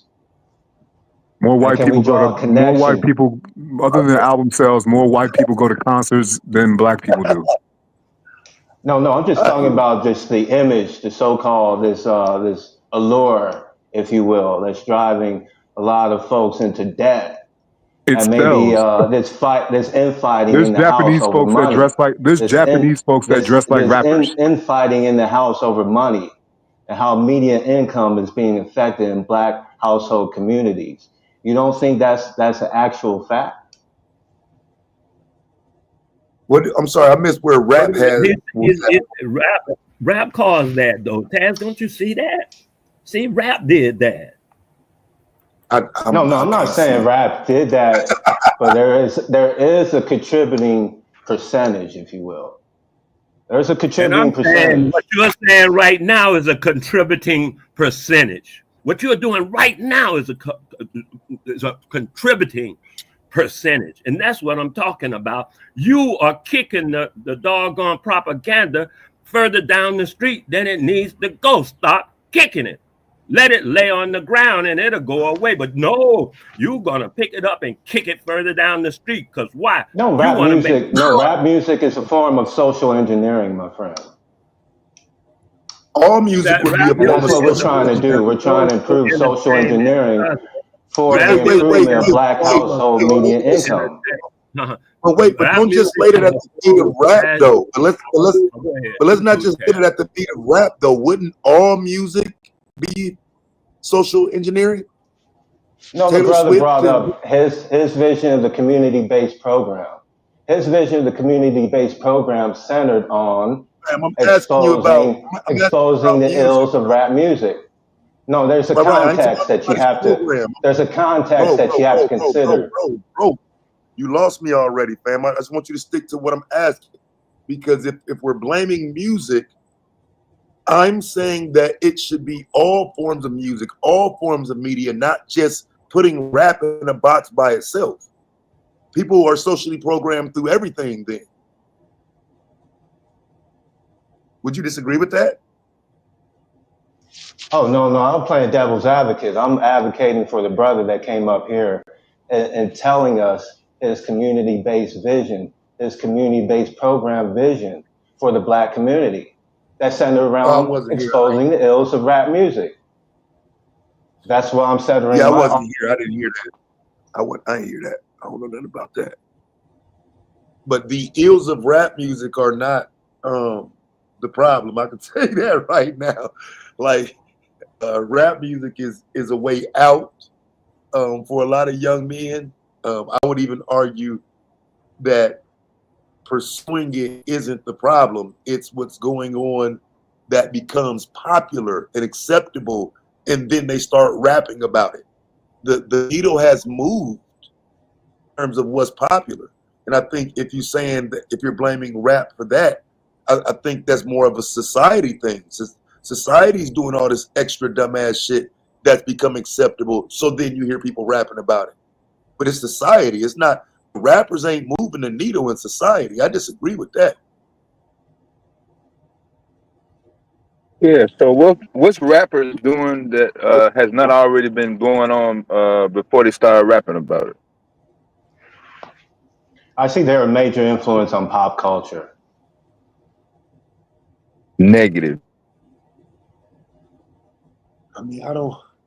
Yeah, It's like that's what I'm trying to get you to isolate the behavior itself. Because if you're talking about the act of murder, I mean, obviously that's not the case. What else are you trying to mimic it or highlight that's isolated to rap music that has not already been going on? Right, yeah. Like, show me something that is only here because of rap. It only happens because of rap.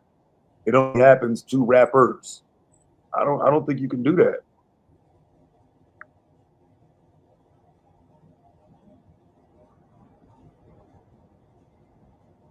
Yeah, I think even like with drill music, I mean, you could definitely point to the negative part of it. That's not hard to do.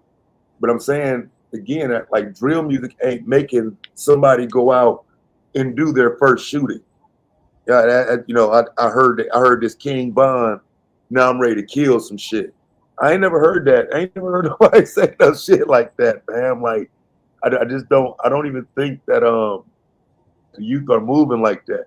I think you already got to have that type of energy and be moving that type of way for that music to be a motivator in what you're already willing to do. It ain't the music.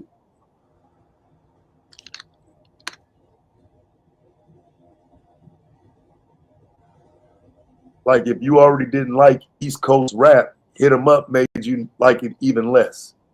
You know what I'm saying? Like, I don't know if the music is just make people take a full stance and swing it around. Now they're on the opposite side. I think it does a lot to reinforce. I think we can make that argument that it'll definitely reinforce a bad or negative thought or behavior, but create a negative thought or behavior, that's what I would push back against. Like, nah, man, people already doing this shit.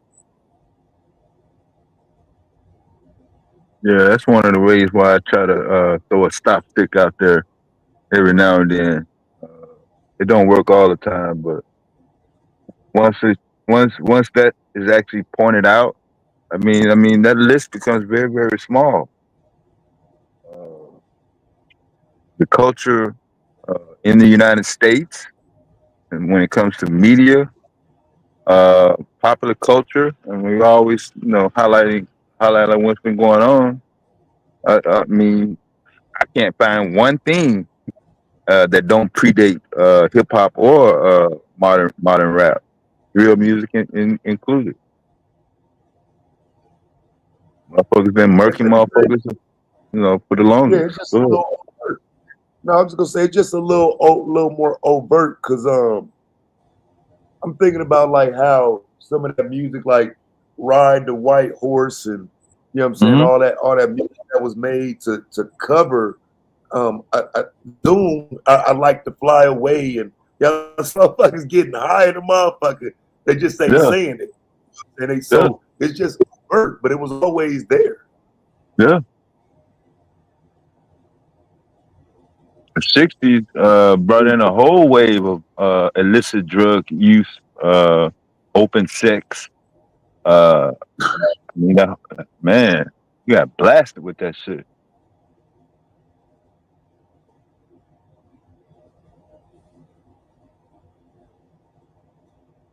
What's up with the Domo? This nigga's L little Indian pigeon feather bay. This nigga said I shot my first gat on my rooftop. Now, when I read that, I read it, but I thought that shit said I shot my first cat from a rooftop. I had to look at that shit like, what the fuck y'all talking about down there, bro?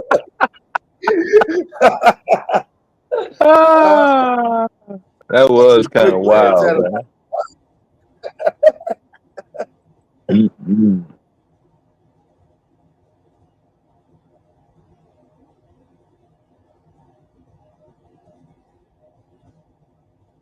Ebony is married to Tupac in her mind.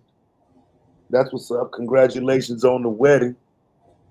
I hope you know your husband been dead for 30 years, and that's no bullshitting.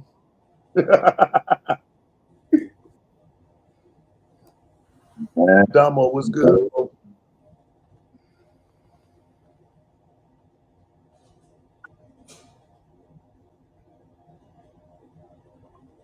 Yeah, that nigga probably ain't even read the whole bill yet. What's at that nigga? He probably ain't even read the whole goddamn bill yet. That motherfucker long as hell. Oh, sure. 982 pages, and then I'm gonna pick the 4th of July to read it. Nah.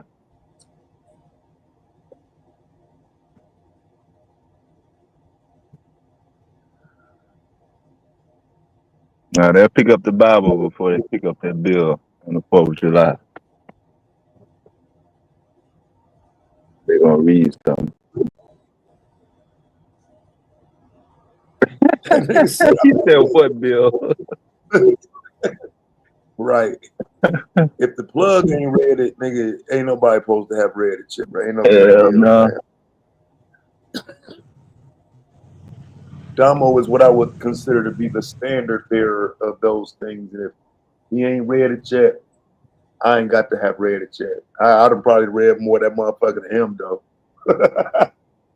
I said, I read like the first 8 pages, was like, because I started to put it on the audio thing, but I was like, no, I don't even want to hear no more of this shit. Right.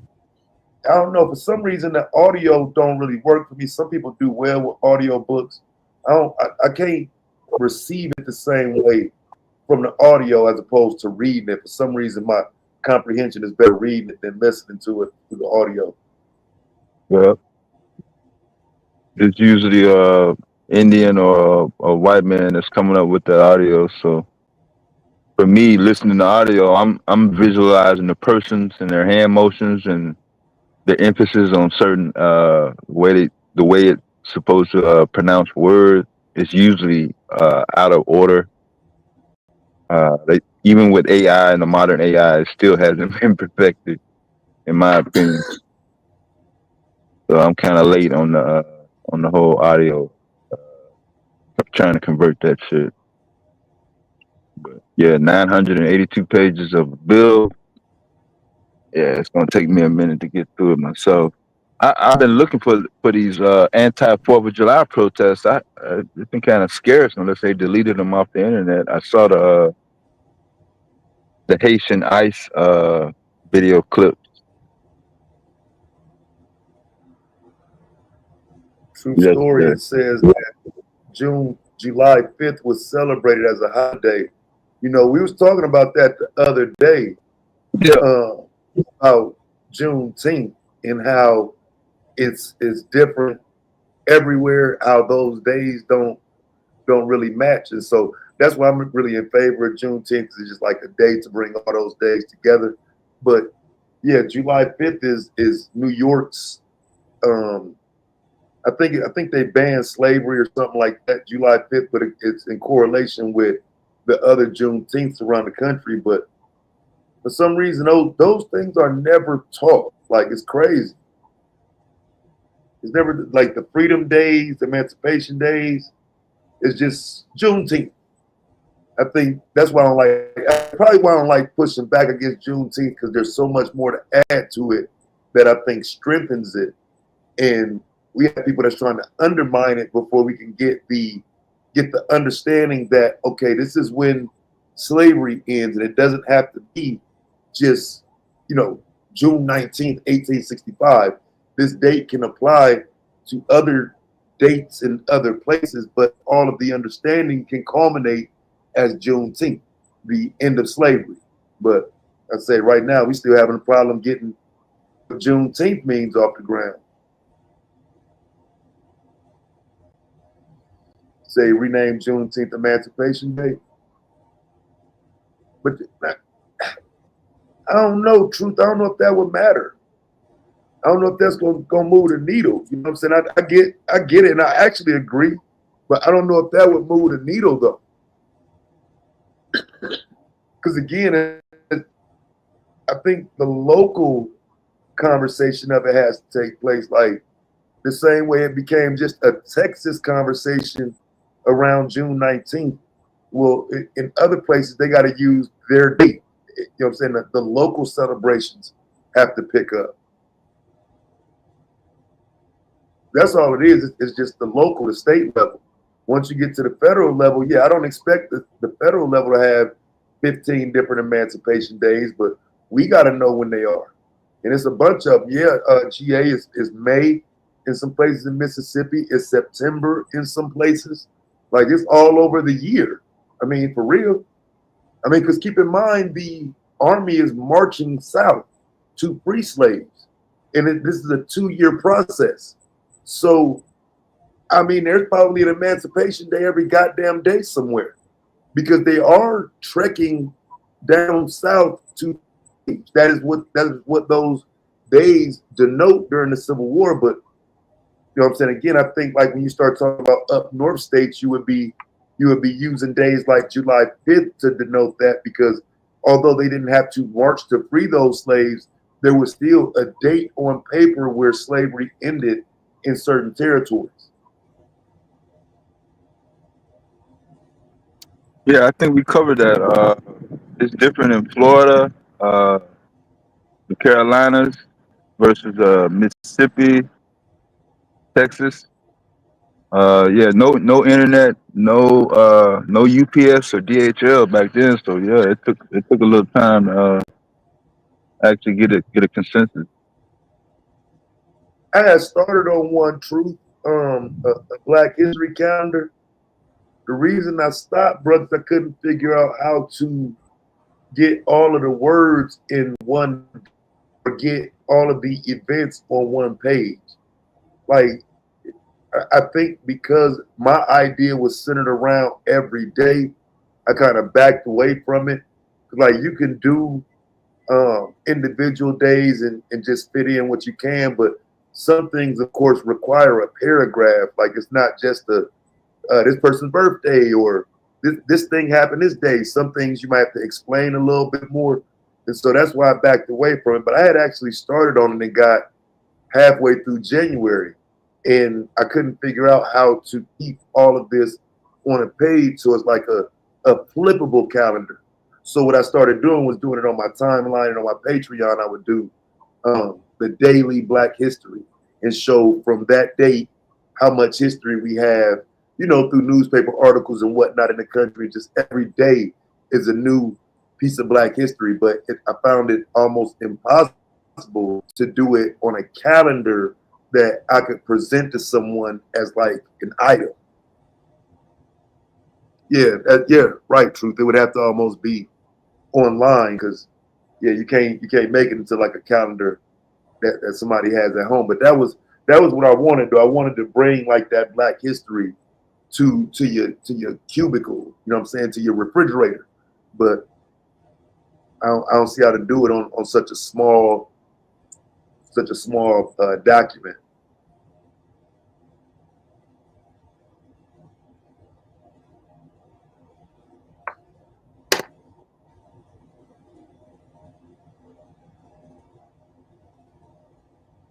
Black History Today. I hip to that. What's that site?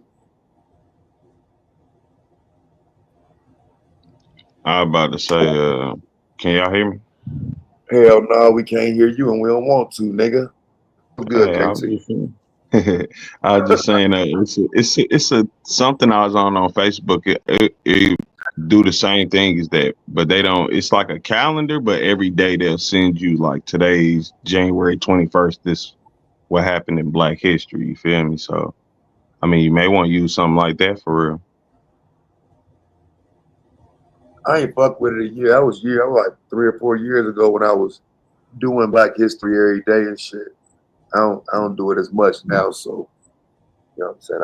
I ain't actually looking into it now, but seeing that with a thought again. Like I did that, it just I couldn't figure out how to make it work. Yeah. I do wish we had more of those more things of that nature though. And I ain't gonna lie too. I know I ain't fucked with y'all in a minute, and this wildly random, but I've been getting on that STEM wave with y'all. All right, I'm gonna get in the tech half of this STEM stuff. Yeah, that'll help, man. We're trying to get the balance in terms of some of the energy and the smoke and the environment, the negative and the chaotic, the anxiety kind of spread like a virus, and there'd be a lot of people out there that don't really necessarily have that on their brain. So if you don't have it on your brain at all, you just kind of scroll through the platform. Mm-hmm. Then I mean, I think that's just the natural consequence of the internet. How they say shit is like a gift and a curse. The internet is knowledge, right? But the problem becomes like when you look at something else to replace your knowledge or give you that knowledge, then you start lacking it yourself. So like we gradually just kind of fell into the thing where we ain't reading books, we ain't seeking the knowledge. You want the answer, hit Google. That don't really make you smarter, you feel me? Which is why I started like last weekend. Well, not last weekend, last week. I got an LLC for a corporation. I call it Every Company. And the tech we getting into is like phones and tablets, but it's basically like modular everything, like built around the fact that you can build it yourself. You'll 3D print the backs. We just make the displays basically and like the chips that go on top on the back of the displays. But as far as the outer casings, you know, it's just about modularity. You could 3D print them on your own and shit like that. But I think it's because like I'm trying to make some technology that's actually helpful. I think phones and all this shit we got, it's like it's a distraction. Your shit notifying you, it's buzzing, it's ringing constantly. It's like shit, it make you go into these stupid places. Somebody sent a text to the group chat the other day and said, I don't want my phone buzzing with this shit all day. Stop putting this shit in the group. I said, damn. I was gonna post a fucking news article and shit. I'm like, damn. Nah, I don't even know who it was. I ain't even fuck with him today. Oh, that was John. If I'd agree, that was you. I would have posted like 5 more articles. Hey, Truth, you was sounding like some old man shit that morning, bro. I'm like, bro. Like, damn, because it was 9 o'clock in the morning. Then wasn't nobody on no shit. And then after could be sky. Shit, you know how that I want my phone buzzing all day and a whole paragraph, bro. You ain't feel like that shit, man. Damn. Hey, I deleted my little post I was about to make. Like, damn, all right. Nah.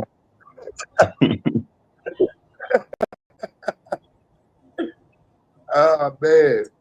And that shit was so gangster. I was scared to ask who wrote that shit. Like, damn. Let me not get up out of here, man. I ain't trying to get checked early today, fam. I just wanted to talk to y'all, but I see niggas ain't feeling it. Niggas don't want to keep hearing that vibrating, man. They don't want that zzz all goddamn. That's what I'm saying about the cycle, man. Shit, motherfucker go to bed pissed off. How you think the motherfucker's supposed to wake up? Yeah. Nah, I mean, but if we look at that shit, like, you know, that I don't know how to explain it. For me personally, somebody tell me something and it's some valuable information, nigga, I'm gonna apply that shit. I don't know how many years the co-founder of Facebook and a bunch of these companies, period, they've been talking about how they made with the basis of addiction. You feel me? Like the notification system. Niggas don't understand the whole, even like Facebook, the like, heart. It literally make you want to have a feeling because you want to seek approval. You want hearts. You don't just want like thumbs up. You want hearts because that's what popular people get. Like it's a whole psychoanalytical part, I guess you could say, towards making these apps. You want these apps. It's addiction. That's the straight up way to say it. I mean, we got to figure out just ways to, I guess, say ignore it. I know niggas would be like, nigga, this what we got. Let's utilize it. And that shit sound cool. But let's be honest. Our problem is we don't really utilize things for good. We just utilize it to become lazy.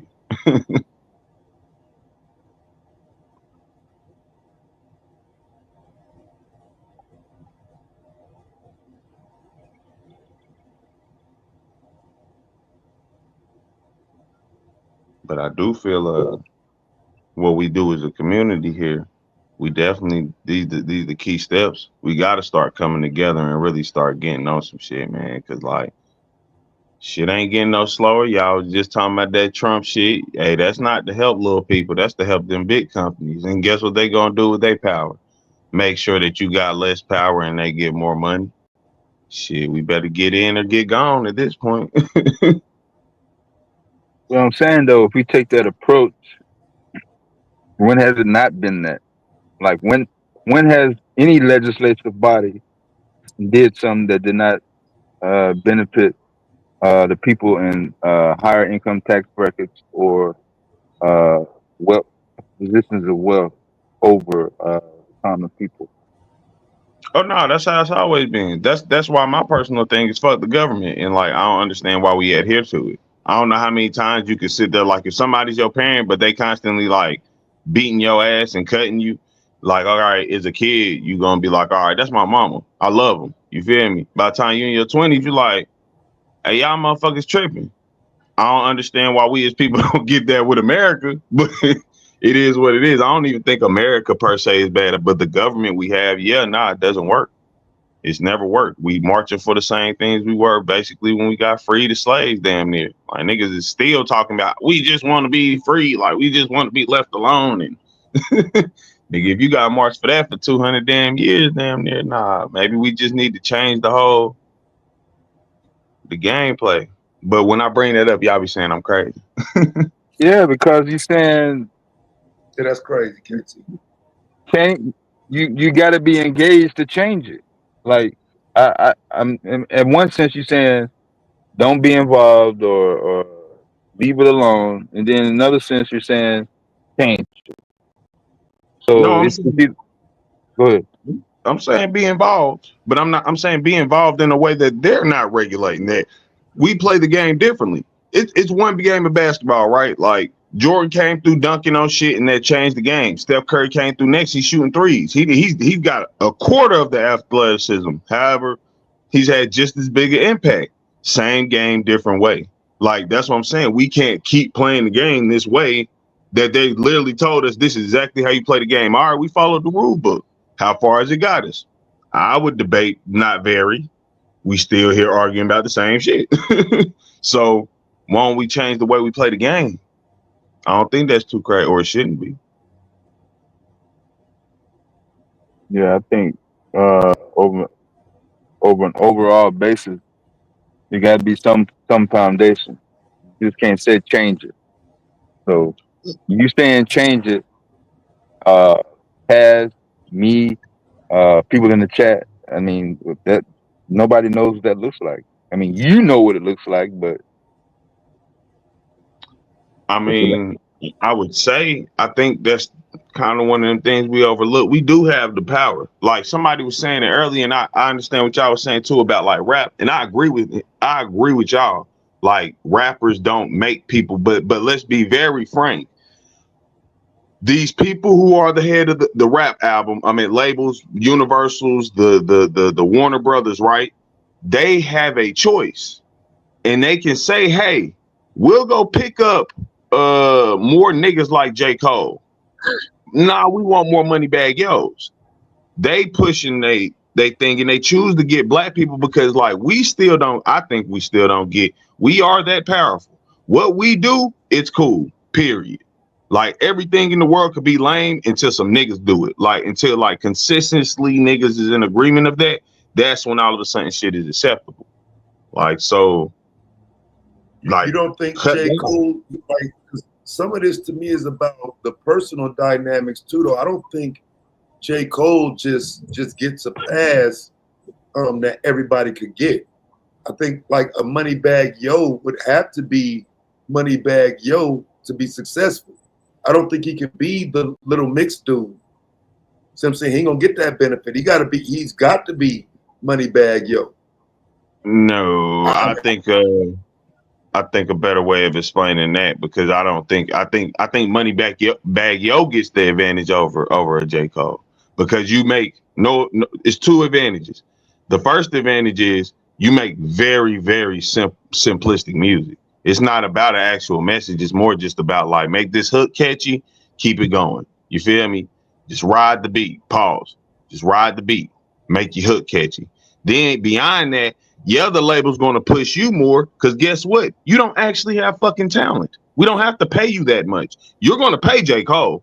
You're going to pay that motherfucker. He making his beat. He writing his music. You're going to pay that motherfucker a lot. This motherfucker, he need help from Finesse 2 Times for like, I don't even know, just regular ass songs. That's what I'm saying, like regular songs. And I think Q also brought up a question about P. Diddy and P. Diddy spreading money through the hood. And I think he was trying to send an overall message with that. And it really resonated with me, bro. Like how much empowerment opportunities was missed just because of partying, just because of selling alcohol in the clubs. Nah, for sure. I mean, so my bad. Go ahead. Nah, I was just agreeing with dude. Yeah, I mean, he's trying to put his name out there. He's trying to get his name recognized. How's he doing it in that form? What's he know about rap music that makes him want to do that makes him know that that's going to be effective? See, okay, so here's the thing, bro. So I'm saying, I get your point. I don't really even think it's a bad one, but I think we've got to look at like how all of this plays out every time. So, for example, J. Cole being the better rapper should imply that he can get the better deal, but there's a reason why J. Cole ain't sought after for a Vlad interview, or he's not who No Jumper is looking to bring on every week. And I'm saying that because people want to see that gangster shit. They want to be entertained by the next layer of bullshit. They don't want to be entertained by reality in real life and things that are important to the everyday struggle. They want to be entertained by bullshit. And I think that's something we got to acknowledge. You know what I'm saying? That like we here to be entertained, a lot of us on social media, and I think if you leave that factor out, it begins to create a different narrative than what it actually is, though. People are here to be entertained, fam. That's understandable, but that is what your statement itself is escaping reality. Factually, the three most in the last decade, and it actually includes Pitbull also, and I think it was like Flow Rider, but I'm not going to count them because let's be real, you know, I know most niggas not going to say like Pitbull and Flow Rider not real rappers, but Drake, Kendrick Lamar, J. Cole. It's no Gucci Mans, it's no Lil Boosies, it's none of these niggas that we quote unquote get the entertainment from. The actual people who make money are not the entertainers. Those are I'm not saying they're not all entertainers, but not the minstrel show niggas, I guess you could say. The niggas who going at it about this other shit. Cause it costs more. Listen, we can find niggas who gonna tap dance for us all day. Guess what? The internet shows you it every day. Niggas got 0 followers, 0 views. They getting up here on the camera showing their fucking ass just to get some views. So trust me, it don't cost much to replace you, nigga. And when you get here, guess what? When you get here, play your bitch ass role, because as I just said, you ain't got no options, nigga. We can replace you just like that. Get you the fuck up out of here. It's another nigga right now popping on YouTube more. We don't even know who the fuck he is, and he can't even really make rap, but we can put as much money behind him as you, and he'll be just as famous as your ass. J. Cole, you can't replicate that. Kendrick Lamar's, you can't replicate that. I don't like Drake, and I ain't saying this just because Kendrick Lamar ain't for me, but you can't replicate that nigga. Them niggas is hard to replicate. That's why they getting paid that much. To replicate? So, okay, yes. So okay, so for example, like the thing about Drake was they saying that the industry pushes him, right? The same thing can apply to Kendrick Lamar. He's been heavily pushed. I think you can replicate that by simply getting somebody and pushing them. Like if you push their music to that level, yes, it's gonna be respected. It's gonna be loved. People across the globe are gonna accept. They're gonna start responding to it. And then I think if you add that beat factor to Kendrick's last shit, I mean, now you make him a superstar that everybody wants to hear. Like I said, I'm not a Kendrick fan, bro. So you know what I'm saying? I actually thought what I was watching was the industry put Kendrick over Drake. Not that Drake's music is better, but Drake has the consistent run that even now, after that beef is over, Drake still has better numbers. So they literally tried to make Kendrick better, and it worked for a second, but it didn't work at the end of the day because Drake is still. Because I mean, if you're talking about overall, like you gotta, we do have to consider math. First of all, Kendrick Lamar has 8 albums. Drake literally has 14. That's not including the Party Next Door and the shit he about to drop now. So it'll be 16 then. So that's what I'm You saying. also gotta consider the message of a nuclear family as well, and family upbringing in that. You can't miss that. Why was that essential theme in the battle? Nah, the central theme was your culture. It doesn't really matter about family, a nuclear family. It's more about your culture. If you come from a certain type of nuclear family where you have a certain type of culture at that family, why are you over here talking about whips and chains like American slaves? I mean, I don't even understand why that could be. I'm not even, because I really don't give a fuck about either. I think all of them like are industry wide. I do like Kendrick more, but I've said it for a long time. I'm a Drake fan originally. Like I was there when Drake came up, because if y'all listen, one of his first 2 people he said he liked the most in the world was Ninth Wonder and a nigga named Fontaine, and he's from Lil Brother. Them is niggas from North Carolina. I've been hip to them niggas. When this nigga started talking about him, I'm like, oh, okay. He kind of got but then I started watching his videos and I'm like, hold up, bro kind of corny. You feel me? Like you could tell he liked the shit, but he ain't really been with us or nothing. You feel me? I ain't know where the nigga was. He was funny though. Like at least the early Drake, because I didn't listen to a lot of the shit in between. I remember when he first came out, and one of the verses I liked early on was the Ashton Martin music verse, where he said it's something about not being from the streets but having the ability to teach. I respected that. Be far from the streets, but they still feel you or some shit. Like I know what you're talking about though. Like so, I didn't feel like he tried to be street and he was still kind of hot back then. You know what I'm saying? So No. I guess over the years. Go ahead. I was gonna say, that's why I said in the beginning I was a Drake fan, bro. I'm gonna tell you, I'm talking about Room for His Improvement. This nigga first mixtape, I really fucked with this nigga until around what's the album with the nigga Quentin? If you reading this, is too late. I think that's what it was. But bro, after that, I was like, nah, I don't like this. Cause like, what are you doing?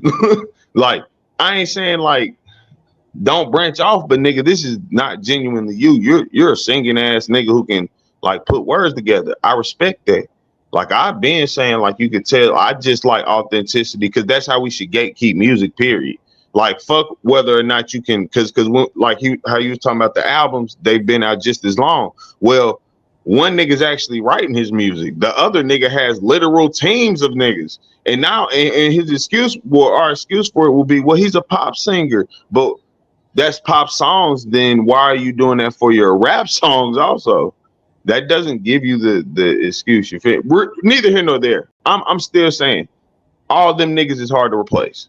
You can't emulate. We can very easily emulate Moneybagg Yo's and Yo Gotti's and whoever the latest street nigga is right now. You can't really do that with them Kendrick Cole Drake niggas. Like if we being honest, and the proof of that would be that it's no more story. Can you tell me who's the next big 3 of rap? No, of course not. I mean, but I'm 48 though. I mean, you know I'm not. but I'm don't years even. old, But I'm man. thinking. I'm saying you could. Big three You dead, could, bro. man. From 58 to 5 years old, niggas knew who Pac was. Niggas knew at a certain time who Jay was. Niggas knew who DMX was. Like, don't get me wrong. With everything, it's marketing. But when you that generational talent, it really shows itself. You don't have to really be like, because people don't get it. Like, because I don't think they would be considered no big three though. Not back then. Who? Like, let's say Pac, Biggie, and who else was I wouldn't say it would be a 3 then, but I would say it'd be NWA as a whole. Like that whole them just waving niggas on. Yeah. Yeah, I see what you said. Okay. But okay, so but are we just in their prime and the transition is coming soon? I mean, because it happens every generation. Some like a different type of music, different artists. Like maybe we just in that transition and that person ain't arrived yet. Nah, we always see the transition. When James Brown was going down, guess what? Michael Jackson was coming up. That wasn't the same type of music though, bruh. What? What? James What? Brown and Michael Jackson, bruh. That ain't too different. That's two different genres. Nah. You know who Michael Jackson said his the most person, his favorite artist ever? James Brown.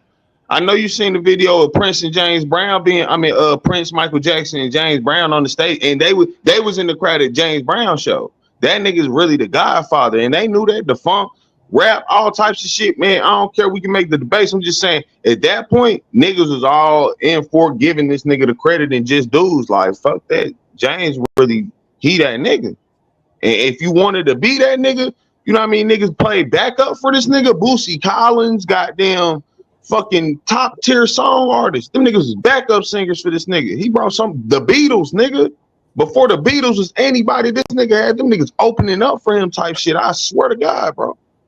Like James was really that guy. But yo, even then, you know what I'm saying? We're thinking, huh? You don't think they're different genres though? Because I'm not taking nothing away from James Brown. I'm saying I don't view those two as the same genres though. I mean, I think like we is all saying though, genres kind of interchangeable, black music wise. Like everything. Bro, anything black people that made, jazz, funk, whatever we done made, we changed the way it is, but we keep using those pieces. Rap, we sample all that, jazz, rock, this, that, and the fifth, you feel me? But we just speak on it in a different way. But it's always a torch passing of the quote unquote, I guess you could say, essence. Because it usually is a motherfucker that you could clearly and evidently see, like, he may make a different type of music, because I don't think Prince and Michael Jackson technically made the same music, right? But we've never debated whether or not they're rivals. You feel me? Like, you know what vein of shit they own. They just on some making good nigga music. That's real life. You don't view Prince and Michael Jackson as former rivals? Yeah, no, I'm saying we all look at them as rivals. I'm saying, but do you really say they make the same music?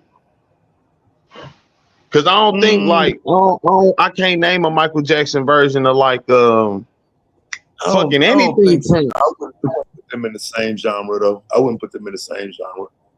No. Yeah, that's what I'm saying. But they were, but and I'm pointing out, but we all know they were rivals. They were head-to-head direct rivals in different type, but they had that same essence. We just make the best. We make music so good it don't matter even. You may not even throw that shit in the genre. You just like, nigga, that's a great song. That's why they were direct competitors. You feel me? And even with these Drake, Kendrick, nigga, you hear Drake say all the time, I'm not just a rapper, I'm a pop star. Like I'm the king of pop. He compares himself to Michael Jackson, but he's still trying to beef with Kendrick Lamar, the rapper. Like he's claiming that he has part of that essence. So that's what the whole basis of a lot of that shit being. Regardless, because I want to get back to the main thing. The main point of my whole bringing this up is we do need better quality levels of that music. You feel me? We need to have more if we want our things to survive, because this is what keep happening. We don't see that. Jazz, Kenny G was basically the king at the end. Fucking white dude. Like the shit get diluted, watered down. We let everybody come to the cookout, and then we lose the power. So going back to what I was saying, like with us trying to do things, I think it was Dev that brought it up, saying like, what control do we have? We could control those things. We just gotta understand that those people can't. Well, those people. Listen, no offense. I don't want to say those people in a manner like I'm racist or some shit. But I'm just saying, everybody outside of Black Americans, it's a lot of shit that they can emulate, but they just cannot duplicate. Like they can't get that one-to-one. They can't make these new genres. They can't. It's something about us on that level. I don't know. You feel me? So take advantage of that.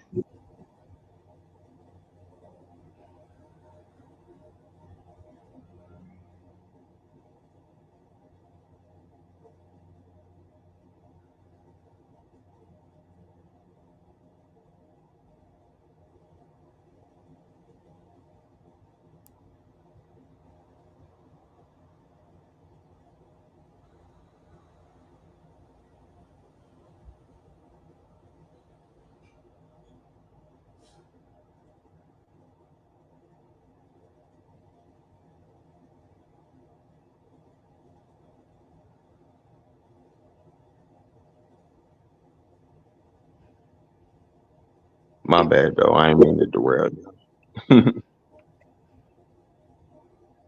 No, you good. We want to talk about shit.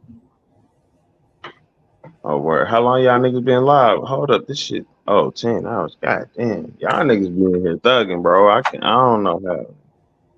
I need to sleep. I'm party. I ain't arrived till about an hour ago. If that. Okay, but I'm super late to the party, so you know, we could always start winding down anyway around this time because Psycho go live Saturday morning, so it's always. Boy, Trump ain't sleeping either. Donald Trump ain't sleeping either, so we gotta get on game. What you mean Donald Trump ain't sleeping? How did what? Definitely Bro, sleeping. he He eat a be hamburger. tweeting at 3 in the morning, bro. He be tweeting at 3 in the morning, man. East Coast time. No, that nigga don't team. sleep. That's his assistant. He don't be tweeting. Yeah, his team be tweeting at 3 in the morning. He could barely walk up the stairs, man. But that, I mean, I just sound like we was going to get into some more fear mongering, though. Like Trump asleep. No. You always looking for a way to get us. No. I'm just saying we gotta get on game. I know Trump ain't getting no sleep, bro. He look like a dude that don't get no sleep. He was sleeping at the parade. He was sleeping at his own inauguration. Like he be sleep. He be sleep. Oh man.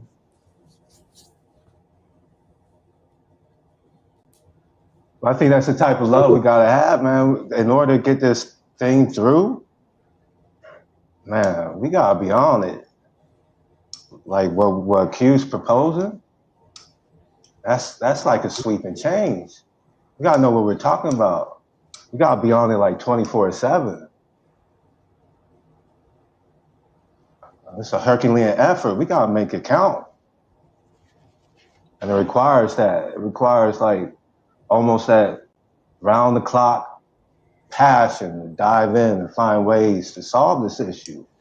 Because this thing's 400 years old now. Come on, man.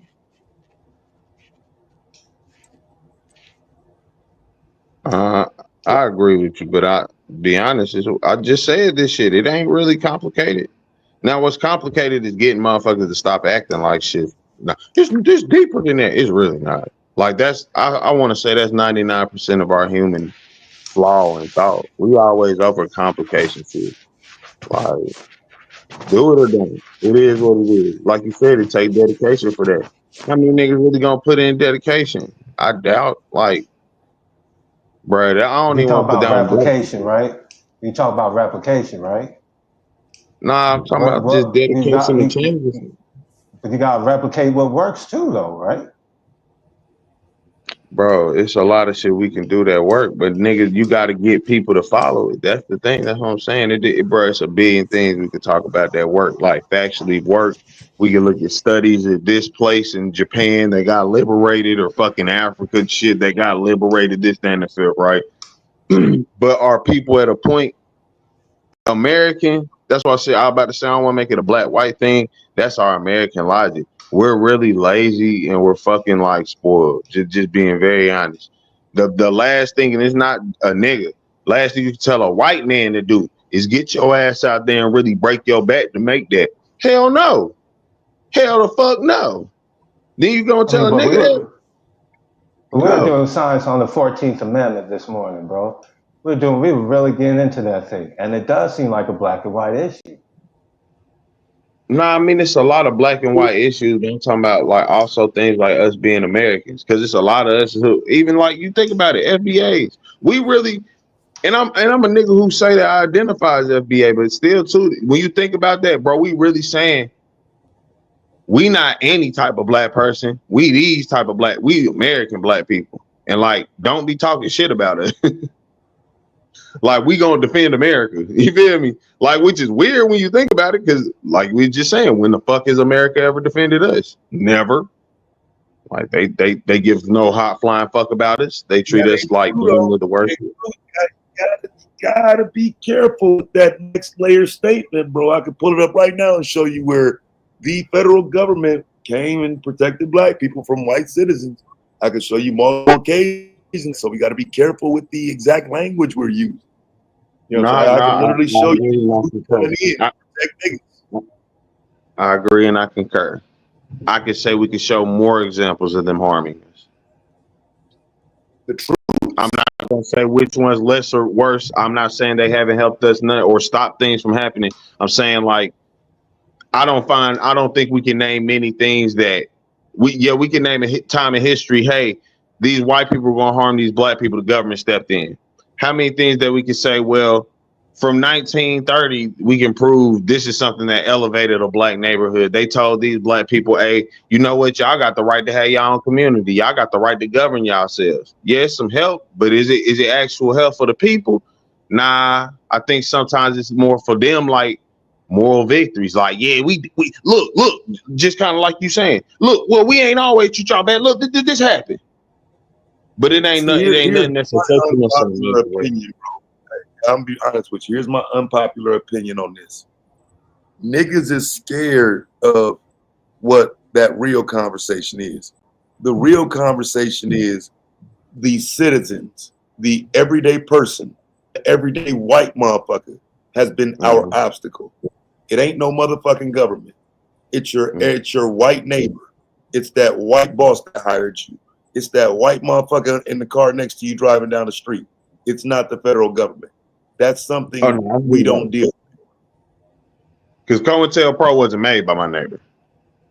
Tuskegee experiments wasn't started by our neighbors. You know what I'm saying? And I guess it was. You can't kind of say it was our neighbors because, yeah, they're working in the government. But that's what I'm saying. Those, and no offense, I'm not even giving nobody leniency here, right? In that whole situation. I feel this is why I'll personally say, like myself, why I still act like I'm suspicious on both ends, government, regular white person, whatever. You all suspect to me because regardless of if slavery was like, I know they'll be like, well, we all didn't do it. Well, that's because you was broke. You hear me? That's the honest truth. A lot of them white folks was broke. Y'all couldn't afford, but when y'all seen us, y'all wasn't like, man, let them niggas go. Hell nah. You spit on my aunt too, motherfucker. Kick dirt on her too. Why am I supposed to treat you like, oh yeah, your peoples wasn't that bad? Motherfucker, your peoples was sitting there watching the shit happen. The fuck? Nice try, like saying, but yeah, it's them immigrants too, though. Nice try to slip that in down there, but no, it's the immigrants too, because they come in and they take on the white people's sentiment for Black America. So it becomes your everyday neighbor. And when I say white people, I do also mean like my white neighbor who's married to a fucking Mexican who does not speak English. I'm talking about them too. He owns an auto repair shop and can't speak a lick of English, but he's married to the white bitch. That's what's up. And you know they're gonna carry that. But that's what I'm saying. Like, we so lost at this point when bro was talking about what we can do to get right. Like, I'm thinking we talking about the bigger conversation we afraid to talk about. Niggas really afraid to admit that they don't care about our empowerment no more. They'd rather fight for America than fight for some personally black shit. Because you can go into the system and win. Like I mean, that's the part of it we not being honest about. Niggas go into the system and win, they benefit, they come out of it with benefits. That part of the system is beneficial to black people, but we sit around and we just shit on the system as if it's not benefiting anybody.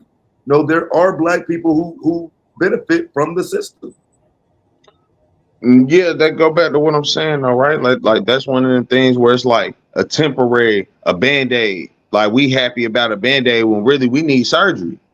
Like, that ain't supposed to, oh, we can get in the system and get some money today. Not many of us building generational wealth out that shit, man. And the ones who are, let's be very blunt, they've had to act some type of way in order to get those higher up white people at that level to even agree. Like, and here's not even he one of the richest people, maybe black people in America or something, right? But let's think about this. LeBron James. I don't know how much political shit you actually see LeBron talk about. Like, you don't never really see, you damn near don't really see him say shit for real. You feel me? Like, most of them upper elite, you don't really. Wait, before we get too far though, does that benefit him? I don't think he should say shit. Mm-mm. Who the fuck is LeBron James? The nigga that dribbles a basketball that we like watching dribble the basketball. Like who is he other than that? The nigga ain't go to college. Like, you know what I'm saying? None of that shit. Like what exactly can he offer that I haven't seen? A platform that none of us have been to real. I don't know. No matter what we talking about, millions of people don't know none of us. That debate, most of us barely know thousands of people. But this is a person who can go from here to China to fucking anywhere, and is most likely gonna be somebody that say, "Oh, LeBron James."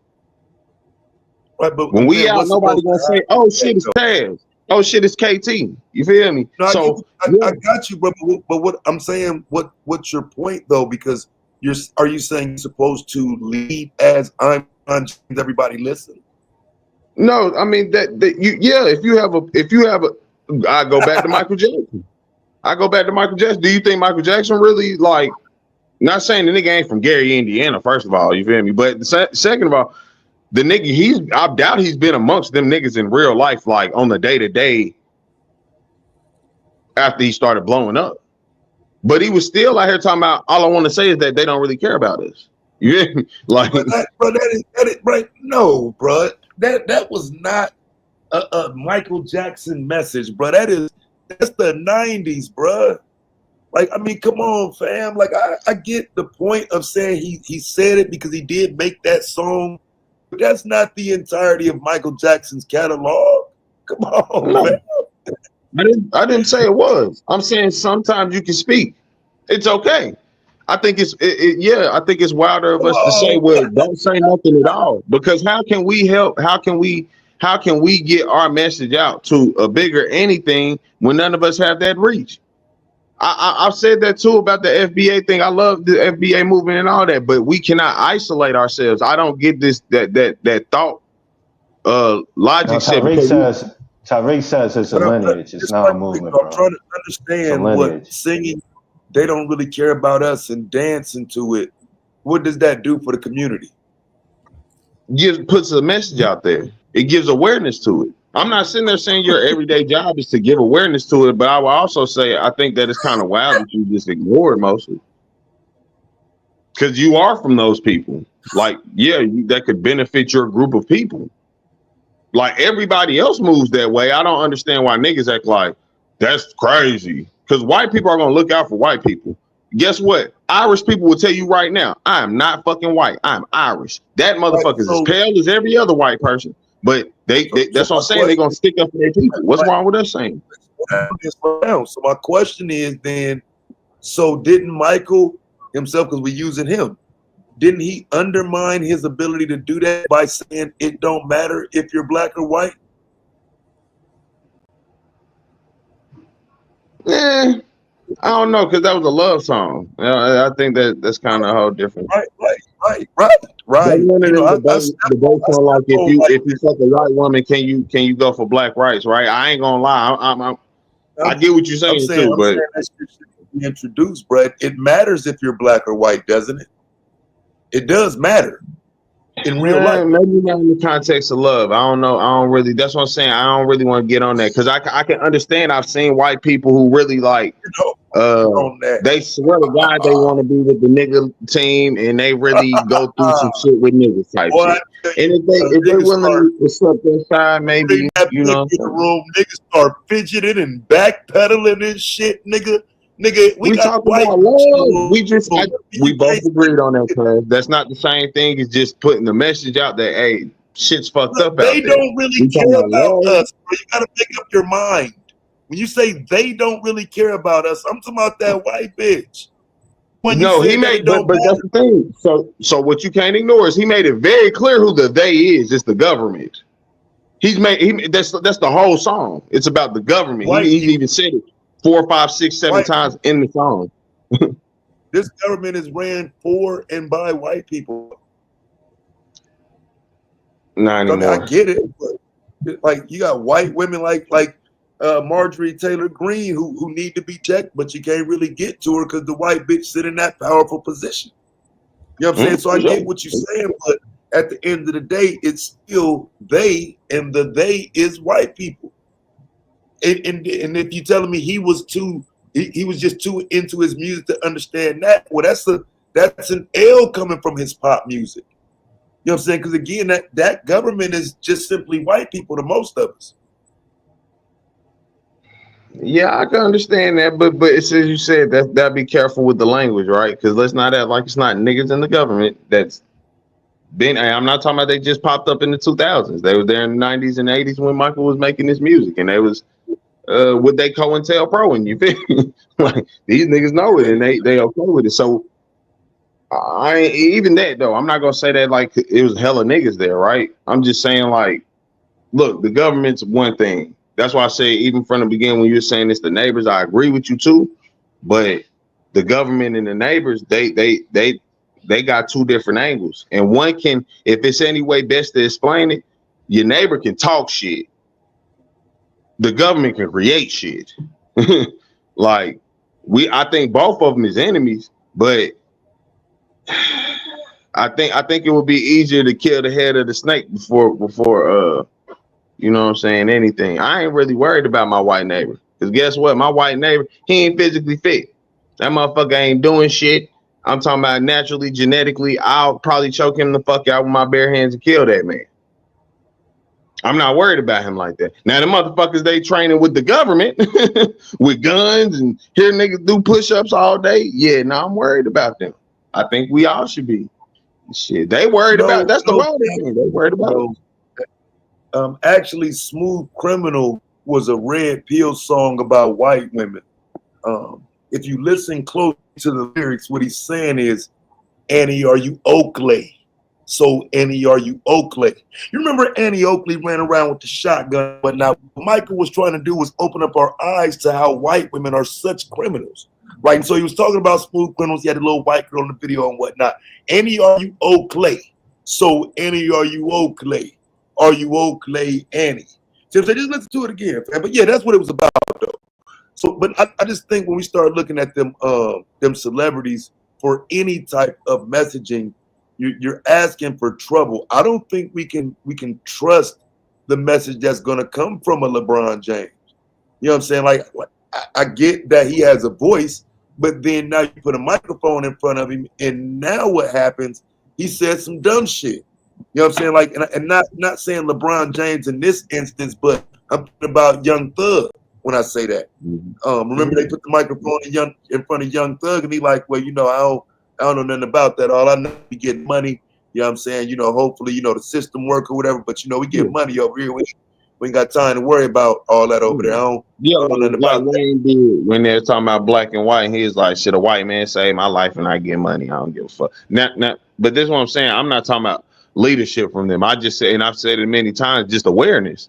Like, if something's going on that you see as a problem for your people, like I know we get in this argument all the time. You hate Cap. I'm not even. I want to say it again. I really don't agree with the man. I just want to say though, I don't think he did nothing wrong by, or anybody's doing nothing wrong by saying, hey, this is something that fuck, I ain't start this message. My people's out here starting this message, and look, nobody's paying them attention because they are the neighbors. That they're not paying them no attention. Y'all pay me some attention. Hey, look, I'm gonna tell y'all what they talking about. What's wrong with that? Nobody asking you to explain what's your political background, thoughts, or whatever. None of that shit. Nigga, hey, my people said right now, y'all wilding about this shit. Look into that. What's wrong with that? Nothing in my opinion. Well, again, when it becomes a media sensation, I think that's what's wrong with it, because yeah, we were saying look into it, and we're still saying look into it, while now Colin Kaepernick is doing his own thing with his own business, grown off the backs of those black people who were trying to highlight the police killings of the time. So he was able to build himself up a business that he's now able to go into, while that message of police killings has very little traction. You know, there's hardly no traction to it, and he has no traction. You know what I'm saying? So again, I would argue he personally benefited from playing the pro-black role in the moment. There was a benefit to it. We all don't benefit. Some of us have been this our entire lives and never benefited more than Kaepernick did for his one moment of being vocal about a cause that some of us have been victims of. You know what I'm saying? Like, some of us that had our ass beat by the motherfucking police. You know what I'm saying? But again, the messaging comes from, you know, some mixed dude who ain't even never felt the end of a night, you know. No, that's definitely understandable, and I'm not. That's why I said I don't really even be mad when you make the point there of, you feel me. I personally don't look at it like that, because I'm like, being an adult, everybody ain't gonna eat all the time. I don't listen. If we gonna argue about what's fair, we never gonna get nothing. Like, that's just being real. If we coming from a basis of what we deserve and what's fair, well, we know that. We know we deserve a lot, and fairly we should have that, but we don't. So we see it don't work fair. I'm not mad if I ain't eat off you. You put out the message, but you ain't. Now, the only way I'm mad at you is if you really making gain in one way versus manipulating the situation. That's two different things. Like how we talk about Black Lives Matter. I feel like Black Lives Matter really did come through on some more or less like, they pushing the message, but they also pushing in a certain direction for a certain thing. Like, if it's just what the grassroots message is, and you just saying, hey, we on that time and you ate, I'm not mad. Because even without us talking about Kaepernick, it's other motherfuckers who ate off this shit too, that they are our neighbors. And they ain't help nobody. You feel me? But I'm really not mad at that. It is what it is. Because sometimes when you have not even sometimes, in everything, you have a business. Let's just take this from an American understanding. We all understand business. It's employees, it's supervisors, it's managers, and then you got the executive board, CEOs, CFOs. Who's making the most money? It's never us. It's never the employees. We're okay with that. So I don't understand why we now say, like, it's regular people in the world, oh, we all got to get paid on the same basis, or this, that, and the third. Nigga, you go to work every day knowing you slaving and breaking your back for a motherfucker who's a millionaire probably at least, and you've never seen that man a day at your work. You feel me? Play our roles. Like, sometimes you just got to play your role. Can't be mad you ain't eat. Your role wasn't big enough to be eaten. You feel me? Like,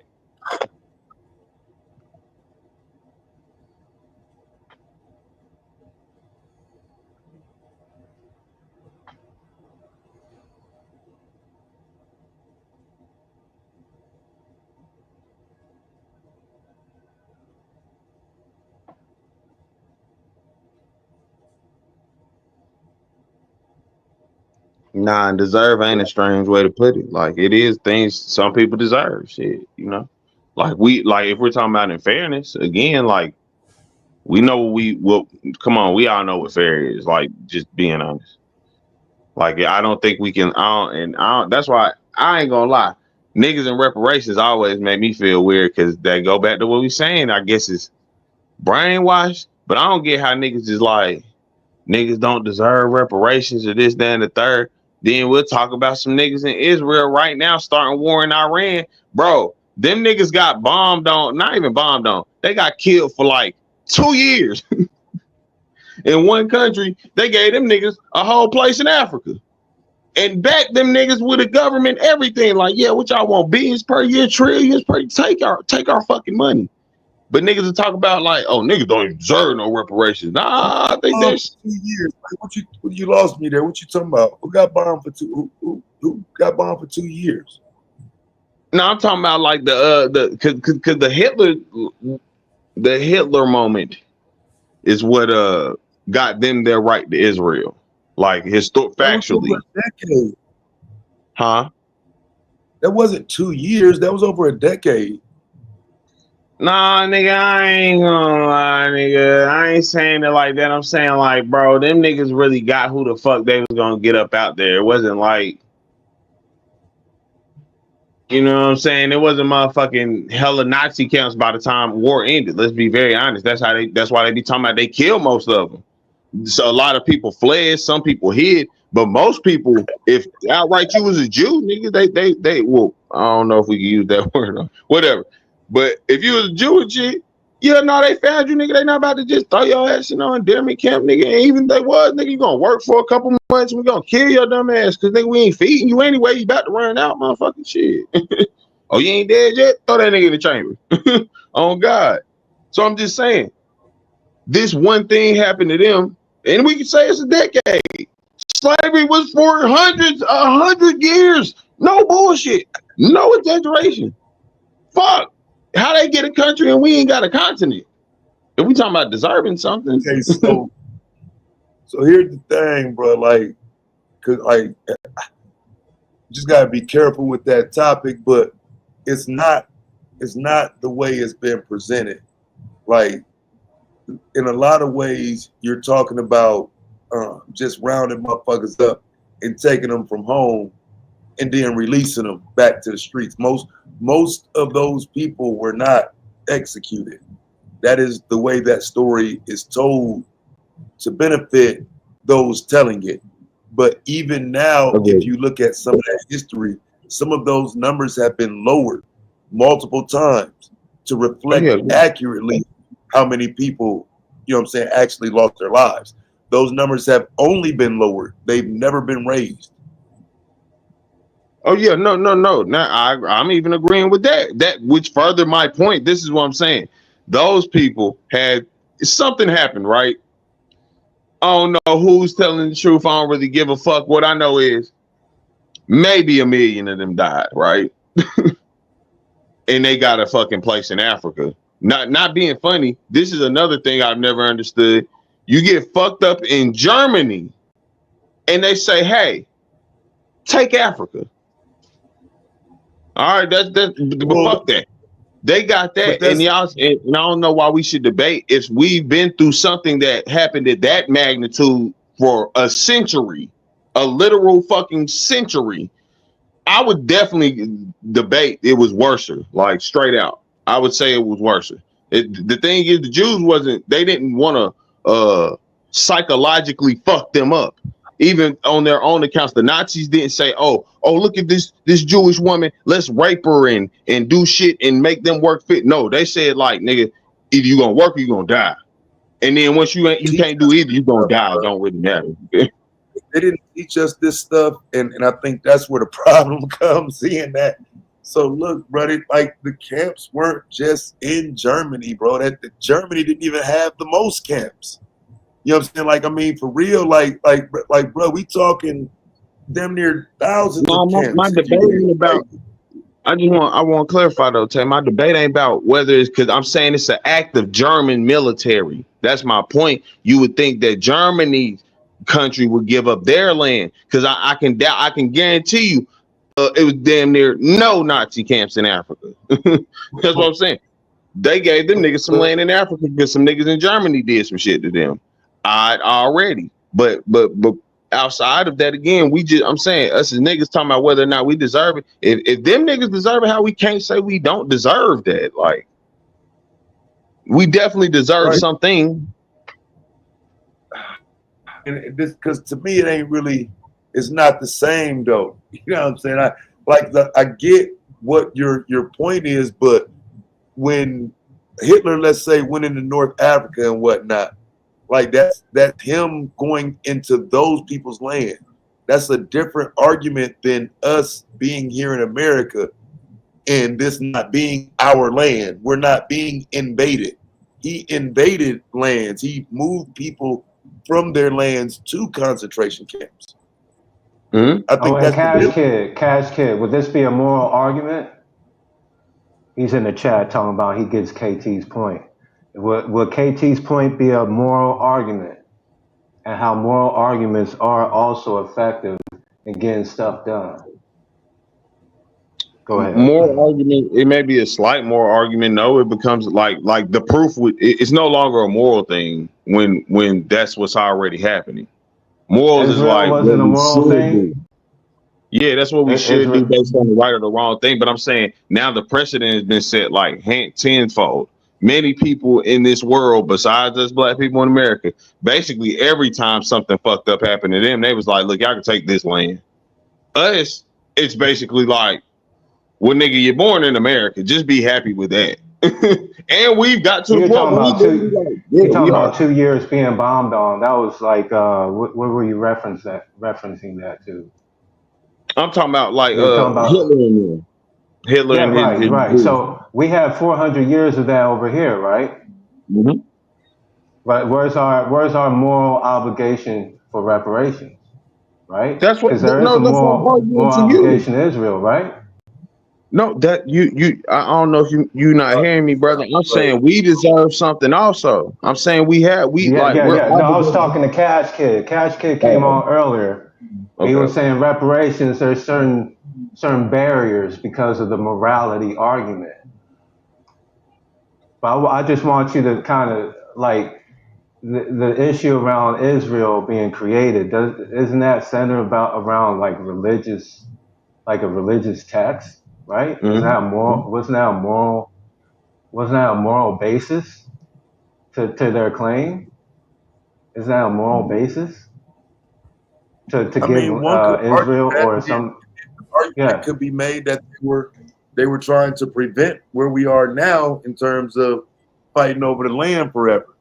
I mean, nothing changed. I mean, they just made a notation of whose land it is, but nothing changed as far as the land itself. They've never stopped fighting. Reparations. There are certain things that say, we don't deserve it because slavery was legal and slavery was not immoral. So why even consider reparations? Because there was no repair to be made because of the legalities of slavery. Yeah, I've always said that that's a horrible argument to just run with. Like, yeah, slavery, we good. I'm not of that belief. I'm of the belief that slavery is the actual worst argument that we could take into a reparations conversation. Nah, hell nah. That's the literal basis. Yeah, the institution of slavery. Like, we can't take out slavery in any type of reparation, or like the literal argument for anything, anyone, any group in this world who has gotten something from governments or anything.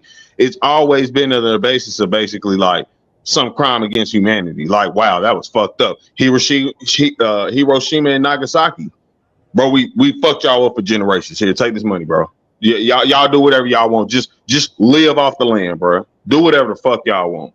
Our bad. Cool. Japan's became a superpower off us, and they could have did that same shit to us. That's all I'm saying, bro. They literally bombed Hiroshima and Nagasaki and been paying them niggas back since and said, like, look, bro, Y'all niggas just do whatever y'all want. Guess what Japanese motherfuckers do all day? Make video games and music and steal black people's shit. And they basically became, I'm not even gonna lie, like the Middle Eastern niggas. It's literally Crazy. their whole I vibe. read this somewhere. It's a People magazine article from Donald Trump in the 80s that was talking about Japan and how they get over on America, and we should stop them before they become superpower. And he said we need to put tariffs on them, just for the record. That's when that was said in the 80s. I believe it. But that's coming from that I ain't being funny. I don't care what nobody say. I believe at least 90% of them white folks believe that manifest destiny crap. Like they think they the chosen ones and that's why they be forcing this weird shit. So when they come through, quote unquote, talking, are we speaking from a political angle? Well, it's a political angle for them to keep their dominance because they see like, all right, well, he's seen, yeah, then they do move like niggas. Like they fuck with niggas and all types of shit. Watch them motherfuckers. You feel me? They basically move how niggas should. Watch them motherfuckers because they gonna become something. Ain't nothing wrong with it now. And if we could see that for ourselves, that's what I'm saying. I don't give a fuck what nobody say. If niggas got a country, bro, I guarantee you in 50 years time, whatever that Negro country is, will be a top 10 country, if not one of the biggest superpowers. Cause we give so much, bro. We really undercredit ourselves. How we talk about, like a lot of us talk about how when we was in school, they could show us the paper every day you use something that a black inventor made. We can still do that. And don't forget, Israel and Japan also have U.S. backing militarily. Yeah, for sure. I mean, but look, Japan does. Well, Japan. So there shouldn't be no issue with black people getting our land and also having military protection from the U.S., right? If Japan and Israel has it, right? What land was taken from black people? All right, let's get to it, man. What land was taken from you in America? What land was taken from me in America? Nothing. We're talking about reparations. Right, so you have individuals. You have individuals in this country who can make that argument that land was taken from them, right? So that can you repair? Can you repair the ills of slavery? Let us finish. Can you repair the ills of institutional slavery with land? Can you provide land as a repair? Because again, what we're talking about is people claiming the land is theirs from the beginning. This is where these giving people land arguments come from. The claim is that it was theirs, and so what we're inching up to is an argument about whose land this is. Are you saying that black people were here first? This is their land. I've never made an argument of giving them land based off. I've never made an argument of giving black people land because them niggas have been here since before y'all. That's when we get into stupid shit about reparations. The better thing would just be saying it's a known group of people you brought over here, bro. You forced them to be over here. You're not trying to pay them financially. Give them land. 40 acres represents land, brother. 40 acres and the mule 40 acres part represents land. What are you talking about? Yeah, I'm talking about that being capped. That was called a war measure in which black were given an allotment to live on, but certainly wasn't given ownership of that property.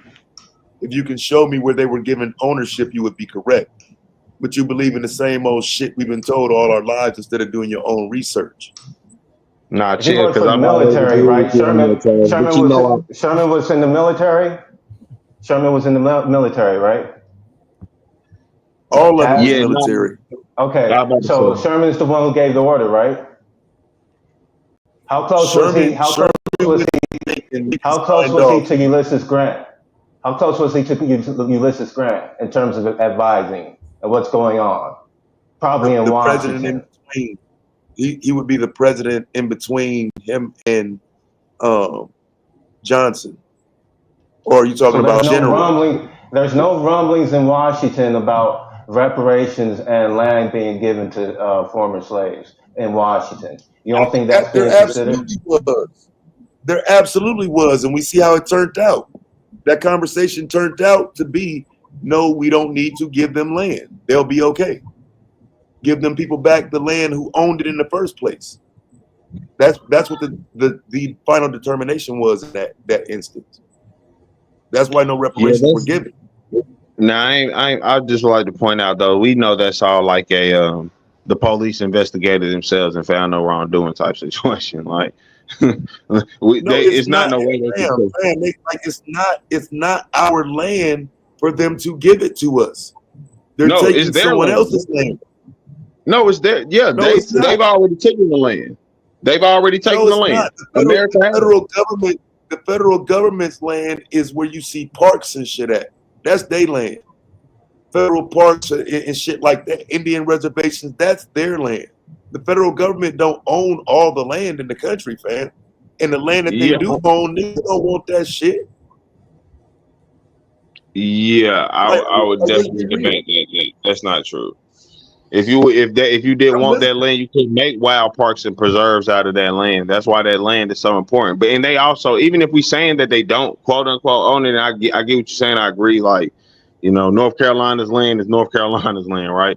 But all in all, they do have the ability to, if they wanted to outright. And I guess you saying like they could start a war. They could, but they could literally tell 6 states right now, every one of y'all get the fuck out of here. Y'all, we gonna relocate y'all niggas to Wyoming and fucking Montana and all them empty ass places. Y'all stay there. We gonna exile this land and annex that shit and everybody stay away. They can do that very easily. But they won't. They won't even give us one state because they understand the power of niggas having that. Y'all niggas be saying any fucking thing, bro. I don't think y'all done ever like researched this shit. What's the anything I'm saying? Like, so are you there? If so, do me a favor, share my screen. If not, if you ain't there, I'll log in and share it myself. Thanks, I appreciate you, my brother. So when we start talking about the federal government giving us land, again, this is the land they own. We don't want this shit. This ain't we gonna take reparations that in is Idaho. the West Coast of America. Yes. Yes. If right now they said niggas take California, we're gonna say we don't want this shit. That land they read is the most unfertile land we can live in. Do you see this, bro? This is not the California you would get. You would get this mountainous area of California that you see when you travel from Vegas over through here, and then it finally starts to look like California. How much is that caused by water dams? How much is it? That's caused by water dams, right? No, it's a bunch of fucking mountains and shit over there, bruh. There's a lot of rivers too. There's a lot of dams as well. Yeah, you out there in Arizona, you know what it looks like. Yeah. There's nothing here. So I mean, yeah, they own that land, fam, and they can give us that if we want it. That's what we want. Oh yeah, I'll take a good ass patch of that red land. I'll take a good ass patch. Even what y'all talking about unfertile, listen to me. I don't know what we doing here because nigga cities is thriving, the economy is booming. Las Vegas in the middle of the goddamn desert and the economy's booming. I ain't hearing no problem. And that's the thing. Yes. Oh, it's booming out here? Yes. You think? Yes. You don't think this is what, like, financially we can't prove that this is one of the top countries? I mean, one of the top cities in America, like making money wise. Bruh. And if you give us NORAD, what if you give us the NORAD bunker too? What if you give us the NORAD bunker too? I'm not trying to live in no landlocked state. Las Vegas is in trouble right now. That's why you see them trying to bring in the football team and the whole nine. What's happening with Vegas is everything that you used to come to Vegas for is all over the country now. So tourism has dropped. Since the pandemic, Vegas has never seen the numbers that they used to see. And now with sports gambling and everything else all over the country, people don't come out here like they used to. So the economy is weakening out here, bro. It's not jumping out here in Vegas, fam. Not at all. It's getting worse out this bitch. No, I'm not saying in terms of. I'm not saying in terms of like it's just some growing economy. I'm saying it already was a lucrative economy. Even with what it's losing, it's still making more than most cities in America. Now, what they would choose to shift to, whatever, or we would choose to shift to if we got this land, that would be all our choice and our determinations. But we can't sit here and say that, oh, they putting us in places where niggas can't make it. We already watch economies make it in every one of these red patched up areas. If we can figure out how to make it even more abundant, then yeah, we make even more money than those cities that they had. So that's what I'm saying. I don't look at that shit and say like, oh, look at all this uninhabitable land. Niggas literally inhabiting it right now. Got major cities. Bro, Arizona, I'm not going to lie to you. I don't understand how any man can live there on a day-to-day basis. Phoenix literally got millions of people in this bitch. How? Why? I don't fucking know. But it's there. So we can transform those. Again, that's not federal land. And so, like I say, when you start talking about desert and things that the federal government has yet to build on, I'm arguing it's a reason they ain't built on that shit. I'm saying it's a reason why. And then don't forget, some of this land is already Indian tribes. Some of these red patches is already where the Indians already are. Like that part isn't denoted, but some of this land is already occupied. This ain't just all free land that the government owns. Some of this shit they got some people sitting on it. Mm-hmm. I mean, they give those most of that is the Rocky Mountains. like I said, you can still tell them people to get the fuck off of it. Yes. You can literally tell them people to get the fuck off of it. We're gonna pay to relocate y'all to higher Oregon. We're gonna repay y'all everywhere, them little white patches around the ground. We're gonna move y'all everywhere that shit at. And if you want to go further on these, we'll do that too.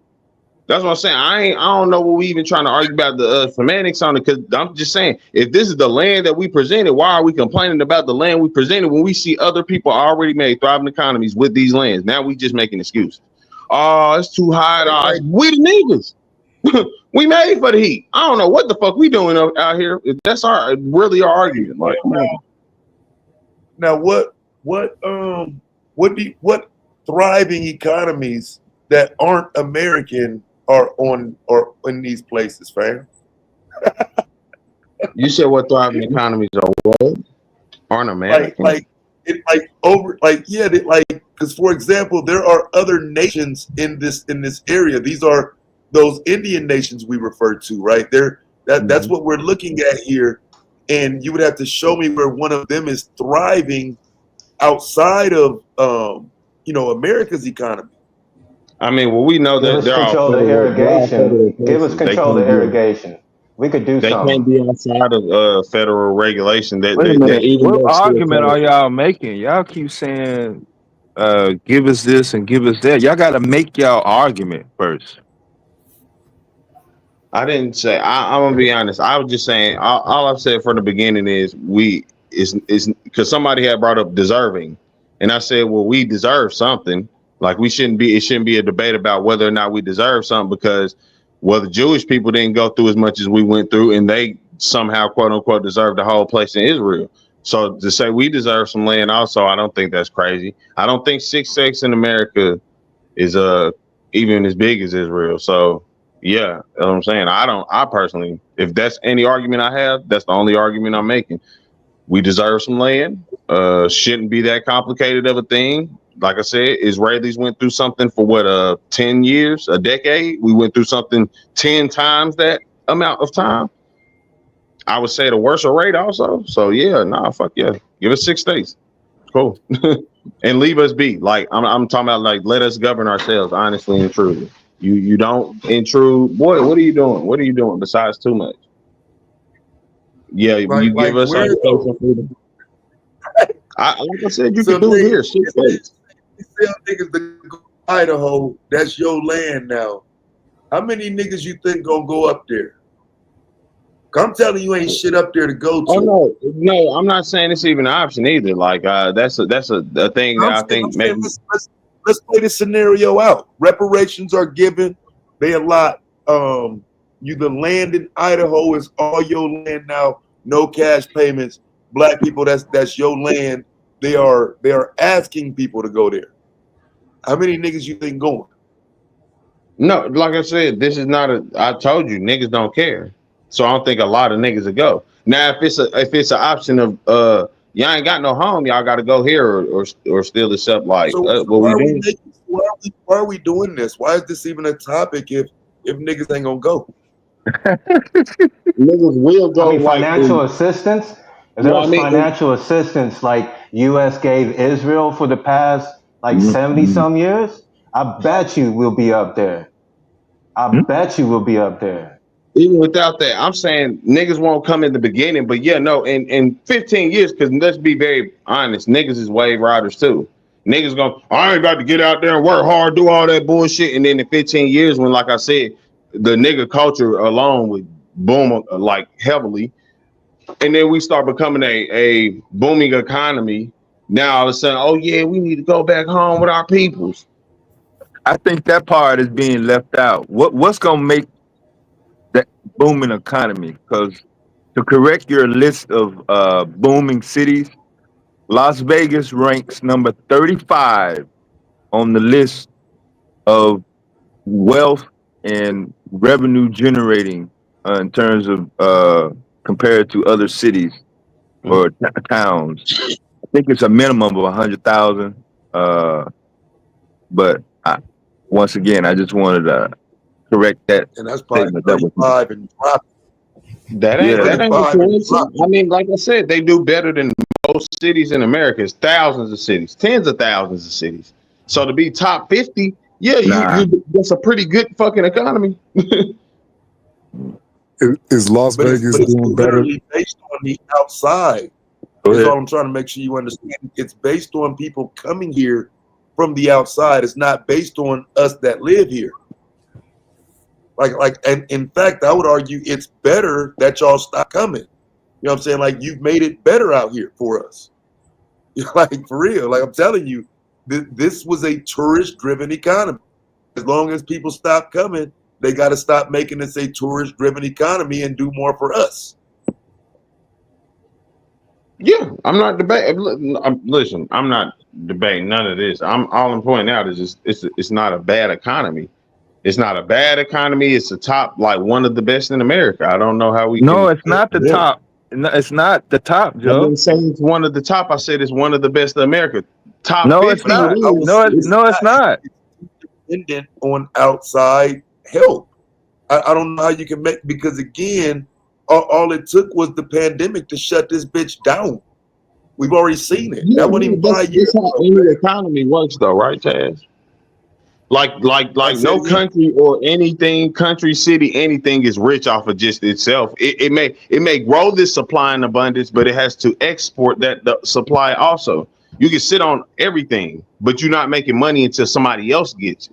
So that's what I'm saying. It's not like what you're saying. I get what you're saying, but that's how shit works. That's the economics. But I'm like, I don't know if you're talking about the people or the business. Like, again, the people. No, I'm just talking about the city, the location. Like, because we were talking about that they part of the red side, and I'm saying, look, that on that red map, and I'm not saying it was factual, but I seen it looked like most of Nevada and Arizona, right? So I'm like, all right, Las Vegas might be up in there. I'm just saying, if they say, all right, everybody in this red part, get the fuck from over there, this is now their shit. Well, we have the areas, I'm saying, where there has been top 50 economies, where there's been big economies. It shouldn't be any excuse for us to say, oh, well, they giving us the worst land. I would beg to differ, because we don't have to start from. Bro, that's the worst motherfuckers land. only went out west to look for gold in the 1800s, yo. That's like really the only reason why motherfuckers went out there. They didn't go out there to be in movies. They didn't go out there for jobs. They didn't go out there for better living conditions. Motherfuckers said it was gold out there, and motherfuckers hauled ass. That's the only reason. And then they found out the gold wasn't there, and it's still thriving right now. How about copper? How about copper and silver? Are they out there in Arizona and Nevada? Yeah, a lot of people died and went through a whole bunch of other shit Once that How much? information got How back to much the is East Coast. how much of that those resources are involved in solar energy, wind energy, AI, computers? What's up with it, KL? Appreciate it, yo. Reality show with y'all get your own land. Yeah, the own land is it sounds like it's based on some hypotheticals, and I understand we're trying to translate what we observe, but I don't see the transition or the argument being made for a government in which we say the government don't treat black people right, but in this instance they gonna do the right thing. I mean, Based that's on what. what?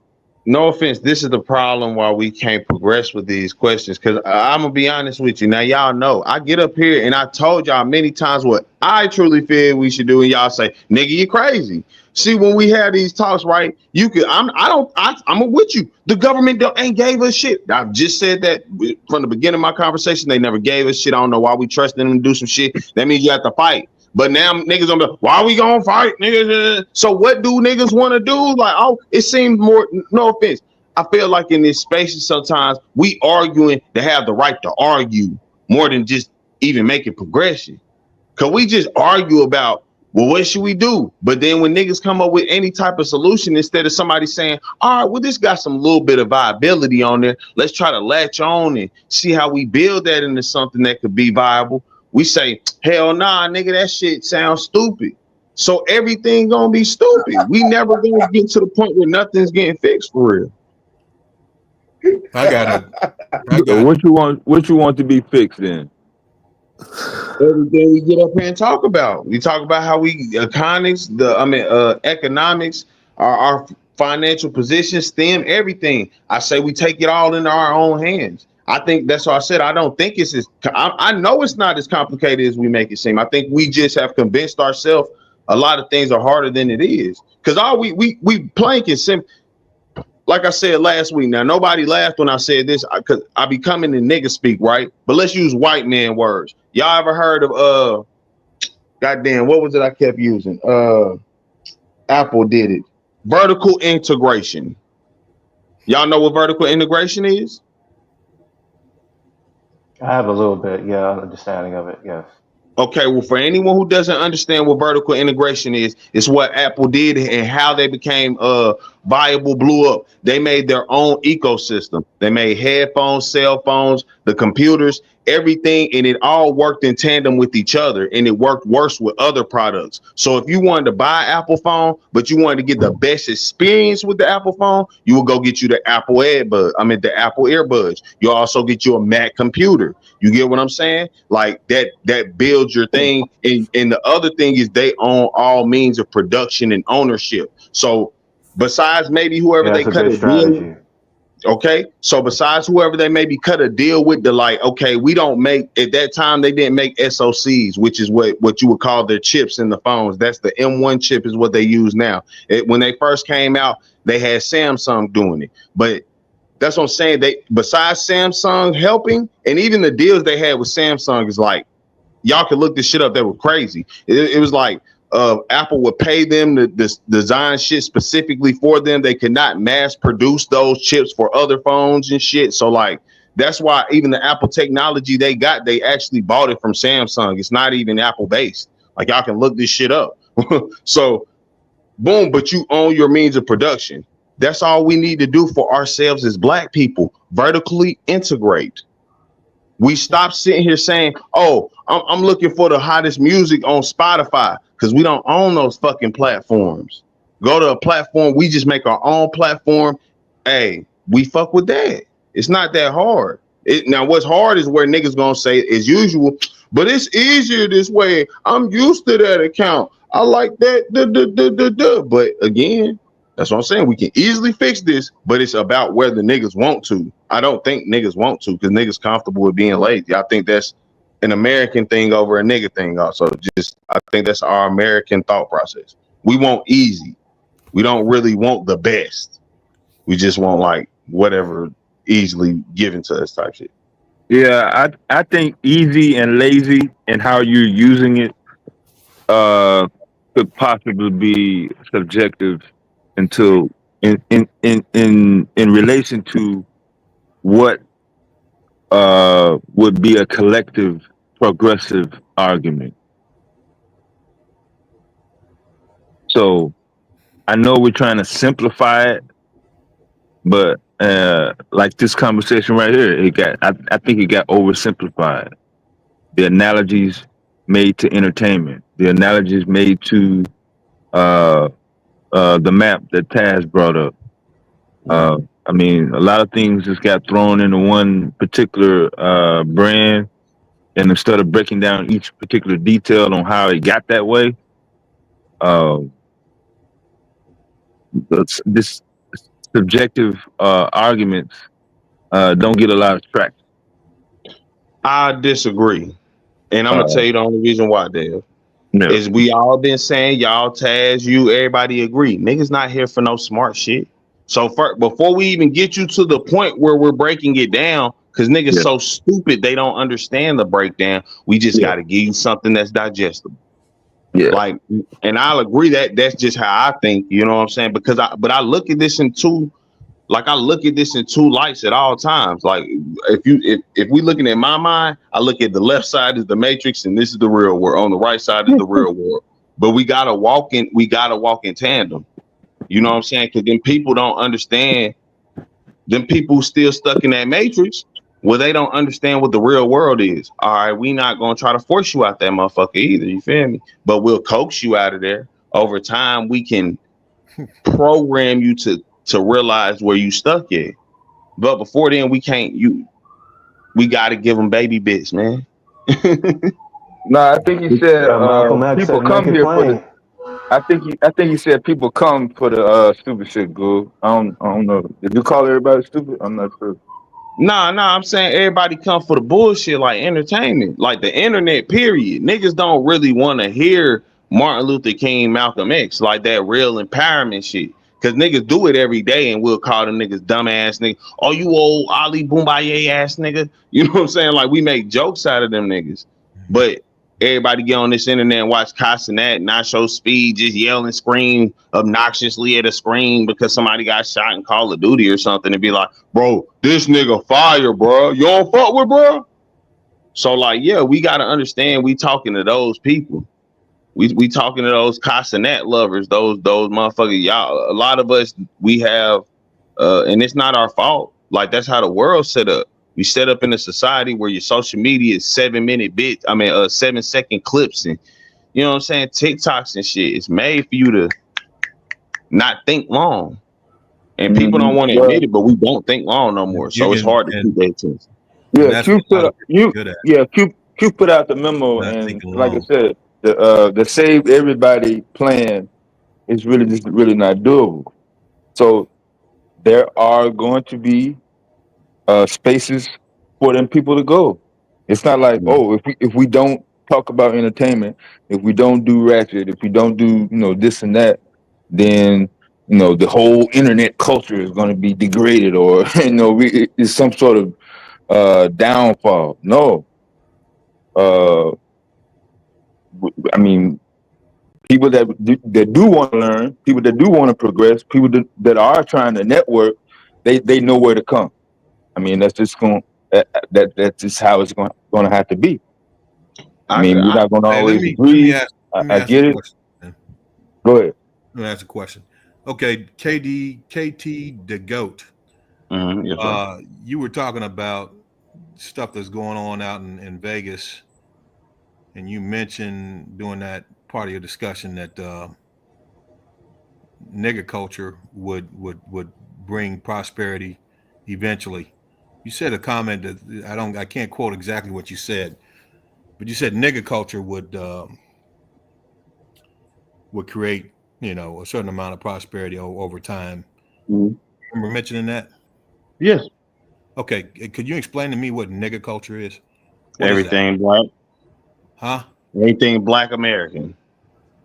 Like, first of all, I know people take offense to that, but I personally don't. That's one of the many things that white people tell us be ashamed in that shit. Because guess what? White people run around trying to scream nigga as much as you now. And then you want to say, well, that ain't our word. Well, that's why they feel right. They have the right to say, well, it ain't just for y'all. No, Y'all don't just give him an example. He just asked for an example. That's all. rap. Yeah.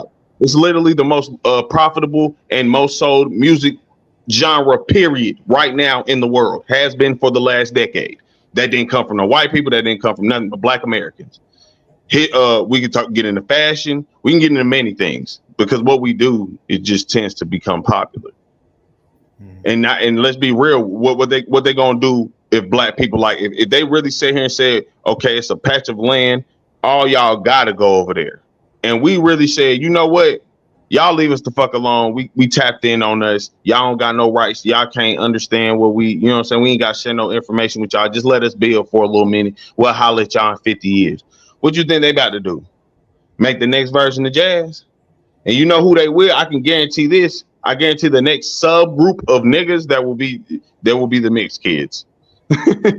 They will start trying to grab the Negroidian back off of those mixed kids. They'll start trying to make those kids get to each other so they can start bringing back more black shit.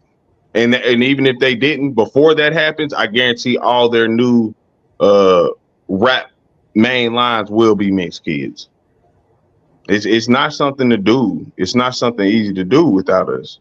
I know people say, oh, that's lies, but if so, then why the fuck it ain't happening? Why it's us black Americans that's making jazz, rock and roll, hip, all these genres? Where's the next genre for them? Yeah. Yeah. You say a lot, man. I really, I'll be honest with you, I can't even follow you. I can't follow you. So either I don't know where, I don't do drugs, but maybe I don't know. I don't follow you at all. But you just asked the question, did I not give you genres? Yeah, but fashion, I mean, you're talking about, well, we don't, that when you talk about jazz, you talk about R&B, you talk about even country music. That came from our people as well. Yeah. All different things that we have in the musical form. We didn't consider that nigga culture. We were black people. The nigga culture that you're talking about is all these rappers and these gay homosexual rappers. No offense. This is where the older mentality comes in. You can't teach an old dog new tricks. Y'all sit in y'all mind states, and that's a fucking lie. You was in the 80s with Prince, 70s with Prince. Them niggas out there with chaps in their ass cheeks out. Y'all niggas out there wearing Jerry curls and shit dripping. But that's what I'm saying. Y'all will make it. Oh, this is nigga culture, the bad shit. Nah. We as black people understood what those white people called us was niggas. And we not saying that niggas are good or bad. We saying that that's what they call us. All right, we got our black ways, but guess what? We got nigga culture. And we've embraced that from the beginning. Because guess what? In the 1910s and 20s, your people's in juke joints. That's how they made that rock and roll. And remember they were saying that? The devil's lettuce and all that shit. Yeah, niggas, they didn't start with rap.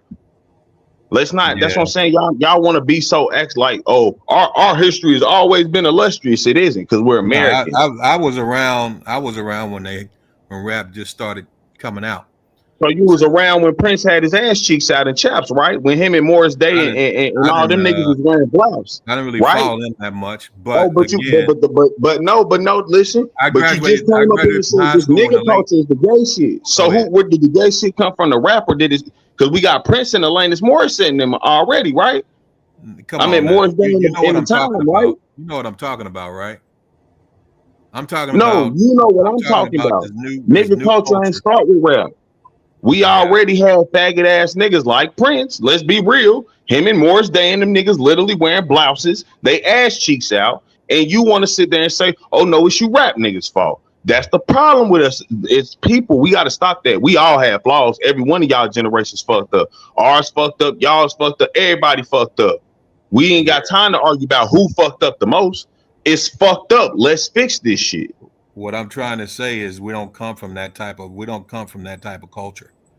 Where you're talking about Prince, you said the things that he did, he was an oddity, man. He was an exception to the norm. He was not. He was an exception. What Rick James and them niggas is doing? What about George Clinton and them? You was goddamn lying. He was not. We didn't have this huge homosexual genre Then why music. was Morris Day and them niggas wearing blouses? I mean, you talk about Morris Day and these dudes. It was a whole I'm lot talking more. about Bootsy Collins. They were I'm the talking about Rick exception to the norm. James. I'm talking about Rick To the James. norm. They were not Funkadelic Parliament. considered the norm. They weren't considered the norm. They All weren't. right, bro. So All I right. mean, right But it was now, enough you of tell them to me- be known. Because right I now, just you named tell plenty of me- people. It wasn't a rarity. It wasn't like I named 2 niggas.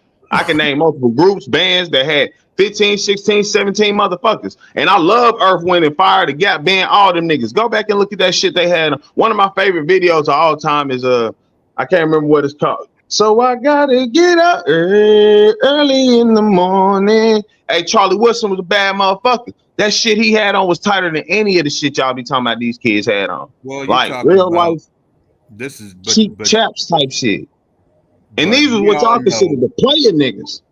we all know that the profession of homosexuality and effeminate males is prevalent in that genre of music nowadays, and it's all talking about destructing, killing each other. We weren't singing about murdering each other back then. What are you talking about? What are you talking about? No, I'm saying we weren't. You weren't singing this about whole- murdering niggas? We weren't talking about killing each other and blowing each other's brains out back then. It was literally songs about when Doing a niggas whole talking about they cutting niggas and shit. We at the juke joint, we at the liquor house, nigga. Fuck are you doing? James Brown that's literally my whole is, thing. hey, ain't James Brown the godfather of soul, but that's also one of the people that said the 4 founders of rap. You feel me? Don't act like that shit just started with them Hey, niggas. you know That's what? the- You know that's what's the so old funny man about problem. this? You know what's so funny about this is that you think you know so much, and I want to see. I want to see where you're gonna end up in the next 15, 20 years. You think you know so much that you can't listen, but it's all good. I feel sorry for you, you young, stupid motherfuckers. I feel sorry for you, but you guys keep doing it and thinking you know Oh what yeah, the that's how you know you ain't got no point though. When a nigga just got to start going to insult, you too old for that. First of all, that's just the bottom line. you I ain't just a too old. stupid I ain't motherfucker. too old for Boy, I nothing. ain't fucked Hey, up neither. Michael, you sound like you got a problem against rap. What you trying to say, brother? I'm saying that this situation that we got going on here, where we think that this culture that's prevalent right now that makes us look like fools and degenerates before the entire world. No, this what you not you not over talking omitting. me there, brother. Yeah, Stop yeah, over 'cause talking. you not making sense. You not Stop making sense. over-talking You me. just sitting here talking about how these niggas Stop made you, but you're over-talking ignoring me. Morris Day, all these Prince niggas, Funkadelic Parliament. Hey, can Was they not somebody making y'all silence look like this clowns clown and while gay I'm niggas? talking? Can somebody silence this dude while I got to Was ask they the not question? making y'all look like I'm clowns and gay answering it. niggas? Don't act like now. Oh, it's just y'all niggas. See, that's the problem. Y'all want to point a finger instead of take some responsibility. Cause guess what? I'm saying it right now. Young Thug and them niggas bitches. They weird. They should have never promoted no shit like that. But you can't say that for your group. You can't say that for your time. You act like what your time did. Nah, that ain't had nothing to do with it. That was just they was trying to make good music and good entertainment. Niggas was faggots and dresses and shit too, nigga. Stop playing. They out here sucking each other. Bro, Rick James out here admitted many times he done had some That's homosexual not our experience. culture, man. That's not our culture. I don't know Nigga, what you. then why is it a whole decade full of that? And you know Funk what? is a thing. You're Disco ignorant is a thing, motherfucker. my Hey, brother. hey, stop. Hey, could you stop You right, calling I'm me done. nigga? Okay. I Could you ain't stop even calling saying me? it. I said my brother. I literally just said my brother. So anyway, look. To answer your question, I got a problem with the genre of music that's pervading the entire globe right now, that makes black people look like a bunch of degenerate, ignorant, homosexual, immoral individuals. That's not our people. That's not where I came up. That's not where I came from. So I don't like it. I think it does a lot of harm to our people. It justifies in the minds of people who are our sworn enemies the maltreatment of our communities, the actual targeting of our people. I think it justifies that, and that's the whole reason it's there. It's there to make us a degenerate type of people in the eyes of the entire world, and that's not just European, Asian, East Indian. That's not. It's even the Africans that come here. They get that view of who we are as a people, and that's not who we are. That's something that comes out of the last 30 years of basically, I think, psyops against our people, psychological ops against our people to change our culture into something that's very degenerate and inhumane, and then profess that before the entire world, which gives the justification of our perpetual oppression and eventual annihilation in this country. So when we talk about this government giving us some type of land, that's not gonna happen. Our moral equity has been completely expunged and done away with within the eyes of the entire world. We're in the same place, if not worse, of the European Jew right before Hitler put them in concentration camps and annihilated 6 million of them. We're in that same place, if not worse, before the eyes of the world, based on this quote unquote nigger culture he's talking about, with all these degenerative type of things that are going on. So no, I don't like it. That's not where our people need to go. We got to get off of this, man. Our people need to get in line and follow the things that actually produce life. That is, the cultivation of one's mind, the cultivation of one's spirit, and the cultivation of one's family and community, and then and a decent relationship with a higher being, with the creator of all things. We don't get back to that, we're done. And for the people who keep thinking that we're just a bunch of niggas, it's sad, man, but it's all good, because I'm just gonna watch. I just watch them people perish, because if you don't have the right mentality, because you just talking bullshit, bro. I'm not even being funny, my nigga. So Tutti Frutti all Rudy wasn't gay. But I can This show ain't you. even 1920. This ain't nigga culture. You This said ain't that I'm nigga talking culture. bullshit. You don't make sense. Hey, Like it didn't start said I'm 30 years talking ago. You just want to make some claim as if my people's perfect and we come from an era of da da da da da. It's different. More. Hey, guess what? Times change, bro. Guess It's what? all Times good. change. You I'm hate glad that, for you. don't you? But I That's guarantee what we said. No, you can't sit We down can and keep leave the contention down, man. I don't know why y'all fight, man. And the homo stuff is white people shit, man. I mean, come on, let's be honest. But Don't make it seem like there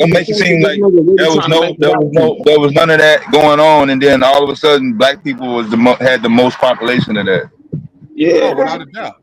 It's definitely Greco. It's Greco-Roman culture. That's why, and the people who are in this music industry, that entertainment industry, they know who turned them on to it and who made Okay, that's why I say we focus on education, because like I said, I don't believe that that any industry when it comes to communities and societies can actually progress without some sort of structured education. I agree, So 100%. So the more focus we get on entertainment, though, that lessens education. I just don't see how that's. What I'm saying is, when you talk about this nigga culture that he's talking about, this nigga culture that he's talking about is related to the entertainment industry, which obviously that doesn't reflect the black community. Like nothing in entertainment reflects a majority of the black community. Drill culture, Bootsy Collins, Prince Rogers Nelson, the list goes on and on. None of those figures represent black communities on the East Coast, the Midwest, out South, and people that actually work every day. That's a good thing. Exactly. So basically, this nigga culture that we're talking about that's going to be so prosperous, that's going to provide a certain amount of prosperity for the community. That's not what we need. We need, like you're talking about, a culture that's based on intellectual development, on the ability to use your mind to overcome your environment and your oppressor. And we always been working on that. I thought. At least the black people that I've been around, the black people that I was raised up around, they always, concentrated on community, networking, using what they had. It may not have been the best if we're going to compare it to entertainment, I don't know where comparing regular everyday black people became relevant or compared to what's seen in Hollywood or listening on the radio. I mean, that's You can't, Believe it or you not- can't believe it judge or the not- whole diaspora based off of motherfucking drill music. Like that's some Nah. crazy shit right there. nah, that's Believe it kind or of not- wild for me. Believe it or That's not, a the wild images. claim. And then on top of that, not only that, you try to judge the whole diaspora off of drill music, but then you go back and talk about some creator shit. So we supposed to sit here Anyway, and man, follow some mythological shit, look here. but not something that actually came out of the struggle. This is what I'm going to say about that. I'm going to say that is the image that is set for black people and portrayed to the entire world. That's a image. That's a image because that's not the only image. And when you look at it, if the image is so bad, why is the whole entire world copying the image? You got motherfuckers in Asia doing drill rap. You got motherfuckers over there in I'm Eastern actually- Europe doing drill rap. Really, the truth Copying is, the man, culture. I think, man, what I'm trying to do is I'm trying to get people to understand that that's not the way we need to go. That whole We're not going that way. No, I don't see this mad drove of There's black a lot of people. rappers that condemn drill rap. There's a lot of people that talk bad about that shit that don't even like it. There's niggas They that don't get, they even get want post, to hear they it. post every day on social media. Hey, this is crap. Check Mumble this out. rap. Yeah. We done made a term for it. It's called mumble rap because it's garbage, and we acknowledge that. So you can't sit there and judge a whole group of people based off of one subculture of rap. That's crazy. That's wild right there. That's super pseudo. Of course, I'm not judging. I'm not judging. Now, you talking to me or you talking to somebody else? I'm talking to Mikey. Man, you don't know what the fuck you're talking about. I never judged anybody. I never judged our whole culture off of that. What I'm saying is You that we just don't. said that's how the whole world looks at us. You said that's how the whole world looks at us because That's of real because rap. that's because That's of what not the how the whole world looks at us. That's because the images that are put out there. The images that are put out there. That's by and large. that's one image. That's one dealing image. What with about the other images that are out They're there? by and large You dealing with that. just judging us all based off of one subgenre of rap. That's stupid. You saying I'm judging everybody based on that? Is that what you're saying? That's what you just said. You said you the don't know whole what world the is fuck looking you're at us talking based about. off of drill rap. You said the whole because world of is that, looking you at don't us know what for you're one talking way about. based off of drill rap, and I'm telling you that's not true. What you're doing is you listen to what you think you want to hear, besides what the fuck I'm saying. Dude, I'm listening to what you said. I'm responding to what you you ain't said. listening to what I'm saying. You listen to Now what you you now you moving the needle. Now you playing semantics. Okay, so what are you saying? Just like I said, that image, this nigga culture that he's talking about, it's time out for that shit. We don't need that. Nah, so yeah, correction, just quick correction. As I was saying from the beginning, you got a thing in your mind where if a nigga say nigga culture, that is just bad and the worst of black people.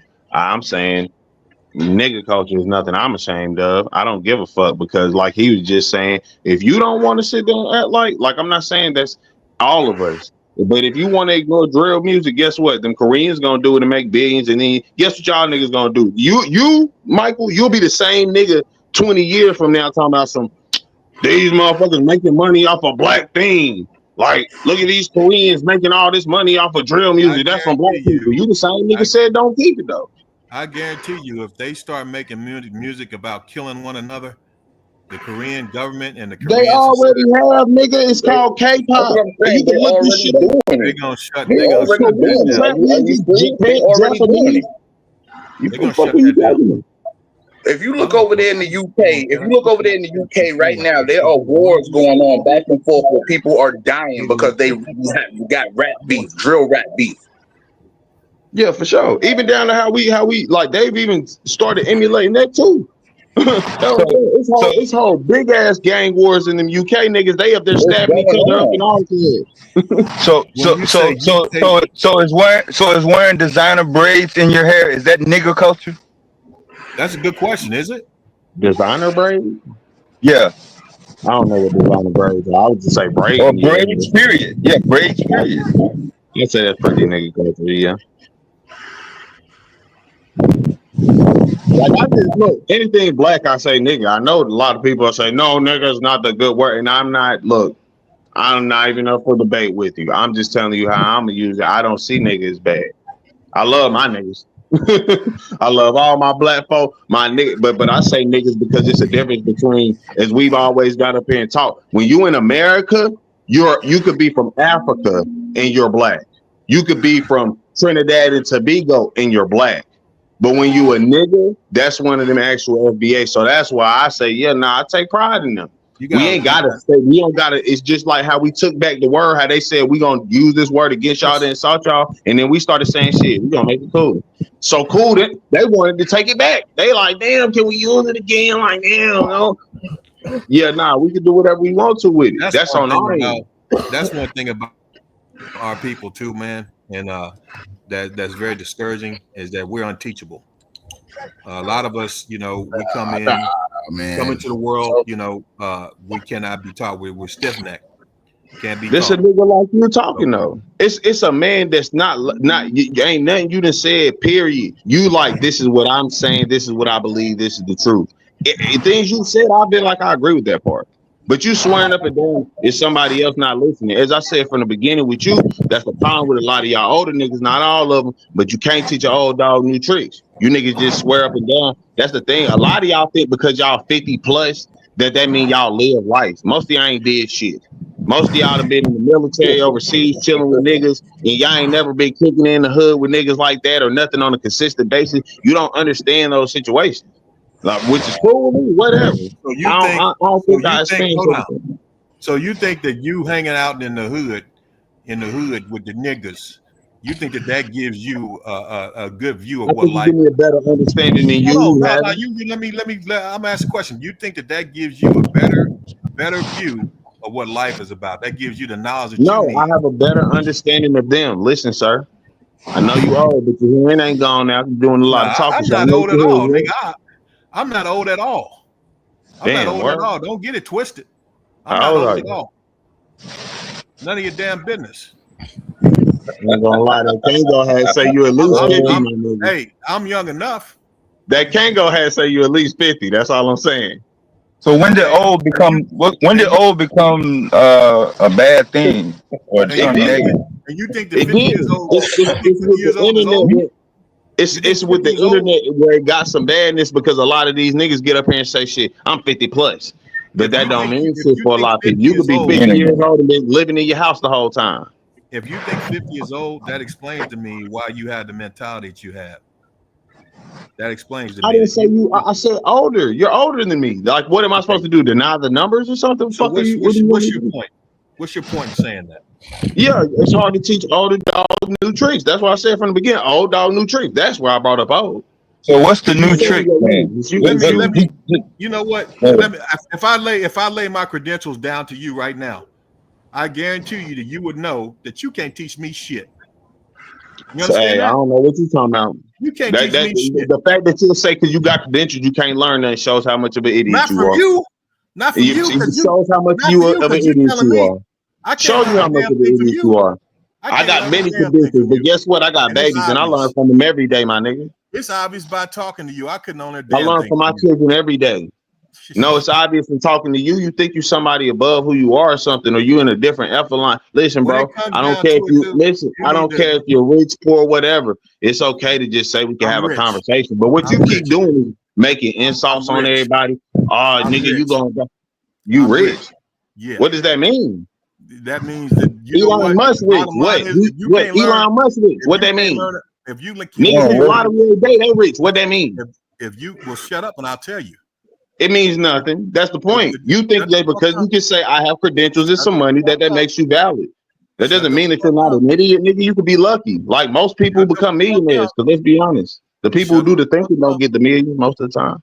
Shut the fuck up and I'll tell you what it means. Calm down, young lady. Shut the fuck up and I'll tell you what it means. This is what it means. You pull your skirt down, your thong showing. Why you cussing, sir? This is what it means. This is what it means. You can go clean your snotty nose after I tell you this. This is what it means. It means that if you listen, you might learn something about how to get rich. Mm-hmm. But you too hard-headed, and you think you know every motherfucking thing. So guess what? In about 20 years, you're gonna be in the same spot you're in right now, or worse. Well, I'm doing better than most people. I can guarantee you that for my age. So I can promise you this: even if 20 years I stayed in the same spot, I'll probably still be in better position than most people your age. So I don't know what's the insult here. Will I lie to you and say I'm rich? Fuck no. But I definitely live better than most people. I live better than the majority. You want to be average? The point is, what I'm trying to tell you, No, young not man, average. That's the point. But really you, know how but like old you were just saying, you do all this talking, and then I'm not up here trying to tell anybody about what I got, because that doesn't make me bigger, little, or anything. You can't tell me anything about where I'll be. You think that you know so much, and you already said you think that I'm an older I person, know, right? I know knowledge, like all knowledge. Hey, it's available, right? We can all get knowledge. So it's certain things that I think we all should know. Now, besides that, yeah, like everybody else, I'm here to learn every day, because I don't know everything. I'm not God. That's not the. But you would never know that. See, you're a person who basically go off of what you think. If you know you don't know, if you know you don't know a lot, then shut your fucking mouth. Maybe you'll learn something. No, I know I don't know everything. That doesn't mean I don't know a lot.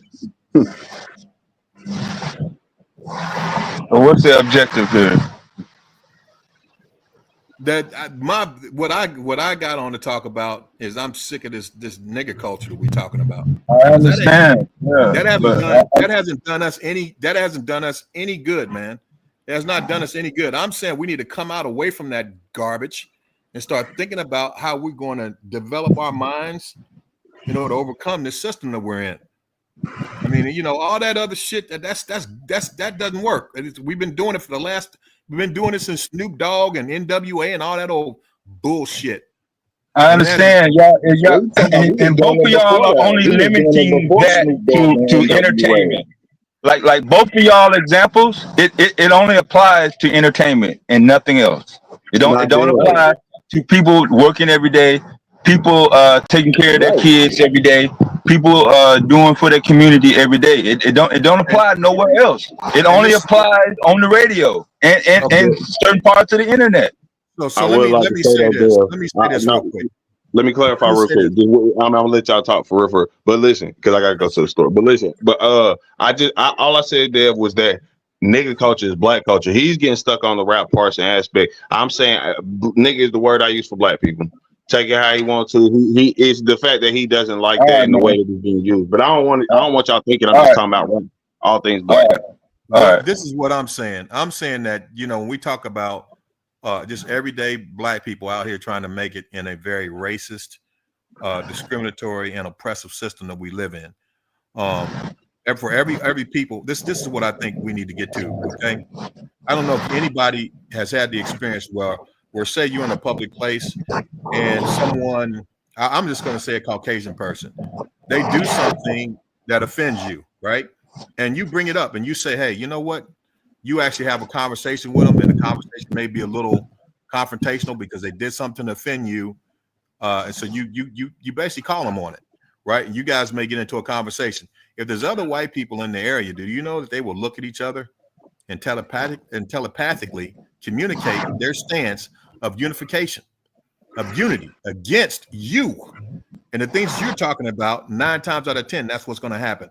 They have an understanding between one another that even if you're right, you're still wrong because you're coming against the establishment and the status quo.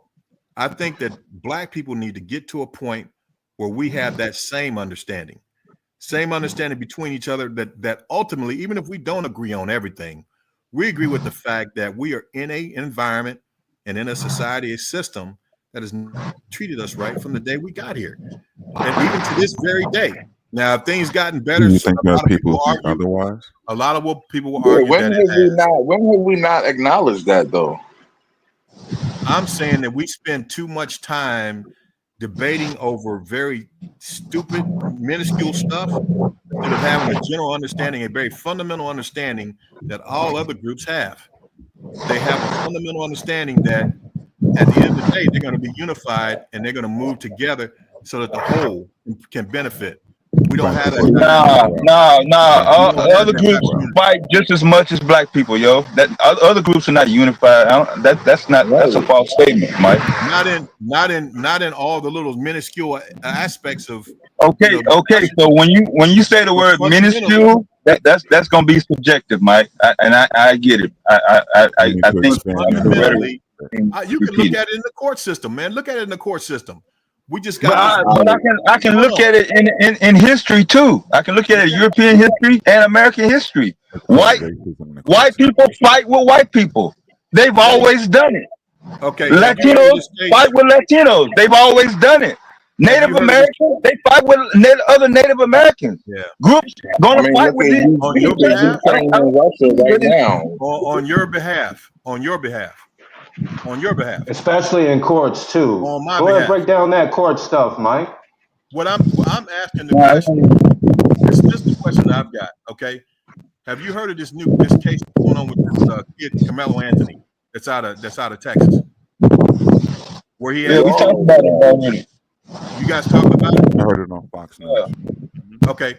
So there's another case where we already know that Carmelo Anthony, he's been charged with first-degree murder because he protected himself against these two white kids that came, and he thought that they were going to harm him. He protected himself, and it ended up being a death in that. So death involved. He's locked up, waiting for trial. And the stand your ground law that they have in that state does not apply. No, he got out on bond, man. What you talking about?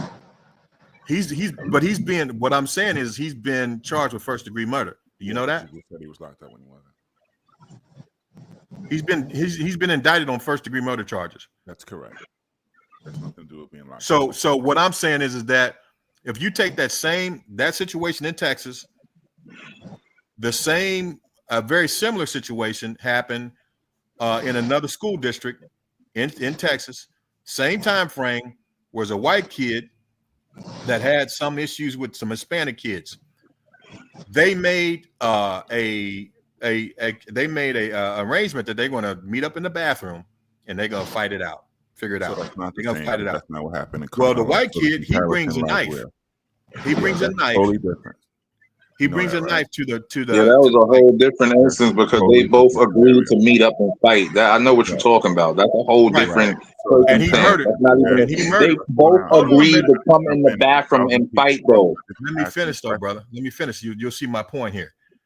He made arrangements to go in and meet this guy, and they fought, and he killed the guy. He stabbed him 4 times with that knife that he had. Okay, he's not being brought up on murder charges.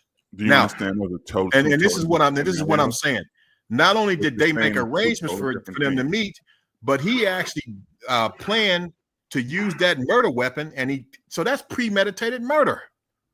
That's murder in the first degree. He didn't have to go there. Carmelo Anthony was just sitting on he was sitting on the bench, approached by these white guys, and had to defend himself out of nowhere. He did not know that they were going to approach him that day. So what's the comparison and what does it have to do with rap? I'm not sure. Yeah. Like, how does the drill rap play into this? We're not talking about that right now. We moved past No, that. you was talking about unity. I was waiting on the unity analogy. What I'm trying to say to you, devastating for you, is that is a situation where solidarity in the court system with white supremacy exists. Because it's a white court system. Do you think there's a black unity one there? somewhere? There is unity in that system. Where's the when black this white court kid came in? Hold on, brother. Stop talking. Let me finish real quick. No, start making sense. Okay, I'm out. Fuck you, nigga. Fuck you. Yo, fuck your mother whore. I didn't even know how to curse. I just made up some bullshit. Oh God! Oh, nigga! I don't even know how to curse. Yeah, that was pitiful. Boy, you sound uncomfortable as hell. Oh yeah, Powell. F you. I don't even know what to say. That was terrible. True, you thought about that shit. He said, "Fuck you, mother." Identity. I don't never want to hear that ever again. I don't give a fuck where we at. Yeah, give me a disclaimer and I'll jump off the line. Oh man, fuck that shit. a straight white boy. Oh, no. That sound like a straight clan member right there.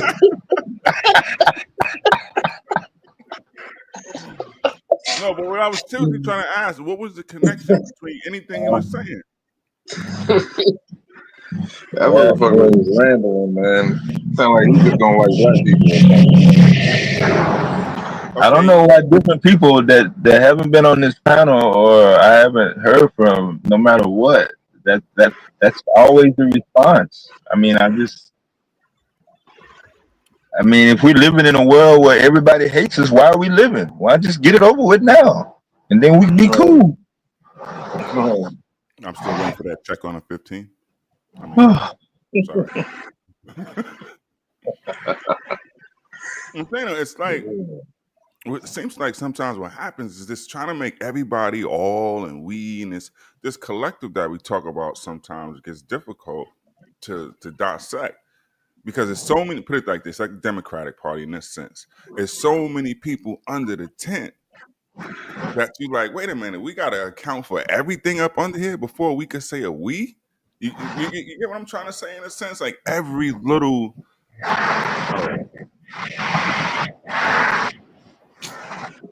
Yeah, that shit was wild. Special interests type of thing you got to take into account with this and that.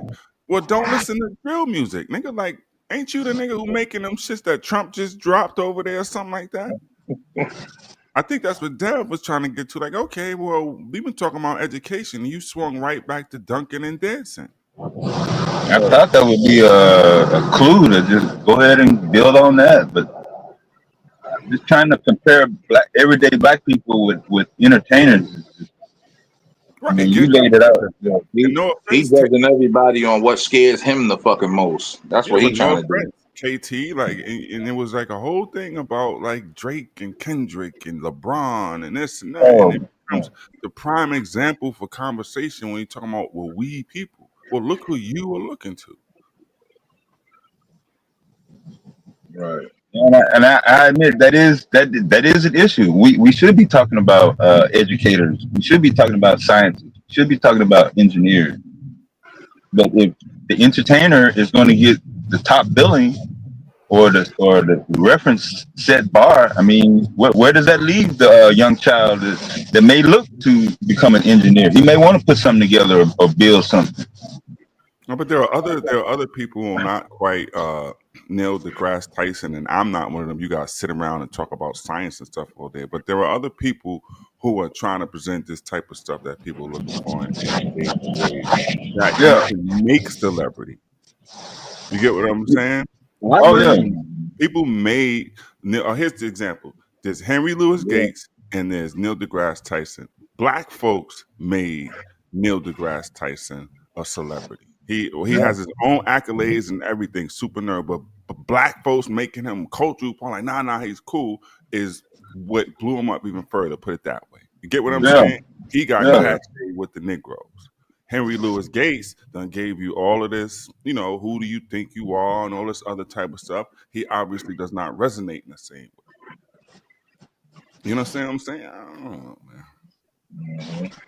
No, I feel you, and that's what I was. Listen, I want y'all to understand. I'm not saying like LeBron and them. I'm saying like whoever the celebrity. I'm not saying that the celebrities have to be LeBron and them. I'm just saying in today's day and age, I agree. There isn't many engineers. I wish we did have some guy we could look at as like, this is the black. There's plenty of black engineers though. I mean, I don't know what number y'all looking at. I'm not saying it's not any of them. I'm saying yeah, but I mean, a black engineer just left the panel in a rage.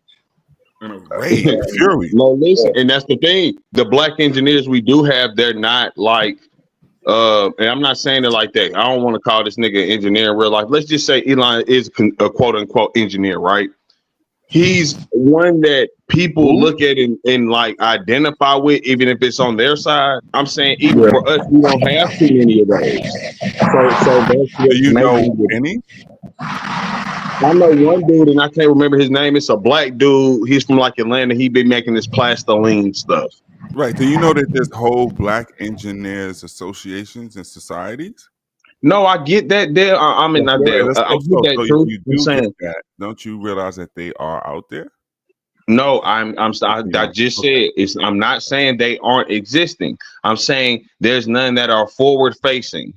Does that make sense? No, There's not because many they have who a go out here forward-facing and explain that to organization that we people in a know. regular way where they can get it, and that makes them popular. Because Neil deGrasse Tyson isn't popular because he's Do you know who Christopher Emdin is? No, sir.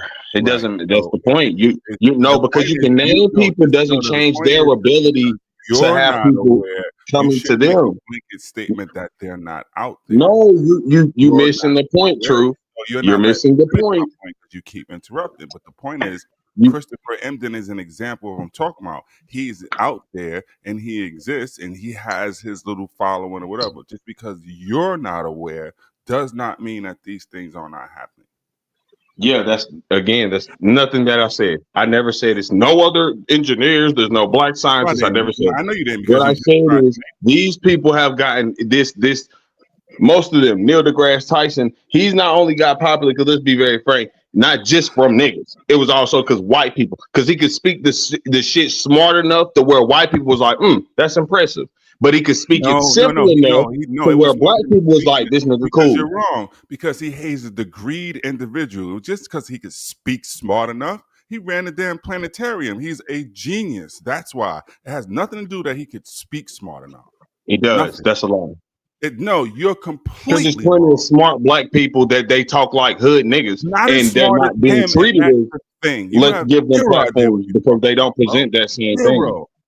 Zero. There are not as Okay. many people as smart as him regarding that. That's why he was in the position he's in and still is. Who the fuck gives a fuck about stars?